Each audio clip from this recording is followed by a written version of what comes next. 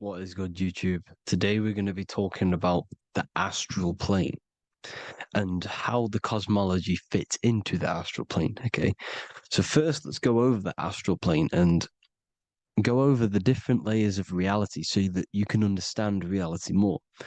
You are a multi-dimensional being.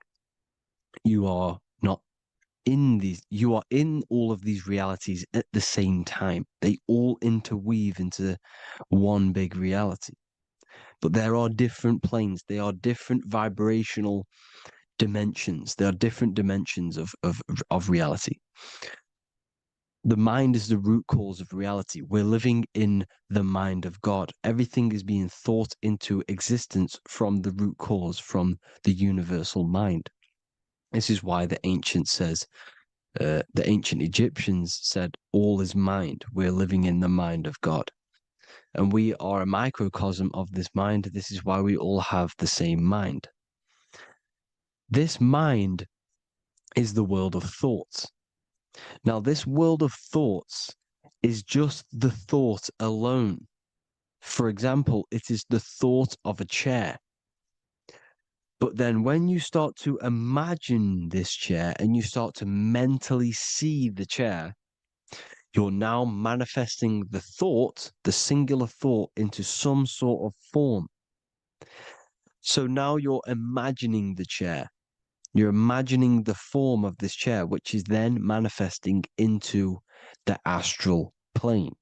The astral plane is the world of thought forms manifesting.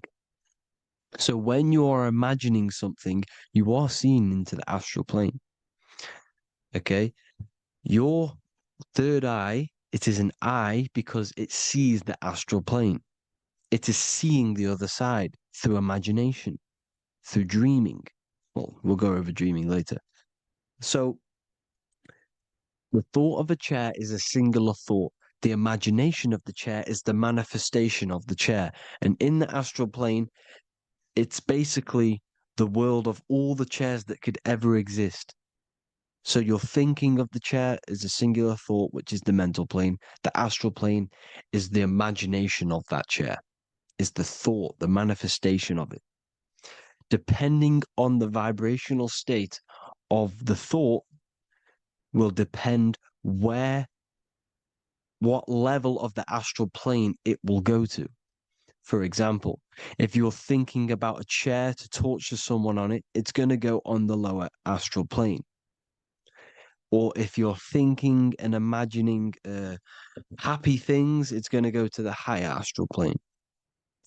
So wherever your mindset is, that we call it a mindset because your mind is setting frequencies to certain things. Thoughts are frequencies. And a mindset is setting your frequency, setting your mind to a certain frequency. So when you set your mind to a certain frequency and you imagine something in that frequency, you're going to match everything in the astral plane that are on that similar frequency, just like you would in the physical world. Because we're all in these worlds right now as we speak, but we can't see them with the two physical eyes. We can feel it though.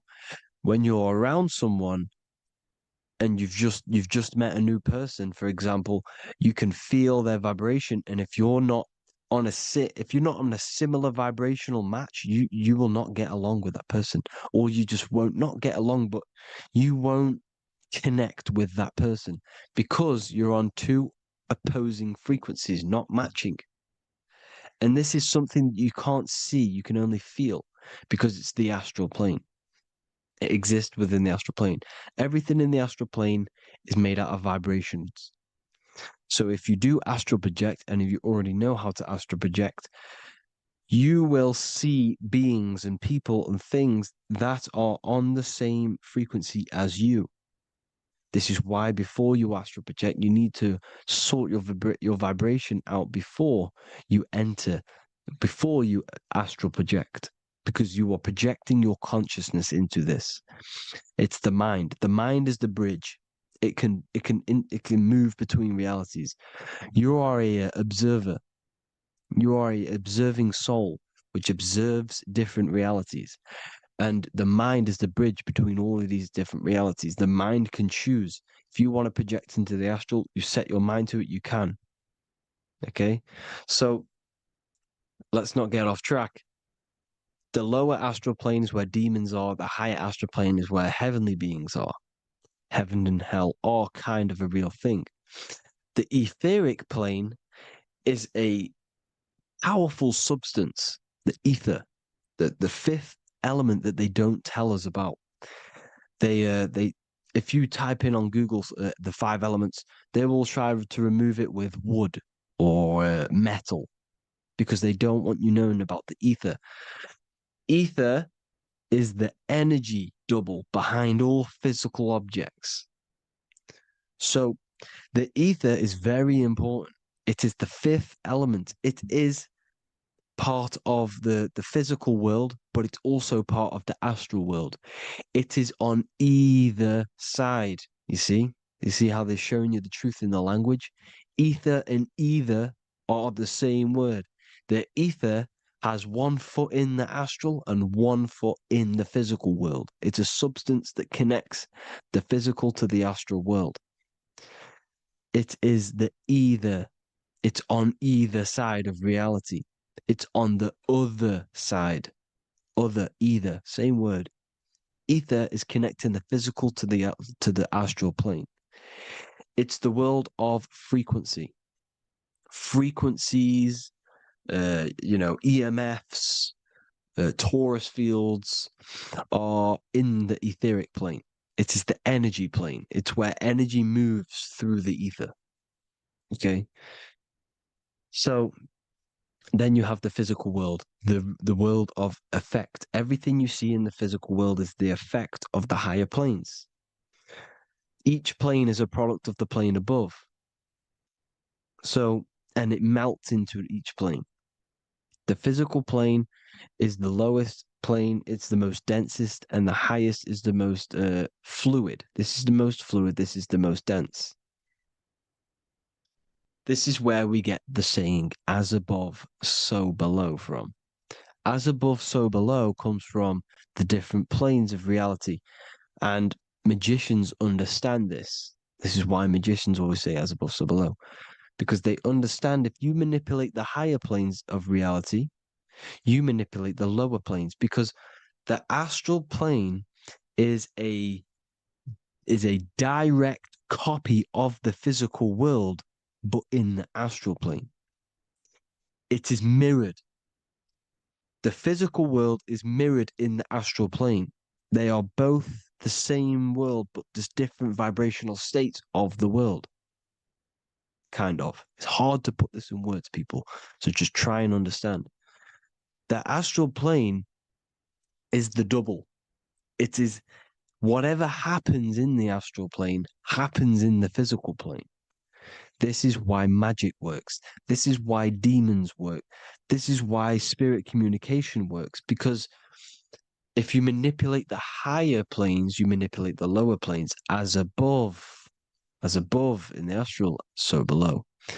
Leonardo da Vinci showing you to look up, pointing up. You got to look up. He's telling you to change the mind, you change the physical world. You change your emotions, you're on the astral plane, you change the physical world. You change your reality by changing the higher planes. This is the Masonic 11, the two pillars. This is the 11 also symbolizing the two hemispheres of the brain here, but the 11 symbolizes the two mirrors. 11, 11, 9, 11. 9/11 adds to 11. 9 plus 1 plus 1 equals 11. The Twin Towers were an 11. Flight 11 was hijacked because it's a mass ritual within the astral plane. Now, we're going to go deep into that later, and I'll show you these rituals they do in order to manipulate the astral plane. So, this is what the 11 is. It's the mirroring of reality. If you contact spirits and conjure spirits, or sorry, you can either summon or attract demons and spirits. Summoning is creating a spirit.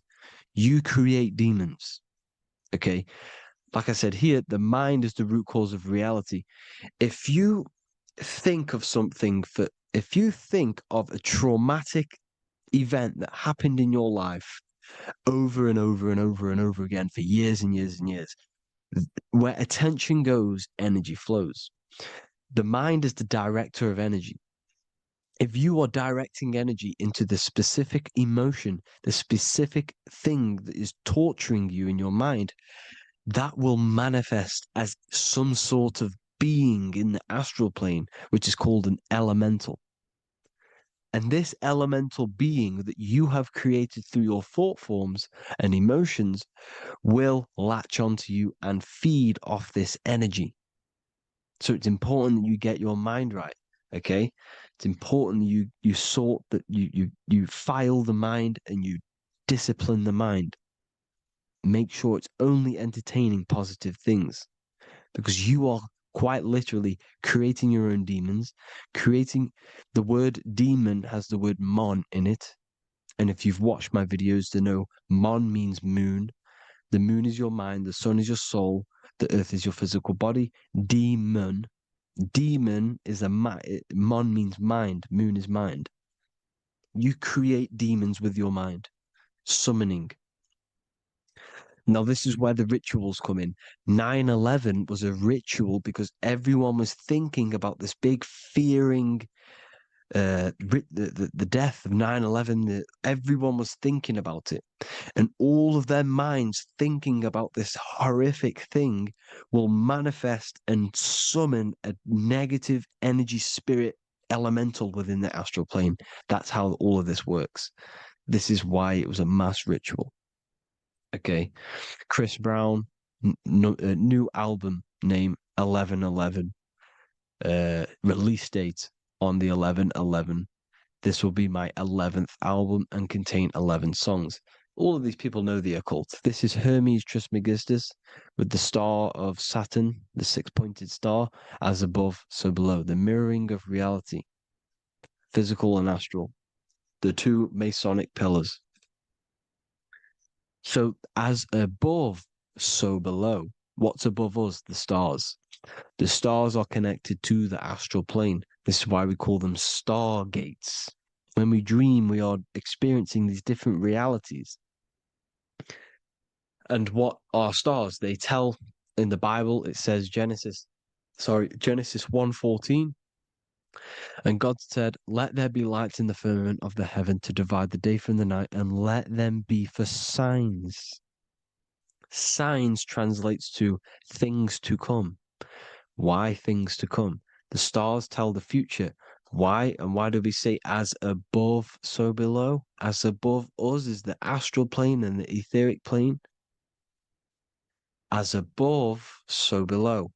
Whatever happens in the stars happens on Earth. The stars are connected to the astral plane. Above us is the astral plane. We are a star in a physical body. This is why we say Mr., sister, stir equals star. The E and the A are interchangeable. We are stars, and the stars are the start of our incarnation. We start in the stars, same root word, and we descend through the seven energies, which are our seven chakras. Then we enter the heart of the soul system. The heart rearranged spells earth. And this is the true cosmology. Here's the Masonic cosmology. This is Masonic now. Here's the firmament. Let there be a firmament in the midst of the waters to divide the waters from above, from the waters that below. Genesis 1:6. The firmament, firmament comes from the word firma, Latin, I'm pretty sure, which means firm. When something is firm, meaning it's stable, it does not move, it is firm. The firmament is firm. So, is the firmament Genesis 1:6. What does he say? Genesis 1:3, sorry.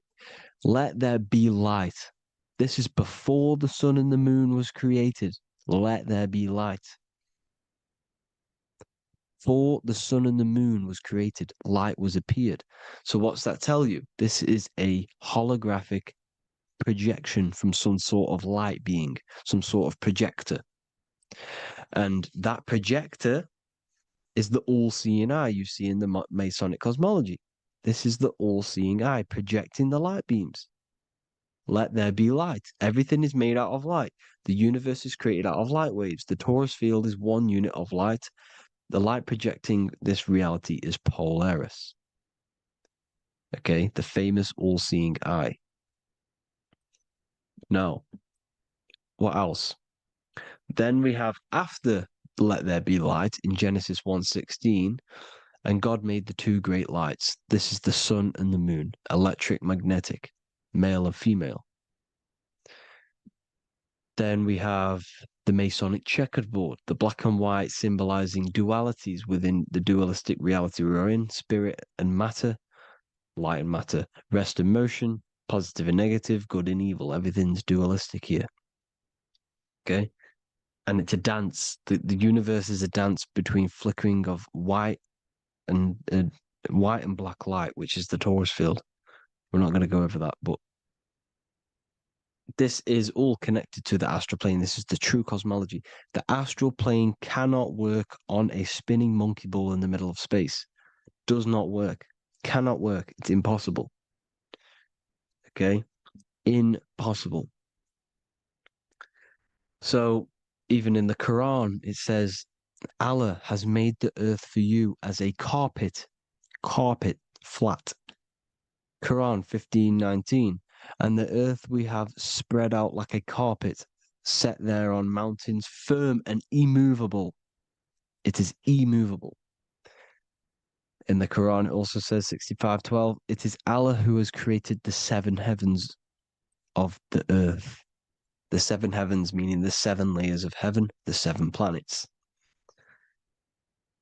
And Psalms 104:5, he set the earth on its foundations and it can never be moved. Never. So here you see in Isaiah 40:22, he sits enthroned above the circle of the earth, and its people are like grasshoppers. He stretches out the heavens like a canopy and spreads them out like a tent to live in. We live in a tent. This is the tent. The projection of light. Here you see an ancient picture here. Here you see the ethereal barrier, meaning the firmament, the etheric barrier, and here you see his head popping out. Why is his head popping out? Because your head is heaven, your heel is hell. Your head has access to the astral plane. This is why your head is heaven. The pineal gland, when stimulated, has access to project itself, project consciousness into the astral plane.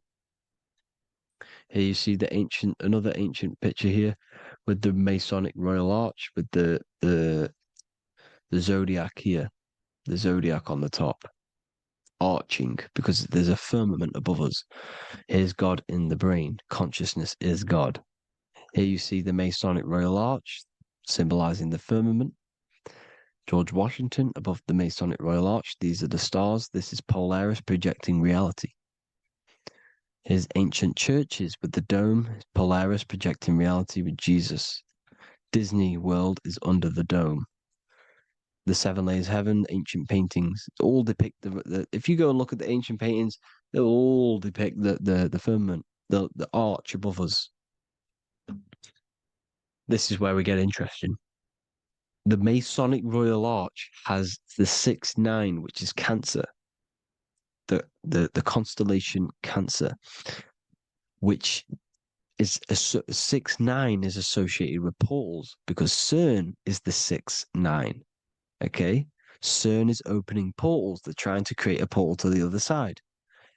Cancer has the word CERN within it, so there is a link between Cancer and the opening, the firmament opening above us to ascension. Here you see the Masonic art with the Royal Arch and the light and the opening. Here you see the light and the opening. This is the opening of the firmament. Here's the Hebrew cosmology with Sheol, the underworld, and the opening. So Cancer is definitely some sort of portal in and out of this reality. I'm just connecting dots here. Now, we're going to go change a bit now. These celebrities that you are seeing are, they have not sold their soul to Satan, okay? They have not sold their soul to Satan. Satan is a demonic, low vibrational energy that has been summoned over the thousands and thousands and thousands of years of evil occult arts. So since Babylon, Babylon was summoning this demonic energy, and this demonic energy in the astral plane will grow and grow and grow. It has no form. It has no physical form. Okay, but you can see it in the rappers. You can, when if your third eye is open, you can see clearly that these people are demonic. You can see, you can sense the energy that they're manifesting. Selling your soul is not what you've been told. It is gaining, because your soul is pure love, okay? Your soul does not want to do anything bad. So when you sell your soul, you're gaining physical you're gaining physical wealth, for example, like for these rappers, they will be given millions of pounds because the people in control of the music industry, which is the dark occultists trying to brainwash the masses, the people in charge, are they're dark occultists. They understand Satan and the energy. They are satanic energy, which has been summoned in the astral plane. They see that they have influence over the masses, so they will go to them and say, "I will give you this amount of money forever if you manifest this satanic, demonic energy through the music and through social media to blind the masses, to brainwash the masses into this demonic energy." Because when you listen to music, music is frequency. Whatever you listen to, you become that frequency. So if you're listening to these people, they're throwing energy, this demonic, satanic energy that they sold out to. Soul, same word. When you sold something, you've got your soul involved. They have exchanged money, physical gain, so that they manifest this satanic energy within the astral plane and through the music, through the videos, through social media to keep us in this vibrational frequency, in this low state of consciousness. This is what it actually is. It's not, you're not selling your soul to some sort of devil. This satanic energy has no physical form in it is formless in the astral plane. It's a summoned energy. Now, the root chakra is red. This is why the devil is red, because it symbolizes the animal nature of man. When you are operating off your root chakra, you will kill, you will fight, you will do anything to survive because it's all about survival mode in the root chakra. They want you keeping in that fighting mode, that surviving mode, so that you are manifesting this low vibrational frequency, this satanic energy, this demonic red energy. This is why the devil is red. And the devil has a tail with the red arrow pointing down because it symbolizes your light body. This is your Merkaba. Your Merkaba is your light body. Mer equals light, Ka equals spirit, Ba equals body. Merkaba, this is the devil's tail pointing down, the descension, your heel, up to your heel, hell. Ascension to heaven, head. You see? This is the all-seeing eye with the illumination coming off it, your head, when you're illuminated. The Merkaba is your celestial sphere to portray different planes of reality. It is the vehicle of ascension. It's your light body. It's in the word Kabbalah, Kabbalah, Ka, spirit, Ba, body, La, light. Same thing, Kabbalah, Merkaba. Same thing. It's all about the light body. This light body sees different realities. So when you see the goat in the music industry, it's this satanic summoned energy that's been summoning for thousands of years within the astral plane. When it becomes to the physical plane, it will manifest through different things: a goat, an owl, Satan, Moloch, Baal, same deity, same demonic energy that's been summoning in the astral plane. And this is why the Baphomet has a goat head. Drake's new album is the goat, the Polo G, the Masonic G with the goat.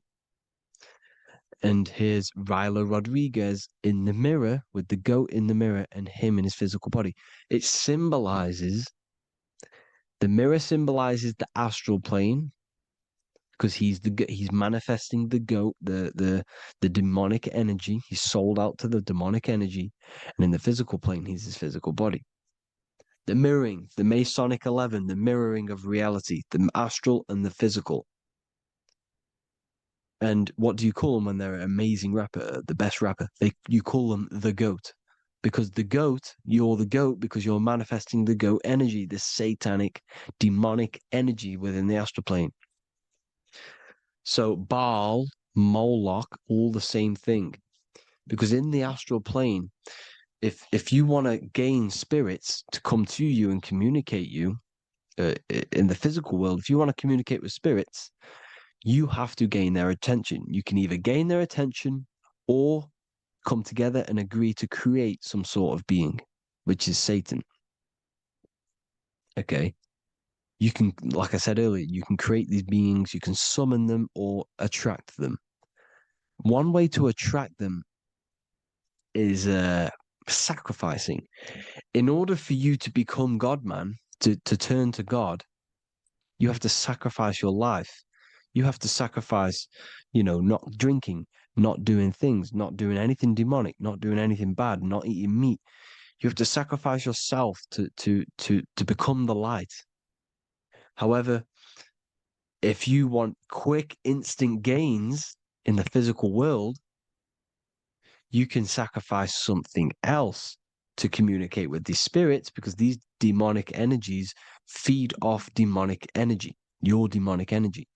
So these dark occultists will give away babies, they'll sacrifice, torture babies so that they gain, so that they can communicate with these spirits for physical exchange. Yes, you can do this. These powerful spirits, these powerful demons can give you powers. They can give you certain things. And this is what they are doing. They're summoning and attracting these demonic energy. This is why, trafficking is one of the most, Balenciaga. Baal is the demonic energy in the astral plane, which requires child sacrifice for his presence. Balenciaga, and they were trafficking children. They were trafficking, killing them, and offering them to the spirits. This is what they are doing. Balenciaga. It's in the name. Here you can see here a stick man with two horns. The goat, obviously, it's all the same deity. Baal, the goat, Moloch. Here's Moloch, the owl, the Egyptian owl, because it comes from the owl of Moloch, which is Baal, which is Satan, all the same demonic energy. And it's on the dollar bill, a tiny dollar bill, tiny, on the $1 bill. All the same thing. Bohemian Grove, they worship the big owl, Moloch. It's all the same thing. It's all one big demonic energy which has been summoning in the astral plane. And it's trying to take over Earth, the physical plane. That's what it's doing. So I hope you all gained a deeper understanding of the astral plane and what's actually going on in the world. Please leave a comment if you can to help the algorithm. Drop a like if you like this content. And hope you all learned something today. And God bless you all. Thank you all.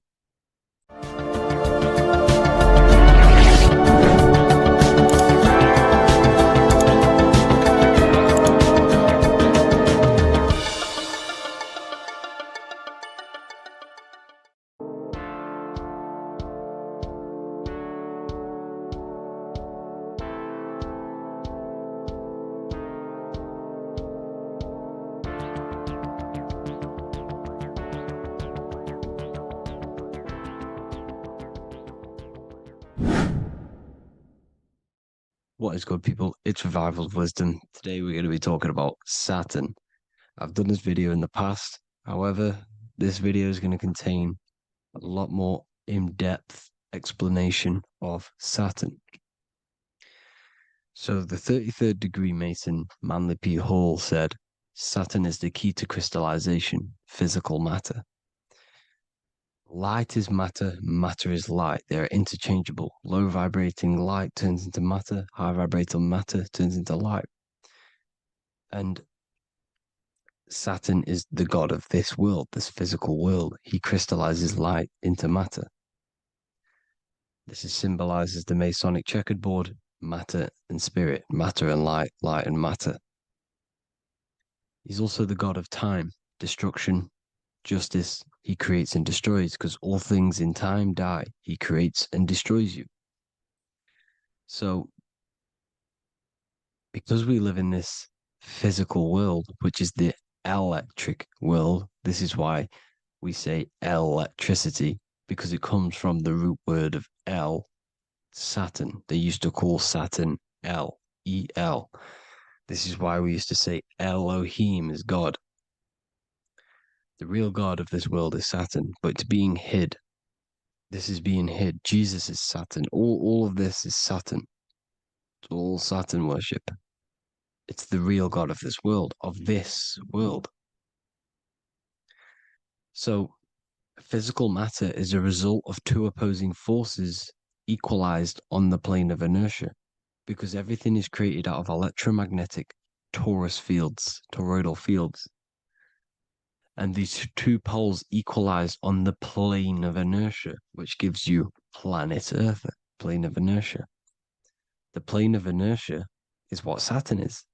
It's the ring around the center of the plane of inertia. Thank you to Walter Russell saying, physical matter is a result of two opposing forces on the plane of inertia.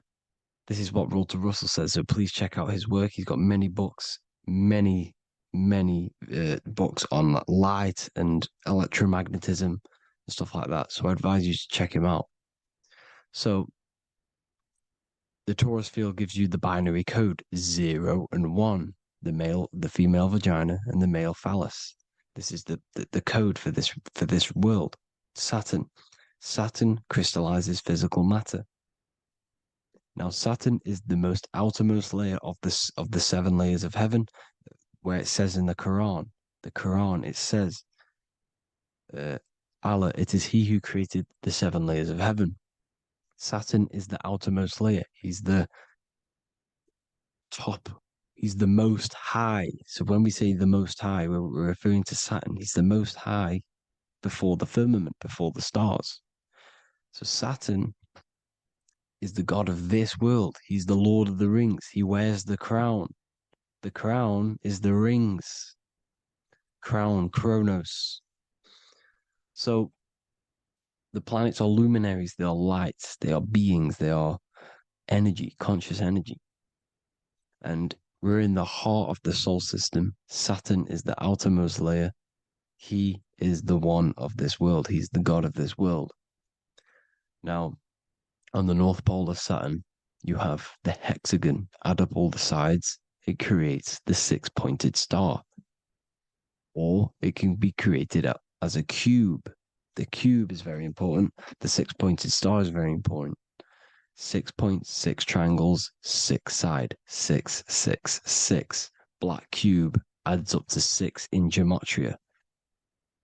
Now, what did I say in the beginning? Saturn crystallizes the physical world. He creates physical things out of light. You are a light being. This is why we say human. Hue means the light spectrum. Hue, man, we are light manifested into physical forms, human. And we are incarnated through Saturn. Satan, same thing. The number of the beast is 666, and the 666 comes from the 6.6 triangle, 6 sides of Saturn, 666. We are all known as carbon-based life forms. Carbon, the atomic structure of carbon, is 666, 6 protons, 6 electrons, 6 neutrons. We are materialized into our physical bodies through Saturn, through the number of the beast. These bodies are the beast, it's the animal. The divine, the Christ, is the consciousness within, because you are a physical, spiritual being combined into one, hexed into one. Hexagram. This is a hexagram. You're hexed into physical matter, spirit and matter, light and dark, combined into one. Now you contain of the mark of the beast, the mark of your body. Your body's the beast. It says in the Bible, Satan, who is the god of this world. This world. There are many different worlds, but this world is run by Saturn, and it says that in the Bible. Saturn is Satan. It's the same thing. And look at the crown of thorns are wrapped around the heart. The soul is in the heart. The mind is in the brain. The soul is wrapped around the rings of Saturn. You're wrapped in physical matter. This is what it's showing you. This is symbolizing the rings of Saturn wrapping you. And the cross on top is the cross of the cube. The cube, the black cube of Saturn, unfolds into a cross. So Satan, who is the god of this world, Corinthians 4:4 in the Bible, Satan, who is the god of this world, has blinded the minds of those who don't believe. Satan blinds your mind because the god of this world materializes you, and he blinds your mind when you incarnate into physical matter. When you enter this soul system, not the solar system, you hit Saturn first. He materializes you. And look at the symbol for Saturn. This is the symbol for Saturn. All of the planet symbols are created out of the Holy Trinity. The Earth, Moon, and Sun. Body, mind, and soul. The Sun is your soul, the Moon is your mind, the Earth is your body. Your body's made out of the 5 elements. The Sun is your soul because the Sun is life force. Gives life to everything. Your Sun is a soul. Your soul is the sun of your body. The Moon is the mind. The Moon is the moon of your body, the mind of your body. Intelligence. So all of the symbol of the planets are created out of these. The Saturn symbol is created out of the Earth cross, matter, and the Moon crescent, moon, mind, matter over mind. This is why Satan, who is the god of this world, has blinded the minds of those who don't believe. He blinds your mind. Look at the symbol, it's showing you. The Saturn symbol is matter over mind when it should be mind over matter. So we descend into a soul system, into our 666 Saturn carbon suit bodies, and we are matter over mind. Then we have to move up the spine to go back up to spirit, to mind over matter, where you manipulate your own reality. Now look at this. It creates the number 5. 5 is the number of change. You're moving from this side of the number sequence over to the right side. You're moving from the spiritual into the physical world. You're incarnating into the 5 elements, the 5 senses.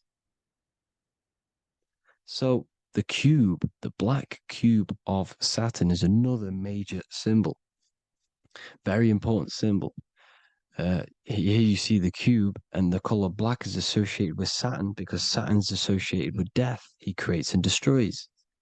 Light and dark. Death is associated with black, spirit, because you can't see spirit, which is blackness. So the black cube is black because Saturn rules the nighttime, which is dark, blackness, and he rules the winter, which is death, blackness. So Saturn is the black cube. Cubes have 6 sides. Up, down, right, left, back, and forward. Cubes are 6-sided. Everything is 6-sided inside of this creation because you're incarnating, you're materializing, crystallizing into the cube, the world of the cube. Everything's a cube. Everything's got 6 sides. Here's Leonardo da Vinci showing you that you're in the cube. Leonardo da Vinci did this famous painting. You're in the cube, you're hexed into physical matter. We're incarnated into the third dimension, the three-dimensional world, which is a cube, 3D. And black cube adds up to six sides of the black cube. The Kabbalah means cube god in Arabic. And look at what they do. They worship the cube, the black cube, and they stand in rings like the rings of Saturn. Australia, Denmark, Manhattan, Santana all have these black cubes. You go to New York, you will see the black cube there as well. These black cubes are everywhere because it is the real God of this world, So look at the cross. The cross unfolds into the cube. Xbox, Nintendo GameCube, Sega Saturn, anything to do with a simulated gaming reality, they put Saturn in it because we're in the simulation of Saturn. This is a simulation. And this is why they reflect this through the Xbox, GameCube, Sega Saturn, anything to do with gaming, simulations, is all Saturn. Because we're in the cube of Saturn, the black cube. We're in the GameCube, the Xbox, the Sega Saturn. As above, so below. So they reflect it through the simulations that they create inside of this simulation. Cubes have 8 points for the 8 points of time and space. 8 is the number of time. Everything's cycling, infinity. So look at the cube. The cube is symbolized as in Judaism. The Judays have the black cube. They wrap themselves in a black band and they cover their eyes into blackness. The black cube for the black cube of Saturn. They use the star of Saturn and they worship their god on Saturn Day because it's all Saturn worship. Look how the Saturn god is wrapped around with these thorns or leaves, just like Jesus is wrapped around his heart. And Jesus on the cross is us on the cross. We are in the cross. We are in the cube. The cross is the cube. And the cross is even in the Saturn symbol. This is another symbol for Saturn. There's two symbols. You got this one, the one I've just broke down. And there's this one. This is the cross of Saturn, the cube god, the simulation, the game cube. Now, Chronos is another word for Saturn. Chronos means time. When you clock into work, you go to the Chronos machine. Well, I did anyway. And I tap my card on the Chronos because Chronos is time. Anything to do with time is Saturn. He creates and destroys. Look at the artwork of Saturn with the sand, the time. Look at this, how he's cutting off the baby's wings. He's crystallizing the spirit into matter. He's cutting off your wings. Satan, in the Bible, he falls from heaven into earth and he loses his wings. He becomes a serpent. You see that's it's all symbolic for us. We are the fallen angels, fallen angles of light. We're fallen angles of light. We are light beings. Now we're fallen into physical matter. Saturn's chopped off our wings. He's chopped off our spirit wings because when you astral project, you can fly. You will fly around. He's got the Reaper staff here, always depicted with the Reaper staff. Now look at the clock. Saturn Day is the 6th day, the number of the beast, 666. Look at the clock. 6 take away 12. 12 take away 6 equals 6. 7 take away 1 equals 6. 8 take away 2 equals 6. 60 seconds in a minute, 60 minutes in an hour, 24 hours in a day, 2 plus 4 equals 6. That's 666. Everything's 666 because it's time. Saturn. All goes to Saturn. He's the god of time. We're in time now. We're in time. We're in the time, which is God, the god of this world, the god of time. Now look at this. The Reaper is also depicted as the Reaper with the staff, the black cloak, black symbolizing death, spirit, Judges wear black because Saturn is the law. He's the god of this world. He's the law. This is why they wear black cloaks. When you graduate from university, you wear a black cloak and a black cube on your head. You've been hexed. Funerals, you wear black because it's all to do with Saturn, Father Time, Father Crystallization. Now, Saturn, here's another one of him cutting off the wings of a child because he cuts off the wings. He creates and destroys your body. We're in the electrical world. Everything that is electrical vibrates. All vibrations have to come back to a standstill point, which is death. This is why your body dies. Your atoms stop vibrating. Corona. Look at the crown. The crown is the corona. Corona means crown. And look at this is an alcohol brand for beer. You can see the staff of Saturn in the symbol with the moon crescent. Corona, which is the crown, Saturn, the crown on Saturn, the rings. And then you've got the staff. It's all Saturn worship.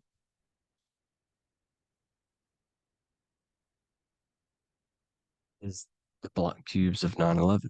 Two black cubes. This was a ritual for Saturn. It's all ritualistic. And look at the Star of David, the Star of Saturn. It's not the Star of David.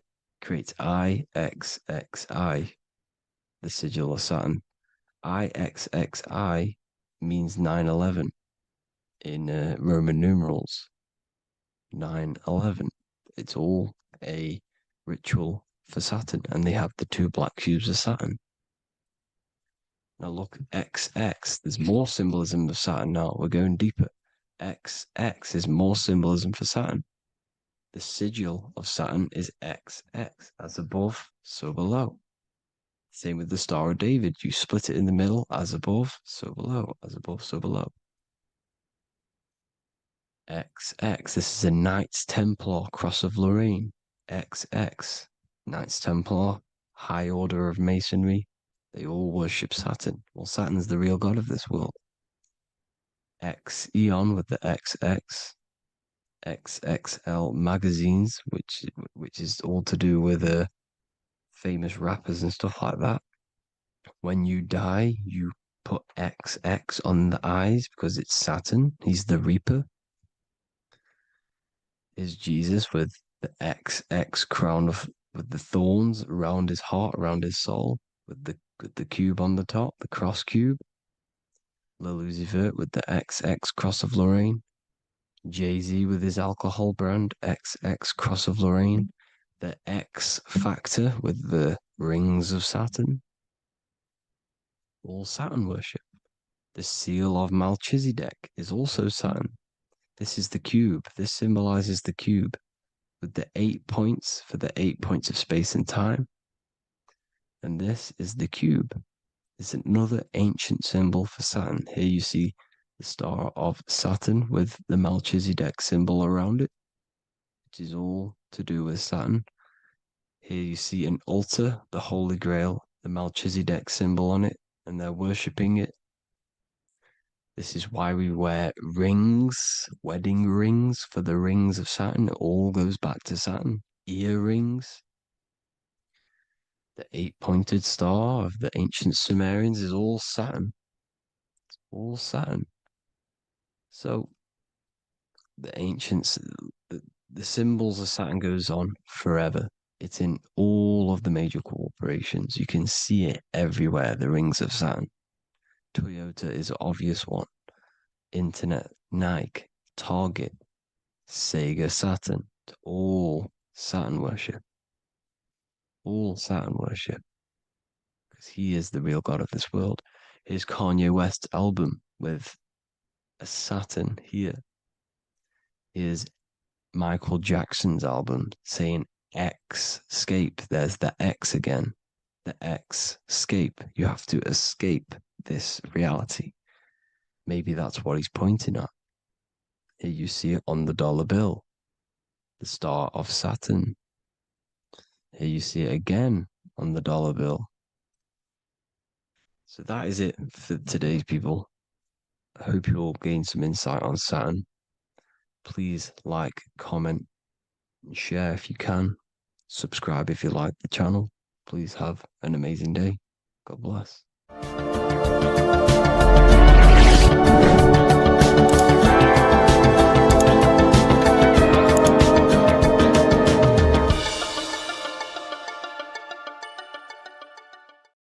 So depression doesn't actually exist, and in this video I'm going to show you how depression is actually a choice. And I'm going to give you some solutions on how to deal with it.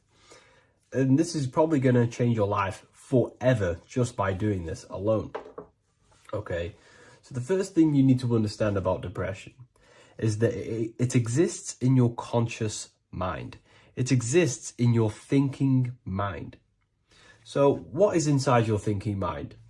You have your body, your name, your reputation, your trauma, your memories, your family, your worries, your interests, your bills, your passion, dislikes, goals, right? Most people identify their lives with this. They identify their lives with their thinking mind. They think they're their name, their job, their reputation, their memories. But this is not who you actually are. Who you actually are is the observer of that. What happens if you stop thinking? What is left? You're left with unconditioned consciousness. You're left with the self, which is what we refer to as I. We are the consciousness, not the thinking consciousness. You are not these labels. You are not your thoughts. You are not your job, your name, your reputation. Okay? And the reason why I'm telling you this is because it's very important, is that we are something beyond this body, beyond this name, beyond our thoughts. We are the consciousness. So depression exists inside of the thinking mind, the conscious mind. Okay? So if you want to get rid of depression, you must learn how to escape the thinking mind. And not only just escape, but that's step one. In meditation, you do meditations, right? We sit still and we have to learn how to control the mind and turn off the thoughts. And when we turn off the thoughts, depression goes out the window because there's no thought present in your mental field of consciousness to be depressed. Okay? You must understand, who is the one suffering from the negative thoughts? Who is the one suffering? Your mind is not suffering because the mind is producing the thoughts. Your body's not suffering from the negative thoughts. You are suffering. And who is you? You are a soul. You are that feeling. You are that person beyond the thoughts, beyond the feelings, beyond that. You are the one experiencing. You are that. Meditation gives us the ability to turn off the thinking mind. This allows us to escape our thoughts. Okay? And it gives us, over a long period of time after meditation, you'll be able to turn this switch. And this switch will be able to turn off your thoughts. And by doing this, we will be able to control our conscious mind directly by the hand. So when you notice yourself gaining them negative thoughts, we can then turn off the switch of turning off the conscious mind and rising to our authentic self and knowing the thoughts are just illusions. Now, let me tell you something that's very powerful. Most of your thoughts are coming from beliefs. Most of your feelings are coming from beliefs. So if you have a feeling of lack, this is coming from a belief that you don't have much. If you are feeling alone, this is coming from a belief that you are alone.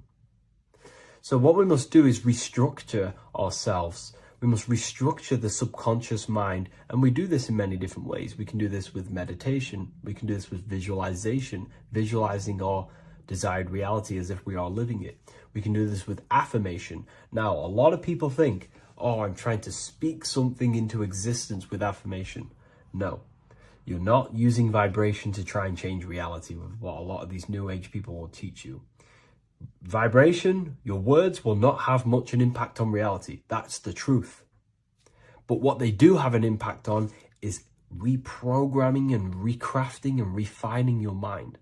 If you repeat, I am wealthy all day long, your subconscious mind, that word will be lingering inside your subconscious, and you will start to mold that into your conscious. You'll start to be consciously thinking about this. Most of your thoughts are coming from your subconscious. So if you want to get rid of depression, you got to figure out the trigger. What are you depressed about? What are you feeling? What are the beliefs that are making you feeling and thinking this way? And that's what you must restructure. You must restructure your subconscious mind through visualization, meditation, and affirmation.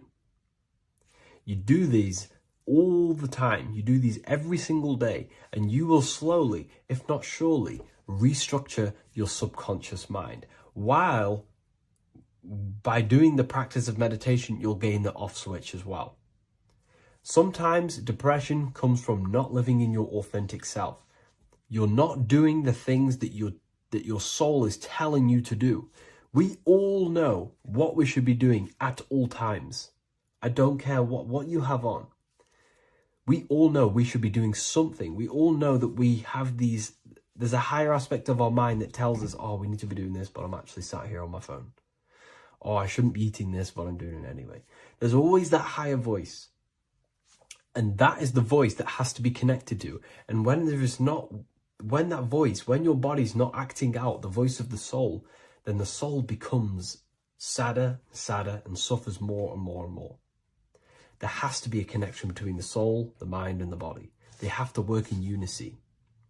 Okay? So I hope this video helps with depression, with whatever you're going through mentally. So this is known as the bag of the gods.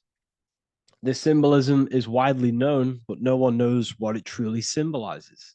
We see this in ancient Sumerian artwork. We see this in the Mayans' artwork. We always see this bag with the gods. What does this actually represent? Okay, so the bag itself represents carrying. Carrying what? It represents information. It represents knowledge. Your mind is the carrier of the information. So this is why in his left hand, he carries the bag, and the right hand has the pine cone. This represents carrying of information. Why is it a bag? A bag can be passed on to someone else. The information can be taught to someone else. This is the information of activation of the pineal gland or higher consciousness of humans. Because as humans, we all possess an animal nature, the nature that tells us to eat, to steal, to gain material wealth, to survive, to hate. This is our animal self. This is our animal behavior. But we also have a divine nature of consciousness, which we have access to, the higher planes of consciousness, the planes that manipulate this material world and create all things in this material world. The human mind has access to. The animal does not. The animal has no idea he exists. The animal has no inner dialogue, but humans have the inner dialogue. Humans can create infinitely. We can expand our minds infinitely into new realms of thought. So we have this higher divine nature and a lower nature. This bag of the gods is basically just representing the knowledge they possess of higher consciousness, of the higher aspect of life. Okay? Which is the activation of the pineal. The pine cone. The pine cone is in his right hand. The right represents wisdom. The left represents intellect, knowledge. Knowledge and wisdom are two separate things. Wisdom is applied knowledge. It's a feminine aspect. Knowledge is just gained information that you know, which is masculine. So in his right hand, he holds the pine cone. The pine cone can be opened and shut. The shut pine cone represents the asleep human being, the human being that exists in his lower nature, that just basically survives, lives on eating, consumption, material lust, living in chaos with his emotions, living in a place of hell. This is the animal nature. Then we have the awakened human, the one who has consciousness of himself, the one who looks within himself, the one who knows there is more to him when he looks in the mirror. He is far more than just the physical body. He is a divine spiritual being, a divine being who has limitless potential of creation into the material plane.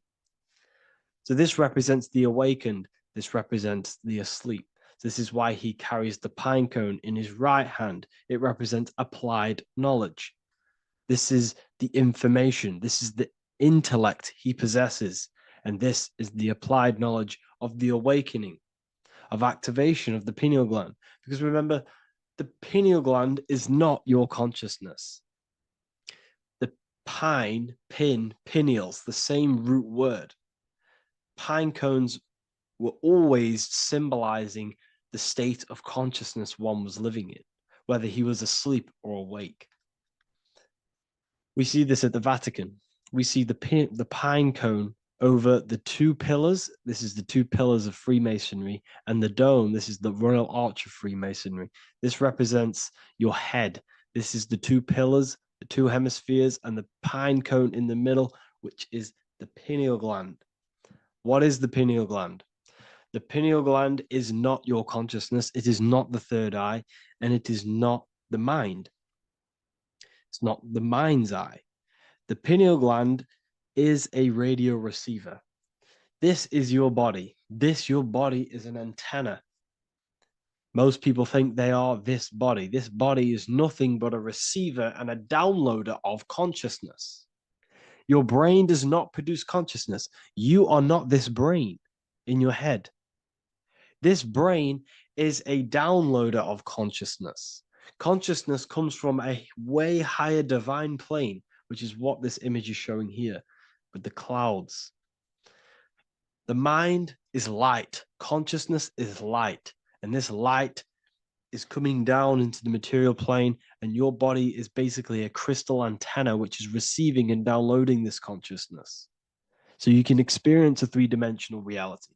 So God can experience himself in a divided, separate state. This is what this represents. Now, the pineal gland can be activated, okay, and stimulated because the pineal gland has phytoluminescent crystallized jagged-shaped cells on it. And obviously, these are crystals. Crystals are on your pineal gland. And what do crystals do? Radios use crystals. Your phone uses crystals. They tell you that crystals are woo-woo and pseudoscience because they don't want you to know the power of crystals. Your body is basically a giant crystal. Your pineal gland is a radio receiver for your consciousness. So if they can ruin your pineal gland and damage it, this will damage your connection to the divine, to your true self, to consciousness, to God, whatever you want to call it, the source. There is all one source consciousness, and we're all collectively connected to it. And this is our connection. This is our antenna. So what a radio does, a radio has an antenna, and the frequencies are all around us because all the radios are playing in your ear right now. But what the antenna of a radio does is tune into a specific frequency to pick up that frequency and play that frequency. It's the same with your consciousness. You're all a fraction of God's consciousness. So that is essentially what we are looking at here. We're seeing knowledge, intellect in the left hand, and applied knowledge, activation of waking up to higher consciousness, to the higher human form. Because we can reach beyond our physical form. We can turn our animal self into a divine being, into one of these so-called gods. These gods are nothing but human beings. The Anunnaki were not gods. They didn't come from the sky. These are normal, regular human beings who activated their higher consciousness. This is what we have here. This represents spirit. Birds represent spirit. So do we have any questions? I'll take some questions now. That was just a short lecture on what that symbol truly means. Okay, so if we have any questions, feel free to go ahead and ask some questions. Anything that you don't understand, anything that you want to know. Okay.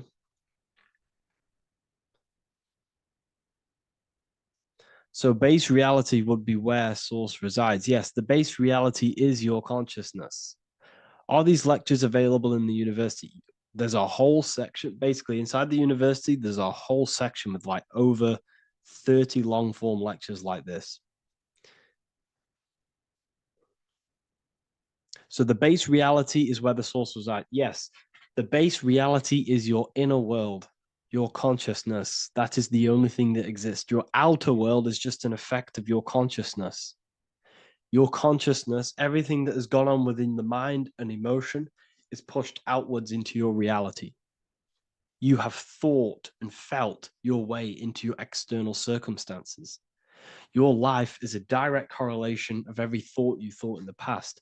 Therefore, your inner world of consciousness is creating and molding your outer world.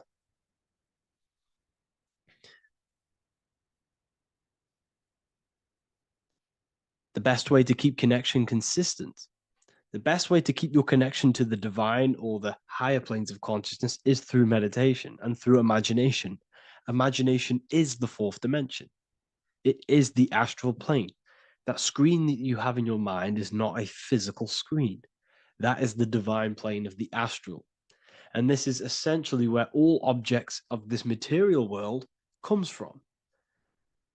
The phone that you are holding, the laptop you're watching this on, whatever you're doing, every single object you see in your room that you are in right now began inside of the plane of imagination. This is not a physical plane. This is a metaphysical plane that you have access to. And you have the ability to bring down this plane into physical form. That's what we call manifestation. That's what the ancients called magic. This is what we now call in science metaphysics. It's all the same thing. So yes, you all have access to the divine planes.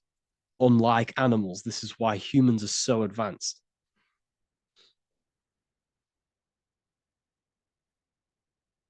Okay. Is the pineal able to constantly activated, or is it just a temporary experience? I don't fully understand that question, unfortunately. Maybe you could word it in a different way.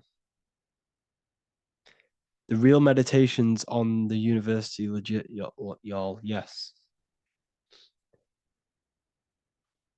In order to connect to consciousness, you need to sit in meditation and turn off your feelings, and the feeling of unity will come. Do I understand correctly? Yes, that is correct. So when you sit in silence and in stillness, I highlight the word stillness because stillness, when you are still, no information from your nervous system is being decoded by the brain. So when your body is still and does not move, your nervous system starts to relax and comes to a balanced state. Your brain starts to relax, it comes to a balanced state. The left and the right brain stop working, the nervous system stops working. Then, once the body, the material body is shut down, you then have access to consciousness. You can't access consciousness if the body's in such a busy state. If electricity is being fired every 2 seconds, your whole body's electrical. When you move your foot, that's electricity being fired from the brain to the foot instantly through the nervous system. Your brain, your whole body is a technological machine. So you must shut down the technological machine to access the divine that exists beyond the technological machine. Do you understand that? Did we create ourselves from the higher plane? When you say yes, you created yourself, you manifested yourself in this material form for a reason in this specific time and place. wisdom books, are these available inside the university? Yes, they are. So anyone who joins the university, they all gain 50% off the store. So you can get anything you want inside the store for 50% off. Plus, you get the Book of Wisdom Volume 1 PDF for free. You get the Human Health Guide. Plus, you get all of the library books. There's a load of different books on occultism, symbolism, esotericism. Do you need to place your attention somewhere specific during meditation? You can do. Okay, you can do. So if you struggle, when you first start to meditate and you struggle to turn off the thoughts, think of the back of the brain, the back of your head. Don't think of it, place your attention on it. Okay. So when you place your attention on the back of the brain, this now shuts off thought because the back of the brain doesn't have any activation to do with thought. The front brain does, the neocortex. That's all to do with activation of thinking. So place your attention on either the back of the brain or your breath. What's more important, creating yourself or finding yourself? It's balance of both. So in order for you to create fully, you must have awareness of self and awareness of thought and control over the mental dialogue, the inner voice inside of you. Okay. When you control that inner voice, that is when you gain power. That inner voice is what brings commands into physical reality. Before you kick a football, there is a change in consciousness. There's a decision made in consciousness before the body takes the action. Therefore, every physical manifestation is a change of inner consciousness before it's a physical reality. You can have the reality you want through consciousness before physically having it. That's the secret to creating. But you must believe it like you know the sun is going to rise in the morning. That's how much you should know that you have that reality in consciousness through feeling and thought and imagination. And that's how you can truly create in your reality. Shrooms help with consciousness or ego. I can't really talk about that because I'm maybe uploading this to YouTube, unfortunately. But we need to clean our pineal gland first from calcification. Yes, definitely. You should go on a detox the body. Because you can't really connect with consciousness if your body is in such a dirty state. Because the brain is, your nervous system is in a state of fight or flight, trying to fight off all these toxins. So when you meditate, you're probably going to be having thoughts all the time because your brain's firing, your nervous system's being attacked through toxins. So you must detox to have a true connection with the divine. Your diet plays a big role in your spirituality and mentality. What is the most optimal food for pure consciousness? Fruits and vegetables. They possess consciousness. So when you place them inside of you, they're syncing with your consciousness. How to check the cleanliness of your body, your skin, your teeth, your tongue, your mouth. If your skin has spots, different colors on it, you're not clean because your skin is a reflection of your inner organs. Coffee's not the best for you. Coffee gives you fake energy. Okay. So what coffee does, that buzz you get off coffee is actually the toxic effect of the chemicals reacting with your body. If I'm inside the university and wanted to buy your book, you said it would be 50% off because we are your student. Is that automatic or we need to have a code? You will have a code. Yes, I'm going to releasing a code for all the students after this.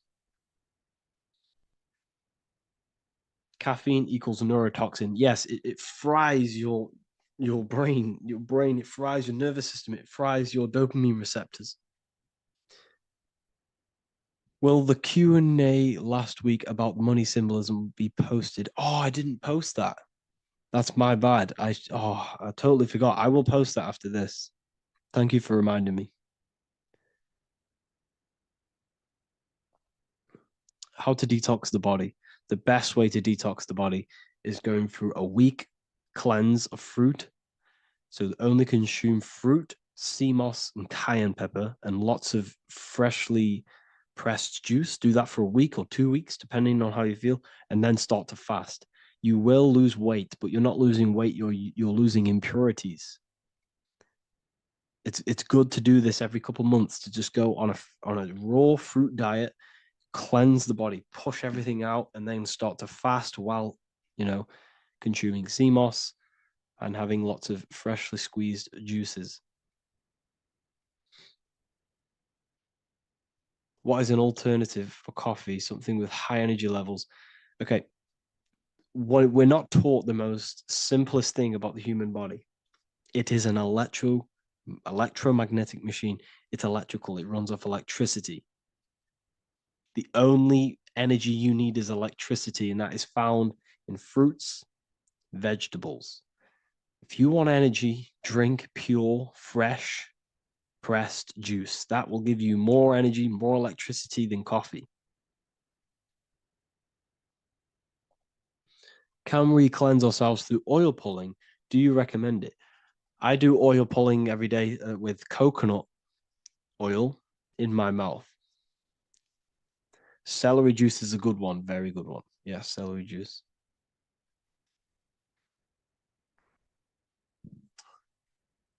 Any more questions? What kind of music do you listen to when lifting? For me, rap, hip hop push me work harder, but I know it's terrible for my subconscious. Yes, very. At least you're aware of it. You should be definitely try and stay away from the hip hop music. Try and stay away from anything that's talking about anything negative because it's all programming your subconscious. And your belief system is your reality, people. Your belief system is your reality. Okay. So look after your subconscious. That's what's controlling your actions. 90% of your actions on a daily basis are controlled through your subconscious beliefs. Okay. I listen to a lot of Pastel Ghost. I listen to a lot of let me get my playlist up. It's all like background music for TikTok. Do you know what I mean? Like Pastel Ghost. That's mainly what I listen to. That sort of music. I don't know what it's kind of called. I don't know what that genre is called. Does anyone know what that genre is actually called? Because there's not much words in it. The reason I listen to it is because there's not much words in it, and it helps the subconscious. And I just love that music. Uh,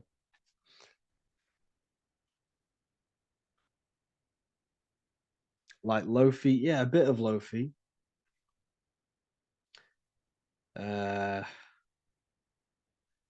Most people won't even know this type of music.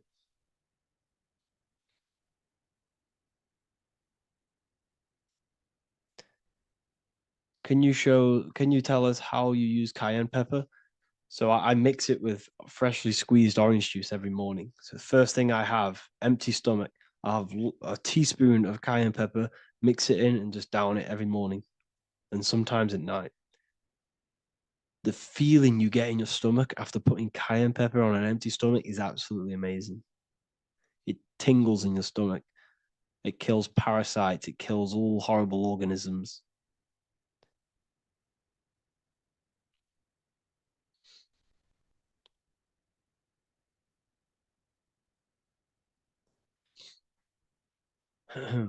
Mix it with hot water. Yes, hot water and key lime water. That I bet that's powerful. If you mixed warm water with key lime with cayenne pepper in first thing in the morning, I can imagine how powerful that is. I've never done that, but I'm going to try that. Do you use sea salt? I don't know what to think about sea salt, to be honest. I try and stay away from it. I don't know whether it's good, don't know whether it's bad. I'm kind of mixed on it, mixed information. Uh, I've heard people have benefits. I've heard other people say stay away from it. So I don't know. I just stay away from it. Just I'm not too sure on it.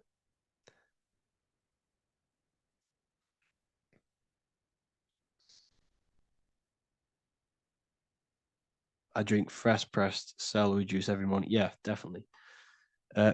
Is there any chance we could like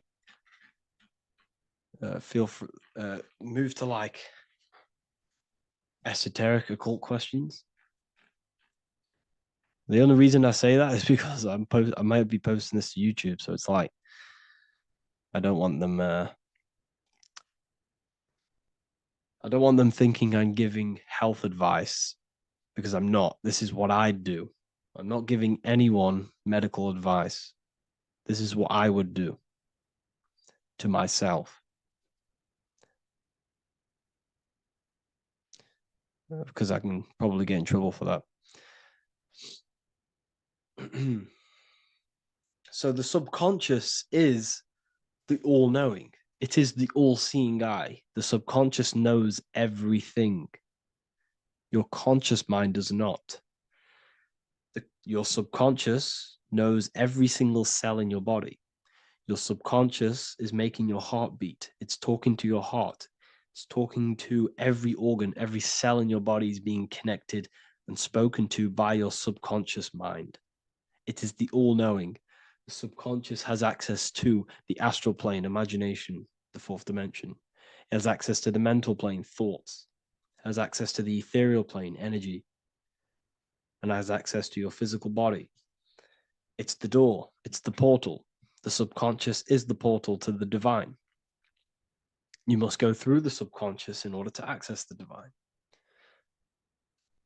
Any coupon codes for book 2? Yes, inside the university, there will be a 50% off coupon code. Speaking of ancient civilizations, why did they use symbols to give us true knowledge? This is a very, very good question. Very good question indeed. The reason they use symbols is because symbols are their keys. They hide meanings.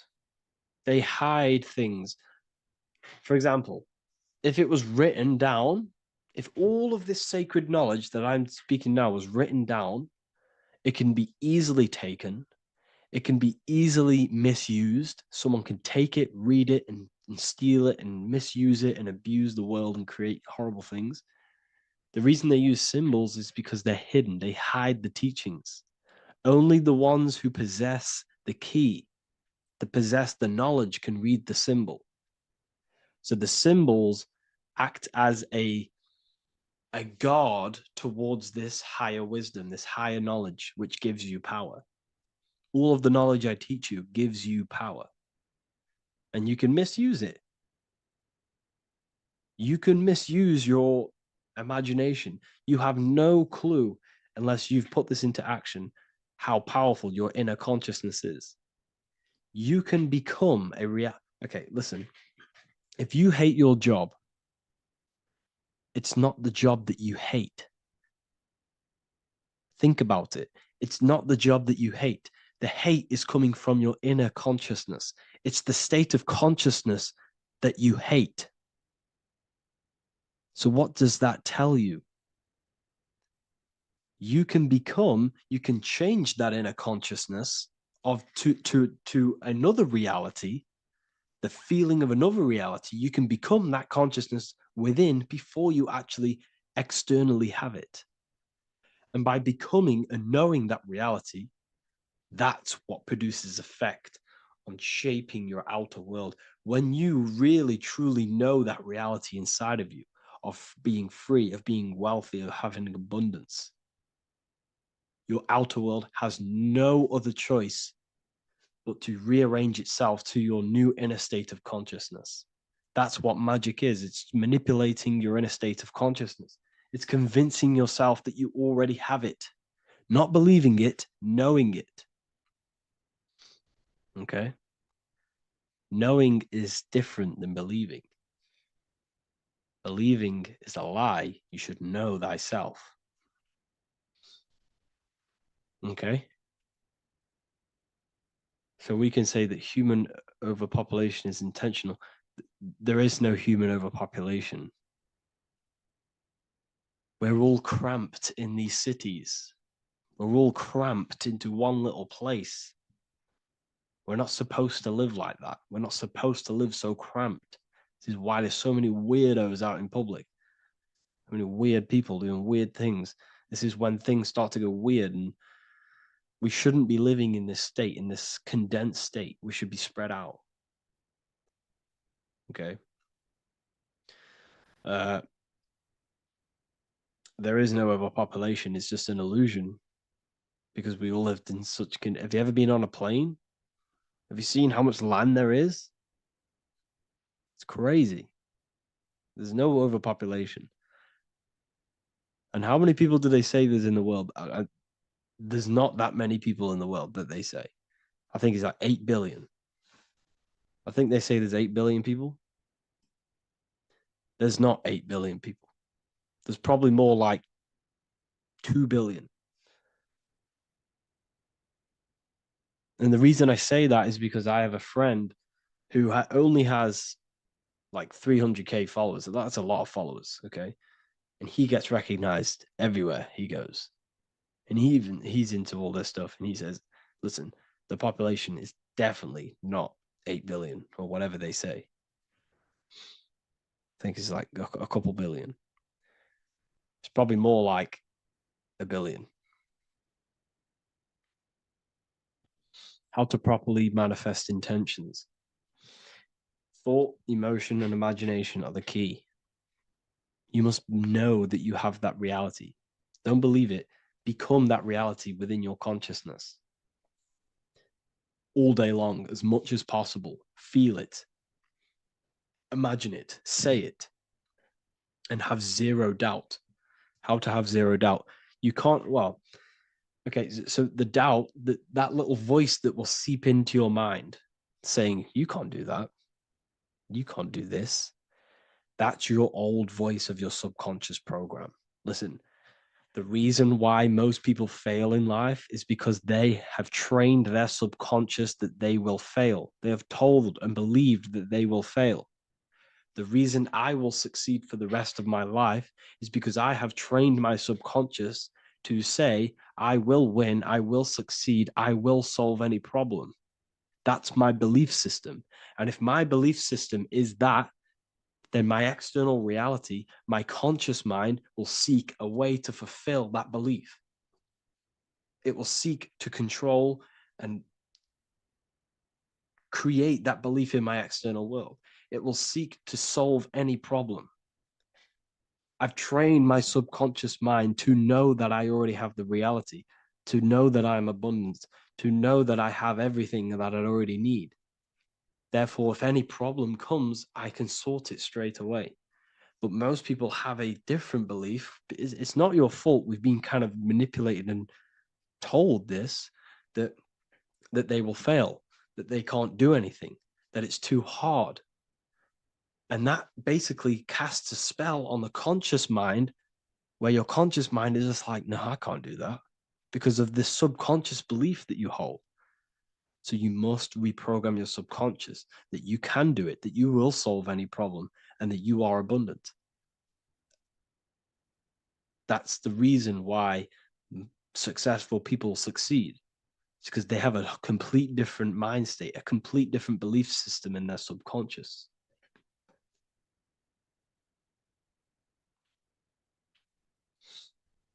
Do you offer mentoring? Yes, I do offer mentoring, but it's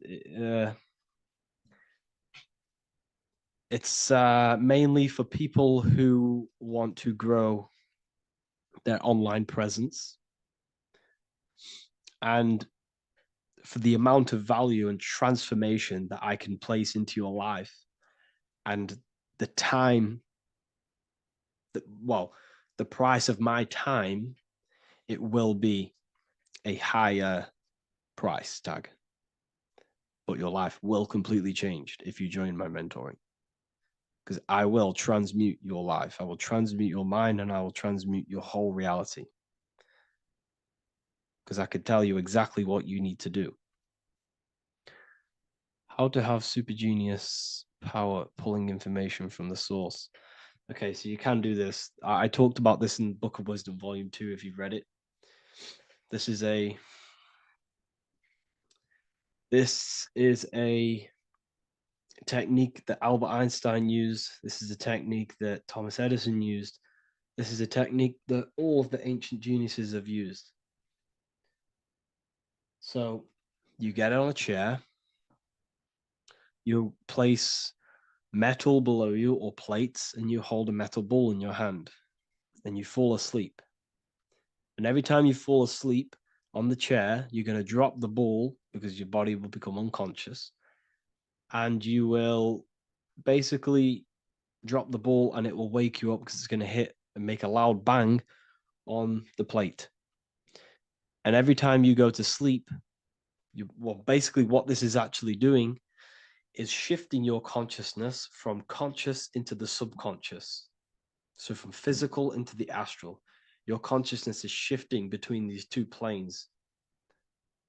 And as you do this, you can bring down great ideas from these higher planes.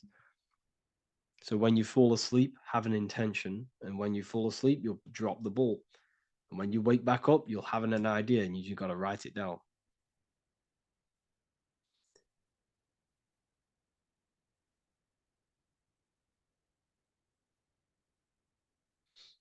How to balance chakras. Don't focus on balancing your chakras. Focus on the mind. The mind is the cause of the chakras being blocked. If you have a blocked throat chakra, this is a problem in your mind, not the chakra. You see, the chakras are a result of the mind. You transmute the mind, you can transmute the chakras and cleanse them.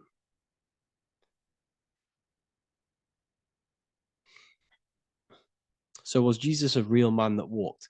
Okay, so I'm going to tell you something like some of the things that I say in my reels, they are to catch attention. So if I say the first thing on the reel, Jesus never existed, straight away, you see that, it's going to trigger you. It's going to trigger Christians, it's going to trigger people. So yes, I do say things to catch attention. The reason I do that is because I have to in order to catch attention. Maybe there was a Jesus who walked. So in the past, I have said Jesus never existed. Yes, this is to catch attention, to boost the reels, views, and comments and stuff like that. Maybe there was a man who was called Jesus and walked the earth. But listen, he was not the Son of God. You are all the Son of God. Jesus represents an archetype. He represents morals. He represents a way of living that you should embody in your life, not to worship.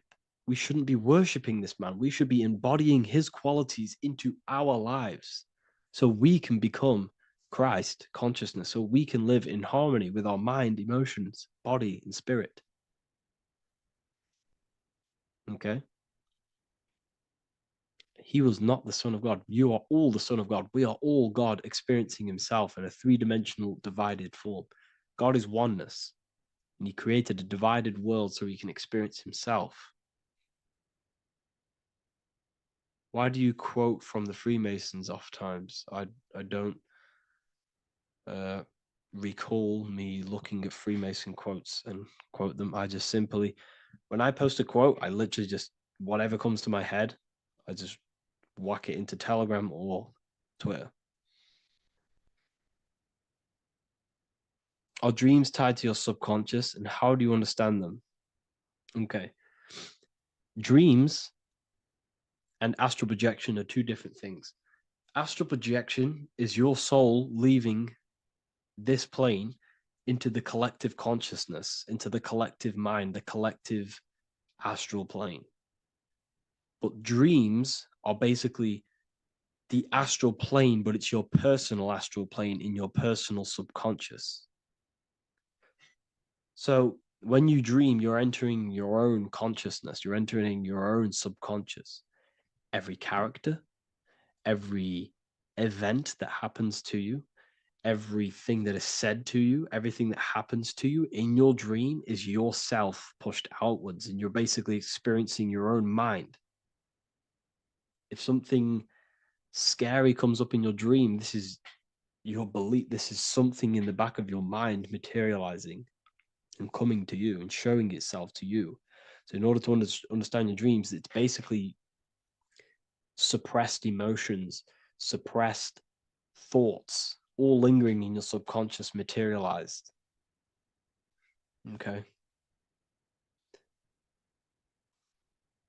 A few months ago, I'd have concurrent dreams of getting in a car crash that lasted for months. Then one day, out of nowhere, I got into a really bad accident, and that low key bugged me out. I didn't know if my mind was trying to warn me or what. You can explain that. Okay. If you are having dreams about having a car crash, this is a belief. Okay, so let me tell you something. Let's say you're a drug dealer, okay? And you live in fear every single day of the police coming to you. This dealer every day is worried, he's scared, and he lives in fear of the police getting him. He was believing it. This fear, this emotion he was feeling on a regular basis, repetition, and the emotion is basically impressing your subconscious. It's impressed his subconscious that deeply that he now believes it.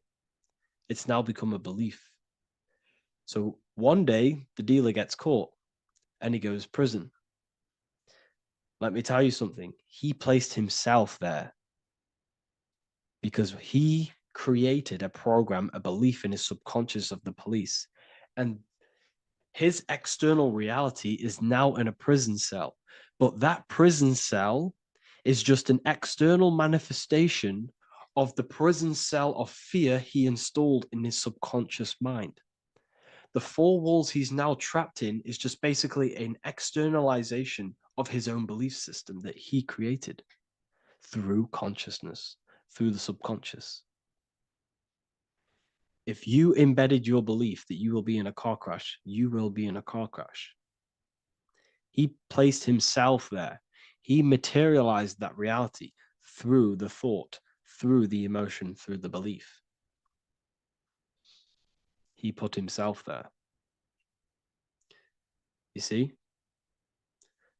So if you were having dreams, this was maybe, it could have been anything. You could have watched a program when you were a child about a car crash and that maybe scared you. Or you saw a car crash when you were very young and that scared you and that impressed your subconscious. Then you had a dream about it. Then you started to believe it. And then one day, bang, it happens. That's the power of the subconscious mind. It holds control over you. It holds control over every aspect of your reality, of your being. So I hope you all enjoyed this live.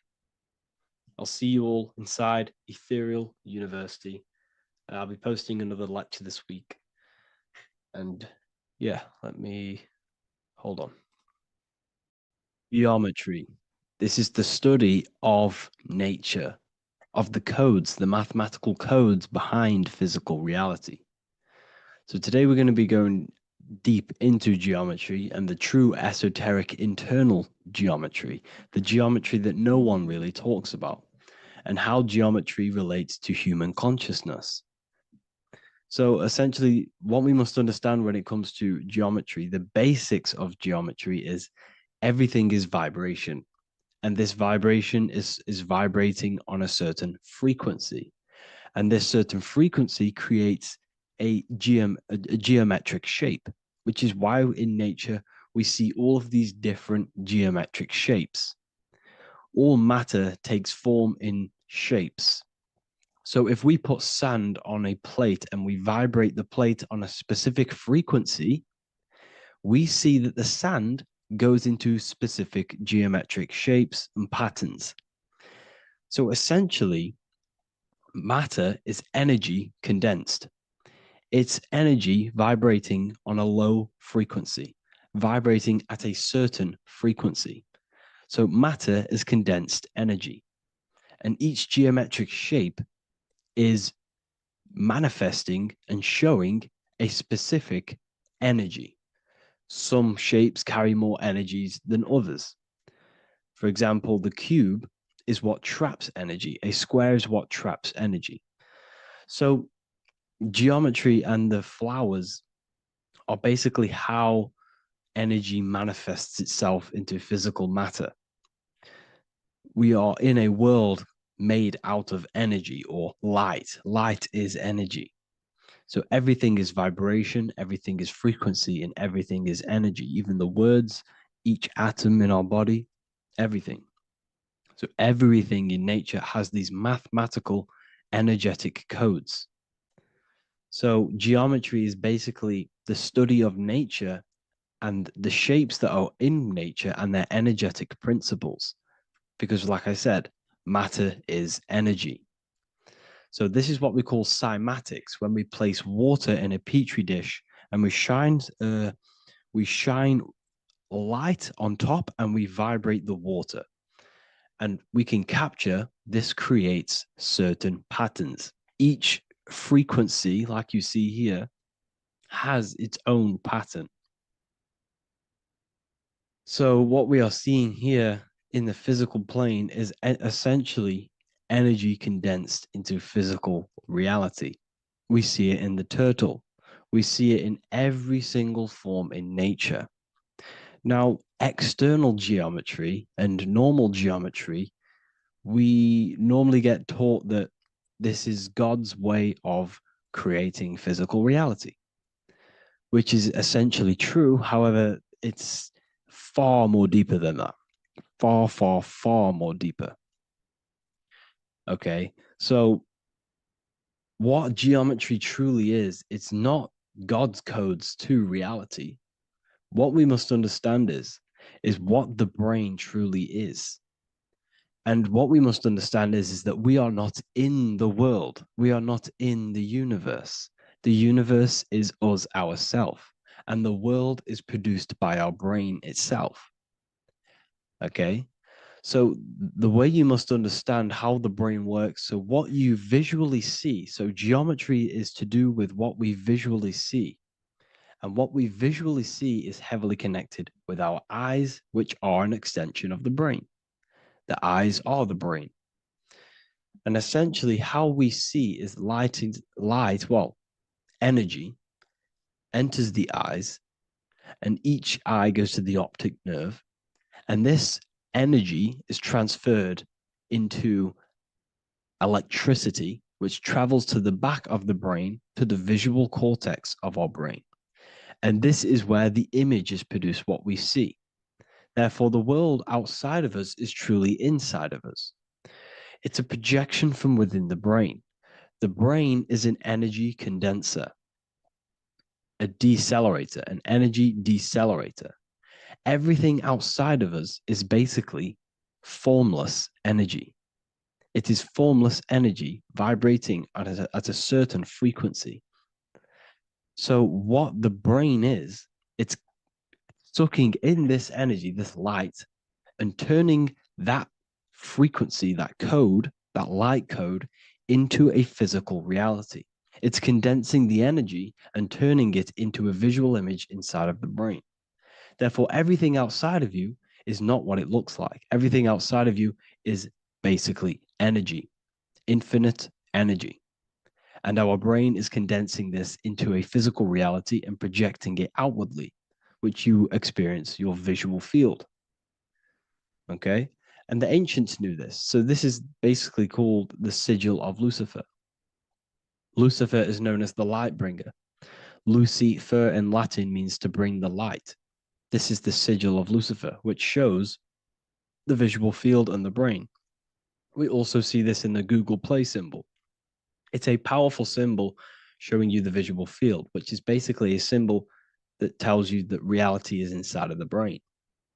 The brain is what produces reality, but consciousness is not produced in the brain. The brain is essentially a consciousness downloader. It's a computer and it's a reality simulator. The body is a simulation of physical reality. You are inside of the body experiencing the body simulation. The body produces this reality. It's a piece of technology. So Lucifer is to bring the light. Lucifer is the light being produced in our brains. Okay. So this is why they say Lucifer can tempt you. Lucifer can be the devil because it represents physicality. It represents the false light. Lucifer can trick you because it represents the physical world can trick who you truly are. So now that you understand how the brain is basically an energy decelerator and it creates and simulates a reality to your consciousness, you are no longer a person in a universe. You are the universe itself experiencing itself. Therefore, geometry is heavily linked in with the brain.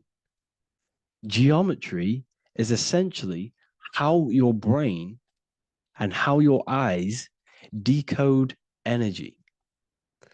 So, what you are seeing is the mathematical codes of your brain creating reality. So, what they teach you is the external is that geometry is God's way of creating this world, and these are the mathematical codes God's created. But now I'm telling you the internal. This is the truth. Geometry is how your brain mathematically condenses energy and light into a physical reality. So therefore, your brain is a computer program. So now geometry is nothing outside of you. Geometry is not something created by something else. It's created by your brain. Your brain produces these patterns through mathematical codes by breaking down energy into physical reality. And this is why you see geometry in everything around you. This completely changes your view on geometry. It's in your ear, it's in your face, it's in everything. Geometry is everything. Okay. So now that you understand this, now, as we were talking about the visual field earlier, the ancients knew about this. The ancient Egyptians knew about this. We can see this symbolism inside of the casket, the Egyptian casket. See, this crossover represents the visual field. This represents the back of the brain. This is the left hemisphere, the right hemisphere. And now some of the most simplest teachings in geometry is that straight lines are masculine and curved lines are feminine. And we even see this in the human body. The feminine human body is curvy and the masculine human body is liney. And even with the genital reproductive area, we have a line and a curve, 0 and 1, the binary code of all creation, 0 and 1, because that's basically all that exists. Nothingness and one, nothingness and God, nothingness and consciousness. That's all that exists. Now that I've told you that, the basics of geometry and the line and the curve and the feminine and the masculine, what do we have here? You see this stick here? This is a curve. And what's the right hemisphere? The right hemisphere is the feminine, the feminine energy, the feminine aspect of our brain. Then we have a straight line. This is straight lines. Now this represents the left brain. So the Egyptians are showing you the left masculine brain and the right feminine brain because of the curve and the straight line. And this is the visual field, the crossover. So there's a crossover in the brain. The left eye is connected to the right brain. The right eye is connected to the left brain. Okay, so the left eye is connected to the right brain. The right eye is connected to the left brain. The solar and the lunar. So, like I said, everything outside of you is basically energy. Your body is basically a holographic avatar, condensed energy produced by your brain. There's nothing actually outside of you. Your five senses are electrical threads of light. And when you touch something, this is basically electrical signals in your nervous system, which are reporting back to the brain. Therefore, what you touch is actually, you're not touching. The feeling that you feel when you touch something is not the true feeling. That's your nervous system you're feeling. You're feeling your nervous system in the brain. It's electrical signals to your brain. So the five senses do not decode, well, what you're experiencing as the five senses is not outside of you. This is your brain interpreting electrical signals. You don't experience the world, you experience your nervous system and your brain. The nervous system is an extension of the brain. So this is the truth. This is not woo-woo spirituality. This is true consciousness science that I'm teaching you here. Okay? So nothing is truly outside of you. It is a universe. You yourself are the universe, the fabric of the universe itself. The only thing that exists outside of you is essentially energy. That is it. And your body and your brain condenses this energy into reality. So when we look into architecture, why is architecture, the ancient architecture, so important?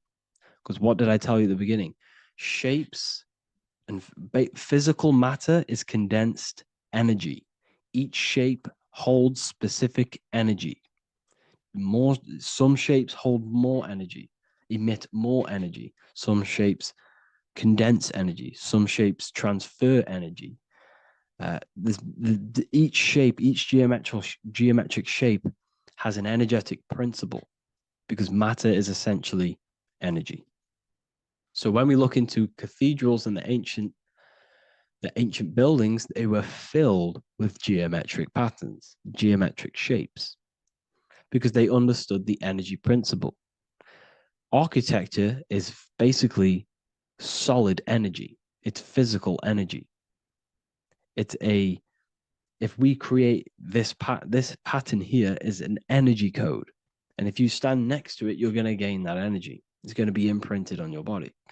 So essentially, they filled their buildings with high energy geometric shapes, points, triangles, pyramids are very, very energetic. This is why you have crystal pyramids made, organite pyramids. They're always in pyramid shapes. That's why the Egyptians built in pyramids, because pyramids hold high energy. They emit high energy. So this is why you see all these different geometric patterns. Okay. So in the real reality, in the energetic plane, this building would basically look like this: lines and grids of energy. Okay, this is what it would look like in the energetic plane, a blueprint of the energy body. So, as you see here, these are the different frequencies in a petri dish, of water in a petri dish. And you can see they are specifically aligned up with these specific patterns. You can see geometry even within geometry. It's fractal. So essentially, when you would stand inside of these buildings, they would imprint the energy of the building in your body because your body is healed through energy. You have an electromagnetic field around your body. So by creating buildings with geometric patterns, we are essentially increasing the energy of the building because the building itself is energy. Okay. So when we fill it with geometric patterns, we're increasing the energy. We're giving it a certain energetic imprint. So when you stand inside of that building, you're being imprinted with that energy. Okay. So especially with these windows, these stained glass windows. Well, why are they stained glass? Well, color is frequency. So when you have all of these different colors, and not only were they just painted, some of these colors are specific gemstones, crystals, natural stones, which all hold energetic principles. Each crystal is vibrating on a certain frequency. Wood has its own frequency, metal has its own frequency. What you must understand is that everything in nature is not just a piece of matter. It's vibrating. The atoms of wood are vibrating on a certain level, which give it a certain energetic principle. Each crystal is vibrating, the atoms of the crystal are vibrating on a certain frequency, which give it a certain energetic principle, quality. So each thing, this is why the ancients were obsessed with natural stones, natural things, crystals, natural metals, and they wore different metals, different things like copper on their bodies because they understood the atoms of these natural things are vibrating, which give certain qualities to you if you wear them. So you're not wearing it, you're basically putting that frequency onto your body because they understood this is energy. If I put copper on my body, I'm not putting copper on the body, I'm putting the frequency and the energy of the atoms onto my skin. And that frequency of them atoms are going to vibrate my skin, that frequency, and heal my body. So this is why this is so important. So each building is an energetic code. Okay. So when you stand in these buildings, it can heal your body. This is why when people walk into these ancient churches, they feel like they've met God. They feel a certain way. They feel so amazing when they enter these churches. They feel holy, for example. It's not because God's there. It's not because these man in the sky dwells in these holy places. It's because the energy of these buildings affect our consciousness. They increase your energy. They raise your vibration. They heal your body. They heal your cells. They imprint the water in your body, especially with these stained glass windows. Like I went a bit on a tangent there, but these stained glass windows were encoded. Well, they use different gemstones, different lights, different colors. And when the sun would shine through this window, well, what's the sun? The sun is light. Light is energy. The sun's light would go through this filter of the window of the crystals and the different gemstones and the different colors, and the sun's light would be encoded, imprinted with these crystals, with these colors and these natural glasses, which have healing energetic principles. And when you are inside that building, the sun's encoded energy of the window would be imprinted into your body, into your energy field, and it will heal your energy field, and it would heal your body, your cells on a cellular level. Because your body is what? 60 to 70 to 80, some people say 80% water. And water is encoded with vibration. If you say certain things into water, it gives it a specific geometric pattern, like I broke down in the beginning. If you say love to a water and then freeze it, it will go to this. If you say hate, it will go to a distorted pattern. So when you are in these buildings, you're being imprinted by the energetic codes of these buildings, the energetic principles of the windows, of the structure itself. The ancients never used to build in squares. Their buildings, their insides were never square rooms because they understood squares trap energy. They always had pointed roofs so energy can escape. So there's many little things that we need to look into geometry. For example, when you see magicians, when you look at ancient magic, why do they stand in circles with different geometric patterns?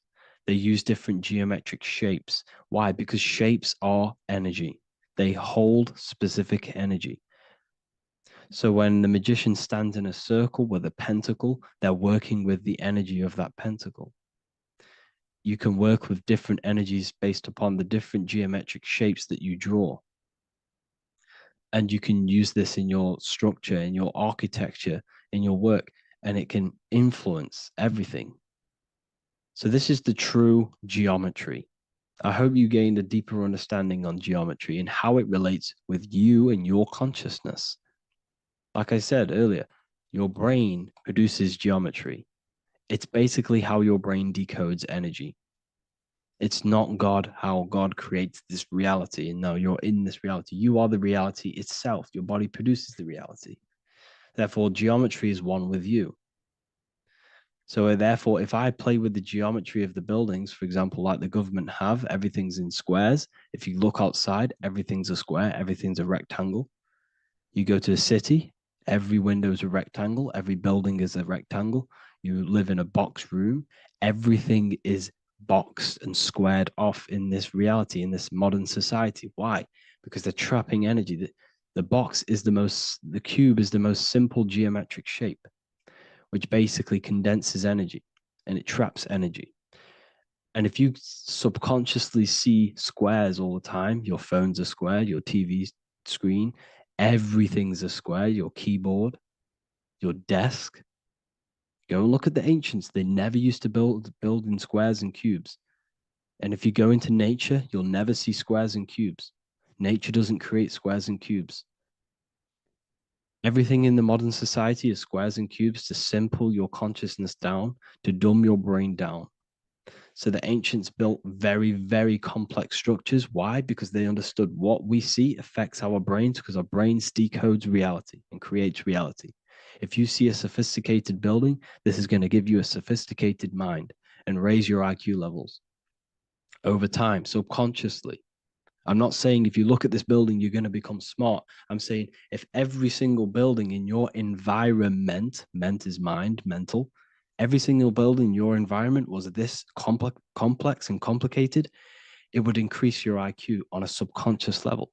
It'd make you more complex, make you more intelligent. So they've dumbed everything down. They've dulled everything down. Look at the everything. Everything is being dulled down. So anyways, I hope you all gained a better understanding on this. If you want to gain more occult knowledge and esoteric knowledge, make sure to read the Book of Wisdom, Volume 2. If you're inside the university, you can get this book for free.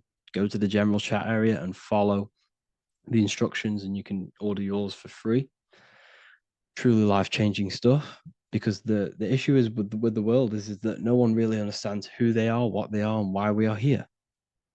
That is the issue for people's depression, for people's wrongdoings. They don't understand who they are, what their emotions are, what their mind is, what their body is, what reality is. This book gives you that. This book gives you the sense of understanding, the sense of well-being that will give you a better life because you understand life and what life is. And if you truly want to take your studies to the next level, we have the Ethereal University. This is the place for truth seekers where you can connect with like-minded people so you don't have to feel insane, because not many people think this way. I've been there when people, when you wake up and not many people around you are thinking the same way, and you start to feel a bit insane and you can't really talk to people about these things. That's why I created this, so you can connect with people and learn at the same time and become the best version of yourself by understanding truth and knowledge. If you join, you'll gain access to free live calls every single week, every single Saturday morning. We do live calls. You can ask me questions and all sorts. So make sure to leave a like and a comment, and thank you all for tapping in.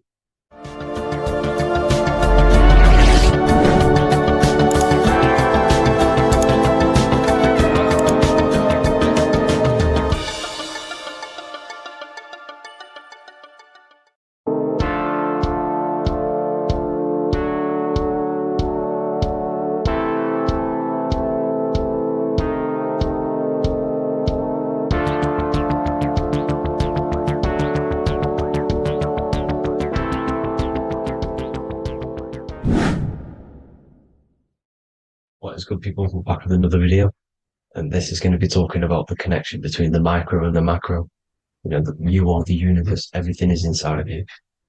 So the first thing you need to understand is that the law of mentalism, we are a thought in the creator's mind, everything's being thought into existence. We have a spark of this mind, this same mind of the creator, and everything is a state of mind. Particles or atoms, whatever you want to call them, are a mental thing. They're a product of the mind. Everything's thought into existence. Thoughts influence everything. Thoughts are energetic effects which send out waves into the quantum field around you. And your consciousness is actually the universe experiencing itself, expressing itself, and viewing itself. So we are the creator, but viewing itself in separate bodies. And this is why they call the material world the world of illusions, because everything's separate here, but we all forget that we are all one. We've all been brainwashed to think we're all separate, but we're all one. We're all the same mind, the same consciousness, everything. So everything's created out of toroidal fields. God created the toroidal field. That's the only thing that exists, because the atoms are toroidal fields, and it's the basis behind all creation. As you can see it in the owl's eyes, it creates the infinity symbol. And this was the apple. That apple is a toroidal field. And the toroidal field is made out of dielectricity, which is ether. Ether is black light, and this is counter space. This is another realm. This is what creates God to be omnipresent, to be everywhere at one place at all times. He is everywhere because ether is everywhere. Ether is infinite potential. It connects everything together, and that's what energy moves through. It moves through the ether. and that's black light. Everything is light, as it says in John 4:2. God is light. Everything's a vibrational state of light. So the torus field is made out of dielectricity, ether, black light, magnetism, which is white light, which is the center of the toroidal field. And magnetism radiates, it has no vibration. And then when white light splits, it turns into electricity, which is physical material, and that has a vibration. This is the Holy Trinity, the sun, the moon, Saturn. Saturn, the god of materialism. If you've watched my videos on Saturn, you know that Saturn is crystallizing everything into physical matter. And that's why his old name was El. The ancients called him El. And this is why we get L electricity. This is where L electricity comes from. Because L electricity is only a product of the physical world, which is redshift, blueshift, Adam and Eve. And this is what creates the redshift, blueshift is what is a product of magnetism. When magnetism, white light splits. And this gives us vibration. And this what creates the toroidal field, which is the basis of all physical creation. The sine wave is created out of the magnetic wave and the electric wave. The electric wave is the blue wave, and the magnetic wave is the straight wave, which is radiation. This is vibration frequency. So the magnetic wave is straight, and then you have longitude and amplitude, which is depth, which is dimension. You see how the electric wave has depth and a dimension. This is why you get the cross. This is the cross of Earth. This is the symbol of Earth, of bondage, of physical matter, because it consists of magnetic wave and depth, which is electric wave. I mean, this is where you get the sun cross or the earth cross, whatever you want to call it. It's the cross of physical matter, and the ancients knew this. This is why they used that symbol. Redshift, blueshift, which is the toroidal field, is the basis of all creation, physical creation. And this is why you have the police siren is red and blue. The Matrix movie, red pill, blue pill. You have red blood and blue blood in your body. The Democrat and Republic, the two parties, red and blue. Like your taps on your taps, you have a red and blue tap. One's generative, one's destruction. Fire, destruction, water, generative. So this is the basis of all things. And electric wave has dimension, like I've already said, depth, material, and it's measured in hertz. It's measured in hertz because it hurts you. It decays because the electric wave has a vibration, and vibration always has to go back to a standstill point. This wave cannot go forever, but the magnetic wave will go forever. It's radiation. Magnetic is radiation. It radiates forever. It pulses, but the electric wave will at some point come back to a standstill point. And that's why it hurts, it decays. That's why our physical body decays, because we contain of electricity.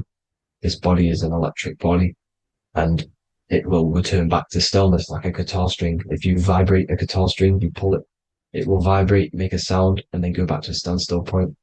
It's the exact same with every single toroidal field within the body. It will decay, and this is why our bodies decay, and everything in creation decays. So we're born into sin. The sin of Eve. The sin of Eve is us biting into the tree of knowledge of good and evil, which is the systems in the body. And the sin of Eve is biting into the sine wave. We bit into the sine wave. The sun moves in a sine wave. Our DNA is a sine wave. Time is a sine wave. Everything in this creation is a sine wave. This is why the dollar bill is a sine wave. Magnetism and electric waves in one. And this is the sun doing its sine wave, which creates, when you go bowling, it kind of creates that pin that you hit over. That's the pin of the sun. The zodiac sign is a sine wave because the zodiac sign is an expression of the toroidal field, because magnetism unfolds into 12ness. And that's why you have 12 zodiac signs, 12 systems in your body, 12 cranial nerves in your head, in your brain. So if you can imagine this, see where my pointer is. Always starts with Aries. Aries is the head. It's the first thing that's created in the womb.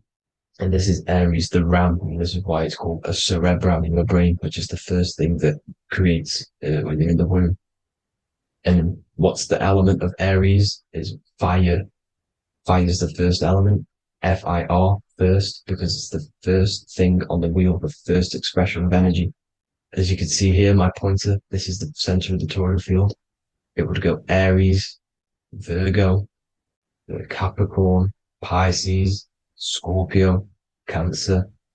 Then we go back to Libra. Libra would be center, but you see how the toroidal field is the expression of the 12 energies. That's what the constellations are, the energy expressions of the toroidal field. So it would go outwards, starting from Aries here, all the way back to Pisces, which is beyond the bottom half. But Libra would be the center.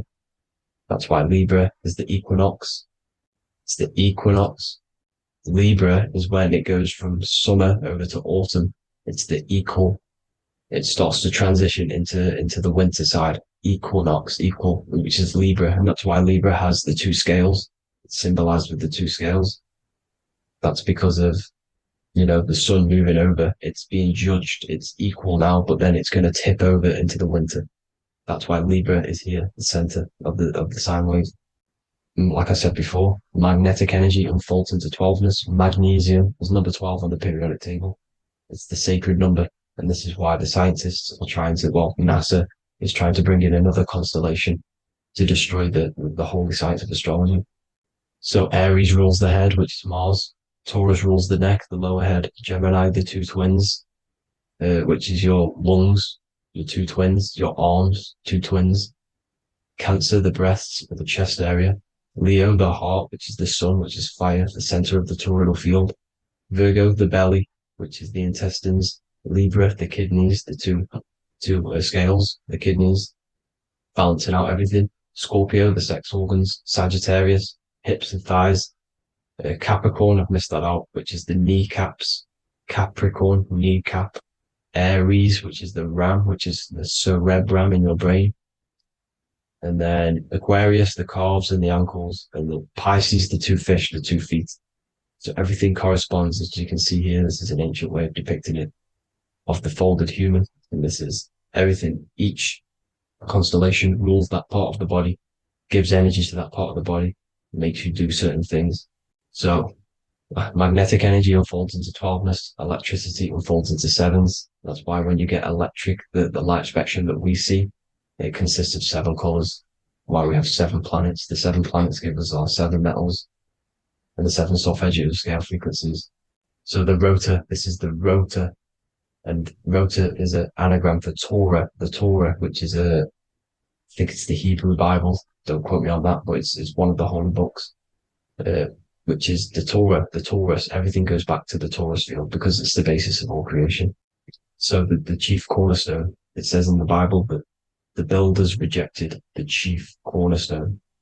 The chief cornerstone, you are the builder. You decided to incarnate into the physical world, into the electric world, the world of Saturn. When you are created in the womb, it takes you 9 months for you to be created. So for example, if you went into the womb here, it'd take you 9 months. So let's say you're born in Scorpio. So you'd go back 9 months, 1, 2, 3, 4, 5, 6, 7, 8, 9. You consist of all of these 9 energies because it takes 9 months or however long you took to be born. Some people are born earlier. You'd have to find out how many months you were in the womb for. But you consist of these 9 energies, and each constellation has a cell salt associated with it.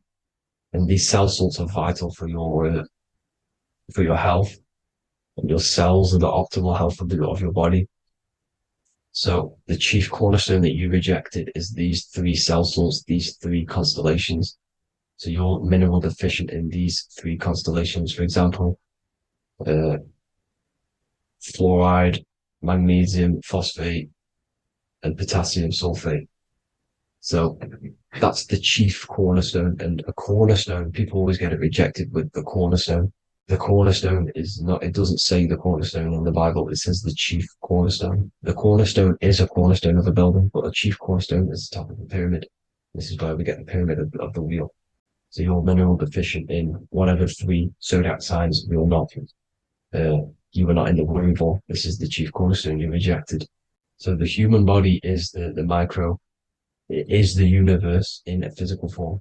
It consists of everything in the universe. Just like your consciousness is the universe. watching itself, experiencing itself. Your body is the whole universe. 12 systems in the body, 12 zodiac signs, 7 chakras are the 7 planets. The Holy Trinity of you is your Temple of Solomon, the soul and the mind, the sun and the moon. You know, everything is in you. You consist of everything, all the energies, everything. Heaven and hell. Heaven and hell is a mind state. It's a state of the mind. Head, HEA, which is heaven, and the heel, the bottom of your foot, is hell. And the bottom of your foot is the soul.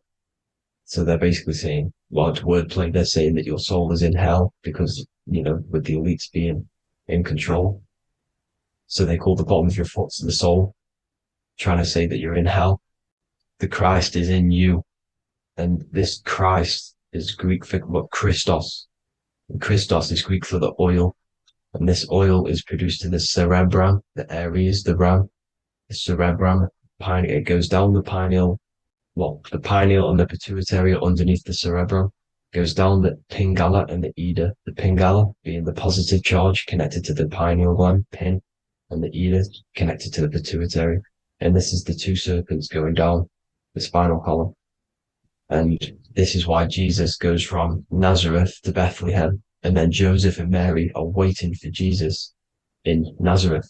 Joseph and Mary are the pineal and the pituitary gland waiting for Jesus to come back up the River Jordan, your spinal column. So this is the oil.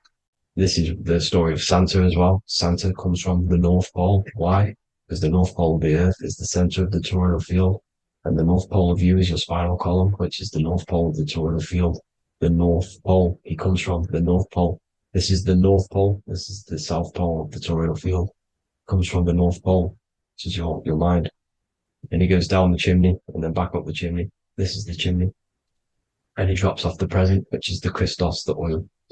And this is why Jesus is crucified at 33, because he crosses over the vagus nerve at the top of your spine. When this oil comes back up the 33 vertebrae, these are your vertebrae here.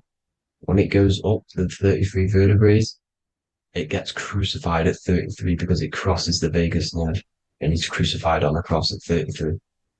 This is the story behind Jesus and Santa. The Ark of the Covenant in the Bible is the 2 hemispheres which cover the vital parts of your mind, the brain side, which is the cerebrum, the pineal, the pituitary, etc. So the 2 hemispheres are the 2 angels, the Ark of the Covenant. This is the Ark of the Covenant covering the 2 vital parts of your brain. So these are the optic thalamus is another part, and it protects the Christ oil, which is inside at the center of the brain. See, the Bible is all a massive metaphor about yourself because you are the universe. You are a microcosm of the universe. Your consciousness is experiencing itself, and the universe experiencing, and your body is the whole universe. Your head's heaven. So Moses crosses the Red Sea. These are the 2 hemispheres of your brain. This is the corpus callosum, the Red Sea. So he's pretty much saying that he's uniting the 2 hemispheres of your brain, because most people in this generation are stuck in the left brain, which is just logic, reasoning, science and maths, writing. You know, and this is what school teaches you to do. It keeps you stuck in your left brain. And you want to cross over to you want to cross the Red Sea, which is the corpus callosum, to the right brain, which is awareness, art awareness, creativity, imagination, intuition, insight, you know, using the higher mind, creativity, imagination. If you don't have intuition, then you can't read energy, you can't pick up on bad things. This is what Moses is symbolizing by crossing the Red Sea. And it's also the upper room where Jesus met the 12 disciples. 12 disciples are the 12 cranial nerves in your brain. It doesn't just represent the 12 zodiac signs, the 12 disciples. It symbolizes many different things. It's like I said, energy the universe consists of 12ness. So you have 12 cranial nerves in your brain, and that's the 12 disciples as well. And they want you stuck in your left brain, which is the 5 senses, materialism. So they say in the Bible that Satan blinds the mind. Satan is Saturn. If you've watched my videos, Satan is Saturn. And you consist of the Holy Trinity, which is the sun, moon, and earth, the soul, moon, the soul being the sun, the solar, the moon being your mind, the earth, your physical body. And Satan blinds the mind. Why? Because we enter a soul system. This is a soul system, not a solar system. And Saturn is the Lord of the Rings, which is the outer ring. When your soul enters the soul system, your soul starts to materialize. It hits Saturn. Why? Because Saturn starts to materialize you. You take on the 7 virtues, which are the 7 planets, which are your 7 chakras. And to get out of this soul system, you must get out of your lower nature, your animal nature, which is lust, desire, greed. You know, the number of the beast 666, which is Saturn, Satan. So you enter the soul system, you take on the 7 energies, which you turn into physical matter. And this is your descension from heaven to what to say hell. And then you must raise back up from matter to spirit. They say Satan blinds the mind. Why? Because your mind gets materialized. Your soul and mind get materialized. And when you get materialized, it's an intense experience. You lose the divinity within you. You forget the divinity. So Satan, which is the first planet, the first energy you take on, the material body, he blinds the mind. He makes you forget everything, your divinity. Then you must remember, ascend up Jacob's ladder, the 33 vertebrae, to heaven. And this is a microcosm of the macro, because you will ascend back up to heaven if you do this, when you leave your physical body, when your body decays. So when it talks about in the Bible, completely destroy them, the Hittites, the Amorites, the Canaanites, all the ites, this is what God says to the Israelites. It says completely destroy them. It's basically symbolizing saying destroy your lower nature. The Canaanites, cannibals. We're under a Canaanite system now, which is cannibalism. And this is flesh eating, lust, greed, all the demonic stuff, all the lower vibrational stuff, you know, the lower nature, eating, sex and survival, the lower 3 chakras.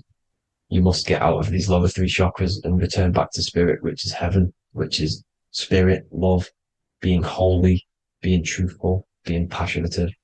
Going back to Satan blinding the mind, all of the planets are made out of these 3 symbols. Satan blinds the mind, and that's why Satan's symbol, this is the symbol for Saturn, Satan, the symbol for Saturn is the cross, which is physical matter, the earth, over the moon is your mind.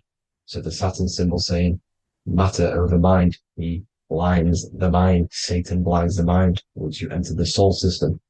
And you must remember, in the Bible, it talks about the Genesis, which is Eve, the sin of Eve, which is biting of the tree of knowledge, with the serpent, which wraps around the tree. It says the serpent placed himself on the tree. Well, the serpent is the spinal column. It's the serpent telling you eat from the tree of knowledge of good and evil, which is your nervous system. And eating from the tree of knowledge of good and evil is doing bad things. For example, over-sexualized, overeating, eating the wrong food. That's eating from your nervous system. It's decaying you, and it's preventing you from achieving the God self, the God consciousness. This is the symbolism of, you know, the tree on the serpent, telling you to eat from the left brain, with the left brain being the sinister. Sinister is Latin for left.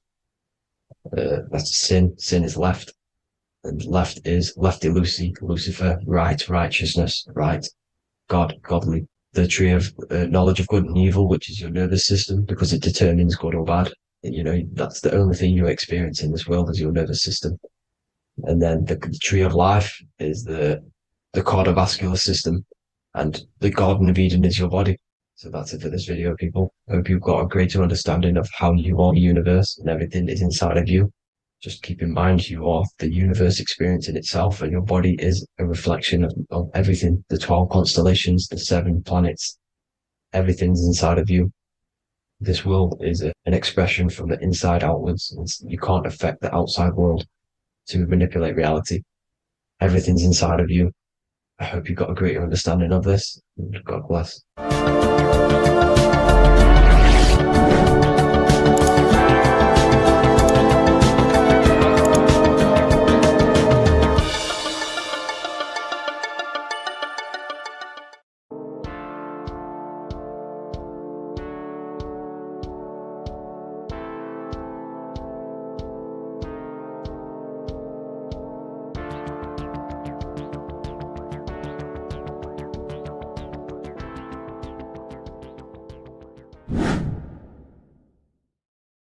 people, how are you doing? It's Revival of Wisdom.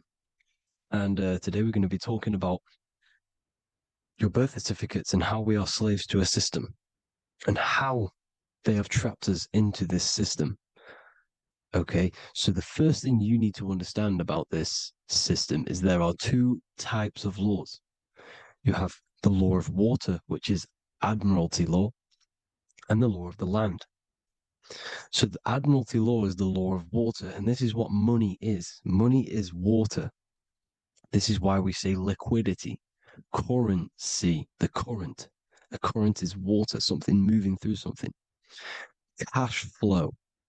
And this is why banks are called banks, because a river bank is on either side of the water and it directs the currency. You see? So money is water.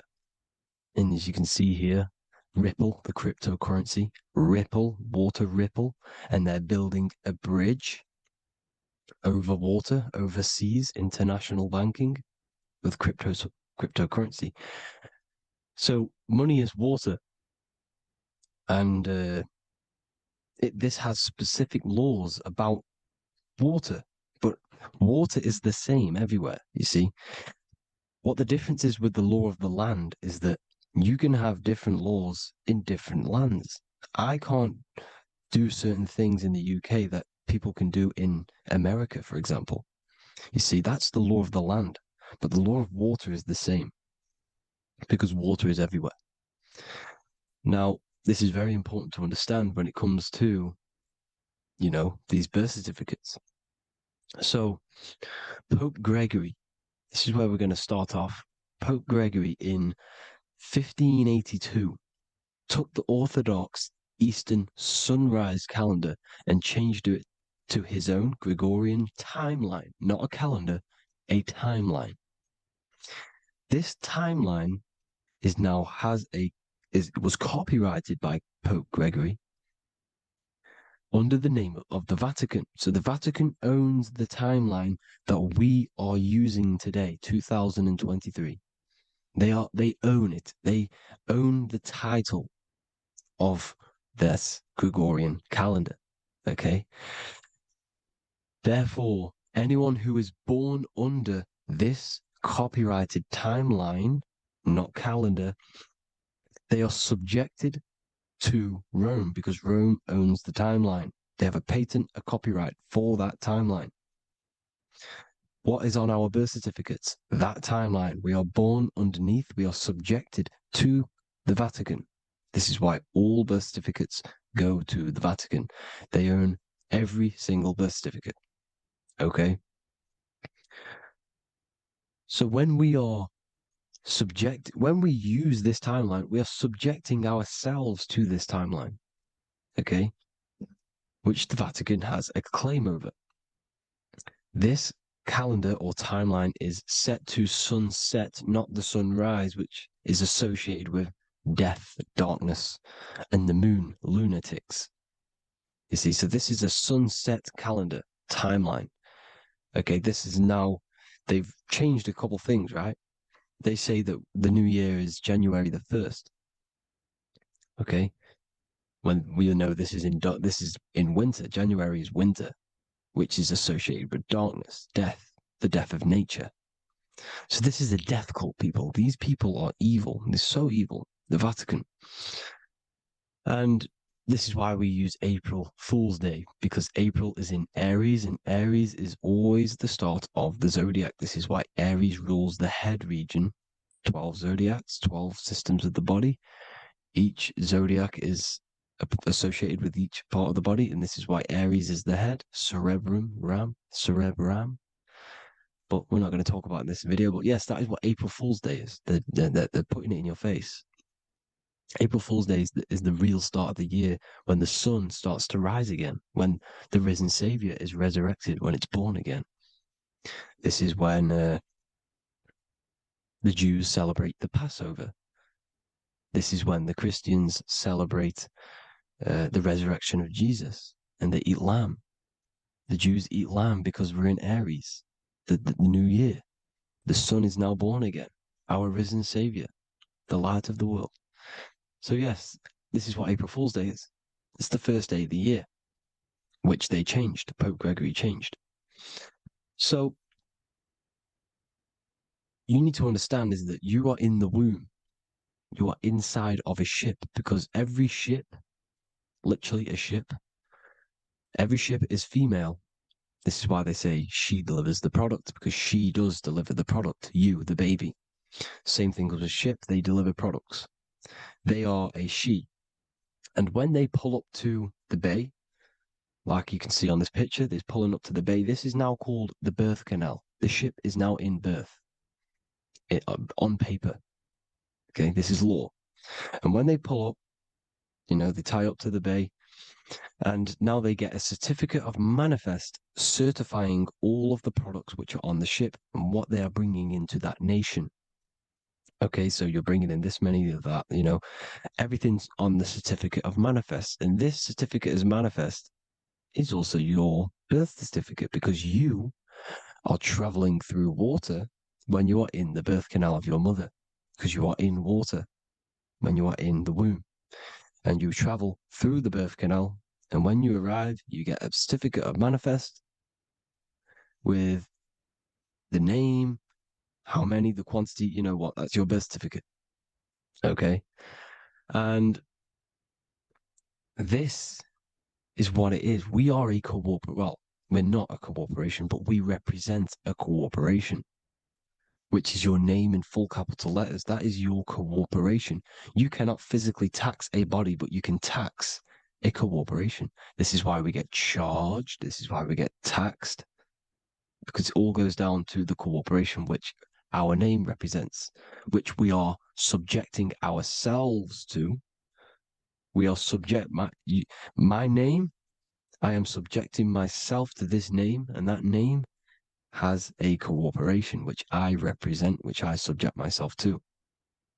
You see, this is how we are attached to this straw man, this character that they have built on paper. So it's a character which is on paper. This is what we represent. So when the woman gives birth, she delivers the baby, and then she has another substance. Now I'm going to break down how they attach this name to us, how they do it. Okay. Our mother is carrying us the product in the womb, the water. And it goes, for example, it goes from the United Kingdom into a state-owned, corporate, federal-owned hospital, which is government-owned. She does not declare the package when she enters the building. Aha, so keep that in mind. When she delivers the package in the federal territory, she does not declare the package either when she leaves. Therefore, there is no evidence that we exist when we arrive. On paper. On paper, there is no evidence that we came into the building or left the building. We have not been declared. So we do not exist on paper at this point. When the woman gives birth, she delivers the baby, and then she has another substance, which is called the afterbirth material. Okay? This afterbirth material has the same DNA as our physical body, with the body, mind, and spirit. Okay? This is how they get this corporation. Hold on. The afterbirth material does not get claimed by the mother nor anyone. Therefore, they salvage that substance, because we are under the Vatican. Every state is all Catholic. Your birth certificate is Catholic. No matter what religion you think you are, every single birth certificate is Catholic, because we are subjected to Rome. All roads lead to Rome. Rome runs all of this. Okay, we're still under the Roman Empire. Okay, so Rome are Catholic and they believe in salvation. This is how religion comes into this. This is how they use religion to get this. So they salvage the afterbirth material and they claim it, and they salvage it and give it and charge it to Rome, and they give it a name. Here's the legal term: born alive. Here's what it says: each product of such birth is considered live, born, and fully recognized as a human person. So each product of such birth, so that could be anything, the afterbirth, the person who actually comes out, the baby. So your afterbirth, which we do not take with us, we take the baby with us. They keep that in the hospital. They collect the afterbirth, and they salvage it, and they give it the name, which it is us. We are a representative to that afterbirth material, which they put the name on. They claimed, which is subject to Rome. So we are walking around our whole lives as a representative to that claimed salvaged afterbirth material, which the federal state have. Okay. We are under the Catholic Church, Vatican. Therefore, the afterbirth material is a child of God. See, on paper, therefore, they believe in salvation and salvage the afterbirth material. This material has no mother or father. The state pick it up. It becomes a war to the courts and gets charged to the state. So we are a representative to that character they salvaged because it is the exact same DNA as you. Subject is the name or the title, and the matter is the physical aspect left behind in the hospital, which represents us. You see? So now we're moving on to Unum Sanctum. Unum Sanctum was in 1302, a very, very important year. Very important year. Unum Sanctum says this is basically how they claim everyone in the world. So the Vatican had all this power, all this gold, all these people under them. They need to get a claim for them so then they can rule over them and make them slaves. So what they did, they created Unum Sanctum. Pope Boniface VIII did this. And it says, the spiritual man judges of all things, and he himself is judged by no man. The spiritual man, keep that in mind, unless he invent like Manichaeus, two beginnings, which is false and judged by heretical, since according to the testimony of Moses, it is not in the beginnings, but in the beginning that God created heaven and earth. Furthermore, we declare, we proclaim, we define that it is absolutely necessary for salvation that every human creature to be subjected to the Roman pontiff. So they are claiming us in Unum Sanctum, and it's in the vaults in the Vatican. They will put a spell on it because they are sorcerers, they are magicians. They put a spell on it, they lock it up, and whatever goes on that piece of paper goes. And this Unum Sanctum is claiming all of us. So what does it say in the beginning? The spiritual man judges of all things, and he himself is judged by no man. The spiritual man, the man with the body, mind, and soul, the first baby that comes out the birth canal. That's you, your body, body, mind, and soul. You have the Christ, which is I am, which is grace. Grace means here now, in the present. You have the Christ, which means I am. Therefore, you have a soul. If you can say I am, you have the Christ. You have a soul.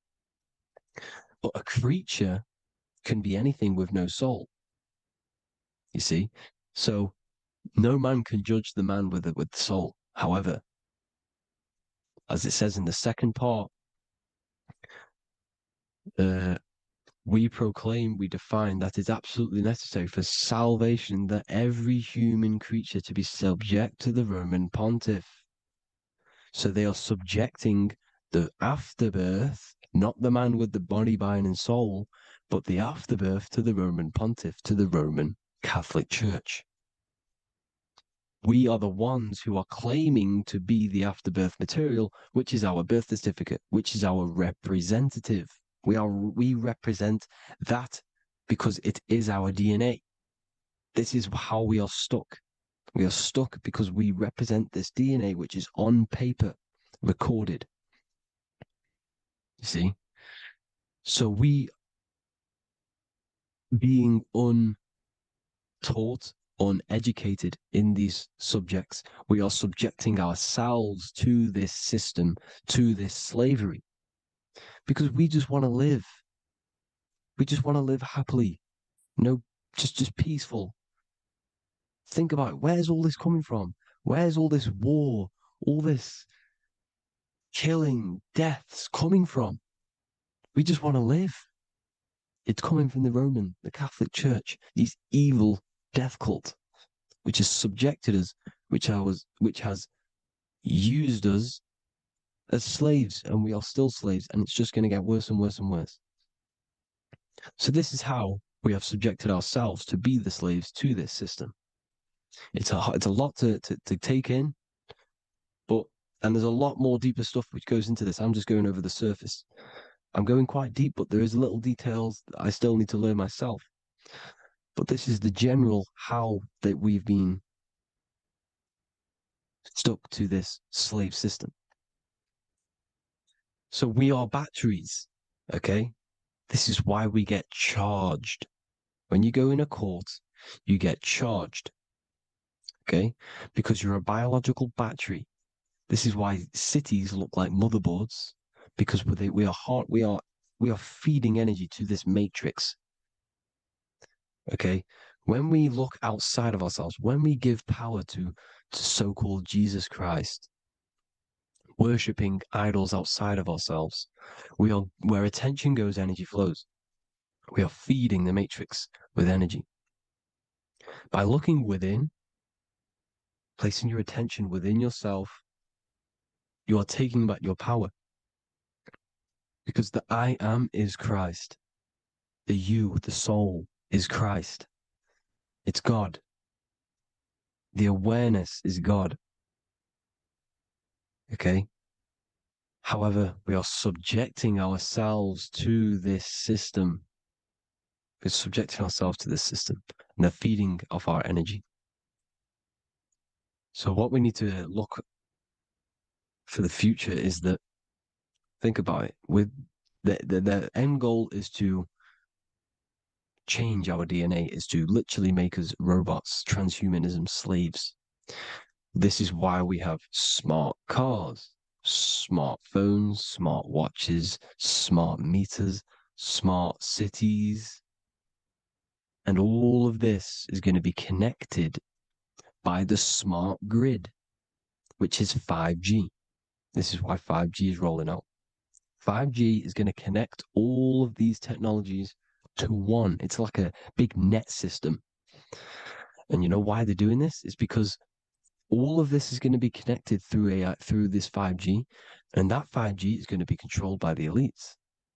So you say anything wrong, you do something wrong, you say the wrong thing online, they'll turn off your car, they'll turn off your phone, they'll turn off your smartwatch, they'll turn off your TV, because it's all going to be connected and controlled by the smart grid. And this is what the Great Reset is, people.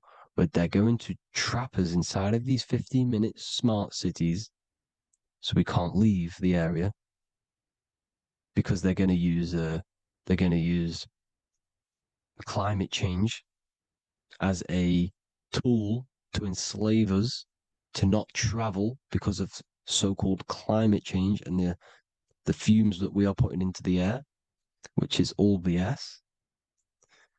They're doing this to push these new cities, to push all of it. But listen, they're trying to get inside of your body. The only way they can do that is to get you addicted and using this technology. First, they got on the body with the smartphone. Well, first of all, we use the technology. We get used to it with it in our hand. The next step for them was to get on the body, which is the Apple Watch, as you see down here. They have now successfully got onto the body. The next thing is to get inside of the body. This is the brain chip. You see how they've slowly lured their way in, slowly got you addicted to this technology, got you dependent on this technology. And what they're going to do is that they're going to mold society to be dependent on the brain chip. So in order, for example, if you want to go and pay for food, you're going to have to get a chip to pay for the food, because it's all going to be digital money. And that digital money will be connected to the chip, and you'll need the chip to pay for things. You see? So This is how they're slowly transhumanizing us. These phones, these apps, these things which are all which are all using was created by Freemasons. Mason means traveler because they travel the depths of the mind. They understand human consciousness. They understand the brain. They understand the mind.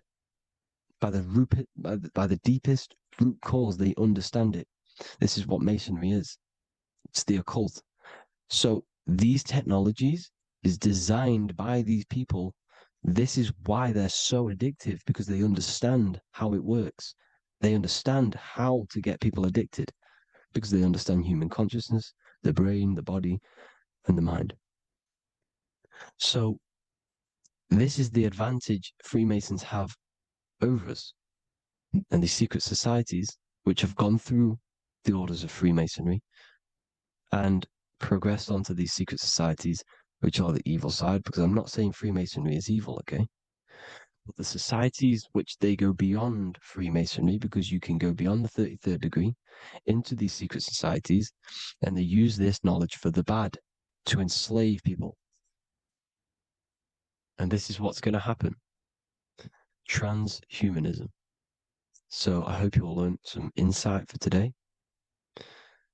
Please do a bit more research on, the birth certificate and stuff like that, the straw man.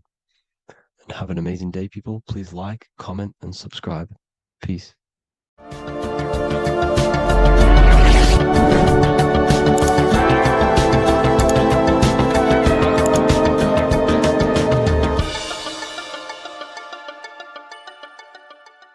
Do the elites actually worship Saturn? In this video, we're going to be discussing the occult and esoteric meaning of the 7 planets and the abuse of the Saturnic energy within today's world. This will help you gain a deeper understanding of reality, yourself, how you create reality, and what these 7 planetary energies actually truly are. In order to understand anything within the universe, we have to understand the law of correspondence, the law of as above, so below. There is one consciousness expressed in infinite forms. Me, you, the squirrel, everyone who possesses consciousness within this universe is an expression of the one divine consciousness, what we like to call Source, God, or the grand architect of the universe. We have to understand there is a large scale, but the large scale is mirrored in the small scale. If we look at lightning, this is a large scale. This is the macrocosm. Then we go a bit smaller to the trees. We see the same pattern. Then we look a little bit smaller into the human body. We see the same pattern of the nervous system. Then if we zoomed into the microcosm, brain cells, we still see the same pattern. This reveals the universe is a fractal universe. The large is reflected in the small. And this is the symbol of the Fibonacci sequence, which represents this as above, so below principle. The big spiral represents the macrocosm, but then this spirals into the tiny spiral. This symbol goes for eternity, never touching, never finishing. The large is mirrored in the small. With understanding this, we can realize that we are a microcosm of God. We are our own universe. We are our own world. Your body is the earth. Your mind is the mind of God, just in a smaller version. You are a drop in the ocean of the vast collective consciousness. With that being said, everything you see outside of you is inside of you. As above, so below. The 7 planetary energies on a macrocosmic scale are the 7 energies that form the physical world. The physical dimension is crystallized thought. Everything you see around you was thought made manifest. Thought imagined, then created in the physical reality. Therefore, these 7 planetary energies are 7 astral forces that create and weave the material existence. For example, if we look at a tree has 7 categories of consciousness, 7 creational forces that create the tree. This is the reason why we have 7 days of creation in the Bible. This is the reason why we have 7 days of the week for the 7 planetary energies. Monday is for the moon, Mars is for Tuesday, Mercury for Wednesday, Jupiter for Thursday, Thursday, which is Thor. Thor is Jupiter. Venus for Friday, Saturn day for Saturn, Sunday for the Sun. This is also the reason why we have 7 major energy centers within the body, the 7 life forces that flow through the body to give physical existence to the physical form. Man is a microcosm of the universe. With that being said, if we look at a tree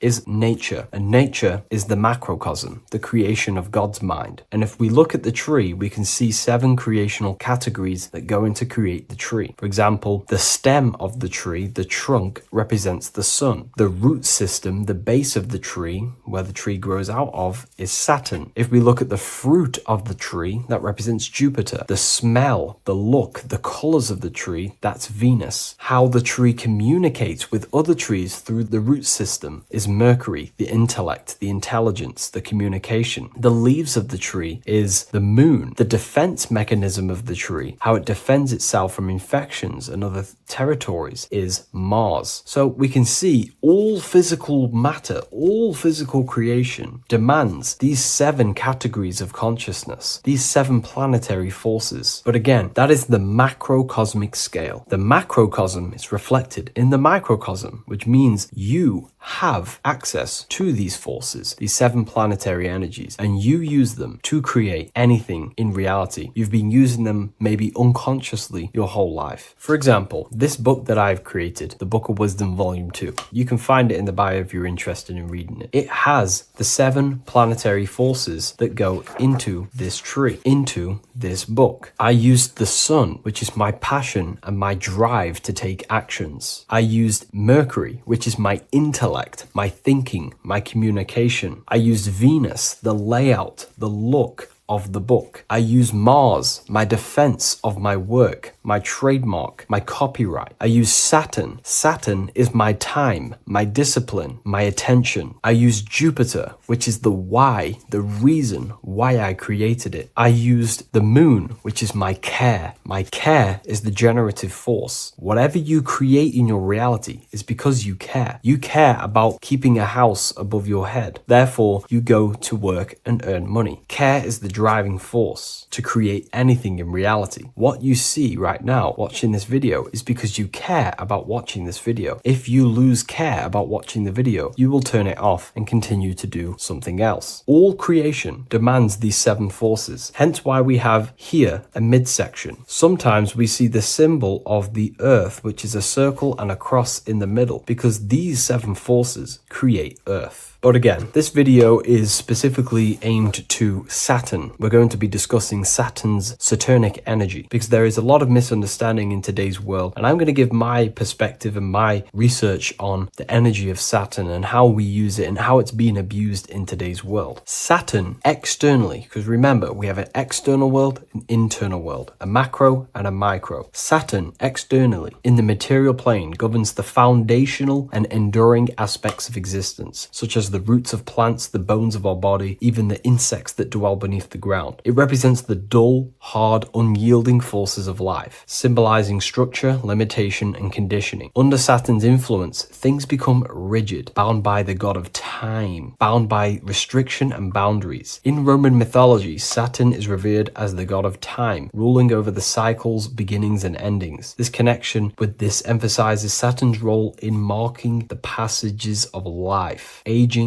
and inevitable constraints we all face. Internally, inside yourself, the microcosm. Internally, Saturn embodies the conditioning within our own consciousness. When Saturnian aspects of consciousness dominates, we become overly rigid, fixated, restricted in our thinking and actions. For example, Saturn's influence is strongly felt in today's world, where many people's minds are confined to societal norms and conditioned responses. The pervasive control Saturnian energy can lead to the sense of limitation, as people become trapped within structure imposed by society and power structures. However, we have to remember that limitation, there is dark and light. Limitation is not bad. This is why Saturn is connected to the god Satan. They are the same being. It's something that restricts, holds back, and keeps you limited, conditions and limits consciousness to its lower power. Saturn is a great teacher, guiding us through difficult life lessons that ultimately lead to growth and expansion and power. Although Saturn's energy is harsh and often challenging, it helps us to develop resilience, patience, discipline, and wisdom. Yet in modern age, this energy has overpowered the minds of the masses, fostering excessive rigidity and limitation. Instead of being ruled by Saturn's constraints, we should seek to embrace more freedom, love, joy, balancing Saturn's lessons with openness and fluidity in our life. So like I said, Saturn rules law. Anything that is limiting or holding back, something that is a restriction or a wall. This is why we see judges wear black robes. The color black is associated with Saturn because Saturn rules over the nighttime and the winter time. Capricorn, they wear black robes. A graduate also wears a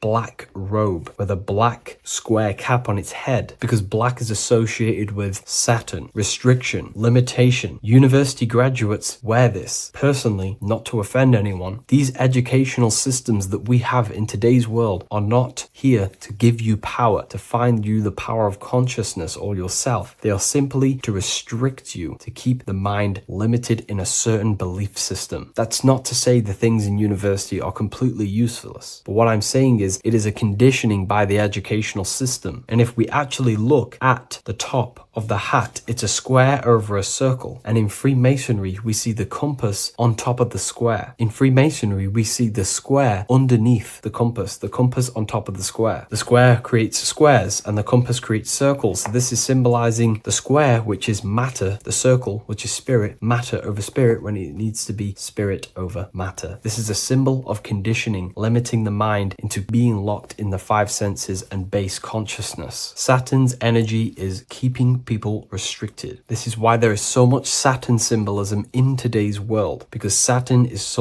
anything to do with limitation, restriction, and time. All of the systems in place are to limit our minds, to keep us on base consciousness, only thinking in a limited box, only thinking and aware of the five senses. In base consciousness, in animal nature, one only thinks according to their senses. When they have a sense, their mind thinks. This is an affect state of consciousness. They're living in the affect. We need to understand that in base consciousness, we have no true power to create. We're simply living in cycles of affect. Now, what do I mean? The physical world is the effect. It's already manifested and cannot be changed. Our consciousness needs to rise to become a cause instead of playing around and being lost in the effect, to become a co-creator. And this is what the system does not want you to do. It does not want you to become a conscious creator. So they keep you in base consciousness, not giving you the awareness that you are literally a god creating a world right now. You are a world and you are shaping the world. Our consciousness needs to be mastered, controlled, and then we can become a conscious creator instead of running around in the world of illusion and effect. As above, so below. What happens in the mind happens in reality. We do not want to be matter over spirit, which means the external world over the internal world. We need the internal world to rule over the external. Saturn symbolism can be symbolized as a black cube. The cube symbolizes this physical world because everything has 6 sides. We can move forward, backward, left, right, up, and down. We are in this cube. This is why we say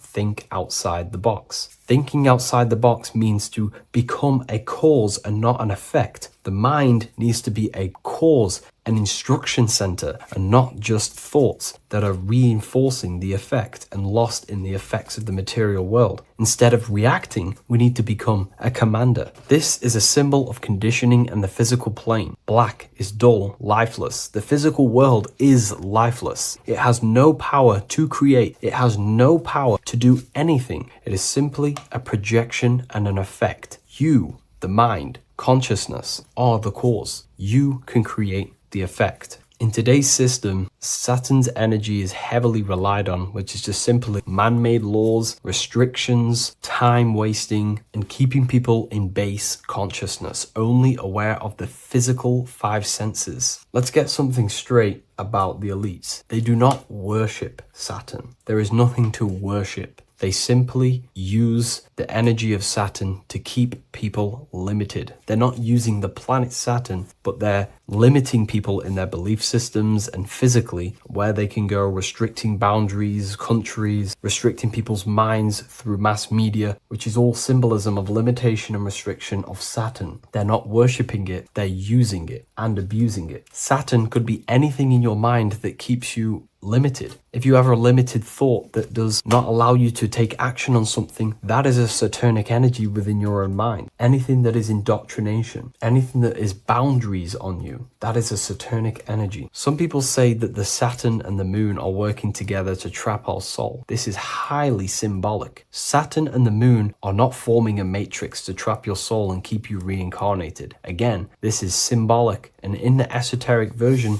and understanding of this, we can see that they do have a relationship. The moon is our subconscious mind, and Saturn is restriction. If we have restrictions and belief systems in our subconscious mind that keep the soul locked and trapped only in these 5 bases, these 5 senses, then we will think and condition ourselves that we are only the physical body and never actually free ourselves from the material world and ascend. Saturn and the moon are not working together, but these are highly linked. By limiting the subconscious, we keep people stuck in base awareness, keeping them locked in the world of effect, never becoming a conscious creator. We have 2 spiritual currencies, time and attention. These are the 2 currencies that we spend. We spend time or pay attention. These are the 2 spiritual currencies that pretty much create our reality. And the system aims to hijack these 2 currencies from you, to limit you, to dominate you, so you do not become a conscious creator. So again, no one worships Saturn. It's simply just a symbol of limitation and restriction. Limitation has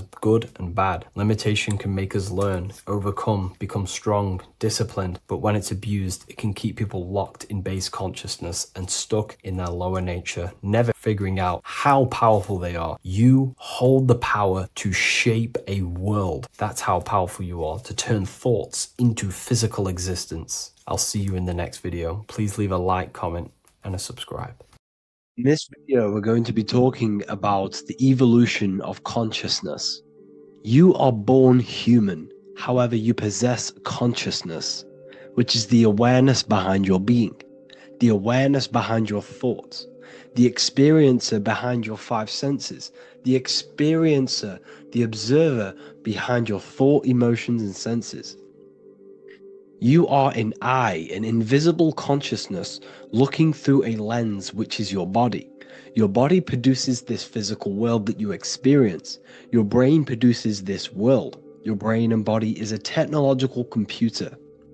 However, you are an infinite, ever-expanding consciousness behind this physical body. And there is an evolution of consciousness, a cosmic journey of expansion. And this is why we see so much pyramid symbolism in the occult and esoteric world, and especially within Freemasonry. Because the pyramid represents climbing, an evolution, a raising state of consciousness, a journey. Steps symbolize a journey upwards. This is the raising and the evolution of consciousness, our inner world. The transmutation of our inner selves, of our souls and consciousness and our minds. So when we see this pyramid, we're seeing a evolution, a way up to source consciousness. And the eye in the pyramid represents your source consciousness. It represents illumination. It represents divine guidance through this evolution of consciousness. This is why we see the ladder. Consciousness is ever expanding on an infinite journey of evolution. Each individual is a part of this cosmic process, contributing towards the ongoing expansion of both mind and awareness. As we evolve, we collectively explore deeper levels of existence, expanding the boundaries of thought and consciousness. The mind has the ability to expand infinitely into new realms of thought, into new dimensions of mind. The mind cannot be filled up. It is not a physical substance. The body can be filled up because it is a physical thing, but you cannot fill the mind. Therefore, the mind is constantly expanding, ever expanding into new fields of thought. So what we see in Freemasonry, the ladder, is again a journey, an elevation of consciousness. When we are born with an infant consciousness, and as we gain older, we gain an adult consciousness. Our inner world, our inner mind, and our emotional intellect changes and evolves. We are significantly different from when we were very young as an infant. It's because our consciousness evolutes, it changes, it alters like water. So, just like this evolution of your own consciousness as growing up, there is consciousness of beings existing in cycles beyond our own. And their consciousness is unimaginably different from ours. They operate on a higher level of understanding and knowing, experiencing reality in ways that transcend our current comprehension. Our minds right now cannot comprehend the highest states of consciousness. There are entities, there are beings beyond our own, existing in higher dimensions of consciousness that we cannot comprehend because they have expanded. They are on a further way up the ladder of consciousness. However, we are all on the same journey. None of us can take the same journey. There is one ultimate goal, reaching source consciousness. However, this is always ever expanding. However, we are all on a different journey. There is one truth, one source, one goal. However, there are billions in different ways of reaching it, and we are all on these different paths to source consciousness, to this ladder, this evolution of universal evolution. Okay? Their awareness is attuned to new dimensions of existence, reflecting a more advanced stage in the cosmic journey of consciousness evolution. So when you take DMT, you are shot into these higher realms of consciousness where you meet these beings who look similar to these images. They are not speaking to you physically. They don't speak to you three-dimensionally through vibration and words. They speak to you mentally. If you have done DMT, then you know this. And if you have met these beings, then you know this. You might have even met some of these types of beings on mushrooms or any psychedelic drugs. Because ultimately, when you take these mind-altering substances, it's altering your consciousness. It's merging your consciousness with the spirit of that substance. And you are essentially attuning your mind to higher dimensions of consciousness. That's why we say we're getting high when we take these substances.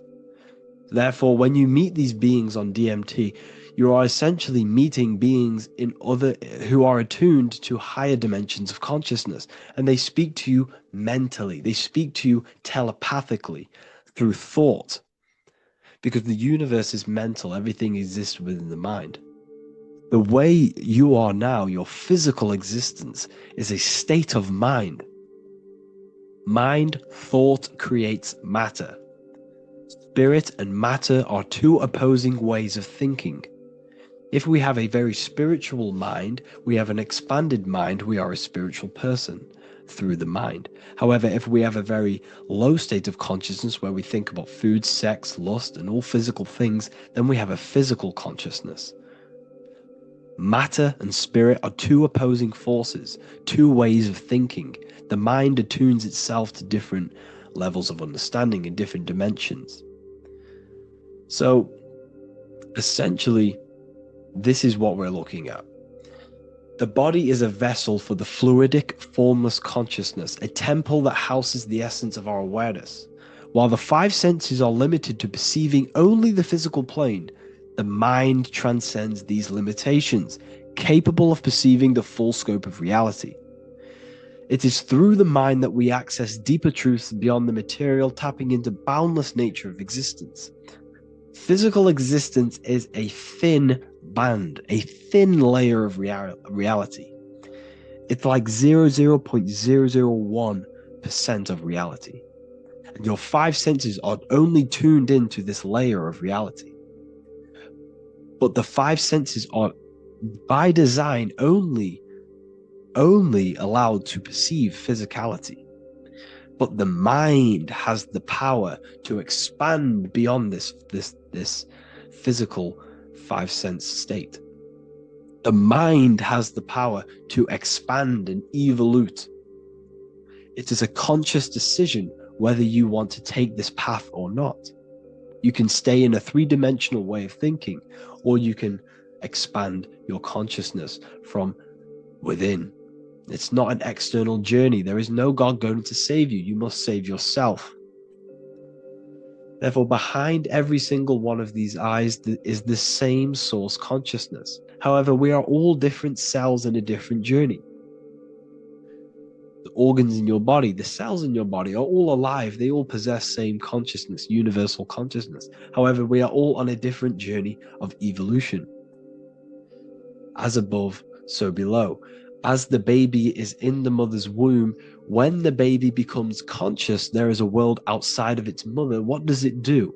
It presses and seeks a way out to be born in the other world outside of its mother. It is the same with your consciousness, your mind. When your mind becomes aware that there is realities beyond the immediate surroundings, it seeks a way out. And this is exactly what I'm doing to you now. I am now expanding your mind and telling you there is other ways of reality. There's other dimensions of consciousness which you can access through inner transmutation, through different ways of thinking, spiritualism, and meditating and connecting with yourself and detaching from external things. We can upgrade our consciousness. Your body is a womb. Why Jesus says you must be born again to see the kingdom of God, because you are born physically and then you must be born again spiritually, awakening your inner consciousness. So like I said, as the baby is in the womb, it's the same principle. As above, so below.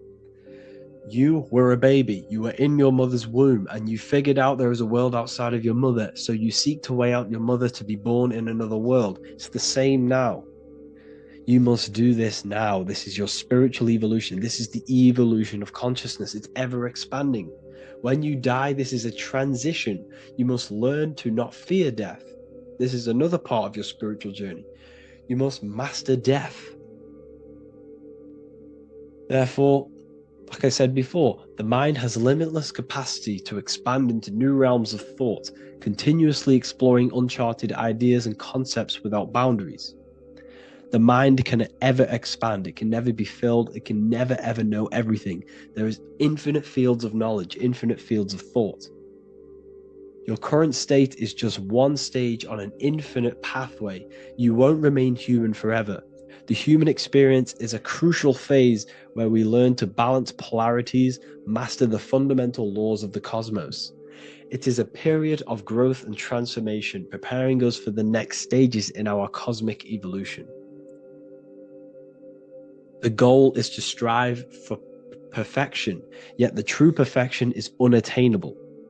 It's like a tunnel, and there is a light at the end of the tunnel. And as you walk through this tunnel, the light is ever moving backwards. You should forever seek to meet that light, but you will never meet that light because consciousness is ever expanding. You should strive for perfection, yet knowing that perfection is forever unattainable. The journey is endless, with each step revealing deeper layers of understanding and experience. The pursuit of growth and expansion is itself the essence of our evolution. You can find all of this knowledge in the amazing book that I have read for years. I have read this book, The Emerald Tablets of Thoth, the Atlantean, by M. Dorial, translated by M. Dorial. I'm telling you now, this book, now that I've told you this, you have some context on the book. The whole book is about evolution of consciousness. He's talking about higher dimensions beings. He's talking about how you can transcend this physical plane. It is truly the most amazing book you will probably read. One of the best spiritual texts you'll see. It's hard to understand. So you must read it over and over again. And the more your mind progresses, like for me, I read this every couple months.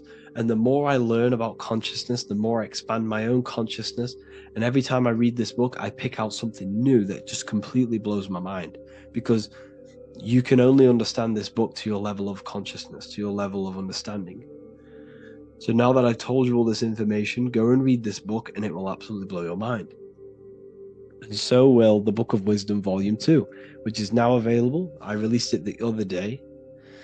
I'm just going to read a page out now. This page is called Spirit and Matter. The Earth is not merely a dense, lifeless rock drifting through space. It possesses spirit, a living essence that animates its form. But what do we mean by spirit? Spirit in esoteric terms refers to the energy, the life force, animating the principles infused in matter. So essentially, what this page is talking about is how everything has spirit, consciousness within it.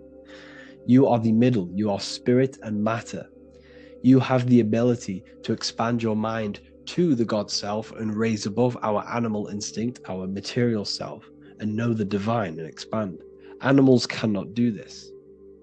Animals are not self-aware. Humans possess self-awareness. We can observe our consciousness. We can say, why do I exist? We can look in the mirror and know that we need growth. And this is what Anunnaki means. Anu means above. Anu was the supreme god of the sky, which is a metaphor. He represents spirit above, heaven. Anu came down to earth and married Ki, the goddess of the earth, which represents matter. It's a myth, it's an allegory. Anu married Ki and gave birth to the Anunnaki. Spirit came down and infused with matter and gave birth to the human, which is you. You are spirit infused in matter, Anu and Ki, Anunnaki. You are the Anunnaki. And this is just one of the teachings in my book. Honestly, this book is absolutely amazing. If you truly, truly want to expand your consciousness, give this book a read. And obviously, if you're inside the university, I give you this book for free, a paperback version. If you join the university, follow the steps inside of the general chat, you'll be able to download this book, or sorry, not download it, order a paperback for free. All you have to do is pay for the shipping. You'll also gain amazing knowledge inside of my library, where your mind will just be overblown with the amount of esoteric books. There's over 45 rare occult books, plus you get a PDF of the Volume 1 and Human Health Guide. You get reoccurring updates where I expand on symbolism, occultism, where you will just feel absolutely amazing once you understand esotericism in yourself. You'll also learn how to create the dream reality that you want with the Manifestation Mastery course, where I teach you how your consciousness creates reality. You'll have a real lectures where I post lectures on symbolism, occultism, esotericism.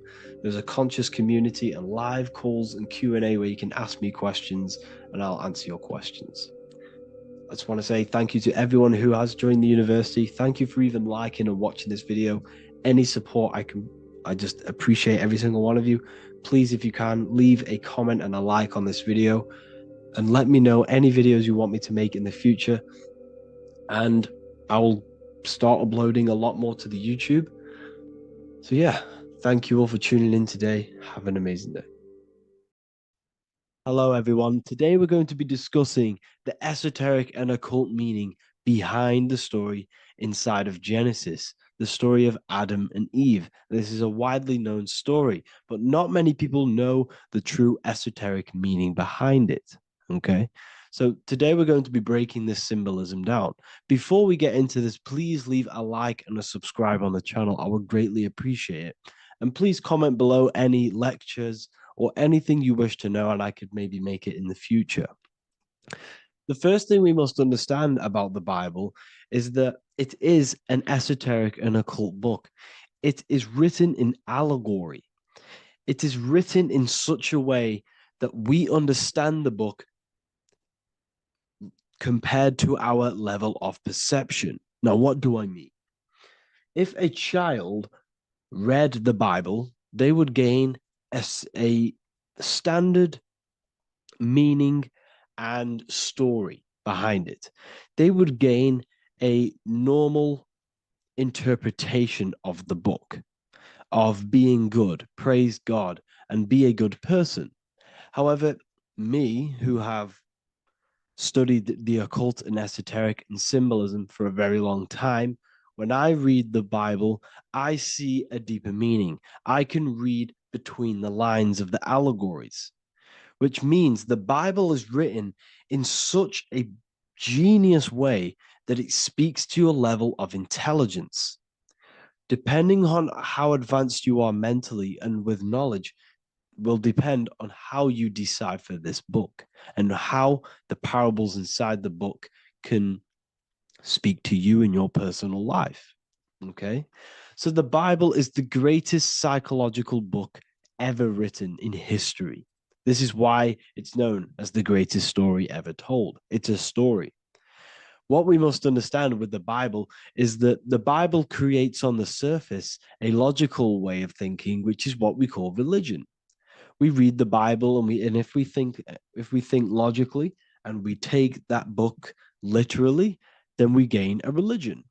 But if we look beyond the surface, this is what we call esoteric, metaphorical, symbolic.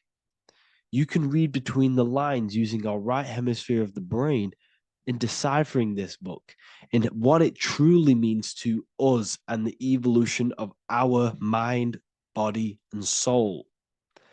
What this book actually reveals between the lines is instructions and stories which teach you how to level up your consciousness, how you can sync the mind, body, and spirit and the soul all together so you can live like a god. This is what the esoteric is. It's the purification of consciousness. Now, when it comes to Adam and Eve, okay, what we must understand is that this is the beginning of creation.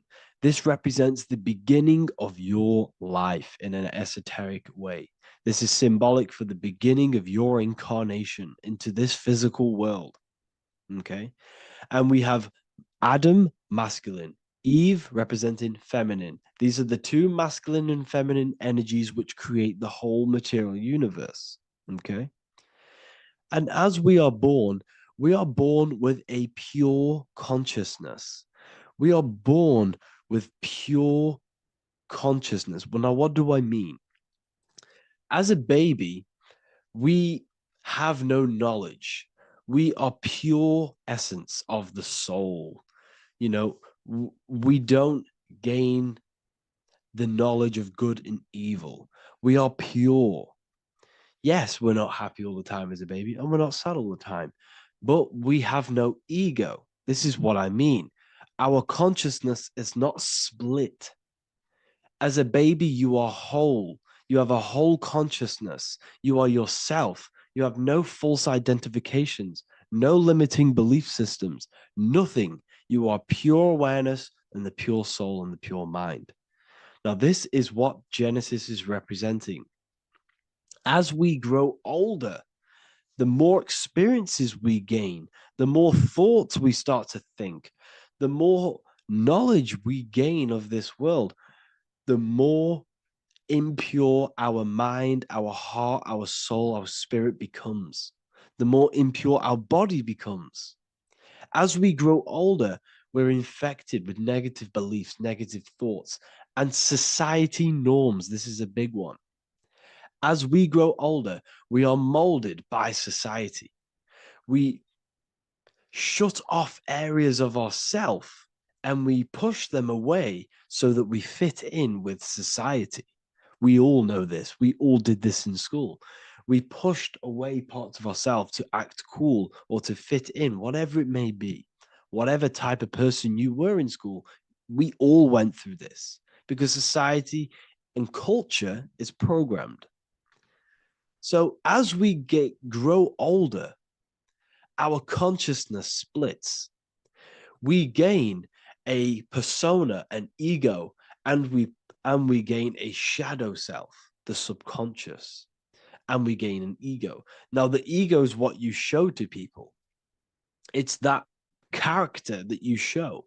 that you put on to your culture, to your family, to your friends. This is a false identification. And we also gain a shadow self. The shadow self is gained through experience. This is the subconscious. Our ego is created through experience. And so is the subconscious and the shadow self. Okay. So as we gain age in this material body, we fall from the Garden of Eden. We gain the knowledge of good and evil. This is what the symbolism represents of us leaving the garden, us eating from the fruit. Now, the fruit represents the knowledge, it represents the insight, the experience, which splits our pure consciousness. Our soul splits. Okay? We lose connection with the divine. We lose connection with our pure self through material experiences. We may lose ourselves in material experiences. We may lose ourselves in lust and material gain, wealth, and all of these lovely things that the material world offers. We lose ourselves in this. Okay? And not only that, there's another symbolic thing that we're missing with being a child. There's another symbolic meaning behind this tree in this story of Adam and Eve. And this is sexual energy. Okay. As we are a baby, we have no ability to create another human life. We have no sexual urges. We have no desire for the material things as a baby. Nothing. As we grow older, our sexual energy cultivates around the age of, it's like 10, maybe earlier for some people or later for some people. This is what we call puberty, when our sexual energy activates. This is when the masculine and feminine energies are present within the body. And we are now given the ability to create human life. We're now given the ability to bring in a soul into the material world. Now, this is what we believe and know in the esoteric world. That is what sex is. You're bringing a soul from the astral into the physical. Okay. So as you grow older, you gain this ability to use the power of creation. You gain this force within you that allows you to open a portal in the astral and bring in a soul to the material. Now, this power can be misused. This power is very powerful and should not be misused. In occult and esoteric teachings, we teach and learn sexual transmutation, how we transmute sexual energy into different areas of our life so we can grow and create. Because sexual energy is creative energy. It creates a whole new human being. So if we retain it, we can transmute it into creativity.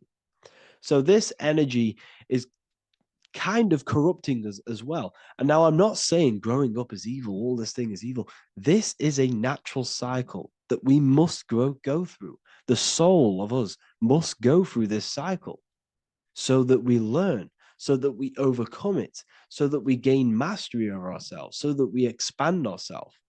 I recommend you watch the Evolution of Consciousness lecture that I did on my YouTube. An amazing lecture. Talks about the evolution of consciousness and how we're on a never-ending cycle of life and death and expansion. So leaving the Garden of Eden is symbolic.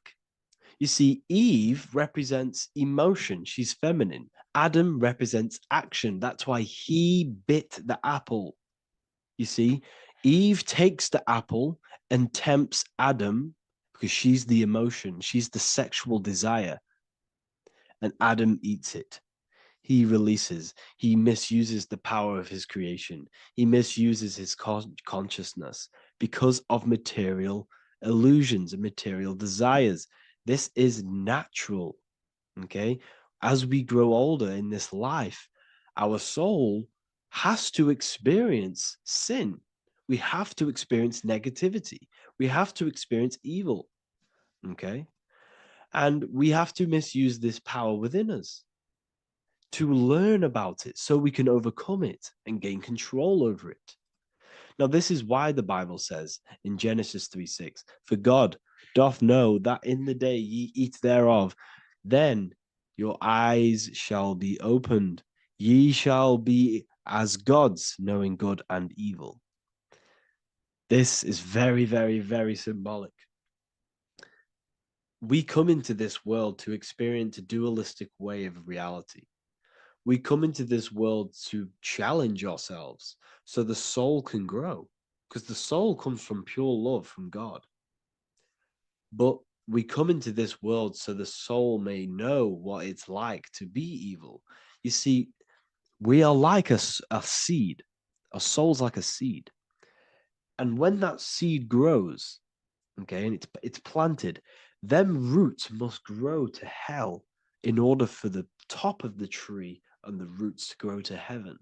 In order for the soul to reach the highest states, it must descend down into the lowest states. Good and evil. This is the story of good and evil, okay? And this is the story, a psychological story of how the human mind has functioned in this life. This is what this story is representing of how our soul and mind is functioning, how our consciousness is splitting and growing up and evoluting. Okay. Like I said, snakes represent sexual energy. They represent, snake, when you've been snaked. This is why we say you've been snaked, because it represents a temptation of sexual energy. This is why the Kundalini is symbolized as a snake. This is the serpent within us that we can rise to activate dormant brain cells in our brain. Now that's called the Kundalini awakening. I'm not going to get into that into this video, but this is what it symbolizes, the tree and the knowledge of good and evil, because our body is the tree. Our central nervous system is the tree. The snake is our sexual urges and this false temptation that tempts us to interact with sin, the material world, okay, and go against our higher divine self. This is what it represents.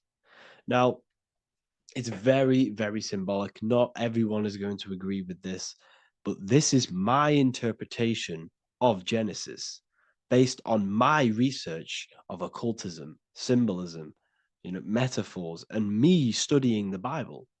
This is my interpretation, and I hope it resonates with you. It might not resonate with you, but this is what makes sense to me, and this is what has made sense to many other occult researchers who are in this space as well.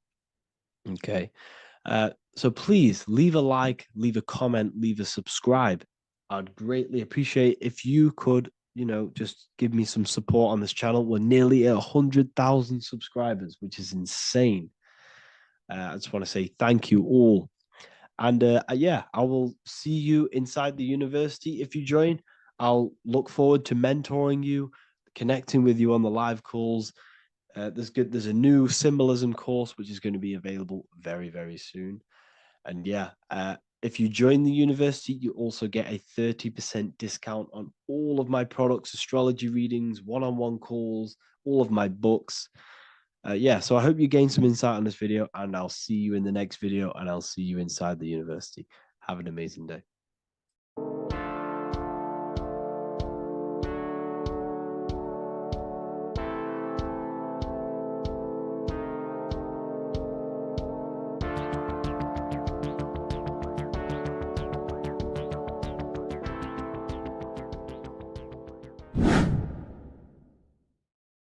How are we doing, people? It's Revival of Wisdom. We're back today talking about sun worship. Okay? And please enjoy, sit back and enjoy the video. First thing we need to understand is that the sun is the risen savior. It's the light of the world. Without the sun, we have nothing. Now, the sun is the Son of God. We didn't make the sun. No one owns the sun. But who created the sun? Obviously, the Creator created the sun. Therefore, it is the Son of God. And that is what Jesus is symbolizing in the Bible. The Bible is a metaphorical story. That's why it's called the greatest story ever told, because it is a story about the sun, the zodiac.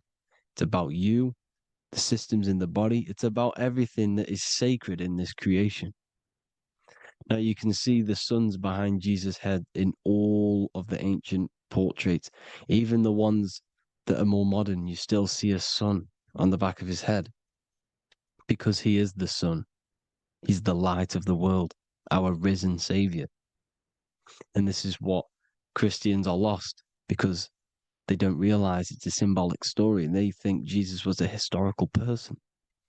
He's not a historical person. Okay, this is what we need to get out of our mind. This wasn't a historical person. It's the Son, our risen Savior. The Son is the soul. It's the soul of this creation. Because what is a soul? A soul is pure life force, pure energy. Whatever a soul inhabits, it gives life to. Like our soul feeds our body. The sun feeds the earth because the sun is a soul, and that's why the ancients called it Sol. Because it's the soul and it's in you and it's the light of the world. It's the light of everything. It gives life to all things. Here's Jesus and his 12 disciples.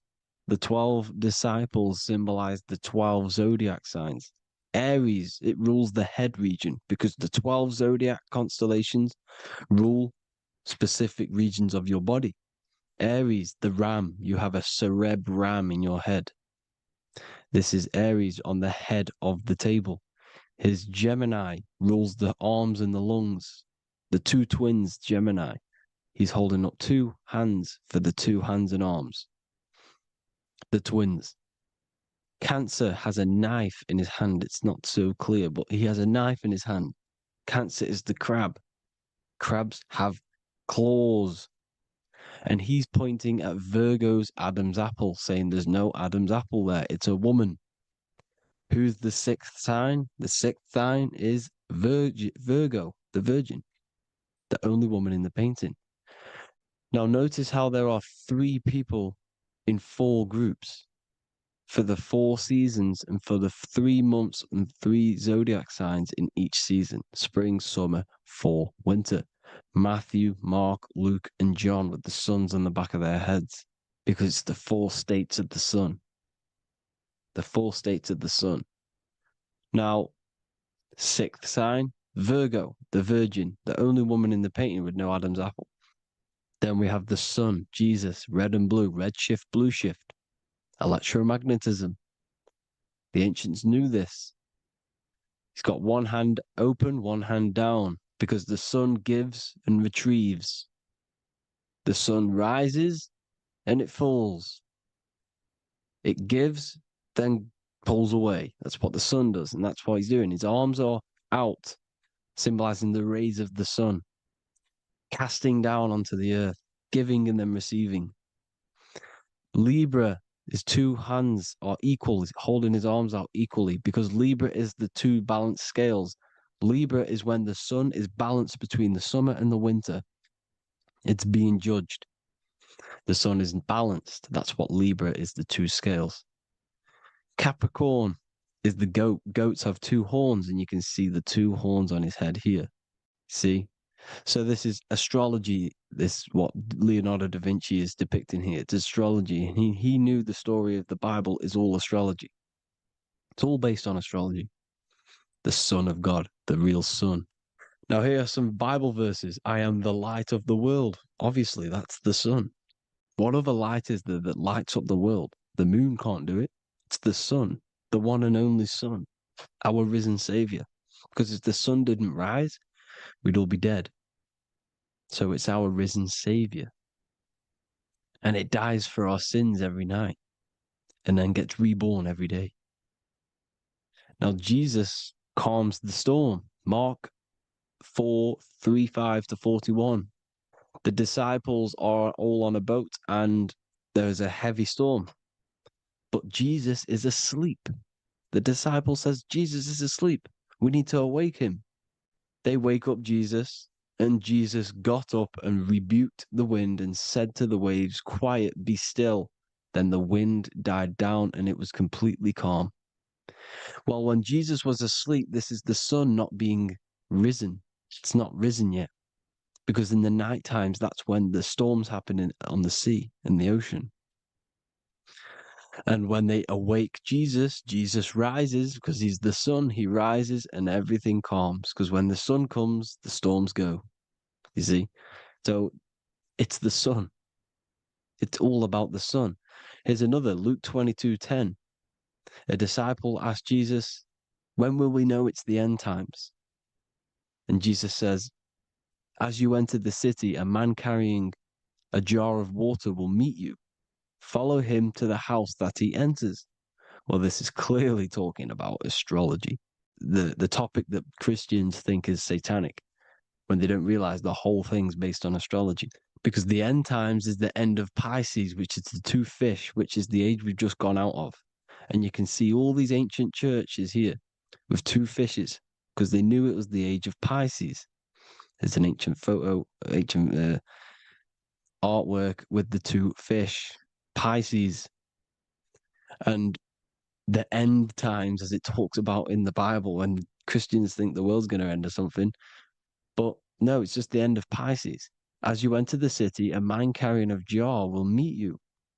Follow him to the house. The house is the zodiac sign that he enters. And the zodiac sign is Aquarius, because that's what it is, a man carrying the water. We know this is astrology because a woman, that is a woman's job in the ancient times. In the ancient times, the woman used to get the water. You would never see a man collecting water back then. That was the woman's job, whilst the man builds the houses, for example. You see, so we know it's talking about astrology because astrology is the man holding the bucket of water. It's the end of Pisces. Now we are in Aquarius. And of course, Luke 24:36, the risen Savior, the Son. Now, the Son is also born on the 25th of December, a virgin, just like Horus, Mithra, Buddha, Krishna, Hermes, and thousands of other gods, all born on the 25th of December. Well, it's because the sun moves 1 degree northward on the 25th of December. And on the 22nd to the 24th, it stays in the same degree because it's moving south. But then on the 22nd, it stays in the same degree on the Southern Crux constellation. And the ancients called this the sun dies on a cross because the cross is the Crux constellation, the Southern Cross. And it stays on that same degree for 3 days on the cross. The sun dies on a cross, and then on the 25th, moves 1 degree northward, bringing back the summer, the light, the warmth, the growth of crops. And this is the sun being reborn again, a virgin, because it's pure. And here's Mithra, another sun god before Jesus was around, before Christianity. It was Mithraism, and Mithra, Ra is Ra, the sun god, Egypt. It's all about Ra, the sun. You can see the crown of thorns on Jesus' head, symbolizing the rays of the sun. And here are the rays of the sun on the back of Mithra's head. Krishna, the sun. Buddha, the sun. Horus, horizon. All born virgins, all did miracles, all resurrected. Dead for 3 days. Well, here he is, dead for 3 days on the cross. And resurrected, because it's the most ancient religion ever been on the face of the earth, the worship of the sun. And we should worship the sun, because without the sun we are nothing. The sun feeds us, feeds the earth, feeds everything.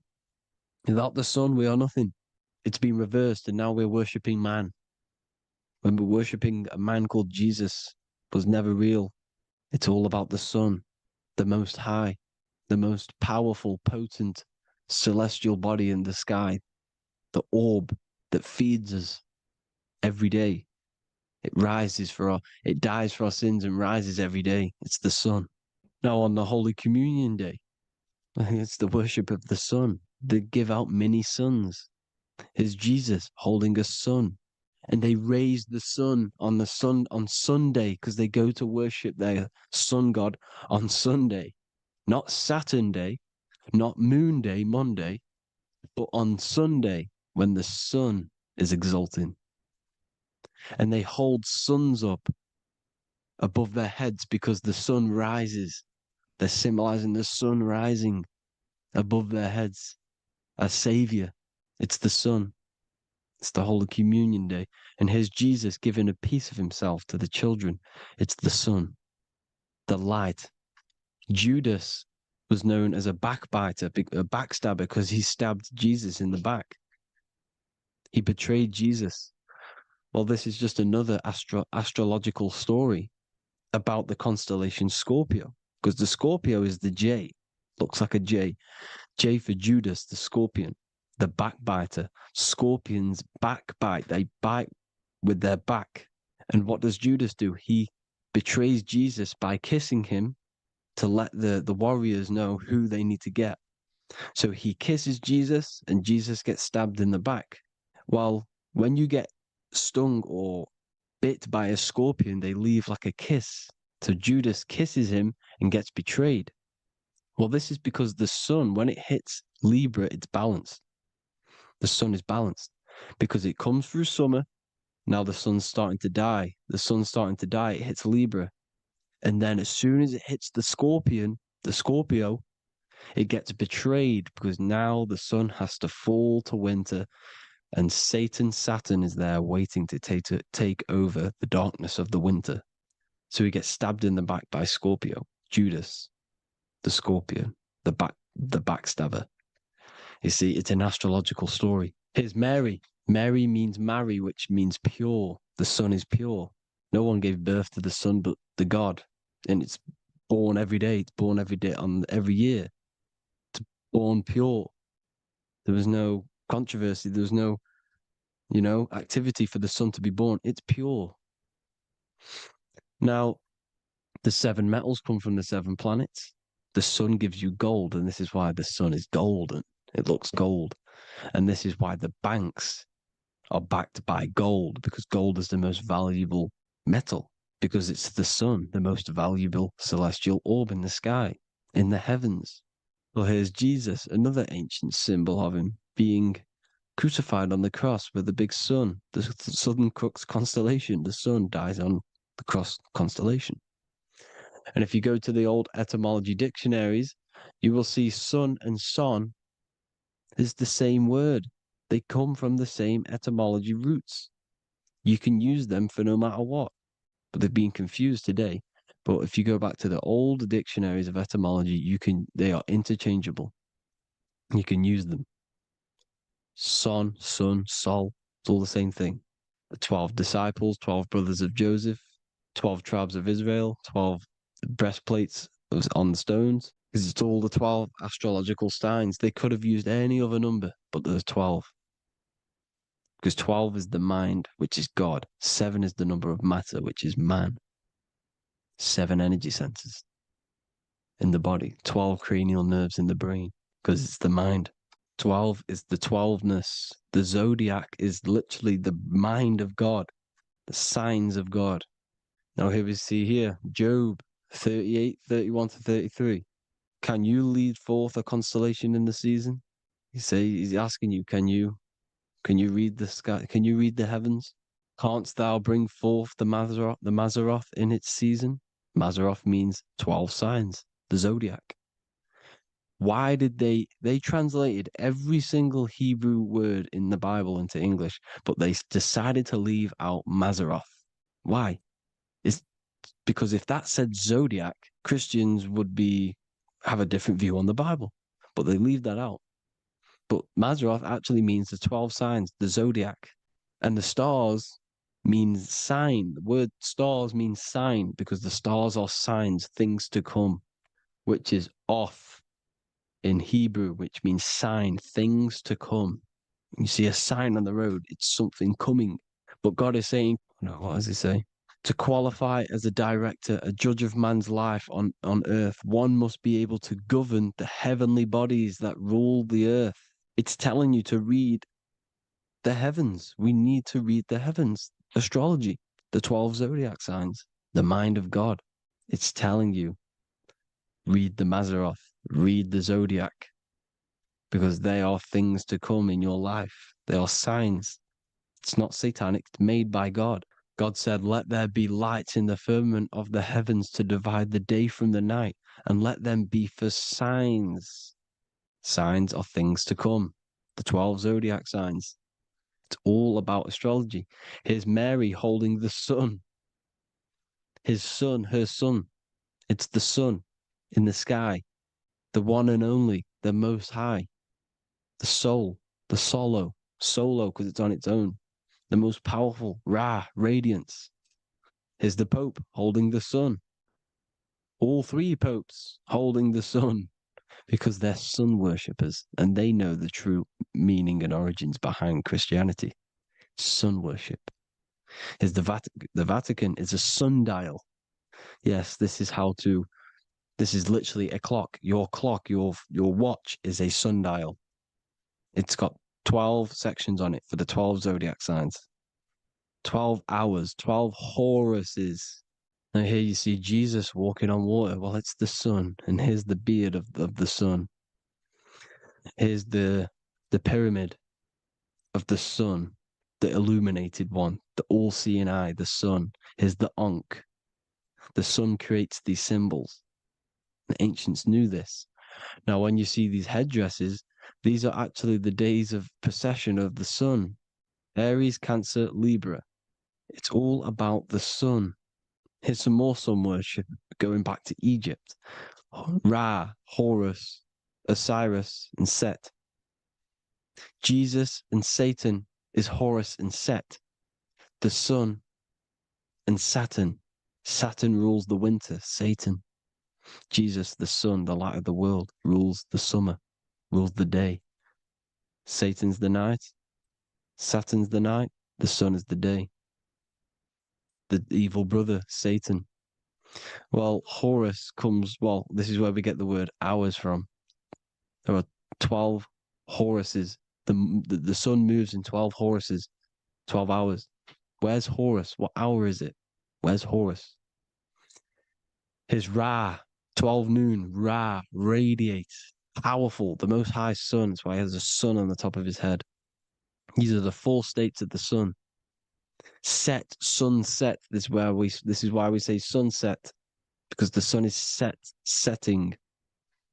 His sunset, his Horus, horizon, the Horus is rising, Ra radiating, and the sunset. Then midnight is Osiris. Here's another ancient symbol for the sun, the scarab. Ra, the sun, scarab. It's got the word Ra in it because it's the sun. And here's the sun on top of the scarab with the wings. Because scarabs roll dung up hills and then they'll let it fall down the hill to gain more matter. To gain more bigger, like a snowball effect. And this is, the ancients saw this as a process of the sun because the sun climbs up the hill and then it falls. So they used the scarab to symbolize the process of the sun. The sun climbs and falls. Here's an ancient Egyptian cat cutting off the head of the serpent. Well, the cat is cutting off the head of the serpent, symbolizes the sun cutting off the nighttime. When the sun rises, it cuts off the nighttime. It cuts off the serpent. The serpents represent darkness or evil. Oh, there's some more symbology of the sun and the heavens, the arch, the royal arch, the firmament, the sun inside the firmament. These are all ancient churches, and they all depict the firmament with the sun inside. Is the ancient cosmology, you see, because it's all about the sun. Everything's about the sun because the sun is our orb made for us to sustain life in this, inside of this creation, inside of this firmament, the royal arch of heaven. Here's the Freemasons depicting it. Here's the Masonic royal arch, but you can even see the zodiac signs. Here's Cancer, the checkered board. It's the royal arch of the firmament. Obviously, they don't want to tell you that. You live in space, apparently. Some more sun worship. Here's the beard of the sun on the water. They all have this long beard. And why do they say amen? Amen at the end of every prayer. Amen is a sun god, a creator god. It's all about the sun. So thank you all, people. Hope you all enjoyed. Hope you all gained some knowledge and insight. Please give me a follow, drop a comment, drop a like. Have a good day. Love you all.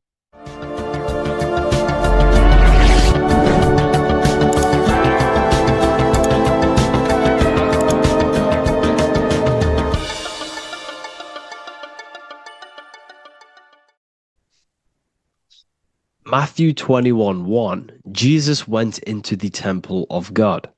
Corinthians 3:16, do you not know that you are the temple of God? Now, what is this telling you? That God is within you. Hence why in Luke 21:12 it tells you the kingdom of God is within you.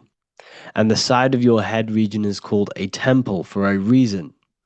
Because the brain encapsulates the mind. The brain is a physical manifestation of the mind. The heart is a physical manifestation of emotion. So we have these different layers of our consciousness. We have an intellectual, communicative aspect of our consciousness, which we would call the mind. We have an emotional aspect of our consciousness, which is the heart. And to communicate with the divine, it's all to do with the mind. Hence why the ancients always symbolize the mind being God. This is why Michelangelo always placed God inside of the brain on top of Sistine Chapel in the middle of the Vatican. He understood that God is in the brain. God is within you, not outside of you. The church tells you that God is in the sky because they are creating a externalization of the truth to create a business and a distraction so that you don't find the divinity within you, so that you don't find your power. Now you have Adam, the physical man, the physical body, the ego, the lower self. And he is resting. He's not trying to reach to God, but God is reaching because the higher consciousness within you is always trying to communicate with you. It's always trying to wake you up to your divinity. But the lower mind, the lower self, Adam, the physical self, is always in ignorance of truth, always in ignorance, and stays in a materialistic way of thinking, which is the lower animal self. And this is what we call a sleep or an NPC. This is the lower mind of man. But all you have to do is to move your finger to touch God. You have to look within yourself, within the brain, meditate, and you can find God. This is why in the Bible we see many references to the human body and anatomy to truly connect with God. Kings 6:8, the door to the middle chamber was in the right side of the house, which is the right hemisphere of the brain. The middle chamber is the pineal gland, where the seat of your consciousness is, where the seat of your higher consciousness is, the mind. And they went up the winding stairs, which is your spinal column, into the middle chamber, and out of the middle chamber into the third. So they went up the winding stairs. This represents raising your consciousness up the winding stairs. Your spinal column acts as a stairway of consciousness. Depending on what sort of consciousness you are operating in, depends on what part of the spinal column you are using. Because the spinal column ascends and descends consciousness. What do I mean? If you are in a reproductive way of thinking and you're always thinking about sex, you're jerking off all the time and you're always eating, all of your brain's power and your mind's power is being descended into the lower aspects of the spinal column, which represents hell, the physical state of man, Adam, the ignorant state. We're basically living off low-level pleasures like an animal. And the stairway to heaven is your spinal column. They went up the winding stairs into the middle chamber, which is your mind, your pineal gland, and out of the middle into the third stage of consciousness, physical, etheric, astral. When you meditate and you start to raise your consciousness during meditation, you enter the astral plane. when you turn off thought. But this is the middle chamber inside of the brain. Here we see another painting inside of Sistine's chapel of God inside of the brain. This is the brainstem. This is the brain. This is the frontal lobe. This is the back lobe. This is the back lobe. This is the cerebellum. Here's the reptilian brainstem. Here's the claustrum. This is what we are seeing here. Anatomy. Here is another one in Sistine's chapel in the middle of the Vatican. This is depicting the brainstem. God's neck looks exactly like the brainstem.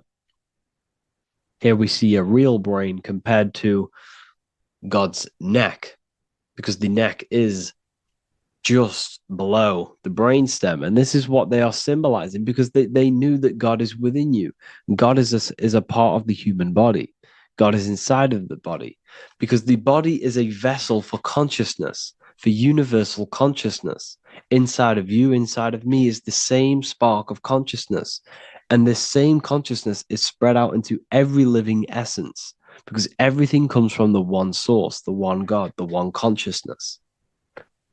Matthew 6:22-23. The light of the body is the eye. If therefore thine eye be single, thy whole body shall be full of light. Practicing the single eye. What is this? This is meditation. This is entering within yourself. So the Bible's telling you to practice the single eye. But if thine eye be evil, thy whole body shall be full of darkness. What does this mean? If your consciousness is in an evil way of thinking, if your mind is filled with an evil, negative mind space, then your body shall be filled with darkness, with evil, with negativity. Because negative thoughts destruct the body. Positive thoughts heal and regenerate the body. So he tells you to be, the light of the body is the eye, your consciousness, the inner eye of consciousness, the eye that lets you see. And what do I mean? You look with your two physical eyes, but you see with the inner eye. What you see is perception. You look with the two eyes, and what you see is perception. You are seeing, you are understanding, and that's what consciousness, the mind, gives you. Consciousness, or the mind, is the force that allows you to be a human being, that allows you to understand things and interact with things and make decisions. It's an infinite intelligence. See, the mind is not the brain. This is a big confusion with people. Hence why the eye on top of the pyramid is separate from the bottom half of the pyramid, because the consciousness is separate from the body, the eye, the all-seeing eye. It represents the observer, the eye that sees into this body, into this world, into this. You are the perceiver. You are the invisible spirit within the body. Theologians 4:17. After that, we are still alive, and our left will be caught up together with them in the clouds to meet the Lord in the air. You don't meet the Lord in the physical air. Okay? This symbolism of the ancient Christian artwork is showing you this is symbolic. These things never happened. There's no man in the sky. Moses didn't go on a mountain to meet with God. The air represents the mind. This is why you say you're an airhead when someone's very stupid. Earth is your body. Water is your emotions. Fire is your spirit. Air is your mind, the invisible mind. So Anton Mengs, an ancient Christian art worker, is showing you anatomy of God in the clouds. But this is anatomy of the human body, raising yourself to the mind and turning the mind inwards on itself during meditation.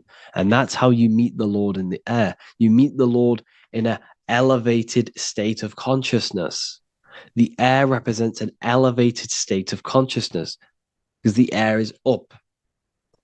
You have to raise your consciousness to meet the Lord in the air. This is why Moses went on a mountain to meet with God.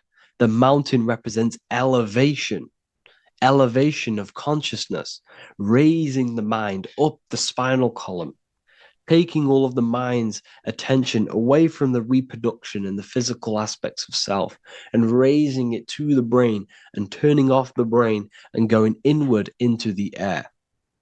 It's talking about raising consciousness.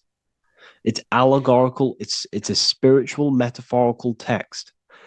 The side of your head's called a temple because inside that where that temple is, right in the middle of where you call the temple, is the inner chamber, the open room, the holies of holies in the Bible, or the land flowing with milk and honey, or Mount Zion.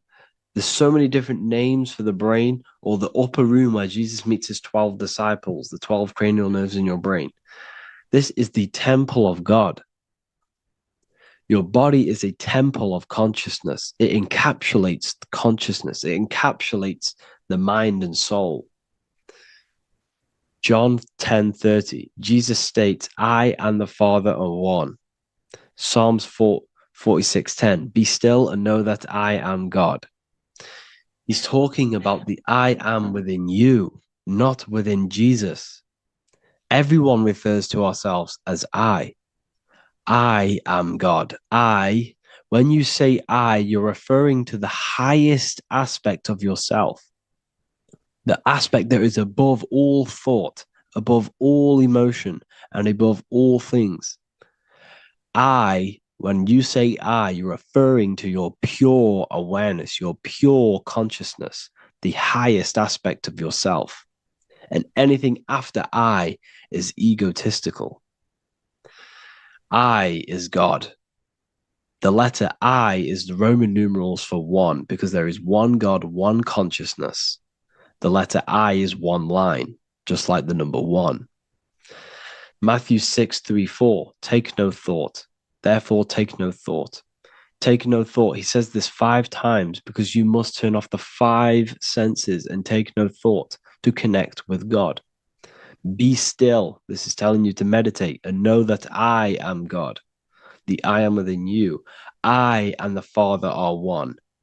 I and God are one. You, who you think you are, is completely wrong. The body is matter.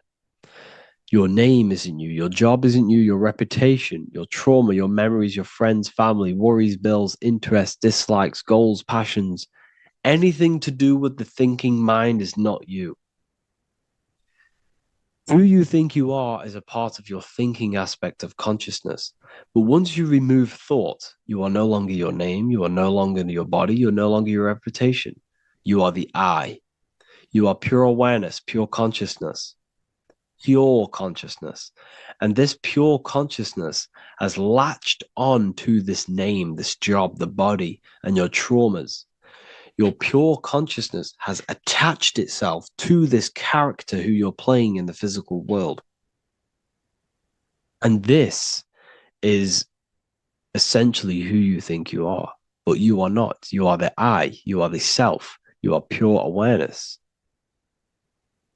So, in order for you to detach from these things, you must learn how to detach from your name, your job, your reputation. And you do this through meditation by turning off the thinking mind.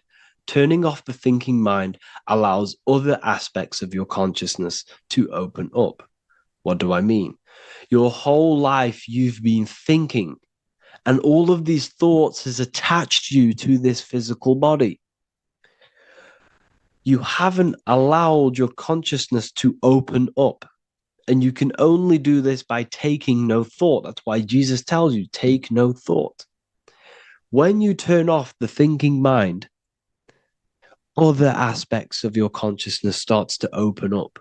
Other aspects of your being can open up. And this is how you astral project. This is how you do all these mystical things and things to do with consciousness.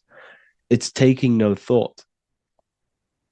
Imagination, emotions, thought, and memory are all to do with consciousness. These things are not physical. You can't touch thought. You can't touch emotions. You can't touch these things because they are not a physical thing. So you must turn off these things for other aspects of your consciousness to open up. Okay? So essentially, the Bible is a metaphorical, astrological, numerological, metaphysical, spiritual, encoded text that talks about human anatomy, spirituality, and the true nature of the human experience. Everything they teach you in school is to make you think that you are this body. Everything they teach you in church is the externalization of the true teachings of Jesus. Jesus was telling you to meditate. Jesus was telling you to practice the single eye. Jesus was telling you to look within yourself and find God. He wasn't telling you to pray to him. Mark 16:19, he was taken up to heaven and sat at the right hand of God, the right hemisphere of your brain. John 21:6, cast the net onto the right hand side of the boat and you shall find fish. Fish is understanding. The boat is your body, your brain. Cast your awareness into the right side of your brain and you will find understanding, because the right side of your brain is all to do with the creative aspect and the intuition and the spiritual sides of your consciousness. This is why God is here. This is why Michelangelo depicted God in the right hemisphere of your brain, because this is all human anatomy.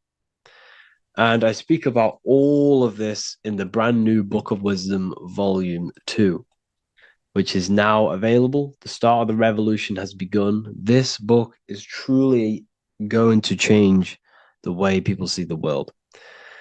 It's got so many new more topics than the last one. It's truly a revolution. It's written in so much detail. It's very practical.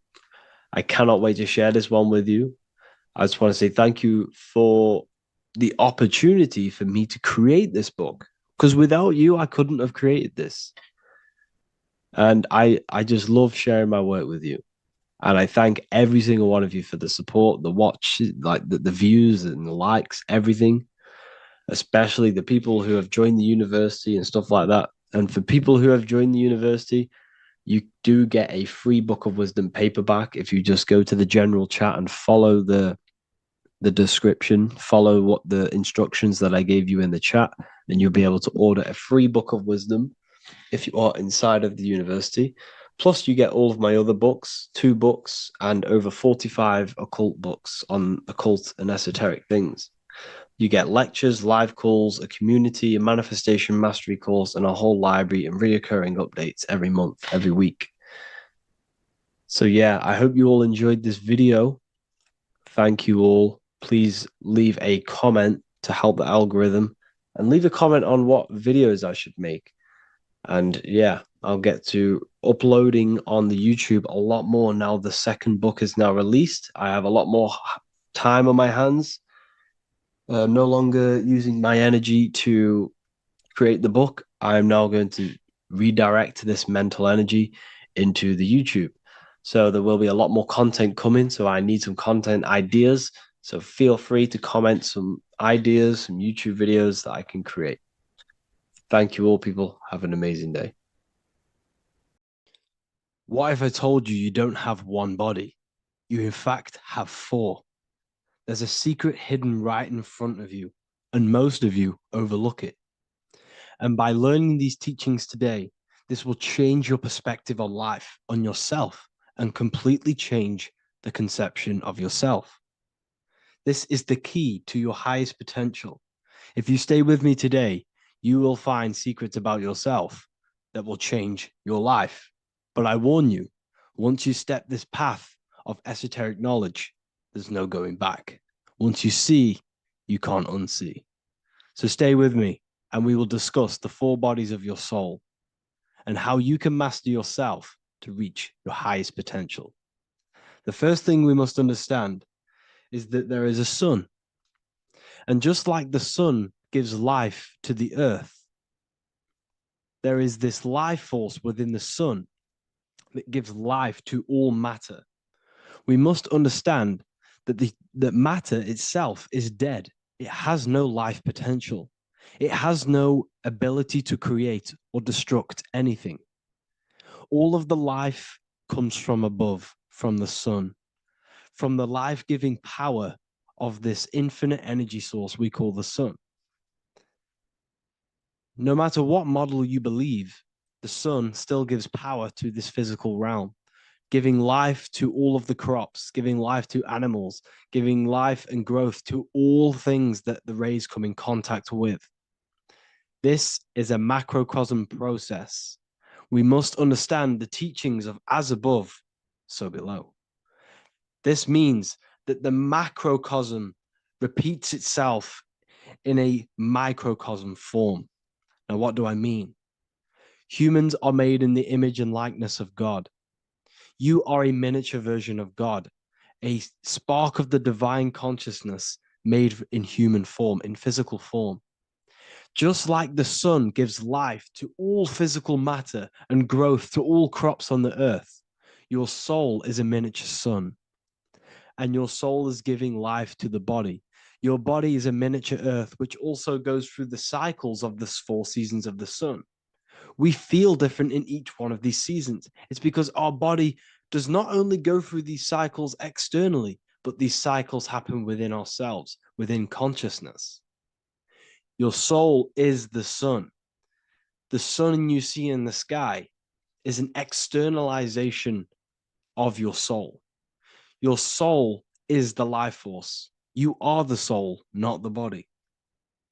And like the sun gives power to the earth, the soul gives power to your body. So first, let's look at the etymology of the word sun. The word sun comes from it's a Latin word solis or sol, which means the sun. Sol then became soul, sun, soul. And in fact, S-O-N and S-U-N in the old etymology dictionary mean the exact same thing. They are interchangeable. So when we look at the symbol of the sun, we look at a circle and a cross, which represent the 4 aspects of the sun, the 4 seasons of the sun: summer, winter, spring, and autumn. These are the 4 states of the sun. Like we said, this is why we get this symbol. You have the 4 states of the sun, which represent the 4 bodies of the soul. Now, this is where we get deep. Like I said, the sun you see in the sky is a macrocosm of your soul, an externalization of your soul. Just like your sun has 4 seasons, the 4 seasons within us are the 4 bodies. Our soul is incarnated and split into 4 sections. We have a mind, we have a physical body, emotions, and spirit. These are all interchangeable and they are all linked. In ancient alchemy, we have the exact same symbolism of the 4 stages of alchemy. But in this case, they're symbolized as the 4 elements: earth, water, air, fire. In this ancient alchemical symbol, we have the pentagram, with the top one representing the soul, ether. Our soul then has the 4 bodies, with the human here.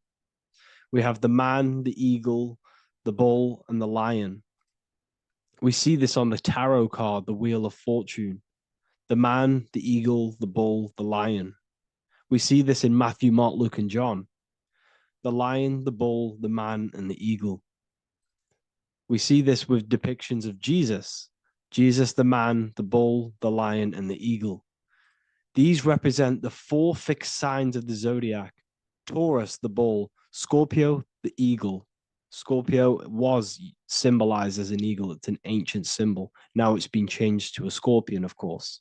Leo, the lion; Aquarius, the man. These represent the 4 fixed signs, which are 4 different elements. Taurus is an earth sign. Scorpio, a water sign. Leo, a fire sign. Aquarius, an air sign. Taurus is the earth. As above, so below. The earth is the physical body. Leo is fire. Fire is the spirit. Scorpio is water, which is the emotions. Aquarius is the mind, which is an air symbol. Air is the mind. That's why we call people airheads. Okay. So what we're actually looking at here are the four aspects of our soul. We have the sun in the middle and the four bodies of the soul. This is what Jesus is symbolizing. Jesus represents you. God made flesh with the four aspects of the soul. The four gospels are all depicting Jesus in four different ways according to the different body of consciousness. The wheel of fortune are representing the four bodies of the soul. This represents the four bodies. Now, how are they four bodies? They are four dimensions of consciousness. The mind is not made of the same substance of the emotion. The emotion is not made of the same substance of the physical body. The spirit is not made of the same substance as the physical body also. They exist in four dimensions of consciousness. They are four bodies of our soul. And the most important teaching here is what I'm actually getting to, is the powerful one. This is what gives you power. Most of us live in chaos. Our mind is thinking of doing something. Our emotions are feeling something else. Our body is lusting and wanting to do something else. And our spirit's energy is completely off. Most people live in unbalance. None of these four bodies are working together. This is why we produce chaos in our lives. When these bodies are in balance, are not working together. So in alchemy, they symbolize the four elements, which are the four bodies of consciousness. These are the furnaces with the fire. They represent transmutation of each body. We have to sync these bodies. We have to sync the mind with our emotions, and our emotions with our actions, the physical body, and with our spirit. These four key bodies need to be in line in order for us to create consciously in our life. Because each one of us is a creator, a miniature version of God, creating our own earth, creating our own material reality. And in order for us to create consciously and with effect and power, we must have these bodies unified so that we can create consciously and not create chaos. So this is very, very important. And this is a secret teaching found in all ancient societies. But this is what the hidden symbolism of astrology actually is. The sun is our soul, and the 12 zodiacs are 12 aspects of our soul. And we have the four aspects of the four main bodies. This is what we're looking at. We're not looking at the sky. We're actually looking at aspects of ourselves, aspects of our soul that we must master and transmute in order to become our highest potential. So I hope this makes sense. And it may take a while for you to fully understand this, but the key knowledge in order for you to understand any of these teachings that I've gone through today is the major, major teaching of as above, so below. What is above is below. What is within is without. Your inner reality projects the outer reality. What is inside of you is outside of you in some form or way. Whatever trees, whatever roots that go down will always shoot up. When you throw a bouncing ball, you shoot it down, it will go up. As above, so below. As within, so without. God did not make a creation separate from himself. We are all extensions of the divine made in physical form, and we are incarnated into four sections. Our soul is separated into four sections. These are the four corners of reality. These are the four pillars of reality that we must control. So in order to access our soul in meditation, we must turn off these four things. Turn off the mind, the emotion, the spirit, and the body. And then we access the soul. So I hope this video helps today. And you can learn all about this in the Book of Wisdom, Volume 2. This book is a revolution in consciousness. I do not recommend everyone reads this book. This book is only for people who are serious and want to transform their lives. This book is a book that will change the scope you see reality. It will change your perspective on yourself because you will resonate with this. This book does not just give you information, it gives you a sense of well being, it gives you truth, and you will find your power from this information. This information is not just information, it's a key to your path of enlightenment and transformation. So you can find this book in the description of this video. And if you are part of the university, I will see you on the live calls. Thank you, everyone. Please leave a like, subscribe, and a comment, and let me know whatever videos you want me to make next. Anything that you know fail to understand or have any confusion with, I can make a video on it. So let me know in the comment section any reviews or anything I should do. Thank you all, people. Have a great day. The Pope is supposedly opening 5 portals on Christmas Day. Now, I know this video is a bit late, but I'm going to be commenting on what I think this symbolism and this ritual truly means and what they are trying to do to society with this symbolic ritual. So the first thing we must understand is that everything these people do on a mass scale, all of these major events that they take place on are all symbolic. They're all ritual. They all have purpose. Okay? So when we look at the locations of these 5 doors that are in Rome, we actually see the sigil of Lucifer when we connect the dots of all of the 5 door locations. This is the sigil of Lucifer. Lucifer is not what you think. Lucifer, sigil of Lucifer, represents the outline of the human brain and our visual perception field. Now, the human perception field is how our brain interacts with the external reality. Our external reality is not physical.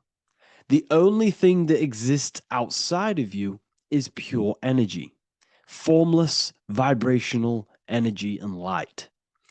Your brain is an energy decelerator. Your brain decelerates this light, this energy, into a material reality or perception that you can interact with. You don't look into the external world. The energy, the light enters the eye retinas, goes through the optic nerve, and travels to the back of the brain called the visual cortex. And the visual cortex is what shapes your visual screen. Now, if you are seeing the screen, this means that you are not the body, you are not the brain, you are the perception observing the screen that you are seeing. You are the eye behind that, you are the person behind that. So, what this is actually symbolizing is perception. This is a symbol of perception, of perceiving the material plane, of how spirit interacts with matter. Now, what's Lucifer? Now, the word Lucifer means the light bearer. He's known as the light bearer. The word Lucifer originates in Latin. Luci means light, and fer means to bring. It's the light bringer. The eyes, the visual perception of the light bringer to your reality. You see, everything outside of you is light. You are made of light. The word hue man means light. Hue means color, which is a form of light. And man means manifest. We're light manifested into material form. Every single one of us is Lucifer. When we fall for the material world, the external world, is an illusion. It is the false world. It can elude you. It can make you fall in love with the material things, material pleasures, lust, money, fame. These things make you fall. This is the fall of Lucifer. This is the mythological story. This is the symbolism behind Lucifer. It's you.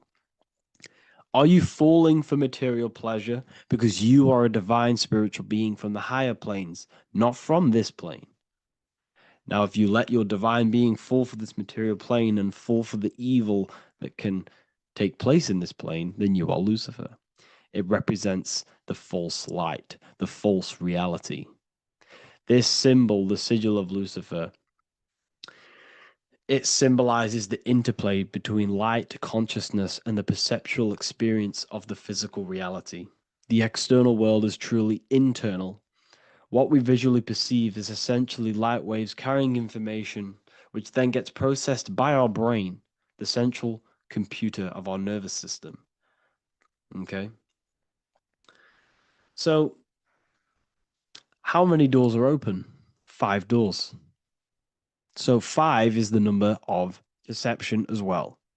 5 fingers on each hand, 5 points on the human body, 5 toes on each foot. We have 5 senses. 1, 2, 3, and 4, they're spiritual numbers. 6, 7, 8, and 9, they're material numbers. 5's the gateway. 5 is the middle bridge of how our spiritual self interacts with the physical self, how spirit interacts with matter. So this ritual is symbolic of perception. This is maybe bringing in a new perception. A new event will happen after this, a new perception of the world. Or personally, I think this ritual was to obviously shape the collective consciousness, because your reality is an externalization of your inner consciousness. It's simply just a mirror. Your material life, your material world outside of you is simply a mirror reflecting with mathematical and geometric precision of your internal consciousness. Your consciousness is creating and causing the effect called reality, physical reality. Your life is a result of every thought you thought in the past. Therefore, with that being said, everyone who perceives this ritual of, oh, the Pope's opening 5 spiritual portals, who's letting in demonic energy into the world, they're going to let demonic energies and demonic spirits all in the world. Well, what if I told you the only portal they're opening is a portal in your own mind for negativity? By you believing in negative forces coming into the world and going to possess everyone, that's opening up your own mind. The collective spiritual community has been brainwashed in thinking there's going to be demonic energy. Therefore, what will happen? There will be demonic energy. Not because the Pope opened up a portal to the demonic energy, it's because everyone opened up their own minds to the demonic energy. Therefore, we as a collective consciousness shape the external world on a macrocosm scale. For example, the microcosm is your personal life. Your personal life. You have created it through consciousness. Your belief system is just externalized in your world. But on a collective scale, we all believe in money, for example. And because we all believe in money and we believe that this piece of paper holds value in our minds, okay, in the mental plane, this has an effect on the physical plane by shaping the physical plane by being ruled by this belief as on a macrocosm scale. Yes, I know that money doesn't exist. It's just a belief in my mind. But that doesn't have an effect because the collective consciousness believes that money has effect, has power. When it doesn't, it's just a piece of paper with a belief behind it. If the collective consciousness stopped stopped believing in money, then the collective consciousness would have broke the spell and we would have no longer had a material plane ruled by money. You see, our beliefs is ruling and shaping our physical plane. This physical world outside of you is truly just an effect of the mind, an effect of our consciousness, our inner world. So I believe this ritual was done to change our perception, to make us think the Pope is bringing this spiritual energy and negative forces into the world. And it's just simply us creating the negativity in the world by believing in this, by thinking this. Remember, they have the power to send messages into millions of people's minds through media. And them messages are then believed, and that belief is shaping our world. What have I told you? That the New World Order is not manifested by the elite, it's manifested by you and us. We're all manifesting the New World Order. They can't manifest it. We can, because we are the ones believing it. We believe it. It is reality. It shapes our own prison. We're all shaping our own prison by believing in the prison, by believing in money. So this ritual was all to do with perception, creating a new perception, creating fear in our minds to, of course, distract us from what's really going on. This is all a ritual to implant messages in your own mind. So I hope you all understand this video, and I hope you all gain some insight, and I'll see you inside the university. Welcome to Revival of Wisdom. Welcome people, we're back with another video. Please make sure to hit the like, the subscribe button, and turn on notifications to never miss a video. The Vatican is a giant key from a bird's eye view, and it also contains an 8-pointed star. The Anunnaki Sumerian gods also depicted this 8-pointed star. The sky god Anu from the Anunnaki also uses the 8-pointed star for his symbol. And even Freemasons depict an 8-pointed luminary with a ladder and a key. This is symbolizing the key to ascension up to the 8-pointed star, which is Polaris. Polaris is always depicted as an 8-pointed star. Polaris is the standstill star at the very center of our realm, which is perfectly aligned with the North Pole. The Earth is a giant torus field, and at the center is where the most electromagnetic energy is stored. This is why all compasses point to the north. Hence why a compass is an 8-pointed star, because it points you to Polaris, which is the North Pole, the center of this realm. The 8 points of the 8-pointed star symbolize the 8 points in space and time. So yes, Polaris is the portal which you ascend through if you outgrow this consciousness by aligning your chakras. Our earthly realm is a macrocosmic reflection of us, and we as humans are the micro reflection, with the earth containing its 7 chakras as well as us. The North Pole is the 7th chakra, which is the crown chakra. So the key to ascension is held by the Vatican, hence why it's a giant key, because they mislead the masses through their religions, which teaches the masses to look outside of themselves. As stated in the 20,000-year-old emerald tablets, written by the Egyptian god Thoth. On Earth, man is in bondage, bound by space and time to the Earth plane. Encircling each planet, a wave of vibration binds him to his plane of unfoldment. Yet within man is the key to releasement. Within man may freedom be found. So the 7 planets are associated with each 7 chakras. The lowest chakra being the root chakra, which is associated with Saturn. This is why the elites love Saturn and reflect it in all of their symbols. Because the chakras are an ascension of spiritual principles, starting from the material and ascending up to the spiritual, the crown chakra. However, evil love bondage, and they are trapping souls in the physical realm by stopping and provoking the ascension process.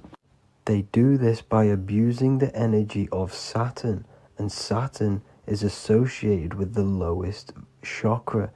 The lower 3 chakras are associated with survival mode, which keeps the consciousness in a constant state of fear and only aware of its surroundings. Once you start to ascend up your chakras, you become more consciously aware of spiritual deeds.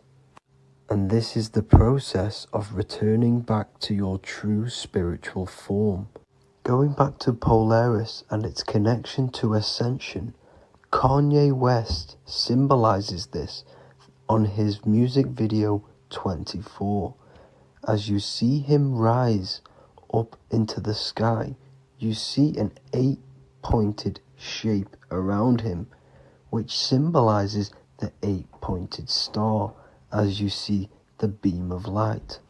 And even NASA symbolize this in their Space Delta logos, a bear holding a key with an arrow up to Polaris, the 8-pointed star.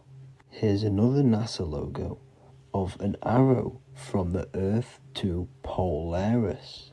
The series Lock and Key on Netflix is all about portals and doorways, and they have the Kundalini energy as one of their keys. Kundalini energy is the energy which rises up the spine, the 33 vertebrae, and activates the third eye.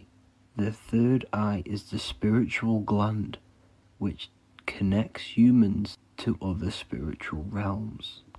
We are not the body. Our spirit, our soul inhabits the body. We exist physically, spiritually, and mentally. Therefore, we are multidimensional. The intellectual and spiritual inhabit the body. Therefore, this is just an avatar within this timeline. However, within each and every one of us, we all have the key to releasement, as says in the Emerald tablets. This releasement is ascension up until higher states of consciousness. As stated in the Emerald tablets, man is in process of changing to forms that are not of this world. Grows he in time to the formless, a plane on a cycle above, and another one saying, man is a flame bound to a mountain, but we in our cycle shall ever be free. Know ye, O man, that when ye have progressed into the cycle that lengthen above, life itself will pass to the darkness, and only the essence of the soul shall remain. That's it for this video. I hope you all enjoyed. Please feel free to leave a like, subscribe, and comment any subjects you want me to talk about. God bless you all.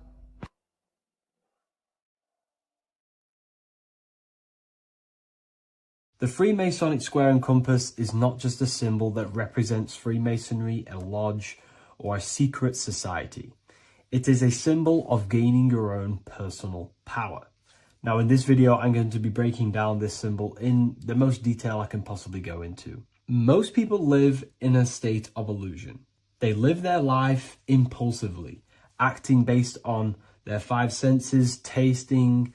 They want to feel a certain thing like an orgasm, or they're basically just slaves to external things and their five senses, which leads to a very dark path where you'll never actually become a conscious creator and you'll never actually be internally happy.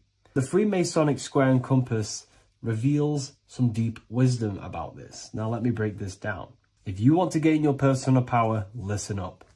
The Freemasonic square and compass is a compass which is used to create circles. Now, if you notice something about the circle, they have no beginning, no end. You can't tell where it begins and ends. It's eternal, which means this represents consciousness. Now, if you don't know what consciousness is, if you close your eyes, you have an internal world. You have thoughts, emotion, visualization. This is all consciousness, spiritual. Then we have the square. The square creates squares or lines, which represents matter. It has a beginning and an end. You can quite see where the beginning of the end is, right? So we can even link this to Leonardo da Vinci, the Vitruvian Man. We see the man in the square with the circle. The circle is the eternal consciousness, and the man is the square, limited to the physical world. But consciousness is not limited. That's why it's outside the square. This is eternal. The body is mortal. The body will die. Consciousness will never die. If we look even closer at the symbol, we notice in this particular symbol, we have the compass overlapping the square. This is very, very symbolic. This represents spirit over matter, also known as mind over matter, consciousness over matter, the circle over the square. Like I mentioned earlier, most people are slaves to their senses. They go through their day and all they do is chase validation and feelings. They eat all day to feel good, which means they're a slave to their taste. They're slaves to their feeling. They masturbate, which means they're a slave to orgasms and external things. They're literally being governed by the external world controlling their internal world. They're literally living life on autopilot. And don't get me wrong, I was guilty of this too. We're all guilty of this when we join this world because we're not taught this sacred knowledge.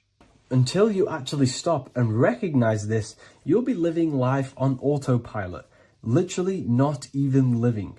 You'll be running off subconscious programs, seeking external validation and being ruled by these five senses. The square underneath the compass represents consciousness on top of matter, which means the internal world is controlling the external world. It is the mind controlling matter and not matter manipulating the mind. In the occult and esoteric world, it's very important that you are conscious of every action that you are taking in your day-to-day life.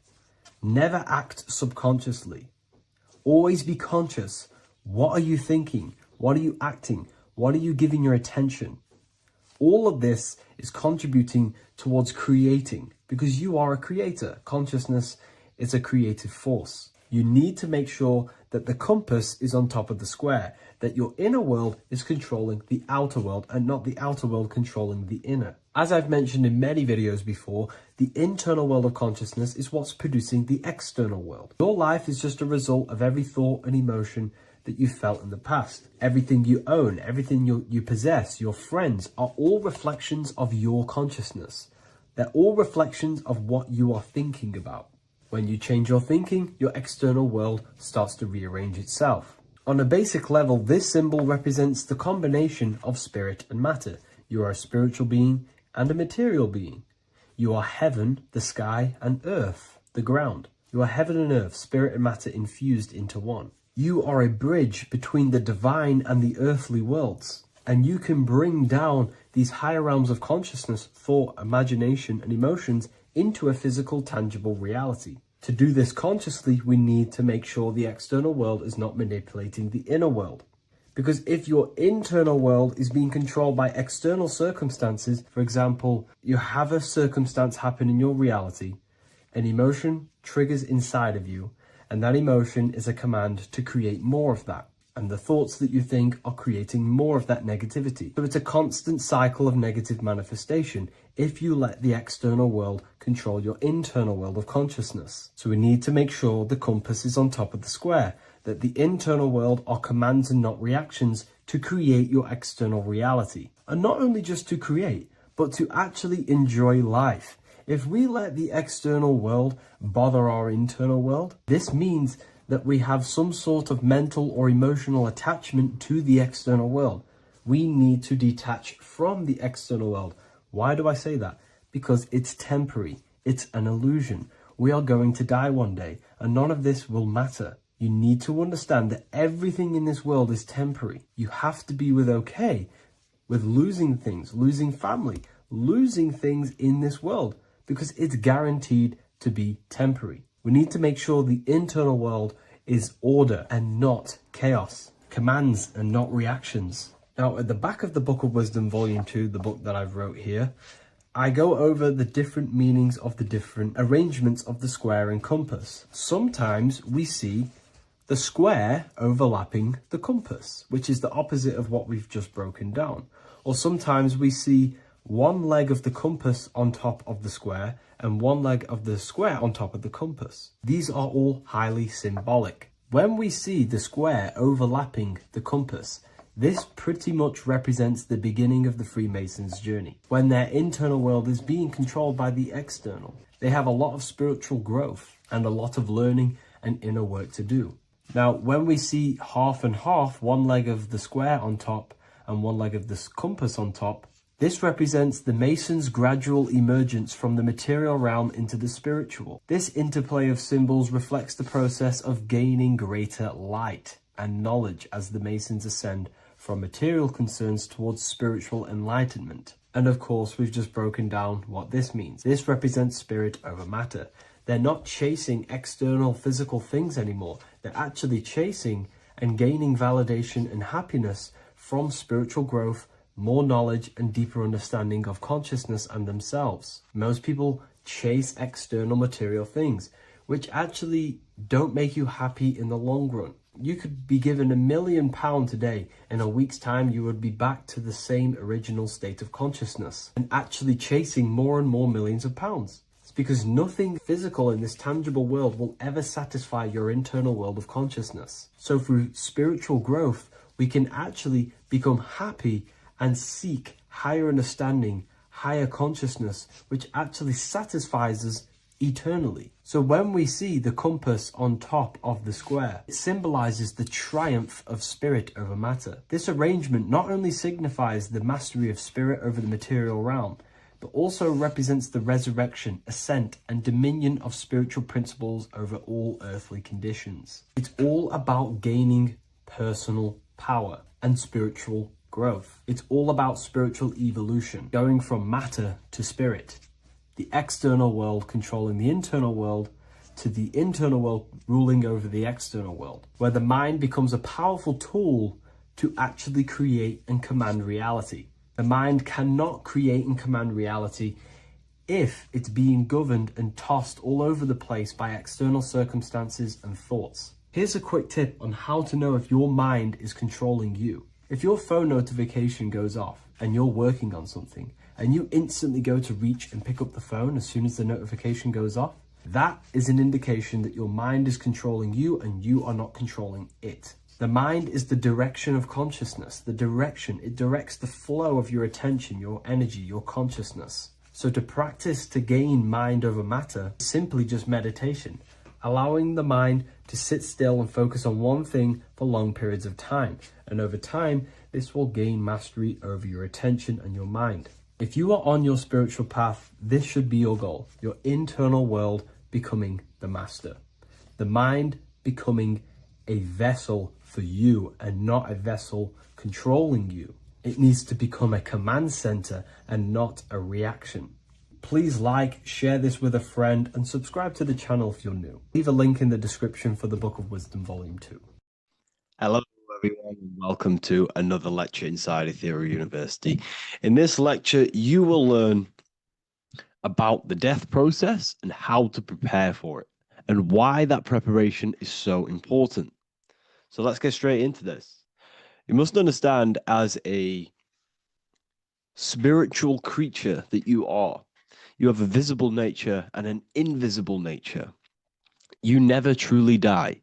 You are an eternal soul experiencing a temporary physical world.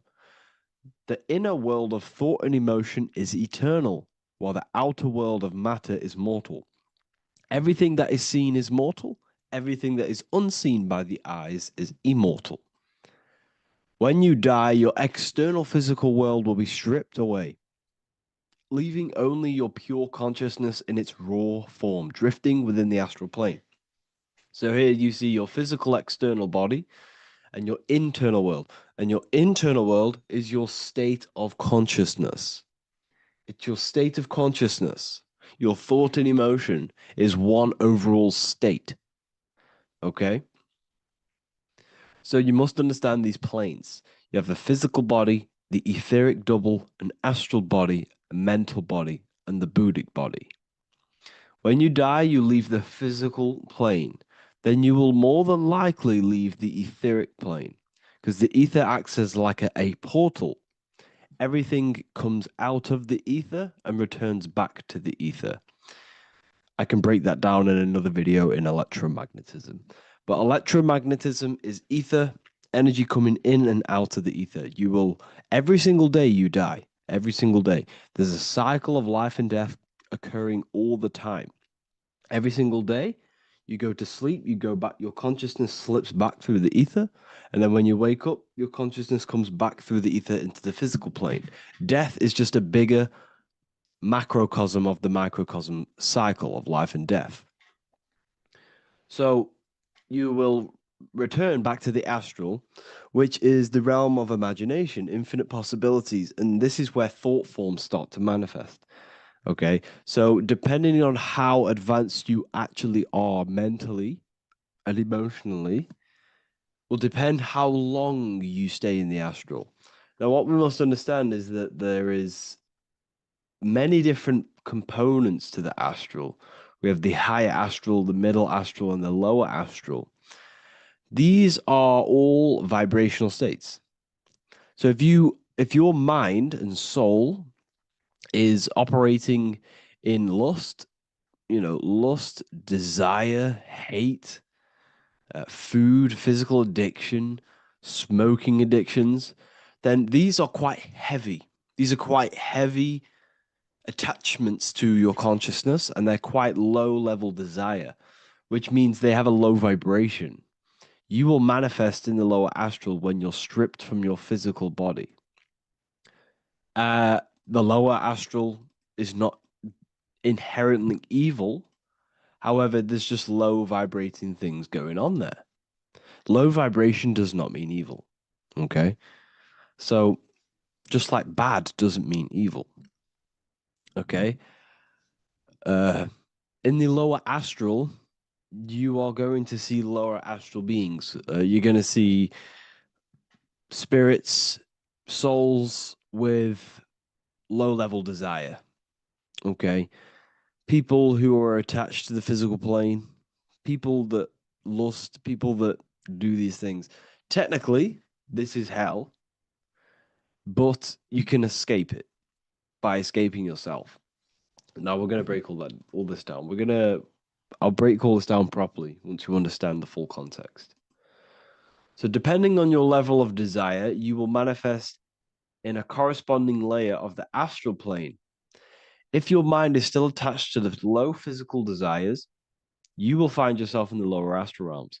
But if you have few desires and have detached from the worldly attachments while you are encased in a body, then you will rise into a higher or middle astral plane, mainly the middle. Okay. The higher astral plane is very formless. So as I broke down here, this is, well, the physical plane is the lowest dimension. This is the most form, the most matter. It's quite heavy. The higher you go, the lighter it becomes, the more fluid, the more formless it becomes. So you see here it says denser down and lucidic up. So this is more lucidic in these higher realms. This is more dense in the lower realms. So this is why the ancient Egyptians were always talking about, I'll show you this. This is showing you death. So first of all, we have Anubis, which represents death. Here you have the heart, which represents the soul. And here you have a feather. And this is a scale. You see how this is a balanced scale?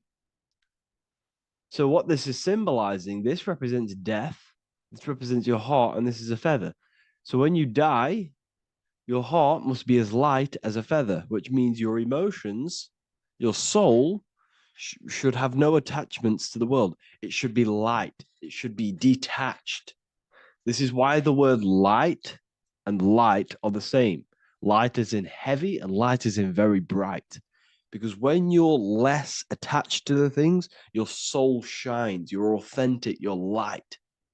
You're very bright soul. And you have no attachments. Your light is in not heavy. So you must detach from the worldly desires. We have to detach from the smoking, the food. This is why we should fast. Smoking, this is why we should detox. We should also meditate. We should also be able to sit with ourselves for long periods of times. Okay, I'm going to break all this down properly. But that's why the Egyptians show you the symbolism here. Okay. So You're stripped of your material body. So that state of consciousness you're in right now, your inside world, if you shut your eyes, that state you're in, that is what you're going to experience when you die. Okay? And you're going to be manifested into the astral. In the physical plane, you can mask or hide almost anything. But in the spiritual realm, you cannot. The astral body, your thoughts and emotions directly shape your spiritual body, your astral body, revealing your true inner state. So your desires that you can hide in the physical plane, your emotions, your thoughts, you can't hide any of that in the spiritual plane, in the astral plane. That will directly shape who you are, your color of your astral body, and your astral body as a whole. So here we have Kim Kardashian. If you could see this lady's astral body, you would run so far that you would be horrified for the rest of your life.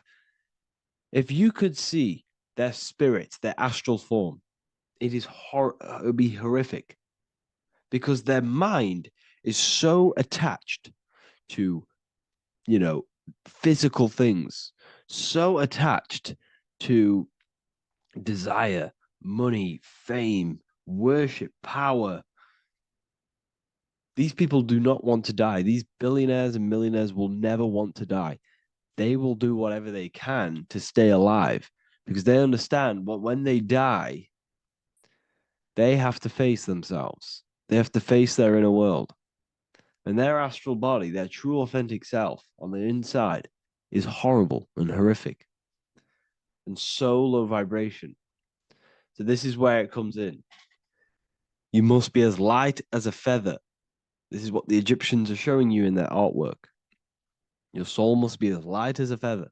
In order for the soul to ascend to a higher plane and not look at that physical plane and say, I want to go back or I want to desire things down there, you must detach now and prepare for death. Hell is not a place, it's your own personal suffering born from within. If your mind and soul are deeply attached to mental fixations, emotional wounds, and physical addictions tied to the material world, that pain will follow you into the astral. This is your true judgment day. You judge yourself when you die. You see your authentic self. There's no hiding. Right. Imagine right now that that everything you cling to was stripped away. No matrix, no electricity, no food, no TikTok, no phone, no possessions, no distractions, no one else. Could you sit alone with yourself for just 1 hour? Could you sit alone with your thought and emotion? That moment of truth is what you must begin to prepare for. Could you sit alone with yourself? Can you sit alone for long periods of time and just think? And if you cannot, then you're running from your internal world. You're running from your thoughts. You're distracting yourself from your thoughts. This is what we must address. Now, don't feel bad if this is you. We've all have problems. We all have internal problems. But this is what we have to face directly in order to prepare for life after death. We must meditate for long periods of time. Not even meditation. We should be able to sit with ourselves with no distractions and just think. This is what the people of the past used to do when we had no technology. People would sit and think for hours. This is what we need. Because if you cannot sit with yourself, imagine sitting with yourself with no physical body. That's the level that's going to happen. And we need to prepare for that. The soul and mind must become as light, as weightless, as radiant as a feather to ascend to a higher plane and move beyond the physical life. To rise, they must release heaviness, attachments, burdens, fears, and desires. The lighter and brighter your inner being becomes, the more freely it can rise into a higher state of existence. Ascension is not about going somewhere, it's about becoming something pure, clear, and luminous. Okay, this is very important. Very, very important. We must detach from the worldly things. So enough of that. How do we do it? How do we attach? How do we prepare? Number one, you must detach from the material things. Start loosening your grip on things, possessions, titles, even identities. They are temporary. Appreciate them, but don't let them define you. Let nothing outside of you define you. Nothing. Your name is not you. Your job is not you. Your reputation is not you. Your bad past is not you. Your good past is not you. Your business is not you. Everything outside of you is not you.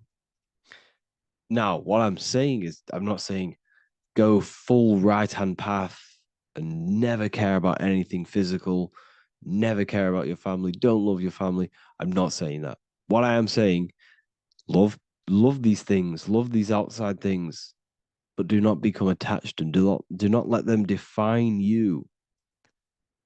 You must be okay with losing anything that is outside of you. You must be okay with that, because you must understand the physical plane it's promised that everything is temporary. Everything is temporary in this plane. So don't ever think it's going to be there forever, because it's not. And you must remind yourself, not remind yourself, but I think about this sometimes when I start becoming a bit attached to work and stressed. I just remind myself that I'm going to, this is temporary. I'm going to leave this world one day and I'm not going to care. So you must have the balance.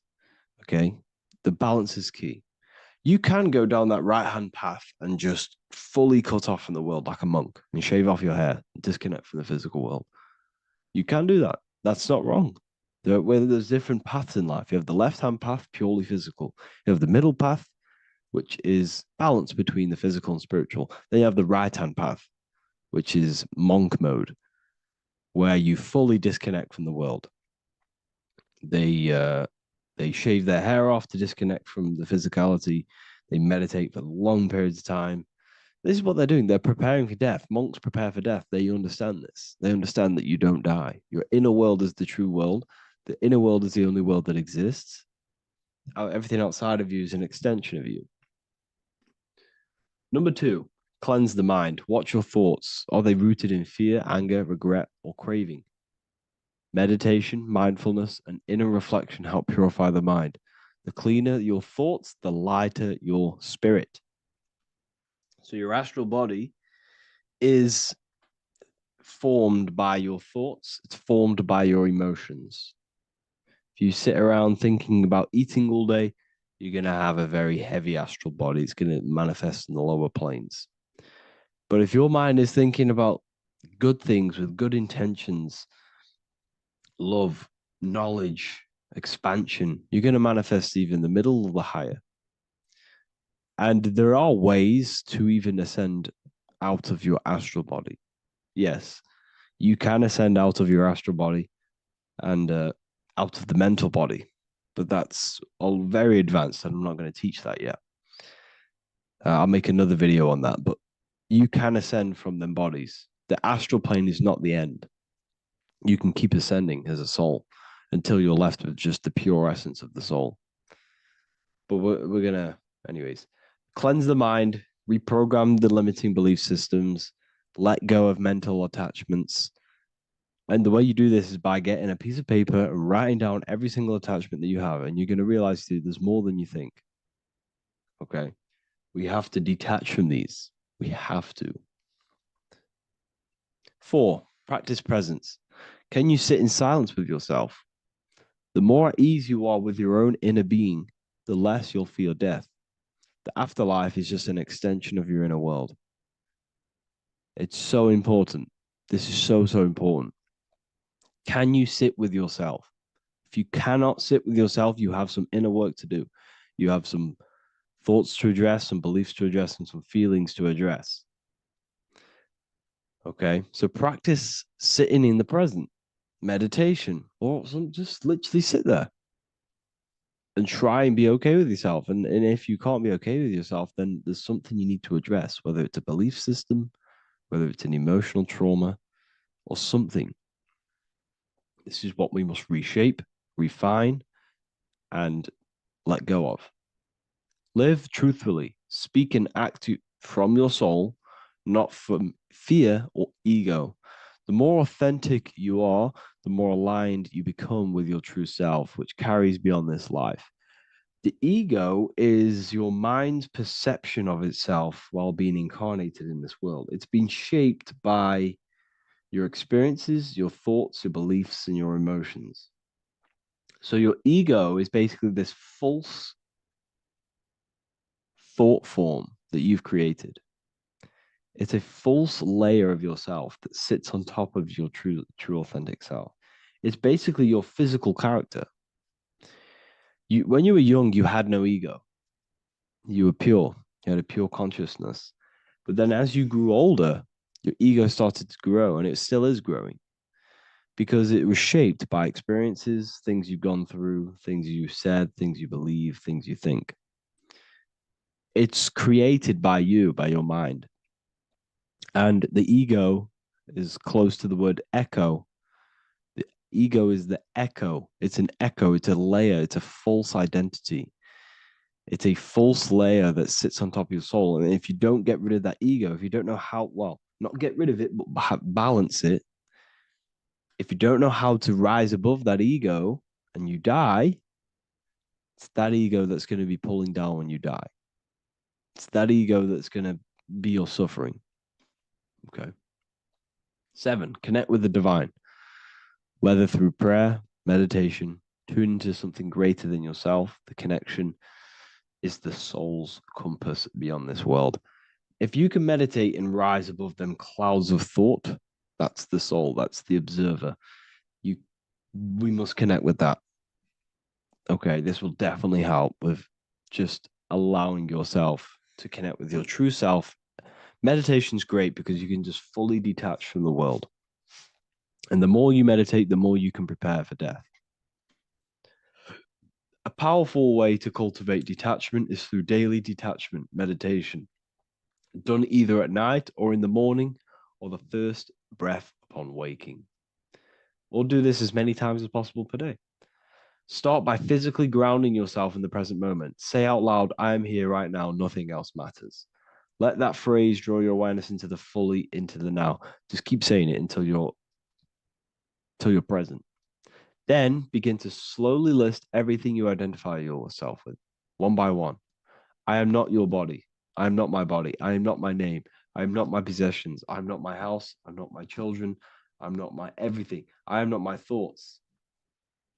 Release each layer gently.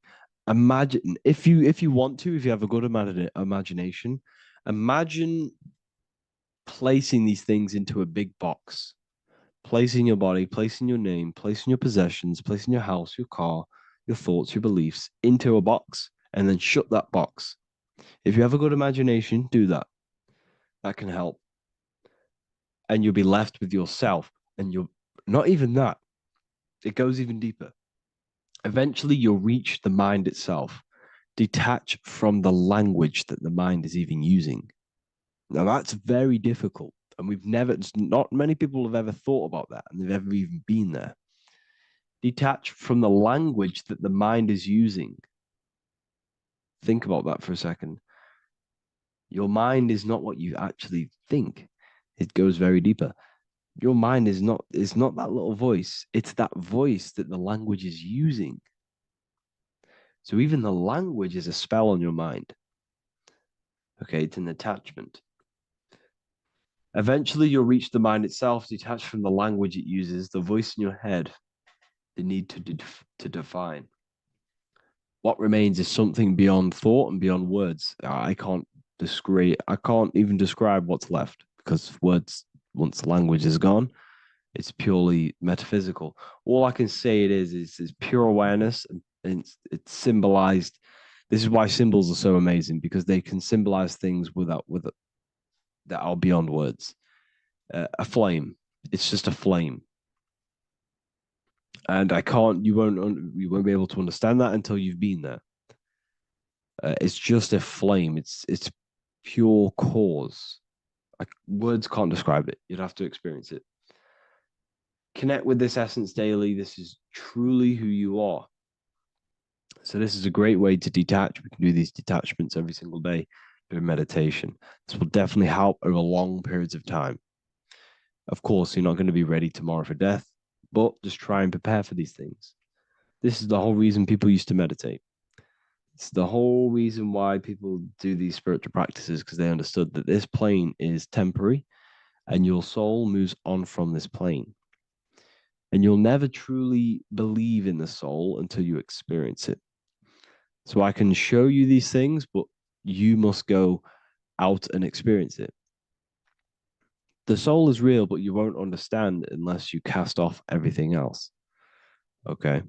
So I hope this video helps. It's a very deep video. I'm going to be making more of these stuff, of more self-mastery. And of course, we've made the self-mastery section now. So I'm going to be start filling up this place with lectures. And I think it's a great time to start this because a lot of people have been asking on how to master yourself, prepare to death. So hope this video helps. See you in the next one. This one secret that is hidden and guarded within secret societies grants you profound power, which can fully transform your life and perspective on reality. Today, I'm going to reveal this one secret, which you probably already know, but never realized how deep it truly is. This has the power to change your life. It is the key to your potential.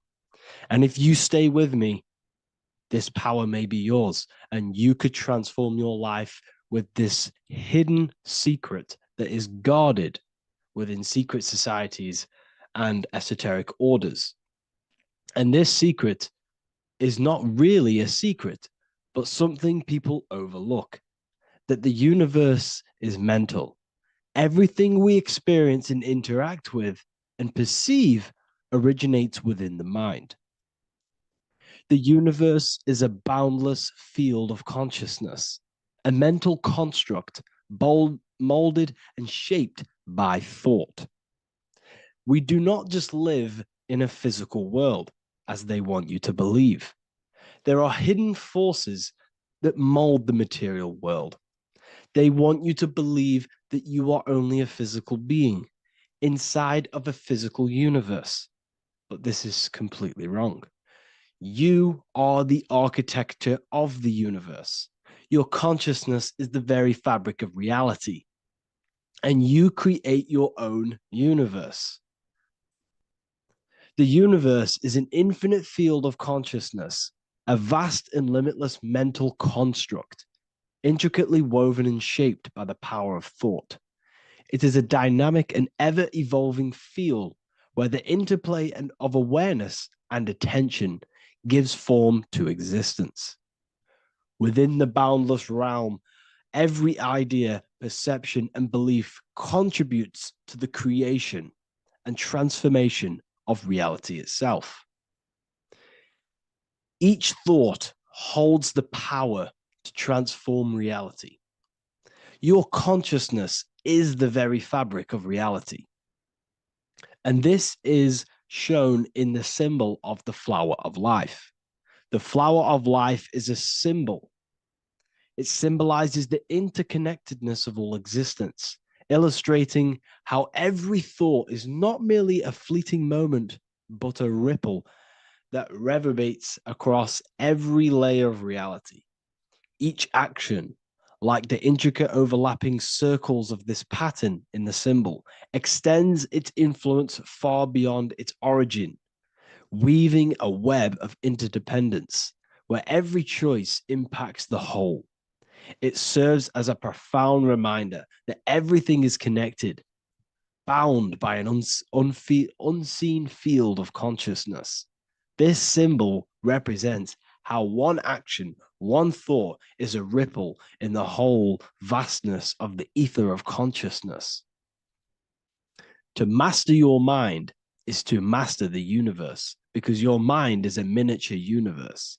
The mind is the very fabric of reality. So if we gain the hook, if we gain the power and the mastery over our minds, we have now gained the power to create reality to your will and intent. You see, most people live in a cycle, and this cycle is the outer world manipulating how they feel on the inner world. People's external circumstances are creating their thoughts and emotion in the inner world of consciousness, which is producing a constant cycle of negative manifestation. For example, let's say something negative happens to me in my external world. Then I start to think negative and feel negative. What that is actually doing is manifesting and projecting more negativity because our thoughts hold the power to control and weave our own life. Your life is a direct correlation of every thought you thought in the past. What we need to do is stop and not let the mind control you in your reality. You need to control the mind so you can control reality.